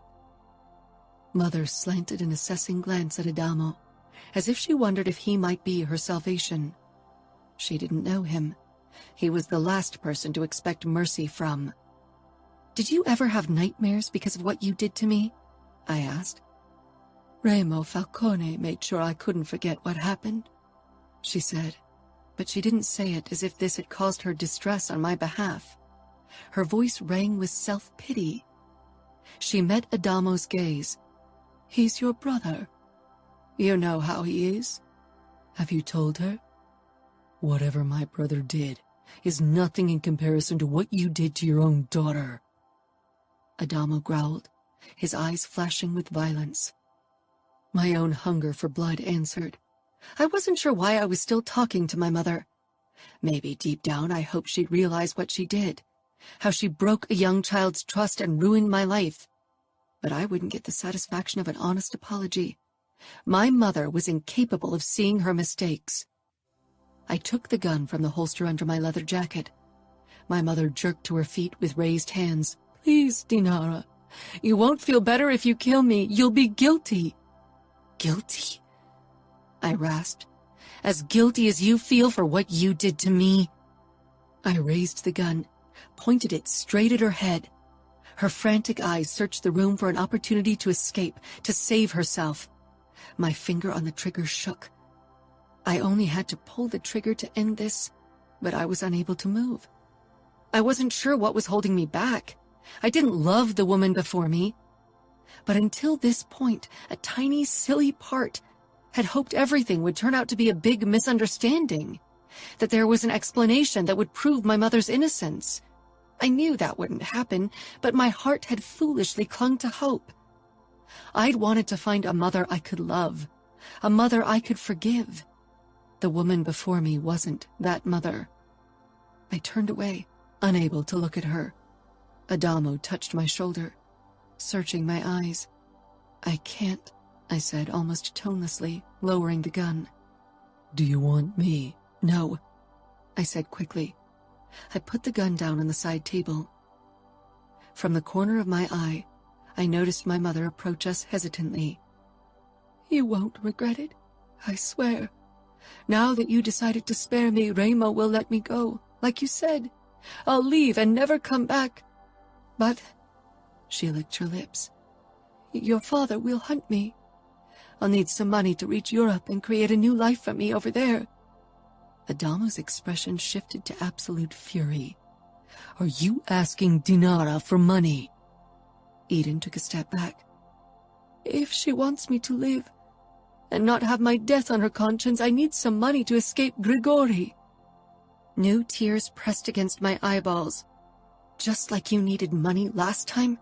But back then you couldn't ask me for it, so you sold me to old men who molested me. I began to shake, anger and utter despair battling inside of me. I ripped the knife out of its holster and whirled around. With a hoarse cry, I smashed the blade into her chest. Her eyes widened and her lips parted in a silent cry. Then she crumpled to the ground, taking me with her because I was still clutching the knife.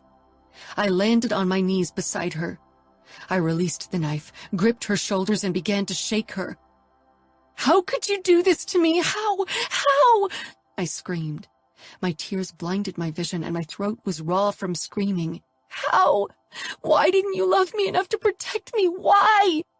I kept shaking her and screaming, but she couldn't answer me, and no matter what she'd have said, it would have never given me the answer I wished for.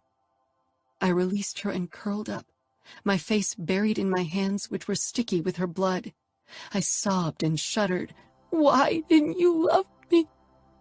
Adamo knelt down beside me and wrapped an arm around me, pulling me against him. She was a monster and never deserved to be your mother. You are lovable, and I love you. I froze against him, sucking in a shaky breath.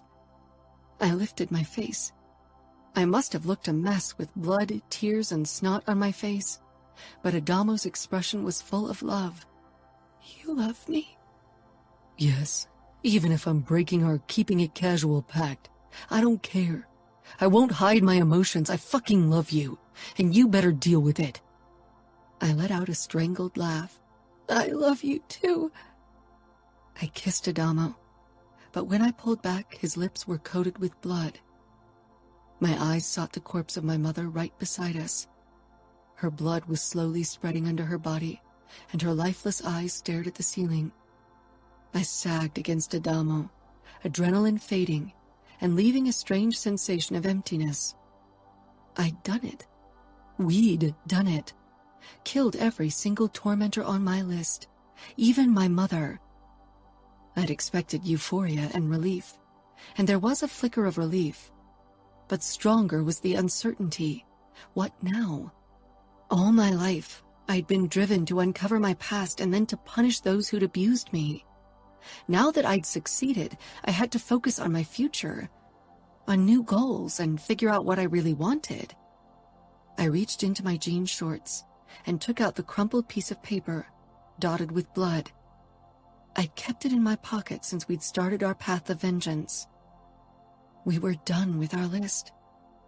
It seemed forever ago that we killed the first man on the list. Every second of every day had been dominated by thoughts of revenge. It had occupied my every thought, my nights and days, and now that we'd reached the end, a feeling of what now took hold of me. Adamo stroked my back. Neither he nor I made a move to get up from the blood puddle gathering around us, soaking our clothes. It was still warm. It's over, I whispered, almost awed. Adamo kissed my temple. Now you can move on. I searched his eyes, wondering what we would do now, and if it would be as easy as he said. I glanced at my mother. No, at the woman who had given birth to me. She wasn't really a mother and had never been. The cleanup crew will deal with her. You can forget she ever existed, Adamo said. Let's get out of here. He got up and held out his hand to me. I nodded, even if I still felt trapped in a daze, and allowed him to pull me to my feet. Adamo called the cleanup crew and led me toward the door. I chanced a last look at my mother before I left. I'd wanted her dead, and I didn't feel any regret over killing her. But the euphoria and sense of freedom didn't come yet. Adamo. We returned to our hotel and entered the building through a back entrance because we looked rough, covered in blood as we were. The staff turned a blind eye to our state. Las Vegas, and especially our hotels, were under our total control. Everybody who worked for us knew better than to show interest in suspicious behavior. Dinara headed into the bathroom, and I followed her. She hadn't said anything since we'd left her mother's place. She sank down on the edge of the bathtub and kept looking at her blood-crusted fingers, flexing them as if she didn't trust her eyes. After our last few killings, euphoria and excitement had been our dominating feelings. With every crossed-off name on our list, another weight seemed to have lifted off Dinara's shoulder. Not today, though. I perched beside her. She deserved death. By our standards, definitely, Dinara said. Not just by our standards. I think many people would agree she deserved to die after what she did. Social norms and average morals were something neither Dinara nor I had many experiences with, but child abuse was a crime most people wanted to see punished as harshly as possible. Do you regret killing her? Dinara finally looked up from her hands, her brows puckering as she considered my question. No, I don't feel any remorse. I would have kept thinking about her if I'd known she was alive. I could have never really moved on. And not just that. If I'd kept her alive and suffered because of it, Dad would have taken matters into his own hands eventually. He would have moved heaven and earth to kill her in your brother's territory, and that would have only caused trouble. I don't want our families to be at war. It's not like we're at peace right now. Not at war either. As long as we ignore each other, there's a chance for us to be. She trailed off, her expression shutting off. I grabbed her hand. For us to be together, I finished. Dinara's eyes bored into mine. A few tiny blood splatters dotted her cheeks and forehead. Her hair was a mess, and her skin was pale, and yet she looked more beautiful than anyone I'd ever seen. Yeah, she agreed quietly. What now? I feel as if there's a void opening up before me right now where a purpose had been before. Now we take a shower and get a good night's sleep, and tomorrow we return to camp. Surprise crossed Dinara's expression, as if she hadn't even considered the option of returning to camp. You want to return to camp, right? A tired smile spread on her face. It's the only place I want to be right now. I woke in the middle of the night to an empty bed. Searching the room, I found Dinara in front of the panorama windows. She let her gaze stray over the flickering lights of the strip below us. I got out of bed and joined her. A lost look lay in her eyes, as if she were looking for an anchor to hold on to. I touched her back, and she gave me a tired smile over her shoulder. I couldn't sleep. Nightmares? She shook her head with a small frown. No, not really. I just feel a little lost. I'd thought I'd kill the past by killing my abusers, but it still lingers in the back of my mind. Not as prominent as before, but still there. Healing would take more than killing her mother and abusers, and above all, it would take more time. I led her back to bed, and we lay down, my arms around her waist. I could feel the unrest in her body. Maybe you should talk to Kiara, I said eventually. Your sister-in-law, she said, starting to pull away. Her defenses rose into place. And why should I? Because she experienced something similar. I hadn't discussed this with Kiara, but she was one of the kindest, most helpful people I knew, so I was sure she'd help Dinara. Dinara swung out of bed, her back to me. She took a cigarette from the packet and slipped it between her lips, but she didn't light it up. Instead, she scowled at the tip. She flipped the lighter almost angrily and finally lit up her cigarette. I sat up as well so I could see her face, but she was squinting at the burning tip. Finally, she turned to me, her eyes hard. And what would that be? She was abused by her uncle when she was a kid. Dinara let out a bitter laugh and took a deep drag of her cigarette, blowing out the smoke slowly. Did her mom get cash for selling her little daughter too? Was she raped by a dozen guys, sometimes while her mother watched? I know you didn't experience exactly the same, but that doesn't mean she doesn't understand the trauma you went through. Maybe talking to her will help you. She glowered at me. Do you handle trauma the same way Remo or Nino do? The shit that happened in your youth, the death of your mother. No, you don't. But for some reason people think that all rape victims are the same, as if we all deal with the shit the same way. As if all of us want pity and be coddled as if suddenly we're frail. I don't coddle you, nor do I fucking pity you, and I most definitely don't think you're frail. But when you found out, that's exactly what you thought. Anger rose in me. I snatched the cigarette from her mouth and snuffed it in the ashtray. I didn't fucking know what I was thinking. I was shocked by the shit show Remo laid down at my feet. Dinara rolled her eyes. You were shocked by what you saw? I lived that shit show. I ran a hand through my hair with a sigh. I grabbed Dinara's hand, and to my surprise, she let me, even allowed me to link our fingers. I know. Fuck, Dinara, I want to help you. And you are, and you already did by helping me take out these assholes one after the other. You think that's enough?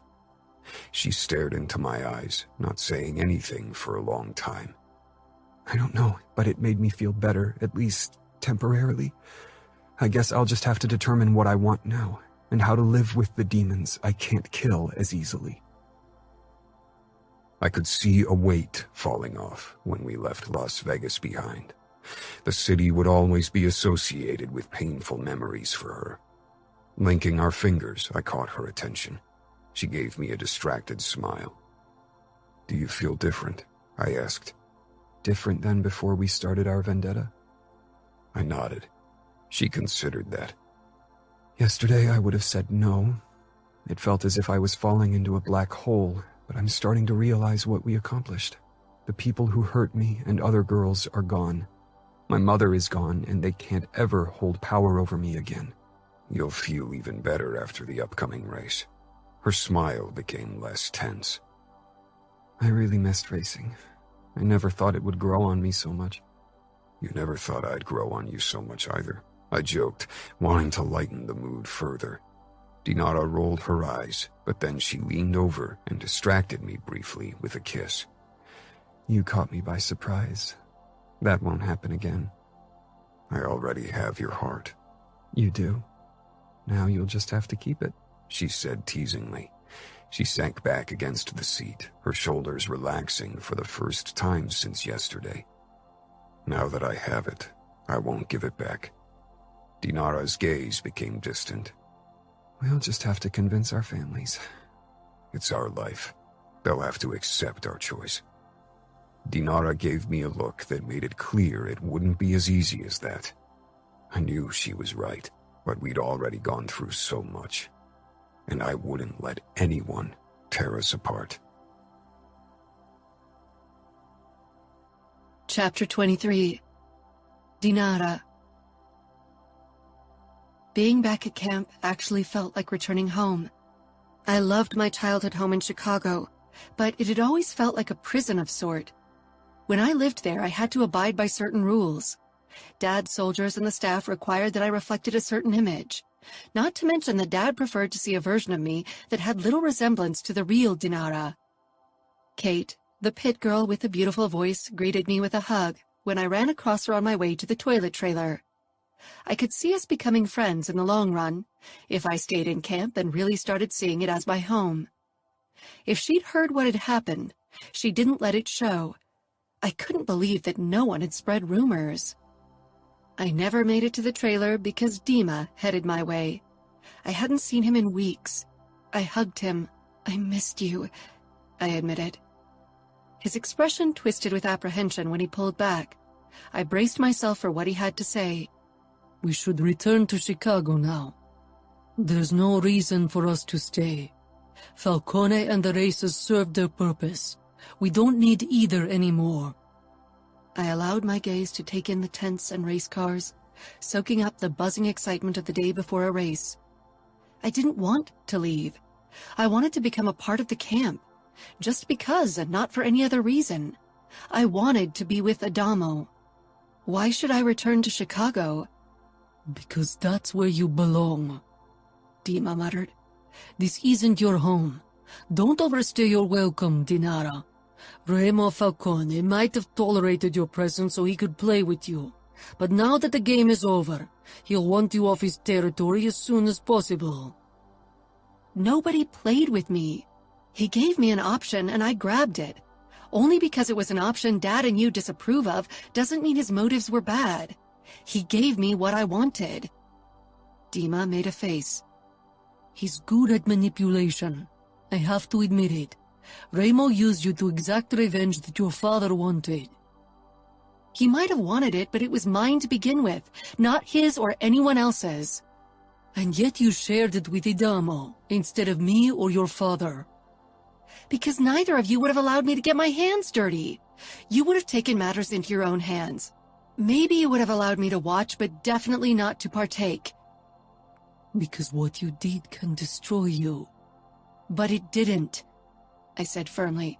I don't have nightmares and I don't feel guilty. That wasn't quite true. I had nightmares, but they were better than the ones that had haunted me in the past. They didn't wake me in a cold sweat with a pounding heart. I won't return to Chicago now. I'll finish the season. Your father wants you back in Chicago, so that's where I'm taking you. You got what you wanted, now you have to come to your senses. I narrowed my eyes. Are you going to tie me up and kidnap me? Your father won't accept a no in this case, and he'll blame Adamo if you don't show up in Chicago tonight. I gritted my teeth. I didn't want to provoke my father. He'd been pissed about my vigilante quest, but had allowed me to do what I needed to do. but I had a feeling he wouldn't be as tolerant if I ignored his order this time. I didn't want to turn him against Adamo. I wanted him to like Adamo, to accept him as the man I loved, no matter how unlikely that was. "I'll have to talk to Adamo first," I said. Dima didn't bother hiding his disapproval, but I didn't care. I wouldn't sneak away. Adamo deserved to know what was going on. I turned on my heel and went in search of Adamo. I found him, as expected, at Crank's trailer, probably discussing last-minute details for tomorrow's race. He gave me a distracted smile, but his face morphed into a frown when he saw my expression. He said something to Crank, who nodded before he jogged toward me. "What's wrong?" It was strange how well Adamo knew me. I'd always prided myself on my poker face, but after everything Adamo and I had been through, we knew each other's fake expressions and the true meaning behind them. It was scary and comforting all at once. "I need to return to Chicago. Tonight." Adamo froze. "Why? You'll miss tomorrow's race." "I know, but my father insists that I'll return to talk to him. He's given me the time to do what I needed to do, but now his patience is running thin." Adamo regarded me silently for a couple of heartbeats. The hint of worry and suspicion flared up in his eyes, but disappeared so quickly I would have missed them if I didn't know him just as well as he knew me. "I'll be back as soon as possible," I said firmly, "but I need to straighten things with my father first. I don't want him to send the cavalry and create more tension between our families." Adamo touched my hips, pulling me closer. "Maybe he won't allow you to return." The only way he could make me stay is to lock me in, and that's something he'd never do. To me, at least. Because of what happened to me, Dad hated to force his will on me, which was why I had more freedoms than most girls I knew. "If you don't return, I'll drive to Chicago and get you myself." I scoffed. "Don't you dare! That would be insanity. Dad would kill you on sight. Trust me to handle my father. He won't force me to stay, I know him." Adamo still looked doubtful, but he nodded anyway. "All right. I trust you. Promise me to hurry." "I will." "Dinara!" Dima called across camp, impatience ringing in his voice. I sighed. It's time for me to leave. Adamo pressed his lips against mine and kissed me passionately. When he pulled back and released me, Dima's expression had darkened even more. "Did you tell him goodbye?" Dima asked when we got into the car together. It wasn't a goodbye. It was a see you later. Dima sent me an exasperated look. "That's not what your father wants." "It's what I want," I said sharply. Chicago felt even less like home than last time. I transformed over the last few months. I didn't bother changing into new clothes before seeing Dad. My boots, tattered jeans, and biker jacket were me, and I didn't want to pretend I was someone else. Dad's face flashed with surprise when I entered his office. He scanned my outfit, obviously disgruntled. For him, women should wear dresses and skirts to emphasize their femininity. He got up from his desk chair and strode toward me to pull me into a tight embrace. "It's good to have you back now. I couldn't stop worrying about you while you spent time in Camorra territory." I gave him a tense smile. He thought I'd returned for good, that I wouldn't return to camp, to Adamo. "Dad," I began, pulling back. Dad's eyes tightened. "Your place is here, with your people, with your family." "I'm a grown-up, and grown-ups eventually move out and live their own life. You know that I never really felt like I belonged in our circles. I don't want to schmooze the wives of oligarchs and politicians or pretend I give a damn about the newest limited edition bag from Louis Vuitton. I want to be free and do as I please. I don't want to fulfill my role as a pecan's daughter. I never did. You have Galina and the boys for that. You don't need me." Dad took a step back, his shoulders stiffening. I could tell that he was hurt by my words. "I gave you all the freedom you need, more than any other girl in your position would ever be allowed. All I ask is for you to be loyal." My brows snapped together. Of course I'm loyal. That I want to spend the year as a race driver in Camorra territory doesn't mean I'm not loyal to you. I love you, Dad. I'd never betray you. You want to be with the Falcone boy? He's not a boy, I said, and yes, I want to be with him. It's not like we're going to marry. We just enjoy spending time together. Dad stroked my cheek as if I were a delusional child. This can't work, Dinara. You will be torn between two worlds that'll never merge. I don't want open war with Dante Cavallaro, but if I make peace with the Camorra, his archenemy, that'll be the result. He's acquired some very important political allies these last few years, and it'll hurt my business if they start to turn their attention on me. I'm not asking you to risk war with the outfit, or to make peace with the Camorra. I'm not part of the Bratva, and if I stop doing our websites, then I won't have any involvement with our business at all. There won't be a risk of me revealing anything to Adamo, not even by accident. He and I don't even discuss business details anyway. Dinara, you are a Mikhailov, and people will judge you as one. You lived a fantasy for a few months, but now you have to face reality. A Mikhailov and a Falcone can't be together. I can't allow it. I took a step back. You can't? Or you won't? Dad smiled joylessly. It doesn't matter. The fact is that you can't see Adamo Falcone again. Anger rushed through my veins. You're asking me to stop seeing Adamo? I'm not asking you. You won't see him again, and you won't set foot on Camorra territory.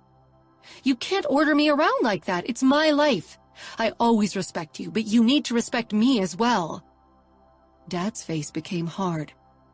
You can stop seeing him, or I'll find a way to move him out of the picture in some other way. It's up to you. But the end result will be the same. Adamo Falcone won't be a part of your life. My mouth fell open. Are you threatening to kill him?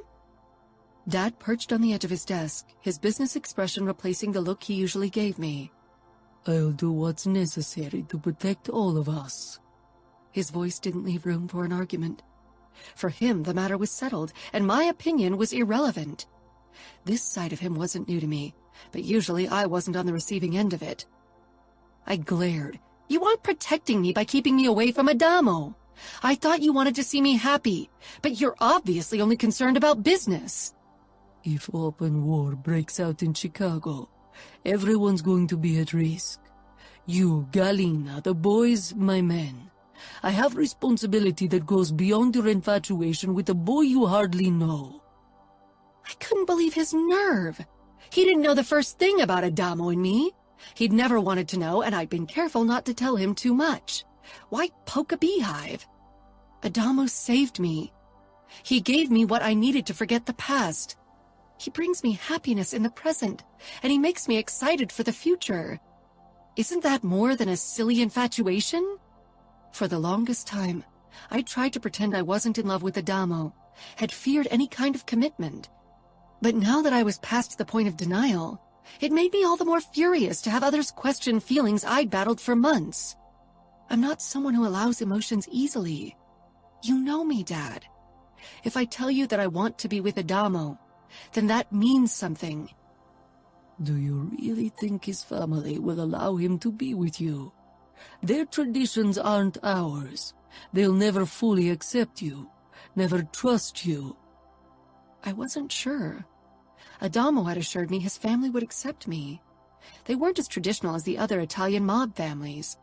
After all, their enforcer was married to an outsider, which, if you looked at it, was a bigger risk than having a relationship with someone from an adverse crime organization. I'd been brought up in a world of violence and bound by strict rules. I knew how to keep a secret, no matter how dark. I could lie into the face of a police officer without batting an eye. Even if Adamo and I had been brought up on different sides, our lives were similar. I'll cross that bridge when I reach it, but that's my problem, not yours. Dad stood and grabbed my shoulders gently, his smile wistful, but his eyes were relentless. I'll do whatever's necessary to protect you, Katinka. Don't force my hand. I didn't doubt for a second that Dad would kill Adamo. He wanted to protect me at all costs. That he wouldn't step on the outfit's toes by doing so was a side effect, not the reason.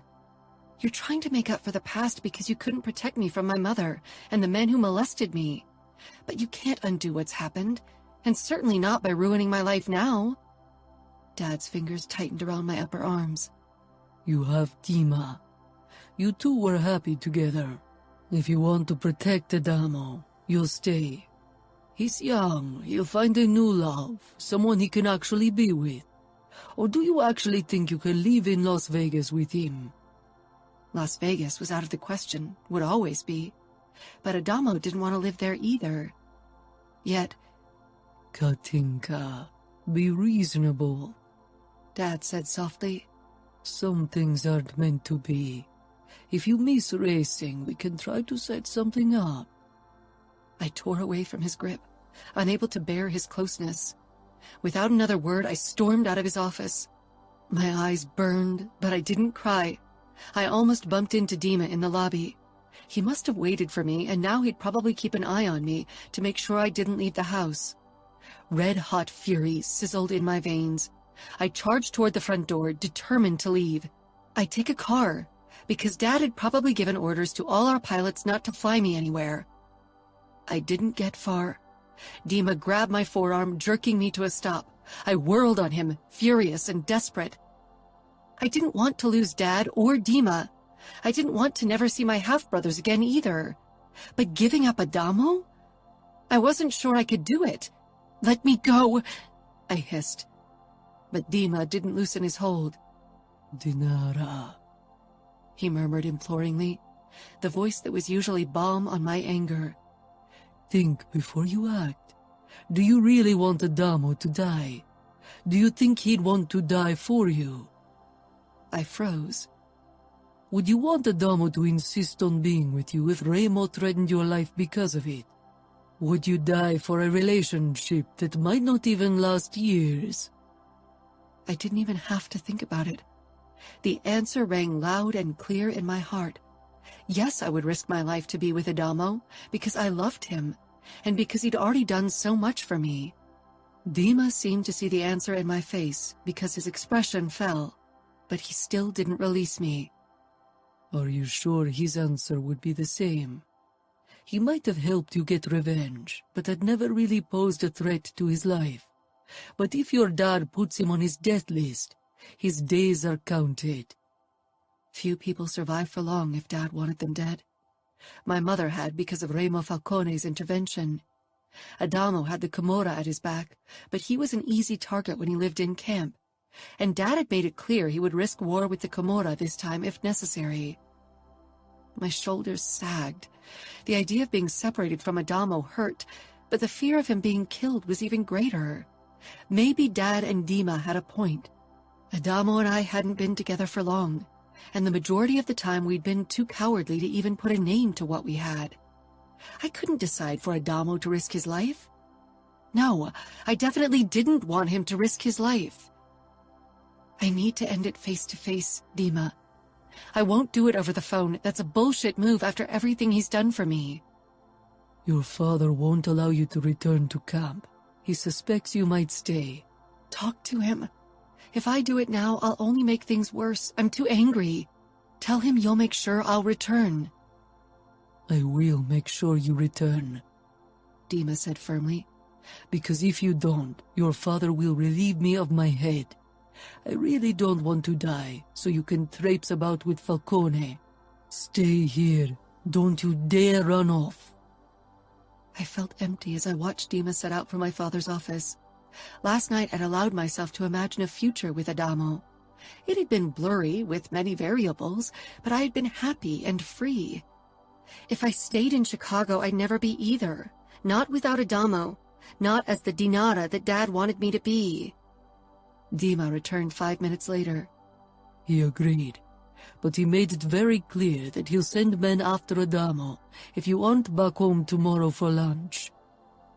I'll be back, I said. When Dima and I sat in Dad's private jet for the second time that day, my stomach sank.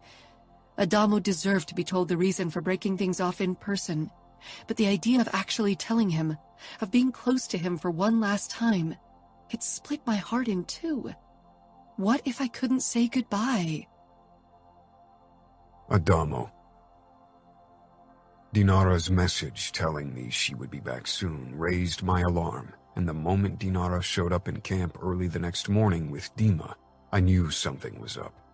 She looked exhausted, and as if she was bracing herself for a battle. I had barely slept the night. I hurried toward her, eager to clear things up. Dinara got out of the car, but Dima didn't. He stayed behind the steering wheel, looking stoic as usual. I grabbed Dinara and kissed her. For a moment, she tensed, but then she threw herself into the kiss, oozing despair and passion. I cupped the back of her head, pulling her even closer. It felt as if we hadn't seen each other in forever.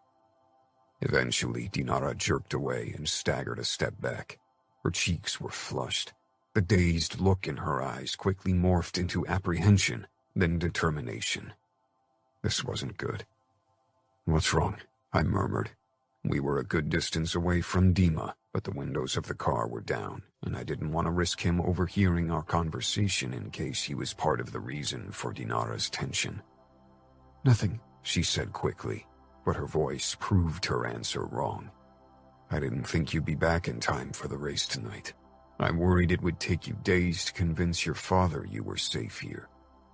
She looked away briefly, and when she met my gaze again, her walls had come up, locking me out of her mind and heart. "Dinara," I said imploringly, taking her hand. "Tell me what's going on." Her eyes locked on mine, then she pulled her hand away. I didn't return for the race tonight. I won't race again. Racing was always only a means to an end, and so were you. Her voice wavered when she said the latter. "Liar," I growled, stepping closer again. I wouldn't allow her to put distance between us, not physically and not with words either.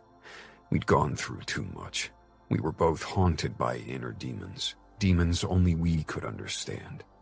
Maybe we'd been born on different sides, but fate had thrown us together because we were meant to be, because no one would ever see the world the way we did. If I was only a means to an end, you wouldn't be here right now. You would have left without an explanation or ditched me over the phone. But you are here, Dinara. Why? She held my gaze, trying to appear resolute and emotionless, but I'd seen every emotion in those green eyes and knew her too well to believe her charade. I simply thought you deserved to find out in person after everything you did for me. I'm not ungrateful, even if I used you for my purposes. I smirked. You need to do better to convince me. Dinara glared. It doesn't matter. I'm not here to convince you, Adamo. I'm here to inform you about my decision. This is the last time you'll see me. I won't stay in camp, nor will we ever meet again. I belong in Chicago with my people. Your people? The people that want you to dress up as a fake version of yourself? The people who only know one side of you, but not every aspect of yourself. Not the dark parts only I got to see. Dinara reached into her pocket and took out a smoke. Her fingers were unsteady when she lit it up. I thought you wanted to stop. She shrugged. It wouldn't work. The not smoking or us? She took a deep drag and glanced at her boots. Both. She peered back up at me. Listen, Adamo. This is a courtesy. I won't explain my reasons. What we had was fun as long as it lasted, but it was never meant to be forever. You have to accept my decision. But even if you don't, it won't change a thing. Dima and I'll fly back to Chicago today, and I'll return to my old life, and so should you. We aren't the same people from our old lives. We changed. I should go now. This is pointless. Dinara clipped and tossed her cigarette to the ground, then stomped it out with her boots. Despite her words, she didn't move a muscle, as if she was rooted to the ground. I took a step closer. You can trust me with anything, Dinara. Didn't I prove that over and over again in the last few months? Tell me the fucking truth. Is this because your father doesn't want you to be with me? I asked in a low voice. Dinara looked away, obviously fighting to keep her expression neutral. We always knew that our relationship had an expiration date. We're from two different worlds. I positioned myself right in front of her, cupped her cheeks, and forced her to meet my eyes. She narrowed them to keep me at a distance, but I knew her too well for that. What we'd done these last couple of weeks, killing and torturing together, overcoming past demons, that had given me a key to look past her barriers, just like she could look past mine. Maybe our families are from different worlds and on different sides, but we aren't. Our life, as we've led it over the past year, has been in a world of our own. Exactly, she whispered. But we can't stay in our own bubble or world or whatever else you want to call it. We got family, and we belong with them. We belong with each other. It's where we found happiness. I won't give you up, and I know you don't want to give me up. Did your father threaten to kill me if you didn't break it off? Dinara had her own head, and I doubted she would allow anyone, not even her father, to forbid her from seeing me. But if she feared for my life, that would change things. She closed her eyes, trying to lock me out, but I kept stroking her cheeks with my thumbs, and eventually she covered my hands with hers. I hate that you know me so well, that you know how things work in the messed up world I live in. I should have never let you in. I didn't give you a choice, I said quietly, just like you didn't give me one either. Dinara let out a harsh breath and opened her eyes. This time it was harder to gauge her emotions. She was really giving it her all. So he did threaten to kill or at least seriously hurt me if you kept seeing me? Dinara always talked with respect and love about her father. I'd never met the man, but even Remo and Nino seemed to respect him to some degree, though that was probably a testament to his ruthlessness and brutality, both character traits my brothers appreciated. It was obvious he was important to Dinara, had been the most important person in her life for a long time. If Grigori was willing to risk war with the Camorra, willing to raise Remo's wrath, because both would be guaranteed if he laid a hand on me, then he must really mistrust me, or have a closer relationship with the outfit than we thought. Whatever it was, he'd be a difficult nut to crack. Considering Dinara's love for her father, killing him seemed like a bad idea. Your family doesn't mind us being together? She asked. Remo has never been someone who played by the rules. He trusts me, so he accepts my choice. Of course, he'd never confide any business details relevant to the Bratva while you were present, but he won't stop me from seeing you. My main work is racing, and it'll stay that way. It's not like I'm at the base of Camorra business in Las Vegas. I don't even have to live there. She scoffed. Racing is one of your most important businesses, and how can you be sure you'll be happy living the nomad life forever? We'll figure something out, and I don't care how, but I won't give you up, you hear me? Dinara took a step back, but I followed. I wouldn't let her do this. Don't make this harder on us than it needs to be. I won't risk your life. I don't care. It's my life to decide on, and I'm willing to take a risk because what we have is worth it. You can't decide alone. And for me, the risk is not worth it, Adamo. And it's not just your life on the line. This conflict could endanger my father, Dima, and the rest of my family. Nothing is worth risking so much, least of all a relationship based on something as twisted as revenge and bloodthirst. She made a move as if to turn and return to her car, but I grabbed her wrist and pulled her against me. She didn't resist, but despair flashed in her eyes. Let me go. You have to accept my decision. And let's be honest, in a year or maybe less, you'll have found a new girl to get cozy with. Someone who doesn't have the Russian mafia at her back or who's as messed up as I am. I like your kind of baggage and your messed up brain. I want you and no one else. I lowered my head and kissed her fiercely, and for a moment she kissed me back with the same passion, only fueled with despair. Then she ripped away. It's over, Adamo. Accept it. Move on. It's what I'll do. She stumbled toward the car. Does returning to your old life include getting back together with Dima? I asked, jealousy raging in my body. Fuck. I wanted to ram my knife into Dima's stupid face. He was pretending to be busy with his phone, but I wasn't buying it for a moment. He was paying close attention to what was going on between Dinara and me. Dinara stiffened, but when she faced me, her expression was cold. Maybe, but from this day on, it's none of your business. She ripped open the door of her Toyota. You can't run away from what we have, Dinara. We both know that emotions, dark or light, follow you wherever you run. Dinara swung herself into the car and slammed her door shut. She turned to Dima and said something. He briefly glanced my way. He didn't look triumphant, but I still wanted to kill him. The engine roared up, and then Dinara's Toyota raced away, only leaving a cloud of dust behind. Fuck, I snarled as I watched her drive away. My breathing was harsh, and my heart galloped in my chest. I closed my eyes, trying to calm myself down. I needed to think. Right now, my first impulse was to take our Camorra jet and fly to Chicago to put a bullet into Grigori's head, and into every fucker's head who thought he could keep me away from Dinara.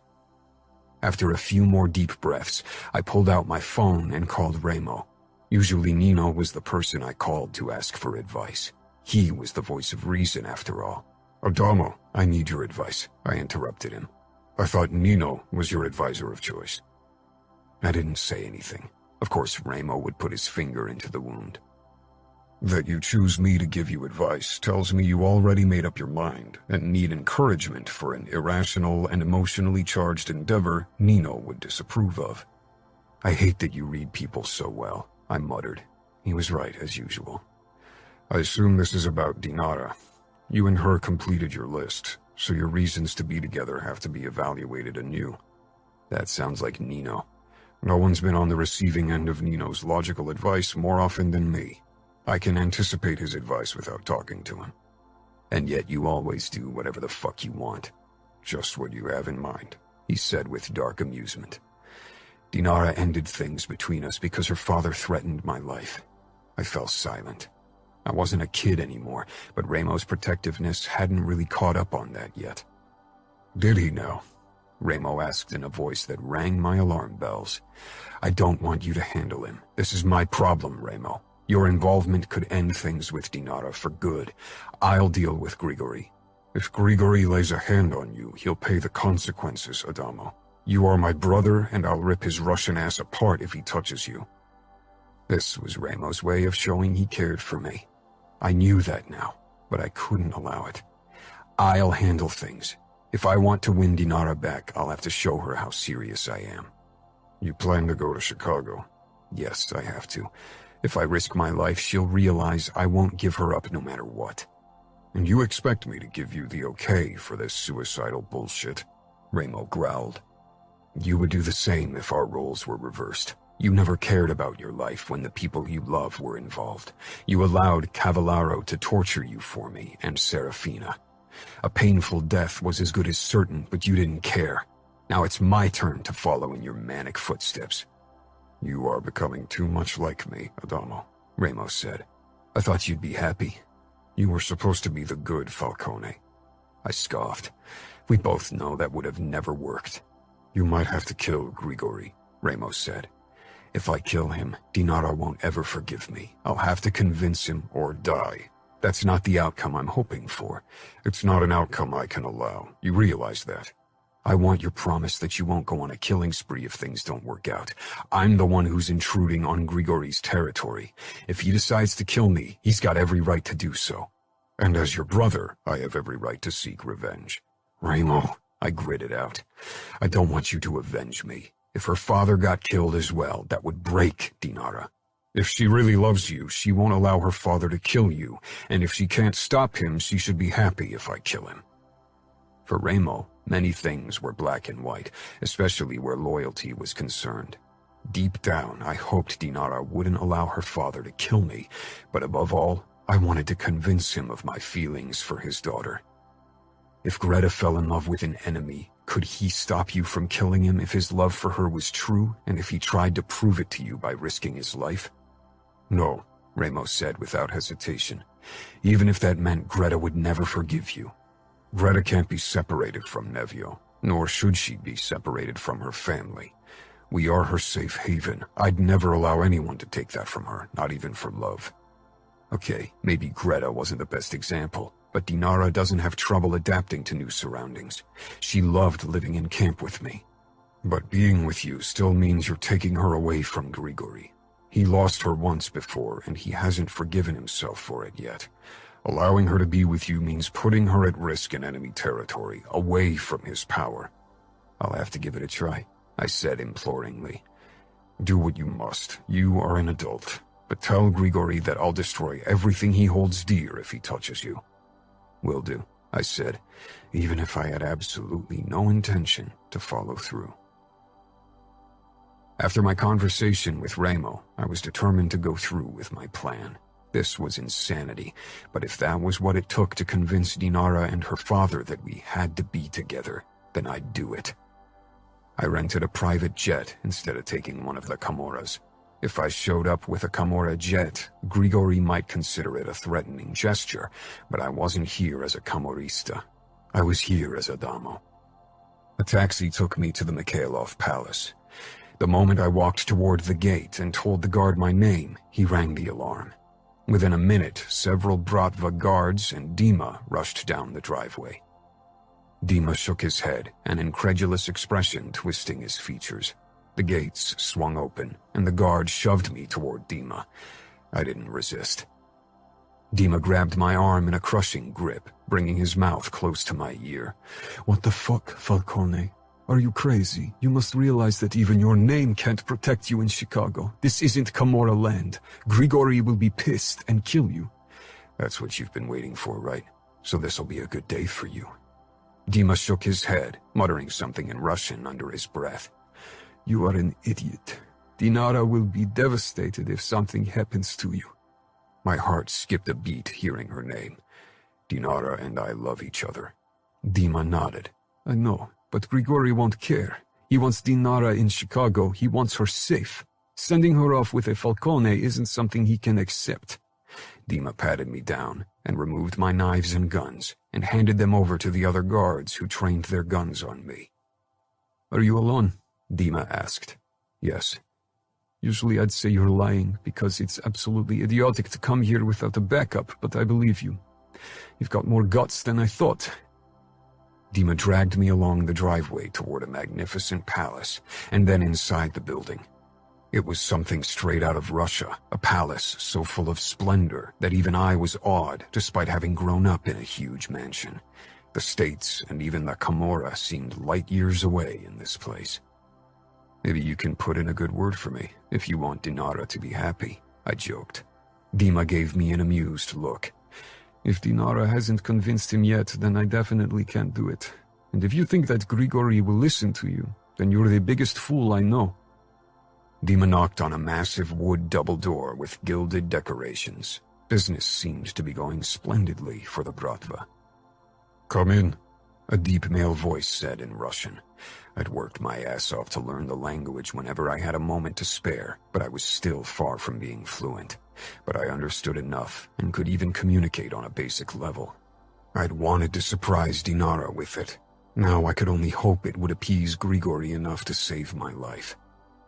Dima shoved open the door and led me into a vast office. I'd seen photos of Dinara's father on the internet, but this was the first time I saw him in person. He rose from his desk chair and walked around the massive piece of furniture, his expression harsh. He was a tall man, and judging from the look in his eyes, he didn't have any interest in listening to what I had to say. I was a threat in his eyes, for his daughter, for the Bratva, for his business. He wanted me gone, as far away from Dinara as possible, and that I'd showed up today made him want to kill me. Maybe it was a sign of disrespect in his eyes. Remo would have respected someone who risked his life in such a suicidal way, but Remo's way of thinking was different from most people. Still, I had to hope that Grigori would realize what this meant. That I was willing to risk everything for his daughter. Maybe it would save my life. Not that saving my life was my top priority. I wouldn't leave unless I could be with Dinara. Chapter 24. Dinara. When I'd been with Adamo, time had often flown by, and I'd often wished to slow it down, had wanted to savor our moments together. Now that I'd never see him again, I wished I'd really enjoyed every second of our togetherness, without hesitation or reservation. Alone in my room, every second seemed to drag, and I just wanted to speed it up. But to what avail? What was there to look forward to? I'd returned to my life, but I wasn't the same Dinara who joined the race camp at the beginning of the year. After experiencing love and joy and passion with Adamo, my emotionally detached existence in Chicago was unbearable. In the past, I would have opted to create fake euphoria with drugs, but now I knew they wouldn't come close to what I'd felt with Adamo. I traced the shelves with Fabergé eggs with my eyes. They always gave me a strange sense of peace. I could spend hours looking at their intricate designs. For this very reason, I'd set up a cozy armchair in front of the glass cabinet, and this was where I'd spent the last hour. Peace didn't come, though. Even art couldn't stop my thoughts from worrying. My phone beeped. Glancing down at the screen, I saw that it was a message from Dima. Adamo is here, in your father's office. I sat up fully and stared at my screen in horror. This isn't funny. He didn't write back. What if this wasn't a joke? Dima wasn't really someone who made jokes about something like that, or at all. I rushed out of my room and stormed down the staircase. Adamo couldn't be here. Even he wouldn't be this reckless, would he? But deep down, I knew that he would. Adamo was fearless. He was the guy who joined me on my vendetta without a second thought, who loved the thrill of racing cars at their limit, who wanted to date his enemy's daughter no matter the cost. Damn it. I didn't bother knocking and just burst into Dad's office, where I hoped to find Adamo.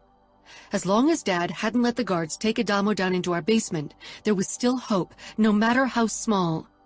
Then I froze, because Adamo stood in the middle of the room.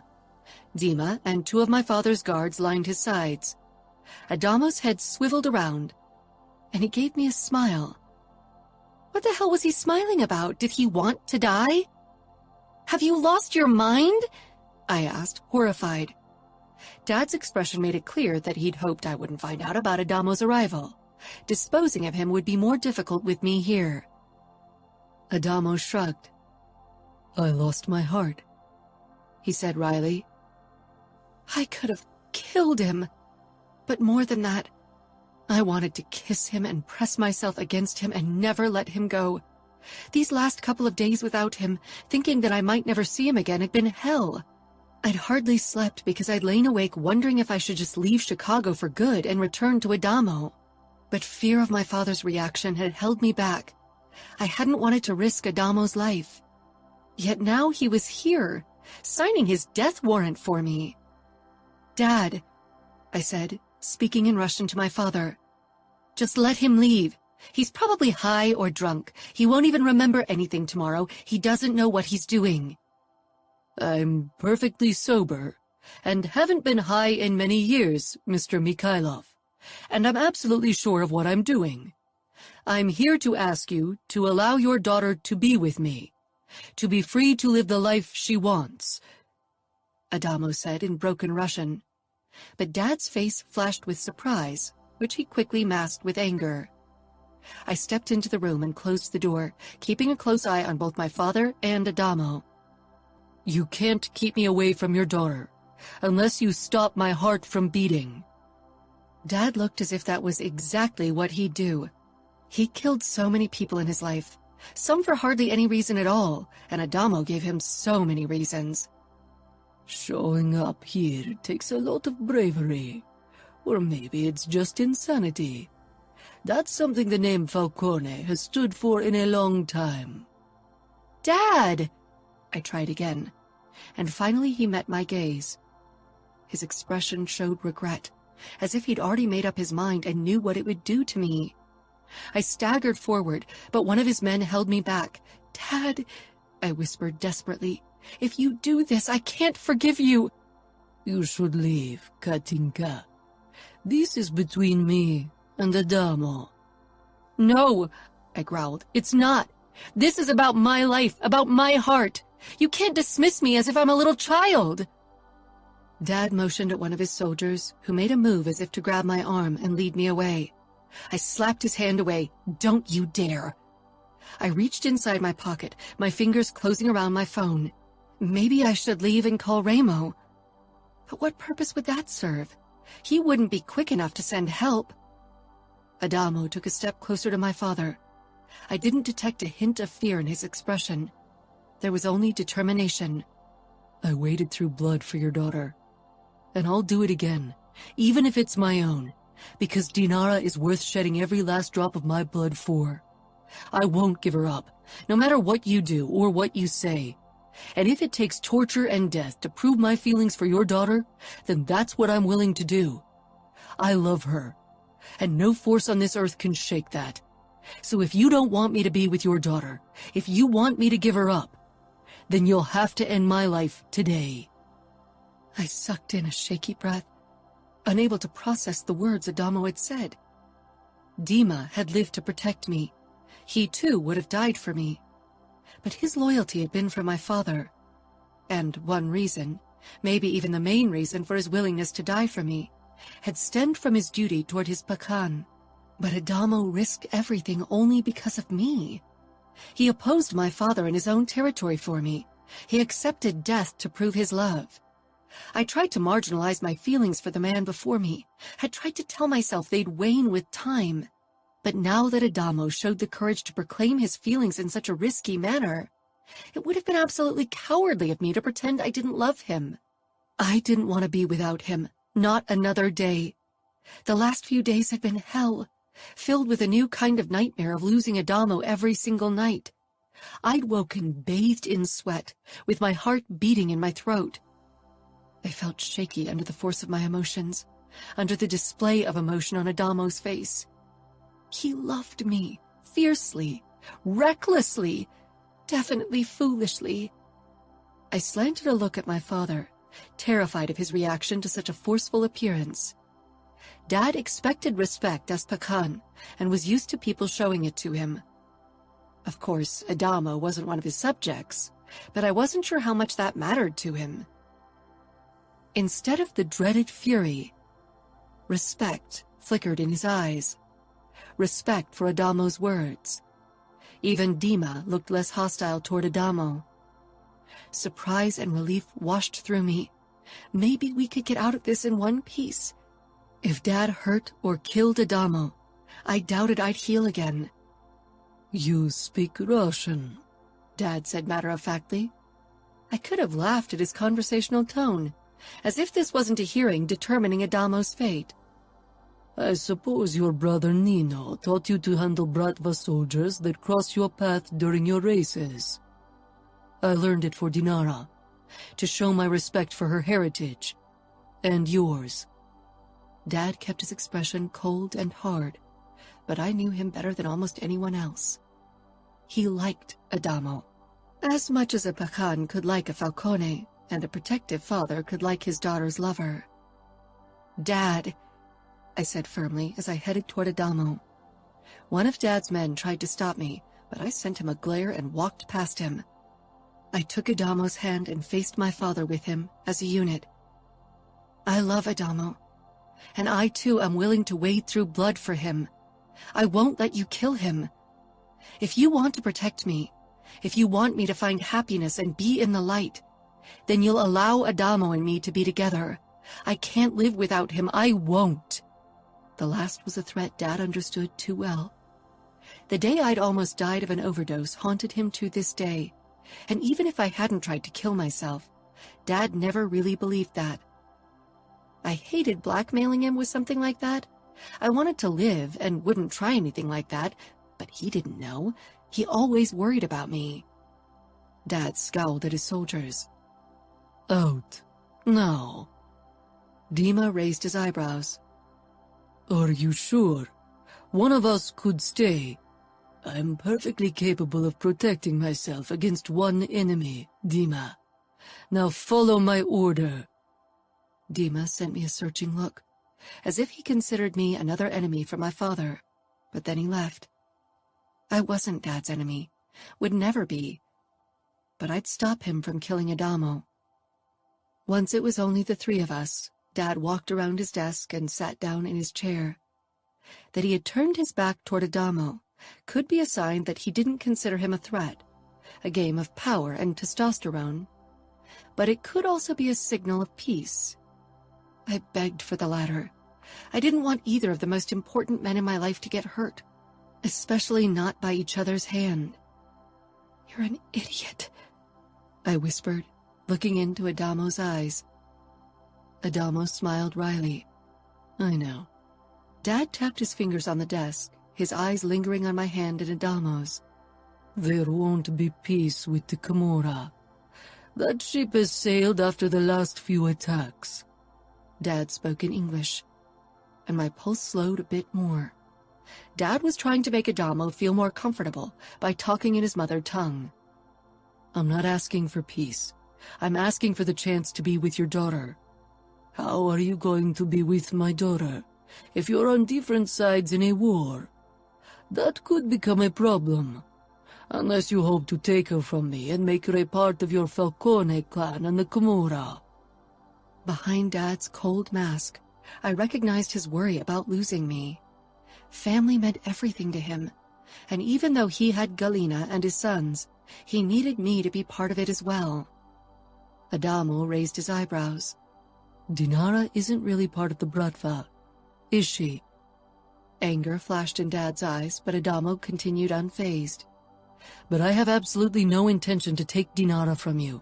Not that she would let me. She kicked my ass because she loves you and wants you in her life." Dad's gaze met mine, and for an instant, uncertainty flared up. The hint of doubt festered inside of him. I held his gaze, hoping he could see that I couldn't imagine a life without him in it. But neither could I imagine being without Adamo. I didn't have many people in my life I really cared about, and I wanted those few as close to me as possible. "Dinara's happiness is, and has always been my main concern," Dad said firmly. "I won't forget that you helped her bring justice to the monsters of her past. I'd do anything for her." I squeezed Adamo's hand. Words like those had always seemed a meaningless promise to me, but now I knew he meant them absolutely. "Leave the Camorra?" Dad asked with a cocked eyebrow. I sent him an incredulous look. He knew Adamo would never betray his brothers, not even for me. And if I asked that of him, I wouldn't deserve his love anyway. We both needed our families in our lives, even if we could never become one big family. Adamo gave my father a knowing smile. "Are you suggesting I could join the Bratva?" Dad didn't say anything, only scrutinized Adamo with an unreadable expression. The Bratva would never accept a former Camorra soldier in their rows. No matter how well Adamo would learn to speak Russian, he'd always be an alien, the enemy. Before I could voice my thoughts, Adamo said, "I think we both know that I'd never find a home in Chicago, and I have absolutely no intention to leave my family or the Camorra. Both are part of my identity, of my very being. Leaving the Camorra would be like leaving myself behind and changing who I am. Your daughter loves the man I am today, not an alternate version of me." Adamo's dark eyes slanted to me, and I gave him a nod. I didn't want him to change. I wanted the man I'd met. "Then what do you suggest? It seems we're at an impasse, stuck on different sides of a war. Dinara would be torn between us." "I won't be torn. It's not like there is an open war between the Bratva in your territory and the Camorra. The Las Vegas Bratva doesn't have strong ties to your organization." "We don't need a truce. We need an agreement of mutual ignorance, a simple non-aggression pact," Adamo said. "The line between a truce that could bring me the wrath of the outfit and a non-aggression pact seems fleeting." Adamo shook his head. "A truce often entails cooperation. We agree on coexistence. We don't help you against the outfit. You don't help us against the outfit. You can't come to Chicago as you please in that case. Outside of my home, you won't be protected from attacks. My men won't help you if the outfit tries to kidnap you again." Adamo smirked. "The outfit won't capture me again. I was a naive boy when they did, and if they'd ever catch me, the Camorra would come to my help. I wouldn't need the Bratva for that." Dad leaned back in his chair. What Adamo suggested was a shaky arrangement. If something happened to Adamo, I'd move heaven and earth to convince my father to send his men to save him. And Adamo would undoubtedly use his Camorra soldiers to save me if something happened. Lines would get blurry. Even this coexistence pact might compel the outfit to act if they considered our arrangement a threat to their business. I didn't really care about the Bratva beyond the fact that Dad's life depended on their success. Where would you live? How would you be together? Dad asked, turning his attention back to me. Live in Las Vegas with the Camorra clan. That would be hard to explain to my men. Coexistence only goes so far. Dad's men admired him. They trusted his judgment. But he had a point. If I got too cozy with the Camorra, that wouldn't sit well with them. Dad's only option then would be to officially declare his disapproval and cast me out. The point was moot anyway. I shook my head forcefully. I didn't want to live in Las Vegas. The city held too many horrors for me. Little Katinka lingered in too many dark corners, ready to spring her memories on me. I met Adamo's gaze, wondering if he expected me to move to Vegas with him eventually. His family was very close. His brothers all shared a mansion, and they probably expected Adamo to join their co-living at some point. Of course, Dad picked up on my uncertainty. He pushed to his feet and smoothed his dark suit. I'll give you two a moment to talk. I want answers when I return, so I can make a decision. Dad walked past us and left the room. I whirled on Adamo and slapped his chest hard, glaring. What the hell has gotten into you? Have you lost your mind waltzing into my father's home? He could have killed you on sight. He didn't, Adamo said with a slow smile as he wrapped his arms around my waist and pulled me against him. Didn't he realize in how much trouble he was? He might still do it. No, he won't. So now you can look into the future?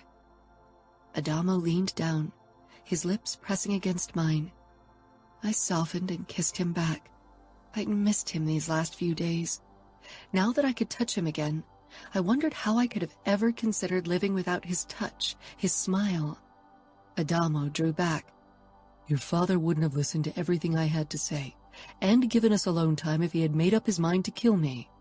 He trusts me with you, and that's a big deal considering you are obviously very precious to him. Maybe he wants to give us time to say goodbye, I said. Yet I had to agree. Dad didn't dislike Adamo. It was more than I'd ever dared to hope for. So what do you say? Do we want to be together? I gave him a condescending look. Of course, but Dad wants a solution that won't cause him trouble. He wants your happiness. That's his top priority, even if it shouldn't be. I pursed my lips. Adamo laughed. It's true. The head of a crime organization should never prioritize his family over business. But Ramo's the same way. Maybe that's why they grudgingly tolerate each other, despite the eternal conflict between Italians and Russians. He won't accept me going to Las Vegas with you. You don't want to live in Las Vegas anyway, Adamo said gently. I sighed. You're right. I won't ever like that place, not after what happened. Even if we killed the monsters from my past, that doesn't eradicate what happened. It's still in my head. I know. I didn't experience your horrors, but even I still occasionally have nightmares about my kidnapping and the torture. But won't your family expect you to live with them in the mansion? I think they know that I never really wanted that. Even before I met you, I lived the majority of the year in camp. I prefer the nomad life. Organizing the races is a part of the business I enjoy dealing with. But that was before you discovered your love of torture. I'm sure your brothers can use your newfound talents in better ways. Adamo chuckled mirthlessly. Trust me, my brothers have enough expertise torturing people. They don't need my help. And it's not that I discovered my talent for torture through our vengeance trip. It's been something I've been battling with for a long time. It's a dark craving I've been feeling for a long time. And it was why I really consumed drugs. They mellowed out this urge. They turned me into the person I wanted to be, but the effect never lasted long. If that's the case, Are you sure you can live without the thrill of blood, without resorting to drugs to mellow your urge? Adamo thought about it. Yeah, I feel like the urge has lessened since I allowed myself to live it for a little while. Suppressing it only increased the craving. I guess I just need to allow my dark craving out to play on occasion to keep it in check. What about your dark craving? It's there. It'll always be, I guess. But I won't give in. Not after I saw how it dictated my mother's life. Good, Adamo murmured.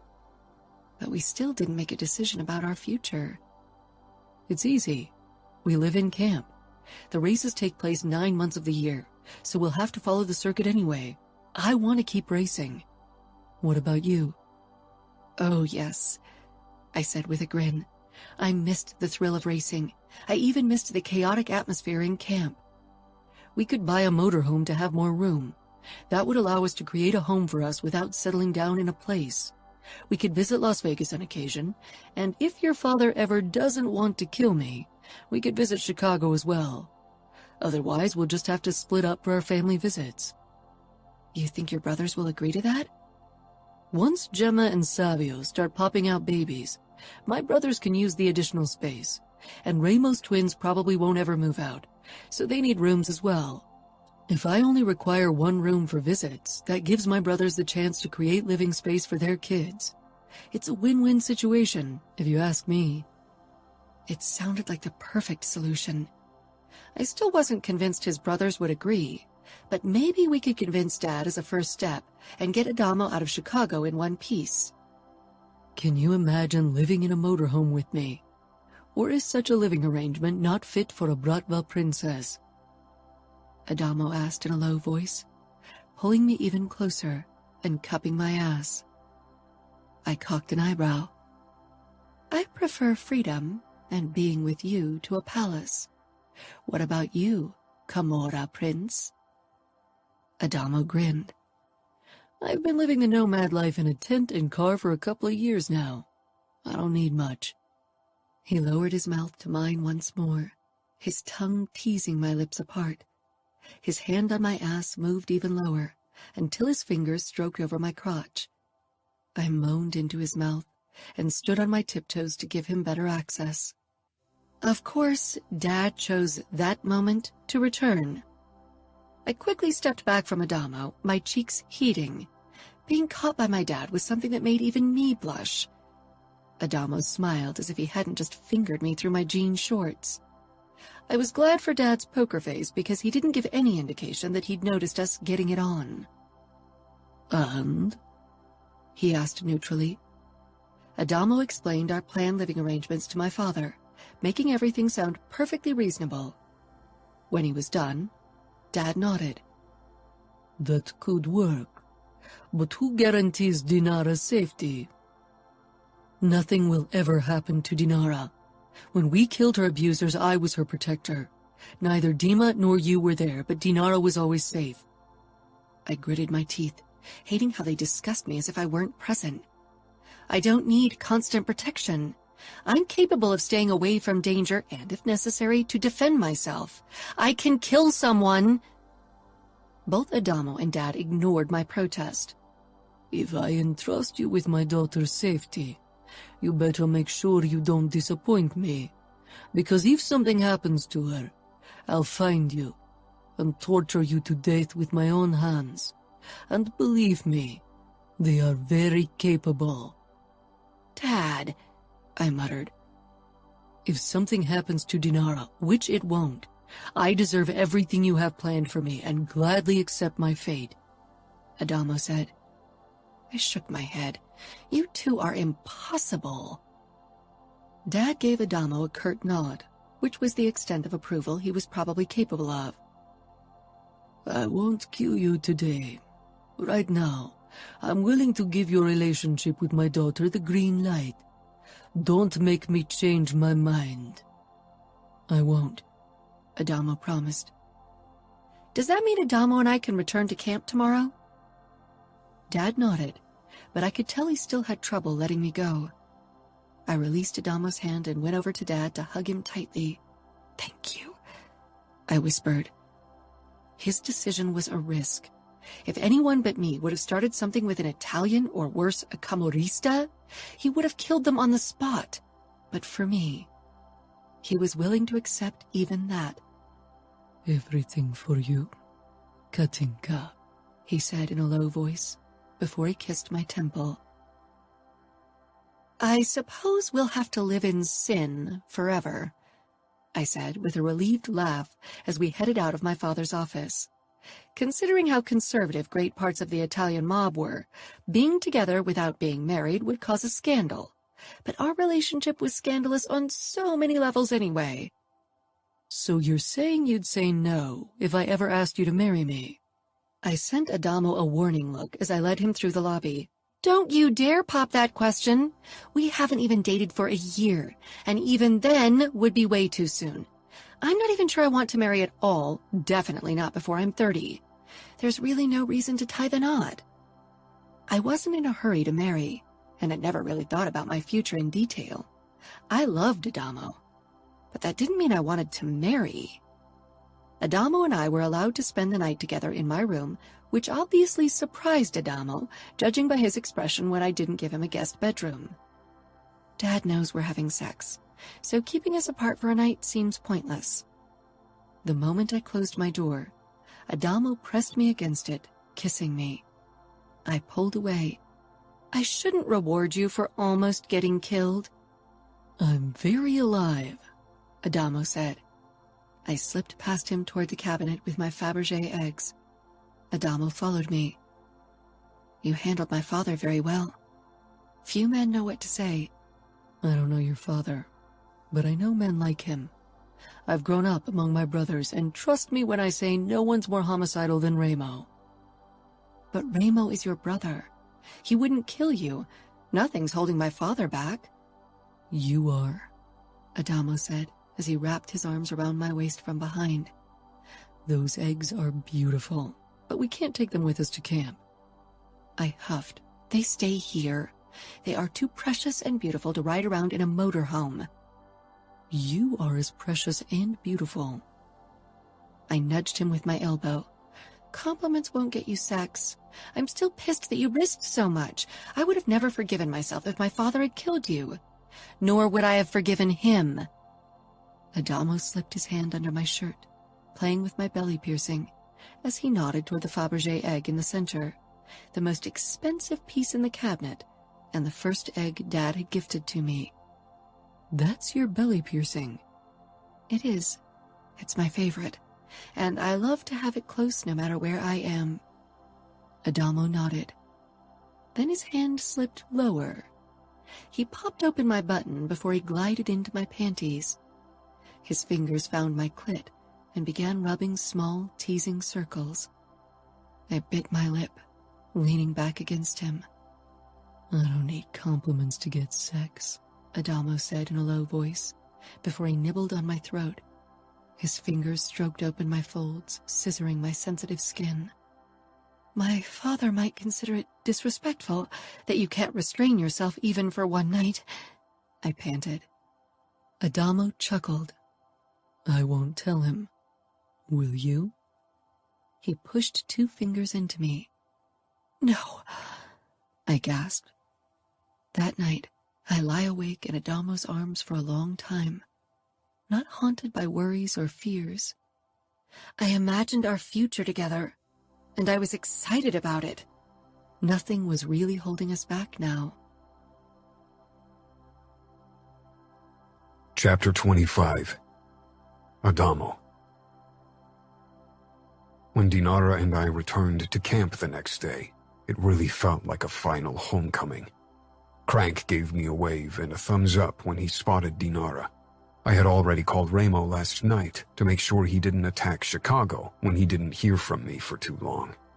I really didn't want my tentative understanding with Grigori to be undermined. I hadn't given him details about my agreement with Grigori, but knowing Ramo, he probably suspected something. My brothers knew I preferred camp life to staying in Las Vegas anyway.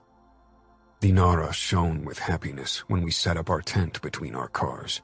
It wasn't a splendid home, but it was all we needed at the moment. Once the season was over in 2 weeks, we'd have time to buy a motorhome for us. I didn't miss the many curious or even apprehensive looks from fellow drivers or pit girls.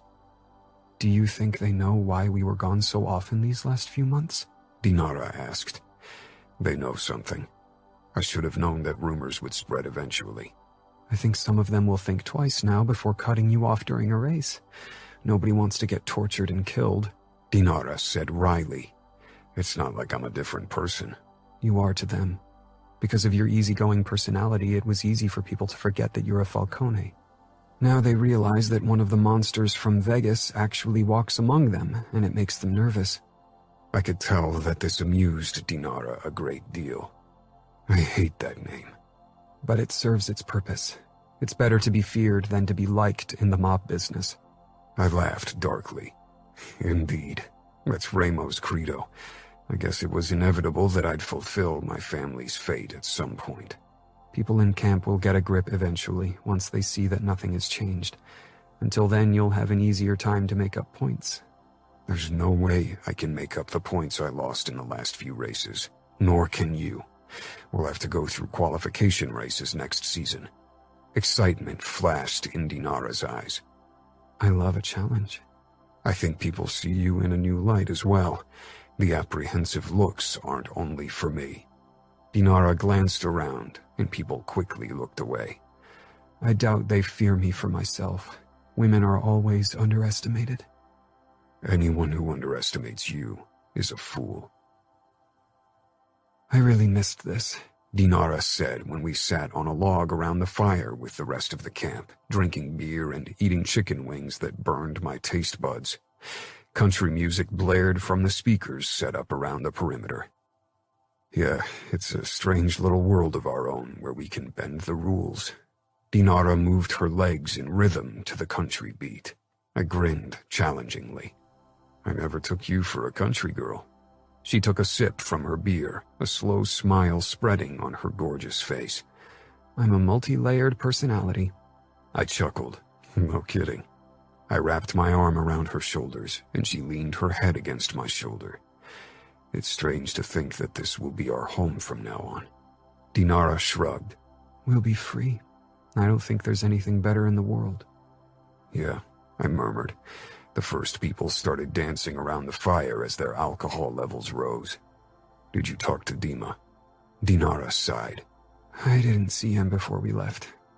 I suppose he avoided me. Maybe he feels that I betrayed what we had. But you weren't a couple anymore. He was your bodyguard. He's always been more than that. But Dima is loyal to my father, and he can't follow me on this new path. He'll always serve my father until he dies or gets killed doing his duty. Maybe he thinks it's my duty to stay in Chicago and be the Bratva princess my father always wanted me to be. But it's not who you want to be. If Dima ever really loved you, he must realize it. Dinara raised her head. What Dima and I had wasn't really love. I realize that now that I'm with you. Because you love me. Dinara gave me a strange smile. You really want me to say it more often, don't you? I kissed her. Oh, definitely.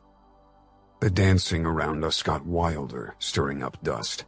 Many people began singing along to the songs, most of them without having a clue about the actual lyrics. Let's join them, Dinara said, setting her beer bottle down on the ground. I thought you'd never ask. I shoved to my feet and pulled her along with me.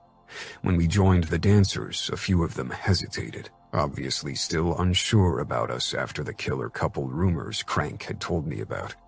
But soon the music and alcohol carried away their tension, and we became part of the camp again. Dinara laughed as we stumbled along to the music in an uncoordinated but fun line dance formation. Her eyes locked on mine, her face illuminated beautifully by the fire. This wasn't fake happiness, no pretend laughter. Darkness was a part of both Dinara and me, but we'd banished it to a faraway spot in us. It didn't rule over our lives. It was almost 3 a.m. when Dinara and I finally went to bed in our tent. We weren't drunk, but a gentle buzz filled my body. After making love, we fell asleep in each other's arms. Dinara's tossing and turning and unintelligible mumbles woke me from my own nightmare, the same one that haunted me for years, but other than in the past, I didn't wake covered in sweat and with my heart beating in my throat. The nightmare had altered since Dinara and I had started our vengeance trip. Now I always managed to free myself from my restraints eventually and fought my torturers. It seemed my nightmares now allowed me my revenge. Dinara's breathing slowed once she woke, and I kissed her cheek. I wish the nightmares would have died with my abusers, she whispered into the dark. Eventually they will fade, or maybe they'll change, I said, then told her about my own altered nightmare. I'm still surprised that you never sought revenge against the people who tortured you. You have the Camorra at your back. Revenge against the outfit, especially their capo and his underbosses, wouldn't change anything. It would only continue an endless spiral of violence and revenge. You could end everything by killing your abusers, but in a war, revenge only leads to more violence. What happened to me wasn't personal. Dinara let out a strangled laugh. I think getting tortured is pretty personal. It wasn't about me. It was about Remo. My pain was revenge for Remo's actions. And if I took revenge in turn, it would lead to a new act of revenge from the outfit. A never-ending spiral of violence. I want to live in the present and for the future. The past is the past. For the first time in my life, I want the same. The past is dead, and I'm really excited about our future. It's going to be a crazy ride in many ways. Dinara hummed her approval.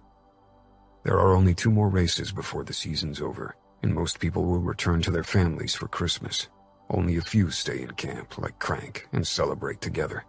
We don't celebrate Christmas in December. The Orthodox Christmas is in January, so maybe I'll stay in camp until January. Over my dead body. I want you to celebrate Christmas with me and my family in Las Vegas. She froze in my arms. I'm not part of your family. I'm sure your brothers and their families don't want me there. I hadn't asked my brothers yet, but I loved Dinara and wanted to spend the holidays with her. I doubted Chiara and Serafina would have anything against it. Remo was very protective of our mansion, so I wasn't sure about his reaction. And then there were Savio and Gemma. They both were absolutely easygoing under normal circumstances, but half of Gemma's family had been killed by the Bratva, so they might be biased in their opinion of Dinara. I kept those thoughts to myself. I would find a way to convince my family that Dinara wasn't a threat. My family should meet you, and what better way to do it than for Christmas? They'll love you like I do. I'm not someone who has a long list of fans. I'm not one of those sweet, always smiling girls everyone wants in their family. Trust me, you'll fit in perfectly with your personality. Don't let me celebrate Christmas alone. There's nothing more depressing than being surrounded by happy couples and families while being alone. Dinara was quiet for a long time. Then she sighed. All right, but please make sure I'll be welcome. I really don't want to intrude on your family time. You are my family, I murmured. Dinara pressed herself closer to my body and kissed my throat. I love you. The next morning, I called Remo. He was the first person I needed to convince. To my surprise, he wasn't against my suggestion. Bring her along. Chiara will be ecstatic to cook for more people. I expected more resistance from you, I admitted. If you trust Dinara, I trust your judgment. Not to mention that both Nino and I know her and doubt she'll pose a risk.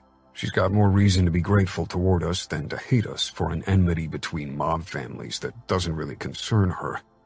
What about Savio and Gemma? I asked. Talk to Savio. If he's against it, I can't allow Dinara to join us. I understand, I said. Thanks, Remo. I know I often didn't show you my gratefulness for what you've done, but I won't ever forget what you did to give Dinara justice. I'll try to be less of a dickhead toward you in the future. That's a start, Remo said wryly. Now, clear things with Savio. Yes, Capo. I hung up and dialed Savio's cell phone. He picked up after the 10th ring. This better be good, he muttered. You're interrupting my marital duties. I could hear Gemma hissing something unintelligible and something that sounded like a slap. Savio chuckled. I need to talk to you about Christmas, I said. Okay, I'm not on the organization committee for Christmas. Ask the girls. It's about Dinara. I want to bring her along to celebrate Christmas with us. Silence followed on the other end. His voice had lost its usual ease when he spoke eventually. Remo mentioned that you and she are still together. I thought things would end after you finished your killing spree. We love each other, I admitted, even if I felt exposed admitting this to Savio. He and I didn't usually share our deepest, darkest emotions. Loving the enemy seems to run in the family. Dinara isn't the enemy. She was never really part of the Bratva. Her father is Pahan. Our women are part of our world by association, even if they aren't inducted. It was strange to hear Savio so serious, and it told me that this was a difficult topic for him and Gemma. Dinara left Chicago to be with me. Good for you. I know you have every reason to hate the Bratva, and Gemma even more so, and that's why I want to ask if you'll be okay if I bring Dinara along. That's not my decision, Savio said, then his voice became muffled as he probably described the situation to Gemma. I didn't know Gemma as well as Kiara, but she'd never struck me as someone who'd judge people easily. Okay, Savio said without warning. What? It's okay for you to bring her along. Gemma and I won't judge Dinara before we meet her. We'll give her a chance. Thanks, Savio, I said honestly. I don't have time to keep chatting with you. I need to satisfy my wife. He hung up, and I shook my head with a smile. I found Dinara tinkering with her car for the race tomorrow. She raised her eyebrows. You look thrilled. I talked to my family. They want you to join us for Christmas. You sound relieved, so you weren't sure they would. I wrapped an arm around her waist. Savio and Gemma were a bit of an unknown, but they want to meet you. To see if I'm a threat? I grinned. Everyone's curious about you, and I think you'll like Gemma. She's into cage fighting. Dinara frowned. I'm not into fighting.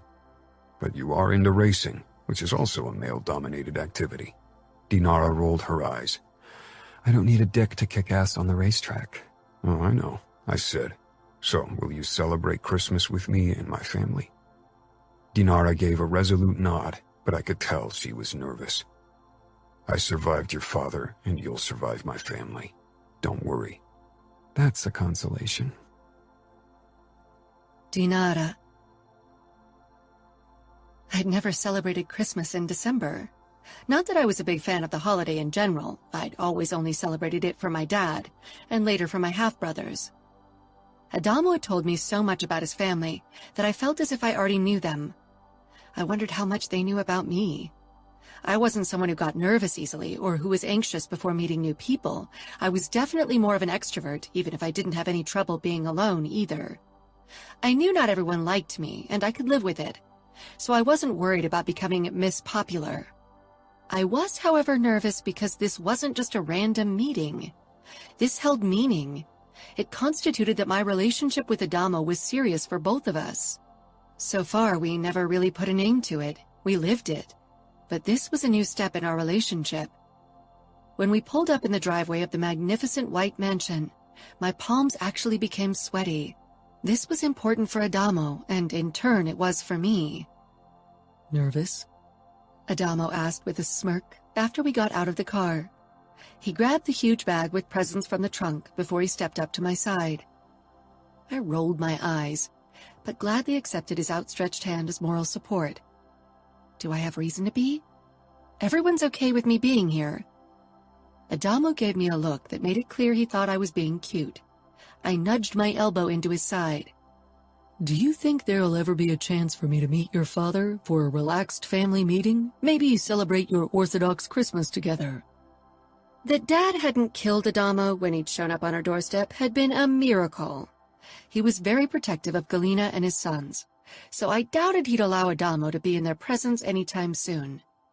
Maybe Remo didn't consider me a risk to his family, but Adamo was a Camorrista, a Falcone, and for my father to not regard him as a threat would take a long time, if it ever happened at all.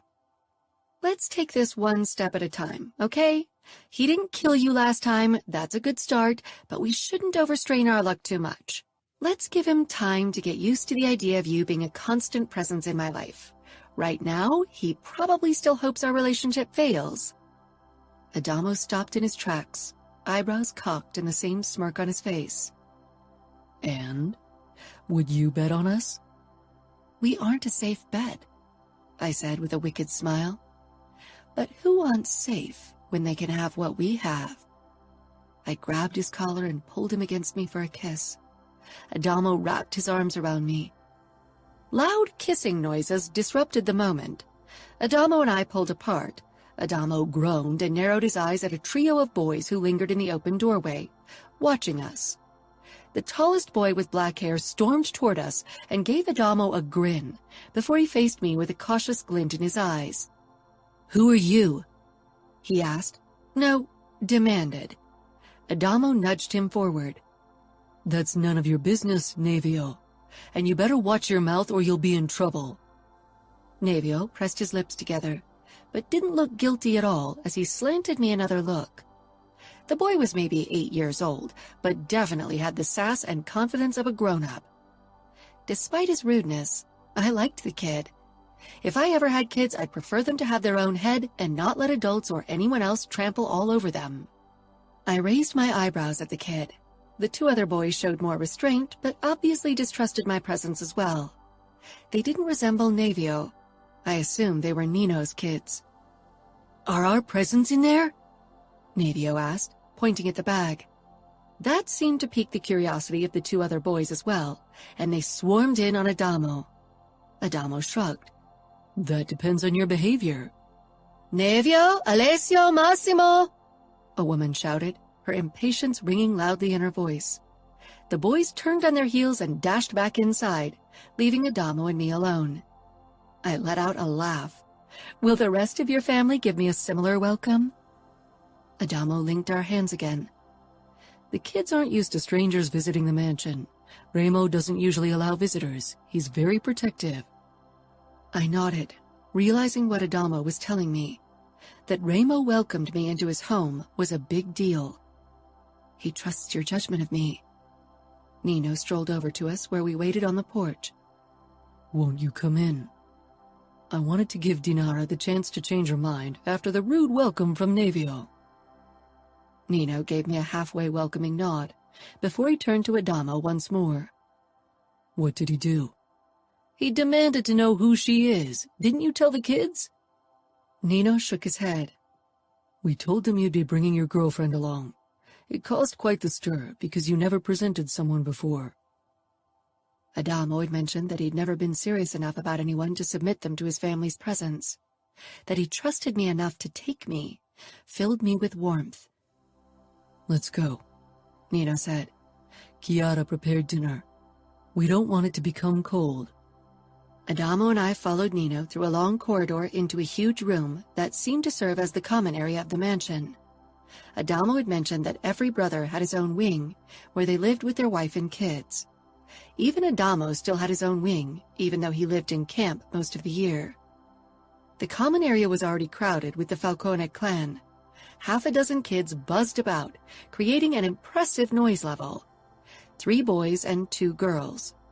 Everyone turned to us as we stepped into the room. Adamo had showed me photos of his family, but I wasn't sure I'd be able to keep the names of the kids straight. At least the adults were easy to remember. The 3rd dark-haired man had to be Adamo's brother Savio, and beside him his sex bomb of a wife, Gemma.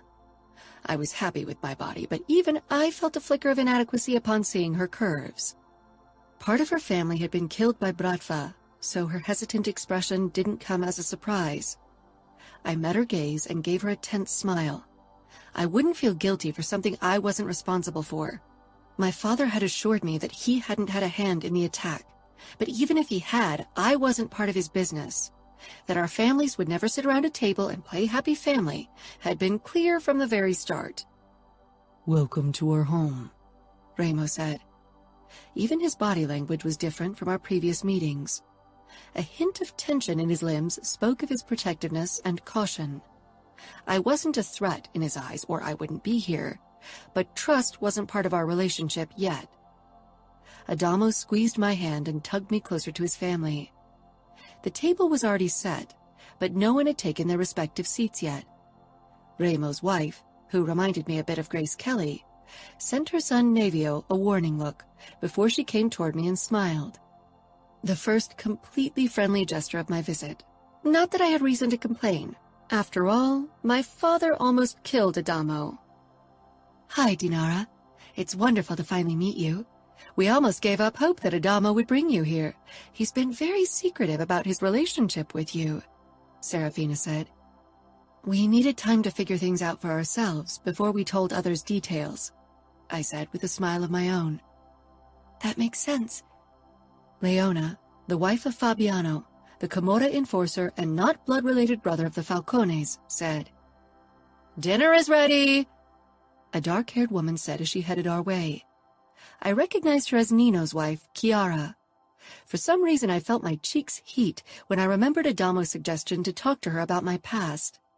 It still didn't sit well with me that he thought a similar past of abuse meant Chiara and I could give each other life advice. Every person had a unique way of coping with trauma. She seemed to have found her safe haven in her family, living a traditional role of providing for her huge family. I wasn't someone who wanted safety and continuity to deal with my past. I wanted thrill and adventure. Chiara made a beeline for me and gave me a bright smile. She looked genuinely happy to see me. She pulled me into a hug. I stiffened at first because I hadn't expected it. My family was more reserved. We rarely hugged, especially not people we barely knew. After a moment of surprise, I forced myself to relax, but she pulled away instantly and gave me an embarrassed smile. I'm sorry. I didn't mean to spring my hug on you. Don't worry. It's nice to meet you. Chiara was a gorgeous, petite woman with the kindest eyes I'd ever seen. She was someone I'd have imagined as the docile wife of a pastor, not a notorious and undoubtedly sociopathic mobster like Nino Falcone. Nino, can you help me carry everything to the table? Chiara asked, before she and her husband disappeared. I'll help you as well, Gemma said, rushing after them. Maybe this wasn't as easy for her as Adamo had thought. He looked at his brother Savio, but I couldn't read the look that passed between them. I greeted Leona and Serafina, who welcomed me without reservation. They too seemed honestly interested in meeting me. After greeting the women of the family, Adamo led me toward Remo and Nino, as well as Fabiano and Savio. Fabiano shook my hand with a tight smile. I hadn't expected a warmer welcome from the Camorra enforcer, but he wasn't hostile, so I took it as a good sign. My stomach tightened when I finally faced Savio. Hi, I said stupidly.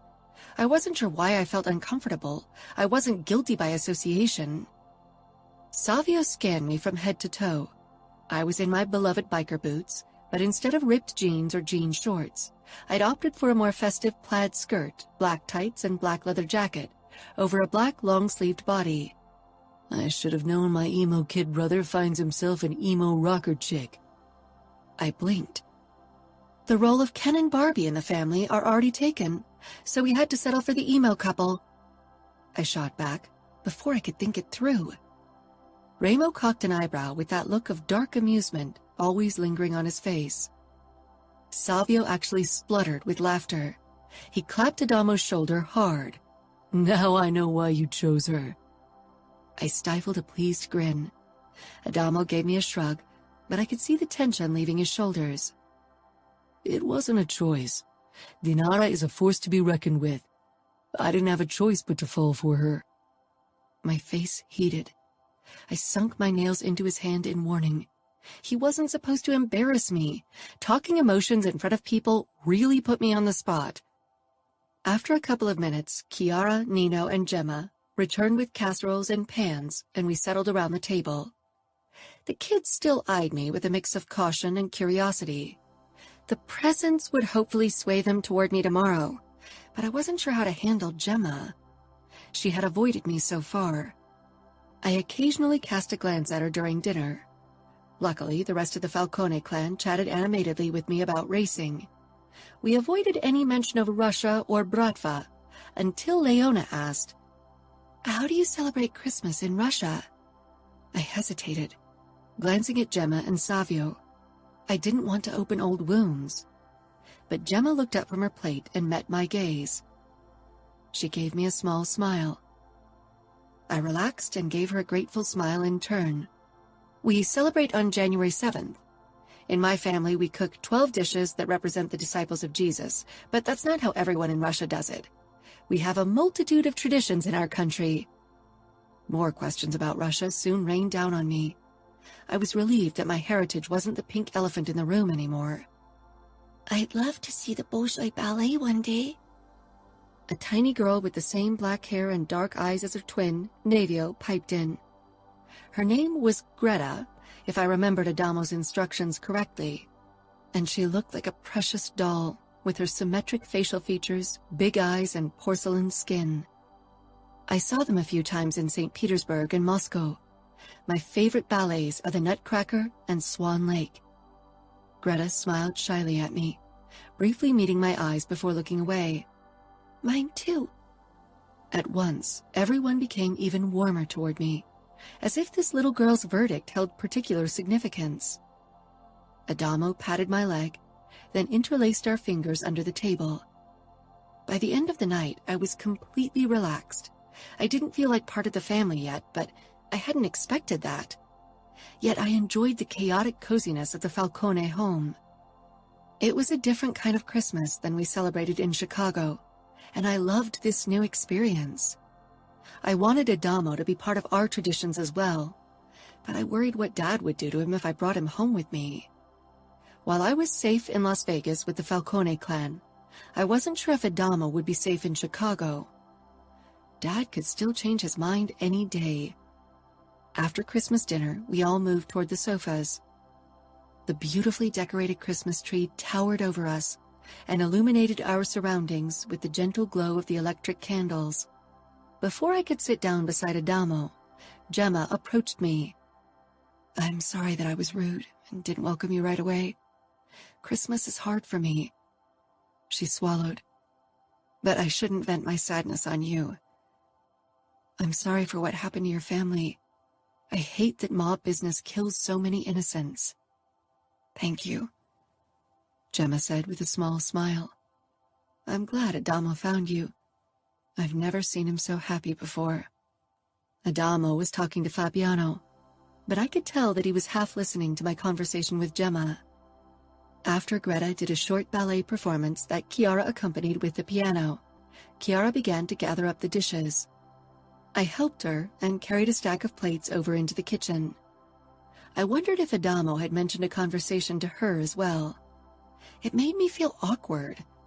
I wasn't embarrassed about my past, but I preferred for people to judge me for my actions today, and not for something that was done to me more than a decade ago. She noticed my curious gaze and leaned against the kitchen counter. Adamo always seemed so restless when he came to visit, especially during the Christmas holidays. But today, for the first time since I've known him, he looked as if he exuded calm. "He's arrived. You are his anchor. And no matter where you two live or if you keep traveling with the racing camp, he's found his home in you. That's wonderful. We all need something that gives us roots so we can grow for the future. And you are each other's roots." I bit my lip, my throat clogging with emotions. "Thank you, Chiara. I never meant for it to happen. I didn't think I could really trust someone like I trust Adamo." Chiara nodded. "I never thought I could experience what I have with Nino. But the past doesn't have to define us. We shouldn't let it." "Yes," I agreed. The door swung open and her two sons rushed in. They pressed up to her. "Mom, can we have cookies before bed?" The shorter boy, Massimo, asked. "It's Christmas," Alessio reminded her. Chiara laughed, and I fell in as well. They reminded me of my half-brothers. When sweets were concerned, they could be quite cunning. A moment later, Adamo came in with a couple of empty glasses, but it was obvious that he was checking on me. He wrapped his arm around my waist, pulling me against him. "I'm fine," I said, before he could ask. Adamo nodded. "I knew you'd be." I stifled a smile. I'd always wanted someone at my side who knew I could handle myself, who didn't treat me like a damsel in distress, and I'd found that person in Adamo. Chapter 26. Adamo. She stood against the horizon, illuminated by the sinking sun, completely naked except for her biker boots. Her red hair glowed like flames in the last rays, and her pale, beautiful body appeared almost pearlescent. I got out of the tent and watched her a bit longer. She was so fucking gorgeous. She turned and met my gaze. A smile broke free on her face. It wasn't one of the fake smiles weighed down by darkness from the past. It was a free, honest smile. That didn't mean she didn't still harbor darkness. We both did. It was what made us understand the other so well. But we controlled our darkness now, like a tamed beast behind iron bars. Sometimes we let it out to play, but mostly it slept peacefully in its corner. I still felt as stupidly in love with Dinara as I'd been when I'd rushed to Chicago to convince her father. We'd grown closer, Dinara and I, and even her father grudgingly tolerated me. We'd even celebrated the Orthodox Christmas together in Asper for the first time this year. Dinara bit her lip in that teasing way she had, turning fully to me so I could see the length of her naked body. One of her hands cupped her breast, teasing her piercing, as the other slowly slid down her belly to the apex of her thighs with the soft patch of red hair. Blood rushed down my body, gathering in my cock. She and I always took time away from camp so we could fully enjoy each other's company. I strode closer to her, taking her in and the way she stroked herself. When I stopped right in front of her, she was panting softly, her lips parted. 2 fingers worked her clit, spreading wetness all over it. I grabbed her hips and sucked her pierced nipple into my mouth. Her fingers moved faster on her clit, and she let out a sharp moan. I sank down slowly, tracing my tongue over her belly before I arrived at eye level with her pussy. Her fingers circled her bundle of nerves, and her lust had already gathered all around it. The sight of her glistening folds made my mouth watery. I leaned forward and teased her fingers and clit with my tongue, tasting her sweet arousal. Her fingers didn't cease the circling of her clit. Instead, they soon began to fight my tongue for dominance. After she came, I pulled her down on my lap. Making love to her still felt like a revelation every time. Afterward, we watched the night sky as we reclined on the hood of my BMW and drank ice-cold beer. In the past, I would have needed a smoke to really enjoy the moment, Dinara murmured.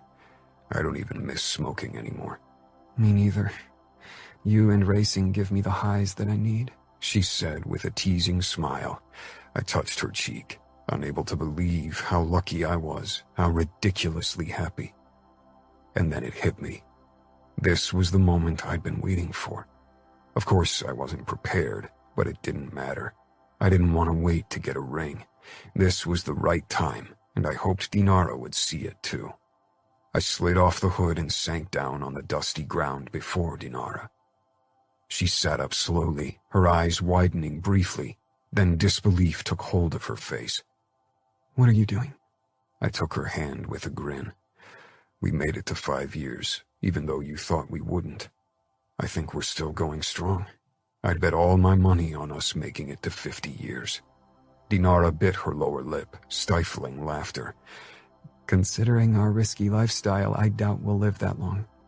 I know you aren't 30 yet, so your second requirement isn't fulfilled, but I can't wait another 5 years. I'd say we're good to go. I fumbled inside my jeans pocket and pulled out a discarded silver chewing gum wrapper.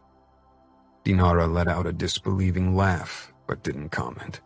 I formed the wrapper into a makeshift ring, then took her hand again.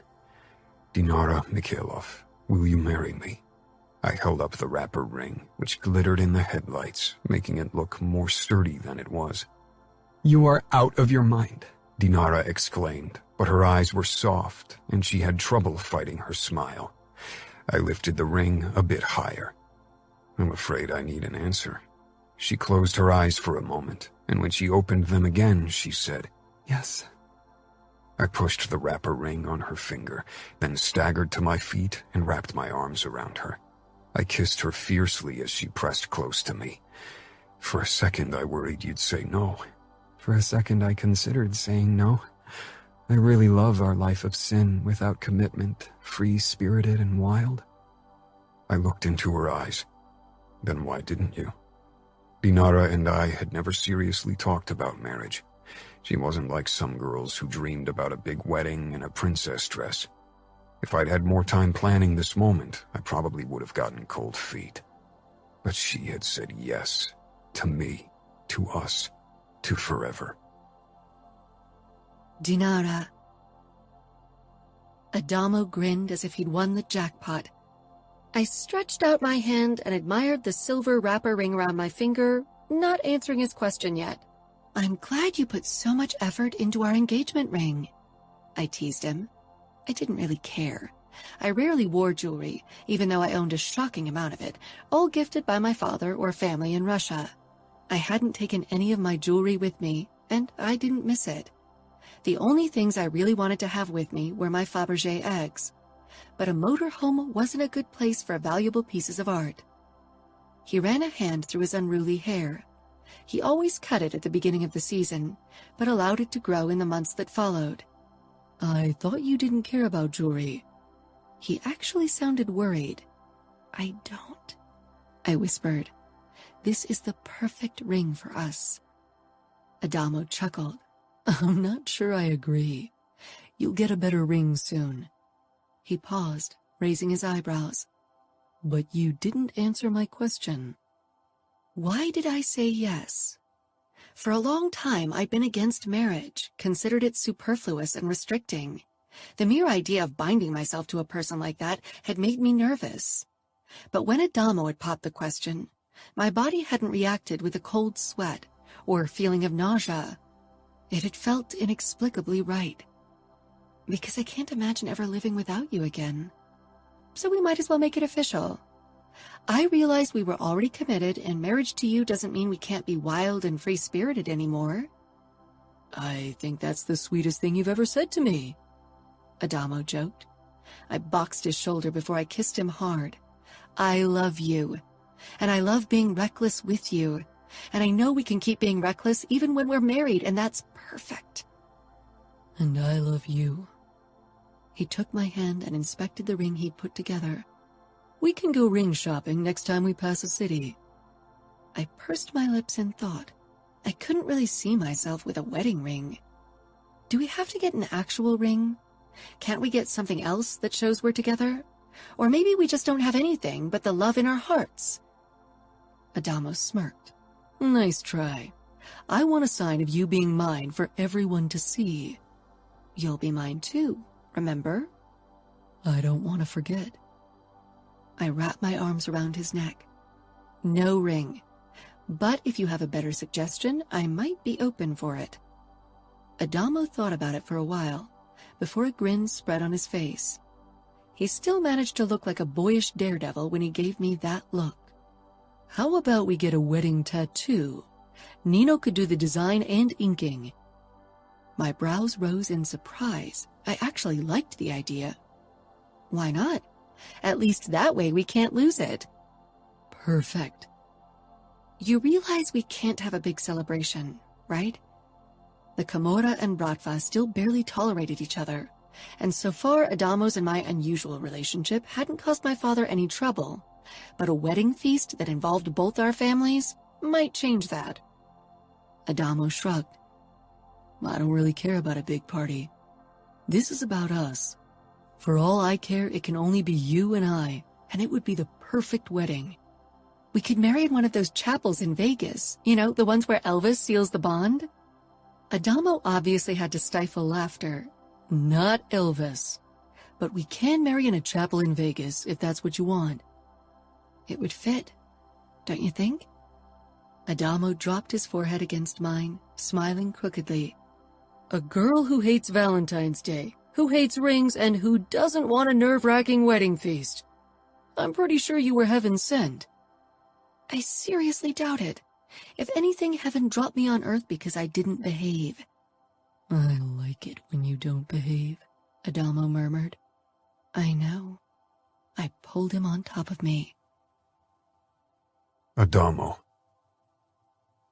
A week later, Dinara and I traveled to Las Vegas to spend a few days with my brothers and their families and tell them about our decision. Of course, the second we announced our plan to marry, Chiara already fantasized about planning the wedding. Dinara gave me a panicked look, so I spoke up before my sisters-in-law called a wedding planner. Dinara and I don't want to celebrate. We just want to elope in a chapel around here. No big deal. Oh, Chiara mumbled, exchanging a look with the other women. You realize you're breaking quite a few hearts here, right? Ramos said, but he looked like he didn't care. He'd never been one for the big celebrations, and probably wouldn't have had any kind of wedding ceremony if Serafina hadn't wanted it. For us, it's not about the celebration, it's about the promise we give each other, Dinara said carefully. Considering the difficulty of having your family and ours under one roof, your decision is wise, Nino said. Dinara nodded quickly. Yes, that's another reason why we didn't want to make a big deal of it. It's just for us. We don't want a ring, either, I said. Instead, we want you to create wedding tattoos for us. Savio flashed Nino a grin. Then you'll have tattooed almost every member of our family. It's becoming a heartwarming tradition. I scoffed. A bull tattoo over your dick isn't the most heartwarming sign. Savio sent Gemma a cocky look. The sight of my bull always warms Gemma's panties and heart, right? She punched his abs, causing him to grunt. I hope you don't want your wedding tattoos in similarly shady places, Nino said dryly. Dinara laughed. Don't worry, I said. When are you going to marry? Chiara asked. I could tell she was bummed about not getting to organize a big wedding. Tomorrow, Dinara and I said at the same time. Chiara smiled hopefully. Can we be there? Nino touched her shoulder. I think the lovebirds want to be alone, Ramos said. I nodded. We really don't want to make a big deal out of it. Inviting my family to the wedding wouldn't go over well with Grigori, and there was no way we could have him at the ceremony in Vegas without causing a major scandal, and most likely, bloodbath. At least have someone record the ceremony, Chiara begged. I think there's a package we can book that includes photos and even a video, Dinara said. I could check. She pulled out her phone, but Ramo waved her off. They are going to take photos and record everything if you ask them to. You'll be a Falcone. Dinara and I exchanged a look. Actually, I said, Dinara will keep her name. Like we said, we just want to marry as a sign for us, not for outward appearances. That's reasonable, given the situation with Grigori, Nino drawled. I laughed. I knew you'd agree. Chiara shook her head, looking honestly disturbed. You two are the least romantic people I know. Nino at least pretends to be romantic for my sake. At least they both don't have a romantic bone in their body, Serafina said. Dinara shrugged. Our idea of romance is sharing a beer on a car hood after kicking each other's ass during a race. I pulled her against me and kissed her temple. Perfect. When Dinara told her father about our decision that night, his excitement was limited. Not so much because she chose to marry me. I think he'd made his peace with me at this point. But he was appalled by the fact that his precious daughter would marry in a cliched chapel in Vegas. But he, like my family, had to accept our decision. The next morning, Dinara and I followed Nino into a room that he'd prepared as a makeshift tattoo studio. I was nervous if Dinara would like the tattoo I'd chosen. I'd searched the internet for days for possible options. Most of them were just tattooed rings, but that would have been the too obvious choice. Dinara and I wanted something more subtle, not for everyone to see. Nino pulled out the sheets with his design of our wedding tattoos. He pushed the sheet with the tattoo for Dinara's palm over to her, and the other sheet to me. Dinara scanned the drawing of an intricate lock in the shape of a heart, then glanced over to my sheet with the matching key. Do you like it? I asked when she didn't say anything. She nodded with a slow smile. Can you do something this delicate on a small scale like a finger? She asked Nino, who frowned in response. I thought we could ink it into our palms. That way the key and the lock always merge when we hold hands. The downside is that tattoos in palms only last up to a year, so we'd have to redo them regularly, I said quickly. I hadn't discussed this with her yet. It was meant as a surprise. Dinara nodded immediately. That's actually perfect, because it means that we have to renew our vows every year. She paused. I feel bad that you're the romantic in our relationship. I'm glad your expectations are low when it comes to romantic gestures, trust me. Dinara and I exchanged a grin. Nino looked impatient. So I assume you are both fine with me tattooing the designs into your palms? Yes, Dinara said, and I nodded. I should warn you that the palm is a tender spot, and the tattoo is going to be at least uncomfortable, maybe even painful, depending on your level of sensitivity. I don't think either of us is very sensitive to pain anymore, I said dryly. I'd gone through torture at the hands of our enemy, and more broken bones than I cared to recount during fights or race accidents. And Dinara had lived through enough shit as well, not to mention that she had a nipple piercing, which Nino, of course, didn't know. Who wants to go first? Me, Dinara said without hesitation, and thrust her hand at Nino, who disinfected it thoroughly. He took the tattoo needle, but didn't begin right away. If you need me to stop, just say so. Dinara nodded, but she didn't say anything as Nino tattooed the intricate design into her palm, only watched with fascination. While I admired my brother's tattoo art, my gaze often wandered to Dinara's gorgeous face, unable to believe that we'd actually say yes to each other today. When Nino was done, she held up her hand between us. The skin was red, but it was obvious that my brother had created something magnificent. Your turn, Nino told me. I held out my hand, but didn't take my eyes off Dinara, who gave me a small smile. When the needle pierced my skin, I twitched once. It was uncomfortable, like Nino had said, but nothing close to the pain I'd felt before. Only this time, the end result was worth every second of discomfort. After Nino was done with my tattoo, he nodded in satisfaction before he turned into warning mode again. Try to keep the wounds clean, and no hand-holding or tattoo merging in the next few days. The result will suffer if you get an infection. We'll behave, I told Nino sarcastically. He gave Dinara a look. I hope you're the sensible of the two of you. I love racing, and got my belly pierced in a dingy back alley place that also sold second-hand cell phones. Nino sighed and got up. I think you two are a good match. We are, I agreed. 3 hours later, we stood in front of an Elvis imitator after all. Dinara and I had chosen matching outfits of our favorite leather jackets, ripped jeans, and white tees. No fancy shit. But I'd stuffed a white rose into the pocket of my jacket, and Dinara held a bouquet of white roses in her hand. A single flower was also woven into her red hair, creating a beautiful contrast. After we'd said our vows and kissed longer than was appropriate, I carried Dinara out of the chapel and toward my BMW. I lowered her into the passenger seat, then gave her another lingering kiss before I closed the door and took my seat behind the wheel. Ready for happily ever after with me? So ready, Dinara said. I hit the gas, and we shot out of the parking lot with a loud clattering. The kids had insisted we string a dozen cans to the exhaust pipe. We let the windows down, turned up the music, Highway to Hell, which seemed like the perfect ironic touch to our day, and raced through Vegas.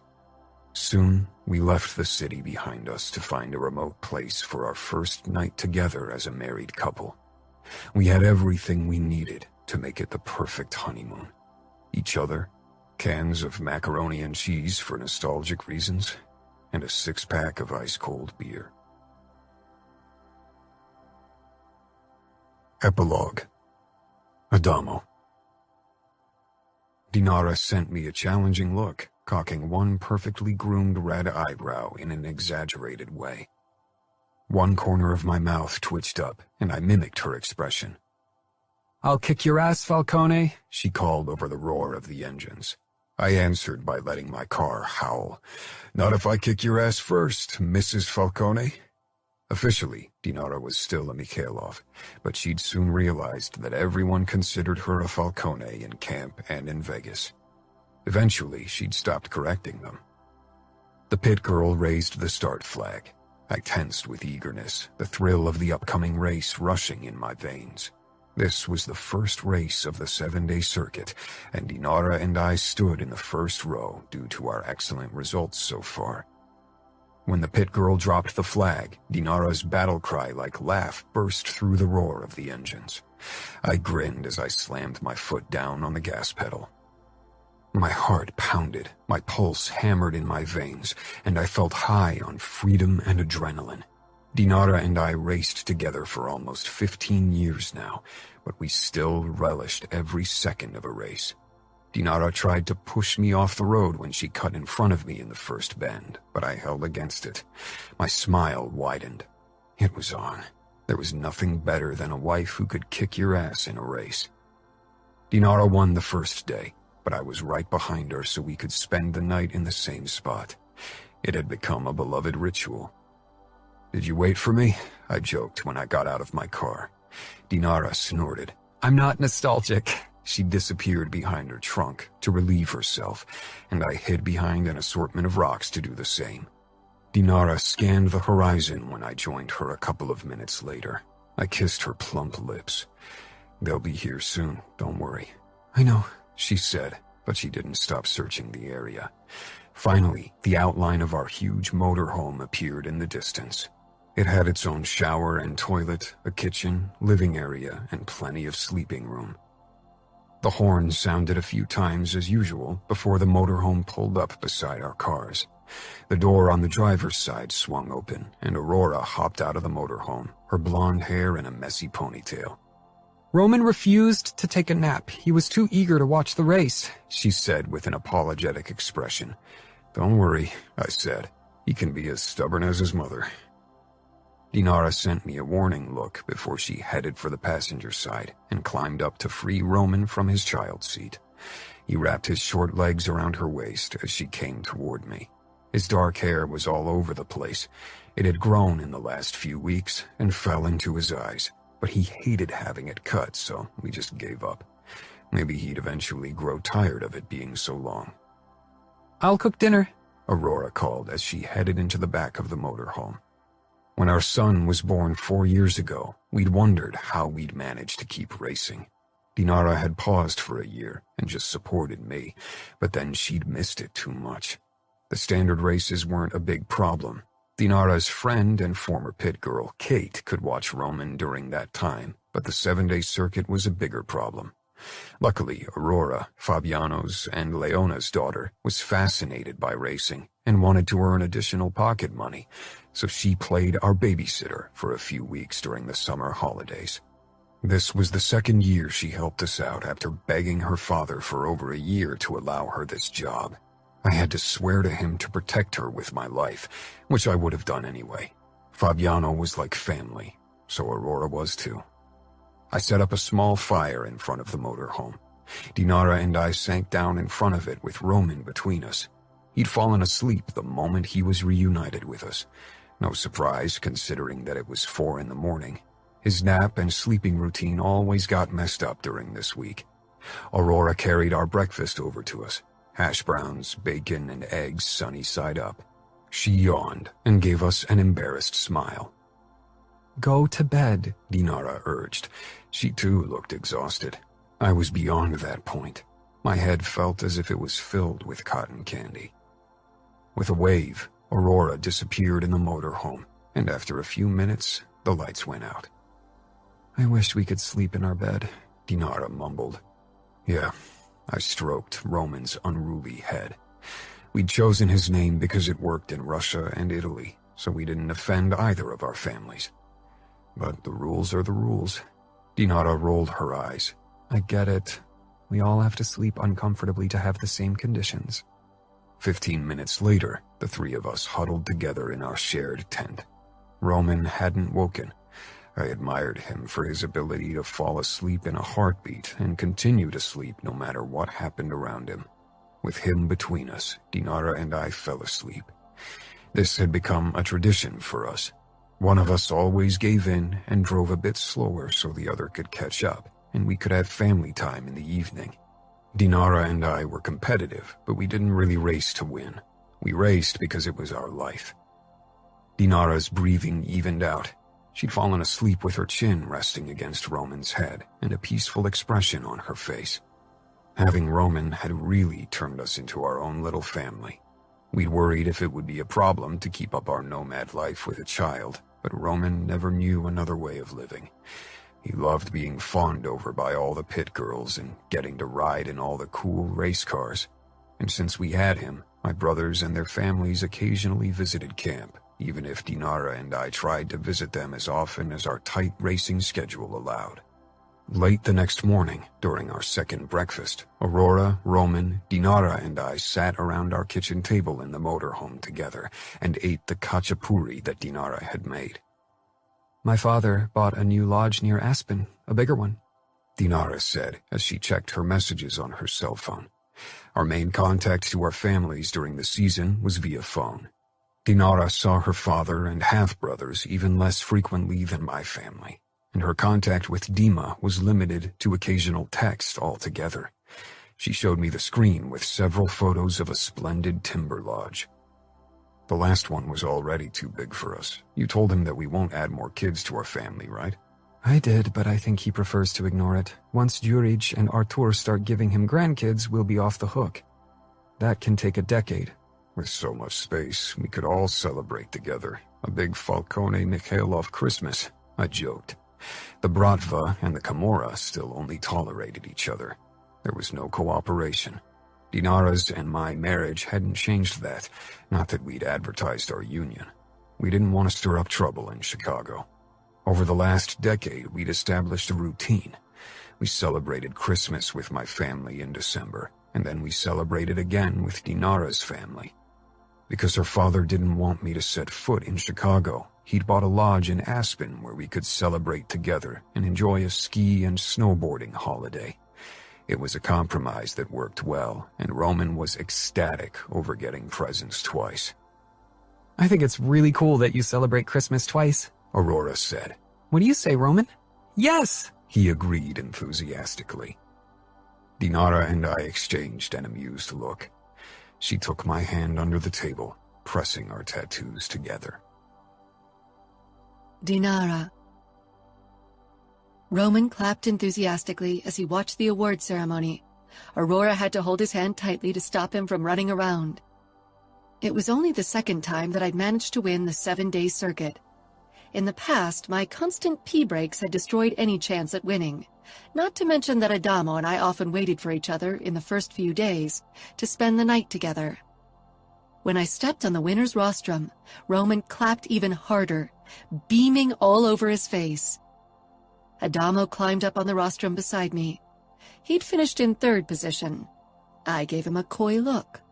So far, he was still in the lead when it came to total wins, but I had every intention to catch up with him eventually. After the ceremony, Roman rushed over to us and threw himself into my arms. I swung him up, and he thrust his arms up over his head as if he too had won. Adamo smiled broadly at me. Despite our competitiveness, losing against each other never stung, even if we teased each other mercilessly in the days that followed. The winner always got the bragging rights, and the loser promised retribution. "You beat Dad, Mom," Roman reminded me, before he turned to Adamo to say in a gravelly voice, "Sorry, Dad." Adamo tousled Roman's unruly hair. "Don't worry, buddy. Next time Dad will win again." I sent him a look that made it blatantly clear that wouldn't happen. "I want to race too," Roman declared. "Maybe next year," Adamo said with a wink. Over my dead body. This was one of the times where I wished Adamo and I hadn't passed on our recklessness. Adamo always joked I was being overprotective, and he was right, but I just couldn't help it. Together we climbed down the rostrum, and I accepted the congratulations of fellow racers and many pit girls. Funnily enough, these girls had become much nicer to me since I'd given birth, probably because they didn't see me as competition anymore now that I was a mom. Not that I'd ever competed with them for their prey, the bachelor racers. I'd only had eyes for Adamo from the beginning. I still rocked jean shorts and crop tops, even if I had to have my belly piercing removed due to an infection during pregnancy.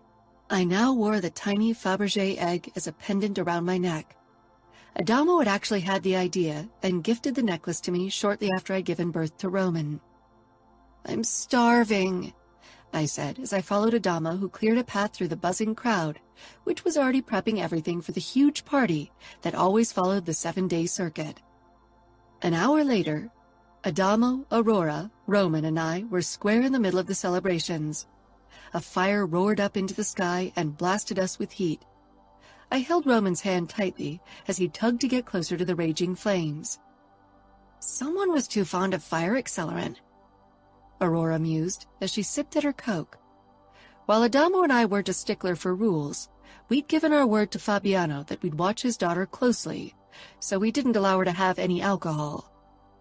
A couple racers had checked Aurora out when she first appeared in camp, but one look from Adamo, and a gentle reminder from me that her father was the Camorra's enforcer, stopped any interest the male camp population might have had in her. Roman yanked even harder at my arm and pointed at the flames with his free hand. "I want to watch the fire!" "You can watch it from here," I said, then turned to Adamo. "I wish he was less reckless." Adamo chuckled and wrapped an arm around my shoulders. Did you really think a kid of ours would be the cautious type? Aurora hid a smile behind her can of Coke. A moment later, she joined the dancing crowd. She'd borrowed one of my crop tops and combined it with baggy jeans and white sneakers covered with drawings and permanent marker, looking as if she belonged here and not in an elite high school. Adamo's vigilant gaze followed her briefly, but when he saw that she was surrounded by pit girls and that the guys kept a respectful distance, he locked eyes with me again. Roman's frustration rose as I kept him in place. His dark eyes sent me a reproachful look, as if he couldn't believe I dared to restrict his desire for freedom so shamelessly. Adamo hoisted him up over his head and positioned him on his shoulders.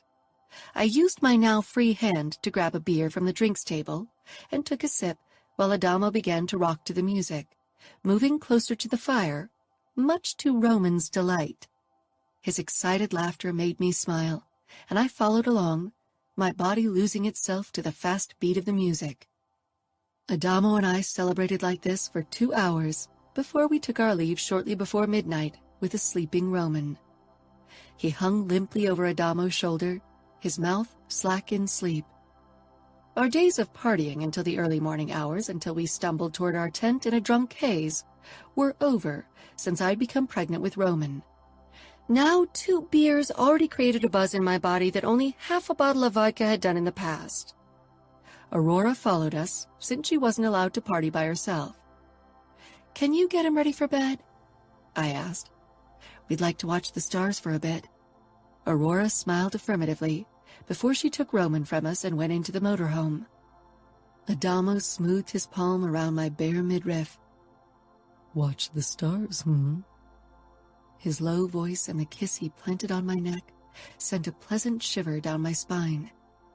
I slanted a look at the motorhome, but the door was closed and Aurora wasn't anywhere near the windows. "It's a beautiful night," I said with a shrug, nodding up at the sky. Indeed, Adamo said as he tugged me along toward our parked cars. How about we do a little joyride to a more secluded place to watch the stars? Smiling, I pushed past him and slid into the driver's seat. "The winner drives." Adamo raised his hands, palms facing my way. All right. As always, the sight of his tattooed key warmed my heart. After a few minutes of driving, the lights of the celebrations weren't visible anymore. I parked the car off to the left of the road and turned the lights off, bathing us in darkness. Stepping out into the cool night, I took a deep breath. I loved living in camp, the chaos and noise. I loved Roman, his stubbornness and recklessness. But I also loved these small slices of alone time that Adamo and I carved out for ourselves. I hopped on the hood of my car, and Adamo pushed between my legs almost right away, slinging his arms around my waist and jerking me against his body. His erection pressed against my crotch, making me moan. We hadn't had the energy to sleep with each other in the last 7 days, but the thrill of winning had awakened my libido. You deserve a prize for winning, Adamo murmured. Lie back. I lowered myself to the still warm hood. Adamo's lips and tongue traced my belly as his fingers opened my pants and slid them down. Peering up at the sky, the myriad of stars twinkling beautifully against its black canvas, my lips parted in a low moan as Adamo's mouth found my center. I fought the urge to close my eyes as the pleasure rose higher, tightening a knot deep in my core. I came with a cry, the stars in the sky blending with the lights bursting before my eyes as the sensations overwhelmed me. Soon Adamo wrapped his arms around me once more, pulling me up against him, and we made love. The stars became meaningless as our gazes locked. We didn't look anywhere but at each other until we came, and lay spent on the hood, wrapped up in each other, my leg thrown over Adamo's hip. How long do you think we will continue to live this nomad life? I asked breathlessly. Adamo kissed my hand, then my cheek. Until we're old and gray, or old and bald in my case. You have thick hair, you won't go bald. Adamo chuckled. That's your main concern? I nudged him hard. You think we can still race cars when we're 80? I doubt we'll win a single qualification race. Do you want to settle down in a nice suburb? Yeah, right, I said sarcastically, then yawned. It had been a long day, but lying in Adamo's arms under the night sky, listening to the soft whoosh of the wind and the occasional chirp of a cricket, was too good to exchange it for sleep. Let's just take it one day at a time. That always worked really well for us, don't you think? It worked perfectly, I said. I still can't believe we're here today, married with a child, without a war between our families at our back. Maybe it's karma's way of making up for the shit show that was my childhood. Maybe, Adamo murmured. Or maybe you just fought for your happiness, like I did. I am happy, I said. Sometimes it was still hard to believe. As a teen, I always thought I'd end up as a depressed, chain-smoking, mid-30s single lady with a drinking problem who'd die of lung cancer or liver cirrhosis. Adamo burst out laughing. Our emo teen selves would have had a field day together. I thought I'd either die of an overdose or because Ramo killed me. I guess it's good that we didn't cross paths during that time. I'm just glad that we met. I can't imagine life without you in it. I brought my face even closer to his. Every day since you've been in my life has been better than any day before we met. I kissed him, and he pulled me even closer until I could hardly breathe, but I clung to him. There won't ever be another day without you in my life. The end. Please consider leaving a review. Listeners like you help other listeners discover new books. If you want to be among the first to get updates on books, please join my Facebook group, Cora's Flamingo Squad. For bonus content and news, subscribe to my newsletter.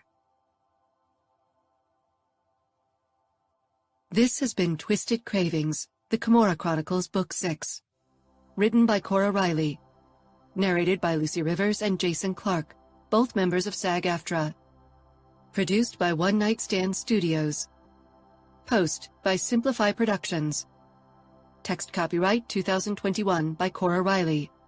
Production copyright 2021 by Cora Reilly. All rights reserved.